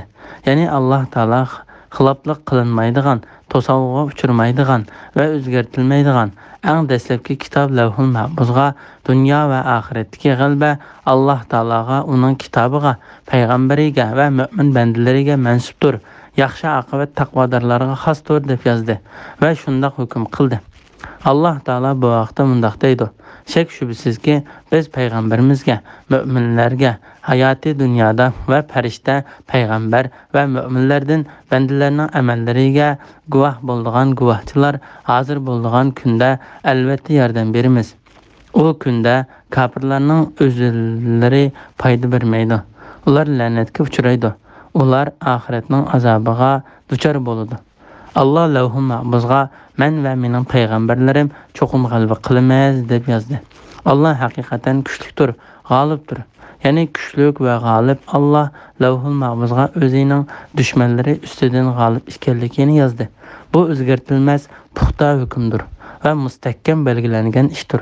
Dunyo va oxiratdagi yaxshi oqibat va g'alaba cho'qim mo'minlarga mansubdir. Müminlerinin kafirlerini dost tutmaydiganligi to'g'risida. Allohga va oxirat kuniga ishongan bir qavmning Alloh bilan va uning payg'ambari bilan qarshilashganlarni ularning onalari, o'g'illari, ya qarindoshlari, ya urug' tuqqanlari bo'lgan taqdirdami dost tutganligini ko'rmaysan. Ya'ni ularni dost tutishi mumkin emas. Ya'ni agar qarshilashuvchilar mo'minlarning urug' tuqqanlari bo'lgan taqdirdami mo'minlar ularni do'st tutmaydi. Alloh taolo bu haqda mundaq degan: Mo'minlarni qo'yib kofirlarni do'st tutmasin. Kimki shunday qiladi ekan, u Allohning do'stligiga erisha olmaydi. Ulardan qo'rqib do'stlik izhor qilishinglar bundan mustasno. Alloh sizlarni o'zining azobidan qo'rqitadi. Oxirat qaytadigan joy Allohning dargohidir. G'ofir surasi 51-52 oyat. Aytqinki, agar sizlarning otanglar, o'g'illaringlar, qarindoshinglar, xotinlaringlar, urug' tuqqanlaringlar hamda ulardan boshqalar topgan pul mollaringlar, aqmay qilishidan qo'rqqan tijoratinglar, yaxshi ko'radigan uylaringlar sizlar uchun Allohdan, Allohning payg'ambaridan va Allohning yo'lida jihad qilishdanmi so'yimlik bo'lsa, ya'ni shular bilan bo'lib ketib Allohning payg'ambariga yordam bermasanglar, u holda sizlar toki Allohning amri, ya'ni Makkani fath qilish izni kelguncha kutinglar. Allah fasik qavmni, ya'ni Allohning dinining chek-chegarasidan chiqib ketguchilarni hidoyat qilmaydi. Al-Imron surasi 28-oyat. Said ibn Abdul Aziz va boshqalar mundaq deydi: Allohga va oxirat kuniga ishongan bir qavmning Alloh bilan va uning payg'ambari bilan qarshilashganlarni ularning onalari, o'g'illari, ya qarindoshlari, ya urug' tuqqanlari bo'lgan taqdirdami do'st tutganligini ko'rmaysan. Ya'ni ularni do'st tutishi mumkin emas. Ana shularning dillarida Allah iymonni mahkam qildi va o'z dargohidan bo'lgan ruh bilan ularni kuchaytirdi.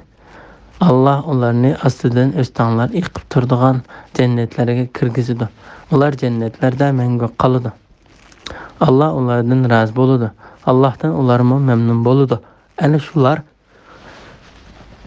Allohning qo'shonidir. Bilinglarki, Allohning qo'shoni maqsadga erishguchilardir degan bu oyat Abu Ubayda Amr ibn Jarroh Badr urushi bo'lgan kunisi otasini o'ltirib o'tganda nazil bo'ldi. Shunga Umar ibn Xattob radhiyallohu anhu o'zidan keyingi xalifani saylashni o'zi belgilab qo'ygan yiliqa 6 kishilik maslahat kengashi a'zolariga topshirgan chaqda mundaq degan: Agar Abu Ubayda hayat bo'lgan bo'lsa, albatta uni xalifa saylab qoldirgan bo'ladi. Ba'zi tafsirshunaslar mundaq deydi. Ularning onalari degan oyat Badr urushida otasini o'ldirib o'tgan Abu Ubayda haqida nazil bo'ldi. O'g'illari degan oyat shu kuni o'g'li Abdurrahmonni o'ldirmoqchi bo'lgan Abu Bakr Siddiq haqida nazil bo'ldi. Ya qarindoshlari degan oyat shu kuni qarindoshi Abu Ubayda ibn Umayrni o'ldirib o'tgan Mus'ab ibn Umayr haqida nazil bo'ldi.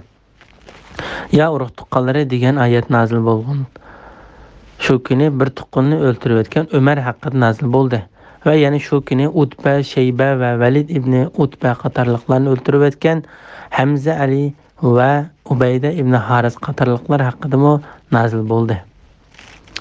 Men ya'ni Abdur mundaq deb qarayman. Bu oyat tuvandikilarni o'z ichiga oladi. Payg'ambar alayhisalom Badr urushida asirga tushgan kofirlarni qandoq bir taraf qilish haqida musulmonlarga maslahat soladi. Abu Bakr Siddiq ularni to'lam ilib qo'yib berishni, ulardan ilingan pul molning musulmonlarni kuchlantirish uchun ishlatilishini maslahat berib, aksirga ilingan tog'alarimizning va urug' tuqqanlarimizning o'g'lidir. Alloh taolo ularni hidoyat qilib qilishi mumkin, deydi. Umar, ey Allohning payg'ambari, men Abu Bakrning so'ziga qo'shilmayman. Dillarimizda mushriklikqa qarta do'stlikning yo'qligini Alloh taolaning bilishi uchun men palon tuqqanimni o'ldirishga, Aliga aqlni o'ldirishga va paloniga palonni o'ldirishga ruxsat qilgan, deydi. Ana shularning dillarida Allohning iymonini mahkam qildi. Va o'z dargohidan bo'lgan ruh bilan ularni kuchaytirdi. Ya'ni kimki Alloh bilan va uning payg'ambari bilan qarshilashganlarni agar o'zining otasi yoki qarindosh bo'lgan taqdirda do'st tutmaydi degan sifat bilan sifatlansa, ana shu odam Alloh dilida iymonni mahkam qilgan va uning ko'ziga iymonning nur berilgan odamdir. Allah ularni aslida o'sanglar yaqib turgan jannatlarga kirgizadi va ularni jannatlarida mangu qoladi. Allah ulardan rozi bo'ladi. Allohdan ular mamnun bo'ladi. Bu ajoyib bir sirdir. Ajoyib bir sirdir. Ular Alloh taolaning roziligini izlab, urug' tuqqanlarini dushman ko'rganligi uchun Allah uning badaliga ulardan rozi bo'ldi va ularga muqim turadigan noz-ne'matlik jannatni, katta baxt saodatni va hammaga o'rtaq marhamatni ato qilish orqali ularni mamnun qiladi. Ana shunlar Allohning qo'shonidir. Bilinglarki, Allohning qo'shoni maqsadga erishguchilardir. Ya'ni ana shular Allohning hurmatli bandalaridir. Alloh taolo yuqorida kofirlardan iborat shayton qo'shonini tilga ilib, bilinglarki, shaytonning qo'shoni ziyon tortquchilardir deb chaqarilgan bo'lsa, bu oyatda bilinglarki, Allohning qo'shoni maqsadga erishguchilardir deb mu'minlarning dunyo va oxiratda maqsadga yetguchilar, baxt, saodat va g'alabaga erishguchilar ekanligini tantanalik bilan chaqarlaydi. Shuning bilan Mujadala surasining tafsiri tugdi. Buyuk Alloh haqiqatan fazil va marhamat egasidir. Bismillahirrohmanirrohim. Hashr surasi Madina nazil bo'lgan 24 oyat. İbn Abbas bu surani Bani Nazir surasi deb ataydi. Said ibn Mansur Said ibn Jubayrning mundaq deganligini rivoyat qiladi. Men İbn Abbas radhiyallohu anhuga bu Hashr surasidir desam, u bu sura Bani Nazir qabilasi haqida nazil bo'lgan dedi. İmam Buxoriy Abu Avanadin Said ibn Jubayrning mundaq deganligini rivoyat qiladi. Men İbn Abbasga bu sura Hashr surasimi desam, u bu Bani Nazir surasidir dedi. Bismillahirrohmanirrohim. Osmonlardagi va zimindagi narsalarning hammasi Allohga tasbih etdi. Alloh g'olibdir, hikmat bilan ish qilg'uchidir. Alloh ahli kitobdan bo'lgan kofirlarni, ya'ni Bani Nazir yahudilarini tunji qatimliq surgundida o'ylaridan haydab chiqardi. Sizlar ularni kuchlik turib, mundaq xor holda chiqib ketadi deb gumon qilmagan edinglar. Ular o'zlarining qo'rg'onlarini, o'zlarini Allohning azobidan to'siy oladi deb o'ylagan edi. Ularga Allohning azobi ular o'ylamagan yerdan keldi. Alloh ularning dillariga qo'rqinch soldi. Ular o'zlarining qo'llari va mu'minlarning qo'llari bilan buzdi. Ey aql egillari, ularning holidan ibrat ilinglar. Agar Alloh ularni surgun bo'lishga hukm qilmagan bo'lsa edi, albatta ularning dunyoda o'ltirilish o'ldirilish bilan azoblaydi. Ular oxiratda do'zax azobiga duchor bo'ladi. Bu ya'ni ularning surgun qilinishi shuning uchundirki, ular Alloh bilan va uning payg'ambari bilan qarshilashdi. Kimki Alloh bilan qarshilashadi ekan, shubhisizki Alloh uni qattiq jazolaydi. Ey musulmonlar, sizlar mayli Bani Nazirning xurmallarini kesinglar, mayli uni burunqi piti o'ri qoldiringlar. Hammasiga Alloh ruxsat qiladi. Allohning mundaq ruxsat qilishi Allohning itoatidan chiqquvchilarni, ya'ni yahudiylarni rasvo qilishi uchundir. Sura Hashr 1-oyatdan 5-oyatgacha to'g'risida. Har narsaning Allohga tasbih aytadiganligi to'g'risida. Alloh taolo bu oyatda osmonlardagi va zamindagi hamma narsaning Allohga tasbih aytadiganligini, uni ulug'laydiganligini, barliq nuqsonlardan poklaydiganligini, Allohga iltijo qiladiganligini, uni bor va bir deb bildiganligini xabar qildi. Alloh taolo bu vaqtda mundaq deydi: 7 osmon, zamin va ulardagi mahluqotlar Allohni pok deb biladi. Koinotdagi qandoqligi narsa bo'lmasin, Allohni pok deb madhiylaydi. Ya'ni Allohning ulug'ligini so'zlaydi. Lekin sizlar tilinglar o'xshash bo'lmaganligi uchun ularning madhisini sezmaysizlar. Allah haqiqatan bandalariga halimdir. Ya'ni asiylik qilganlarni jazolashga oldirib ketmaydi. Tövbe qiluvchilarni mag'firat qiluvchidir. Tövbe surasi 24-oyat. Allah g'olibdir, hikmat bilan ish qiluvchidir.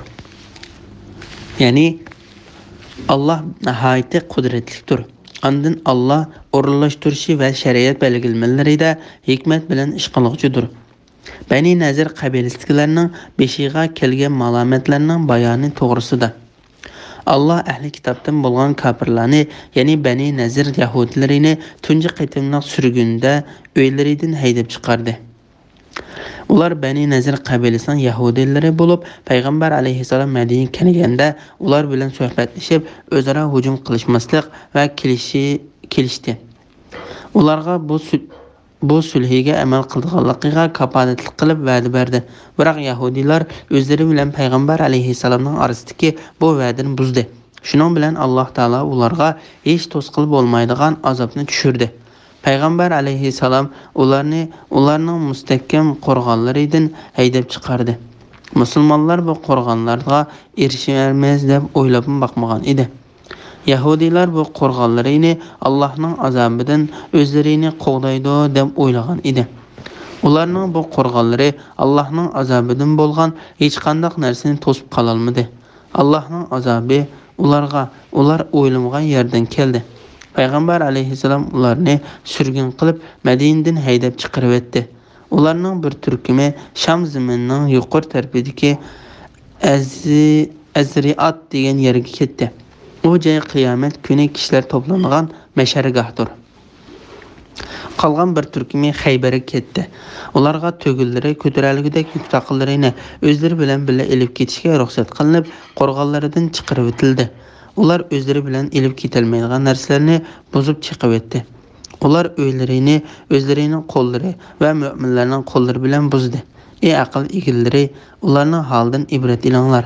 Ya'ni Allohning amr farmoniga, uning payg'ambariga qarshi chiqqan, uning kitobini inkor qilgan kishilarning oqibatining qandoq bo'lganligi, dunyoda ularga Allohning xor qilg'uchi azobning qandoq tushadiganligi va oxiratda uni qattiq azob kutib turayotganligi haqida o'ylaninglar va fikr yurgizinglar. İmam Abu Davud Abdurrahman ibn Ka'b'dan payg'ambar alayhissalomning sahobalaridan birining mundaq deganligini rivoyat qiladi. Quraysh kafirlari Ibn Ubay degan munofiqqa va uning tavasiki Avis qabilasi bilan Xazraj qabilasidan bo'lgan butparastlarga xat yozdi. Shu kuni payg'ambar alayhissalom Madinada edi. Bu voqea Badr urush bo'lishidan ilgari yuz bergan edi. Quraysh kafirlari xatida sizlar haqiqatan bizning odamimizga joy berdinglar. Biz Allohning nomi bilan qasam qilamizki, sizlar unga qarshi urush qilinglar yoki uni haydab chiqarib o'tinglar. Unda qilmasanglar, biz butun qo'shinimizni elib sizlarga jazo yurish qilamiz. Hatto erlarni o'ltirib, ayollaringlarni o'lja olamiz deyilgan edi. Bu xat Abdullah ibn Ubay va uning tabiasiga butparastlarga yetib keldi. Ular payg'ambar alayhissalom qarshi urush qilmoqchi bo'lib to'plandi. Bu xabar payg'ambar alayhissalomga tezda yetib bordi. U ular bilan ko'rishib mundoq deydi: "Shak shubhisizki, Qurayshlarning sizlarni haddidan ortiq qo'rqitganligi haqidagi xabar menga yetib keldi. Ular sizlar o'zinglarni aldamoqchi bo'lgandan ortiq oldigan emas. Sizlar o'g'illaringlarga va qarindoshlaringlarga qarshi urush qilmoqchi bo'libsizlar." Ular payg'ambar alayhissalomdan bu gapni anglagandan keyin tarqalib ketdi.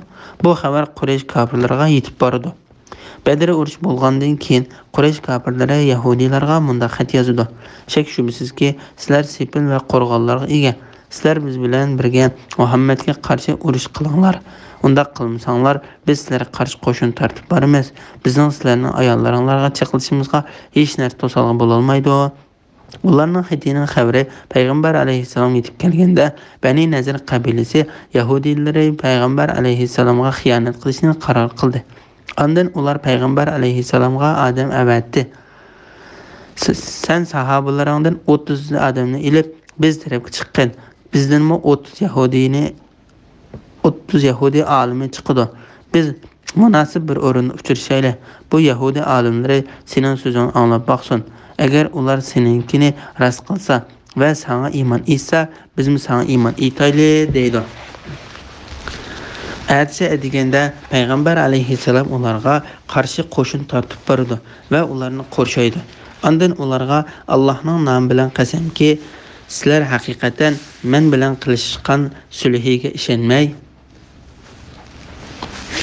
men bilan boshqadan sulh qilishga urindinglarmi deydi va ular bilan sulhlashishni rad qildi. Ondan aytsa Bani Nazir qabilasini tashlab Bani Quraysh qabilasiga yahudiylar qarshi qo'shin tortib bordi va ularni sulh qilishga chaqirdi. Ular payg'ambar alayhissalom bilan sulh qilishdi. Ondan payg'ambar alayhissalom ularning yenidan qaytib deganda Bani Nazir qabilasiga, ya'ni qo'shin tortib bordi va ular bilan urushdi. Oxiri ular yurtdan tashlab chiqib ketishga rozi bo'ldi. Shunday qilib Bani Nazir qabilasidagilar surgun qilindi. Ular yuk taqinlarini, uylarining ishlarini va keshaklarini tuglarga aran ko'targanligidek darajada ortib elib ketdi. Bani Nazir qabilasidan qolgan xo'rmizorliklarni Alloh taolo payg'ambar alayhissalomga xos o'lja qilib berdi. Shunga Alloh taolo mundoq deydi: "Alloh payg'ambariga ulardan, ya'ni Bani Nazirning mollaridan qaytirgan g'animatlarni sizlar ot tuglarni choptirib, ya'ni ajr qilib, jafo mushaqqat tartib qo'lga keltirgan emas. Ya'ni bu g'animatlarni urushsiz qo'lga keltirdinglar." Payg'ambar alayhissalom bu g'animatlarning ko'p qismini muhojirlarga taqsim qilib berdi. Ansarlardan faqat 2 odamga bu g'animatni berdi, chunki ular muhtoj kishilardan edi. Bu ikkisi boshqa ansarlarga bu g'animatlardan taqsim qilib bermaydi. G'animatning qolgan qismi bo'lsa payg'ambar alayhissalom qizi Fatimaning bolalariga qoldirdi. Tuvanda Bani Nazir g'azotini qisqa bir shaklda xulosalab bayon qilamiz.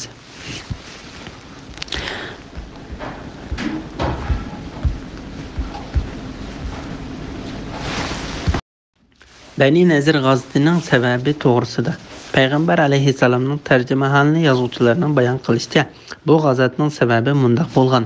Bi'ri Ma'una urushida payg'ambar alayhissalomning sahobalaridan 70 odam shahid bo'lib ketdi. Ulardan Amr ibn Umayya Zamari tirik qaytib keldi. U Madina qaytib kelish yo'lida Bani Amir qabilasidan 2 odamni o'ldirib o'tdi. Bu 2 odam bilan payg'ambar alayhissalomning orasida kelishim bor edi va ularga omonlik berilgan edi. Buni Amr ibn Umayya bilmaydi. U qaytib kelgandan keyin payg'ambar alayhissalomga bu xabarni yetkazdi. Payg'ambar alayhissalom uningga: "Sen haqiqatan 2 odamni o'ldirib qo'yibsan. Men u ikkisiga diyet to'layman" dedi. Bani Nazir qabilasi bilan Bani Amir qabilasining orasida tinchlik kelishim bor edi. Payg'ambar alayhissalom u 2 odamga to'lanadigan diyetni to'plash uchun Bani Nazir qabilasidan yordam so'rab, ularning qishig'i chiqdi. Bani Nazir qabilasining o'ltiraqlashgan rayonlari Madinaning sharqidagi Madinaga bir qancha mil kelgan joyda edi. Muhammad ibn Ishaq Muhammad alayhissalomning tarjimahali degan kitobida mundaq deb bayon qiladi. Payg'ambar alayhissalom Amir ibn Umayya Zamari o'ltirib qo'ygan Bani Amir qabilasiga tava ikki odamning diyetini to'lash uchun Bani Nazir qabilasidan yordam so'rab, ularning qishig'i borib chiqdi. Payg'ambar alayhissalom bilan o'ltirilgan ikki odamning orasida tinchlik kelishim bor edi. Bani Nazir qabilasi bilan Bani Amir qabilasining orasida tinchlik kelishim bor edi. Payg'ambar alayhissalom Bani Nazir qabilasidan yordam so'rab, ularning qishig'i kelganda, ular: "Ey Muhammad, sen bizdan yordam talab qilib kelibsan. Biz sana sening talabing bo'yicha yordam qilaylik" deydi. Ondan ular yo'shirin bir joyga kelib, "Sizlar hargiz bu odamni mushunda holatda uchirtolmaysizlar. Bu uyning ustiga chiqib, uning beshiga yo'g'on tosh tashlab, bizni undan qutultirgan odam bormi?" deyishdi. Payg'ambar alayhissalom bo'lsa, ularning uylarining teminan tuyida edi. Ularning ishidan Amir ibn Jihosh deydigan biri "Men shunda qilay" deydi. Ondan Payg'ambar alayhissalom beshiga tosh tashlamoqchi bo'lib, uyning ustiga chiqdi. Payg'ambar alayhissalom bo'lsa, sahobalardan Abu Bakr, Umar, Ali radhiyallohu anhu qatorliq bir qancha nafar sahobalar bilan birga kelgan edi. Shu chaqda Payg'ambar alayhissalomga Yahudiylarning qilmoqchi bo'lgan suiqasd haqida osmondan xabar keldi. Shuning bilan u darhol o'rnidan turib Madinaga qaytib ketdi. Payg'ambar alayhissalom qaytib kirmagandan keyin sahobalar o'rnidan turib uni izlashga kirishdi. Ular Madina tarafga kelayotgan bir odamga uchrashib, undan Payg'ambar alayhissalom so'raydi. U odam: "Men uni Madinaning ichida ko'rdim" deb javob berdi. Shuning bilan sahobalar Madinaga berib, uning bilan ko'rishdi. Payg'ambar alayhissalom ularga Yahudiylarning o'ziga suiqasd qilmoqchi bo'lganligi haqidagi xabarni so'zlab berdi va ularni Yahudiylarga qarshi urush tayyorligini qilishga va ular qarab yurish qilishga buyurdi. Payg'ambar alayhissalom qo'shinni boshlab kelganda, ular qo'rg'on ichiga kirib, undan mudofaa qilindi. Payg'ambar alayhissalom sahobalarni qo'rg'on atrofidagi xurmolarni kesib tashlab, o't qo'yishga buyurdi. Yahudiylar: "Ey Muhammad, sen kishilarni yer yuzida buzg'unchilik qilishdan to'sayting'o va bunda qilgan kishini ayblayting'o. Endi xurmolarni nima deb kessan va o't qo'ysan" deydi. Avf ibn Hazrat jamoatidan Abdullah ibn Ubay, Vadi'a, Malik ibn Abu Qawqal, Suvayd va Dais qatorliq bir guruh kishilar Bani Nazir qabilasiga "Chang turinglar, yurtinglarni qattiq mudofaa qilinglar. Biz sizlarni hargiz tashlab qo'ymaymiz. Agar sizlar Muhammad qarshi urush qilsanglar, biz sizlarning sepinglar turib urush qilamiz. Agar yurtinglardan chiqarib o'tilsanglar, biz sizlar bilan birga chiqib ketamiz" deb odam avatdi. Yahudiylar ularga ishonib, ularning yordamini kutdi, lekin ular so'ziga amal qilmadi. Allah Yahudiylarning dillariga qo'rqinch soldi. Ular Payg'ambar alayhissalomdan o'zlarini surgun qilishni, jonlariga zamin bo'lmaslikni, qurol-yarog'dan boshqa mol-mulklarini tugilar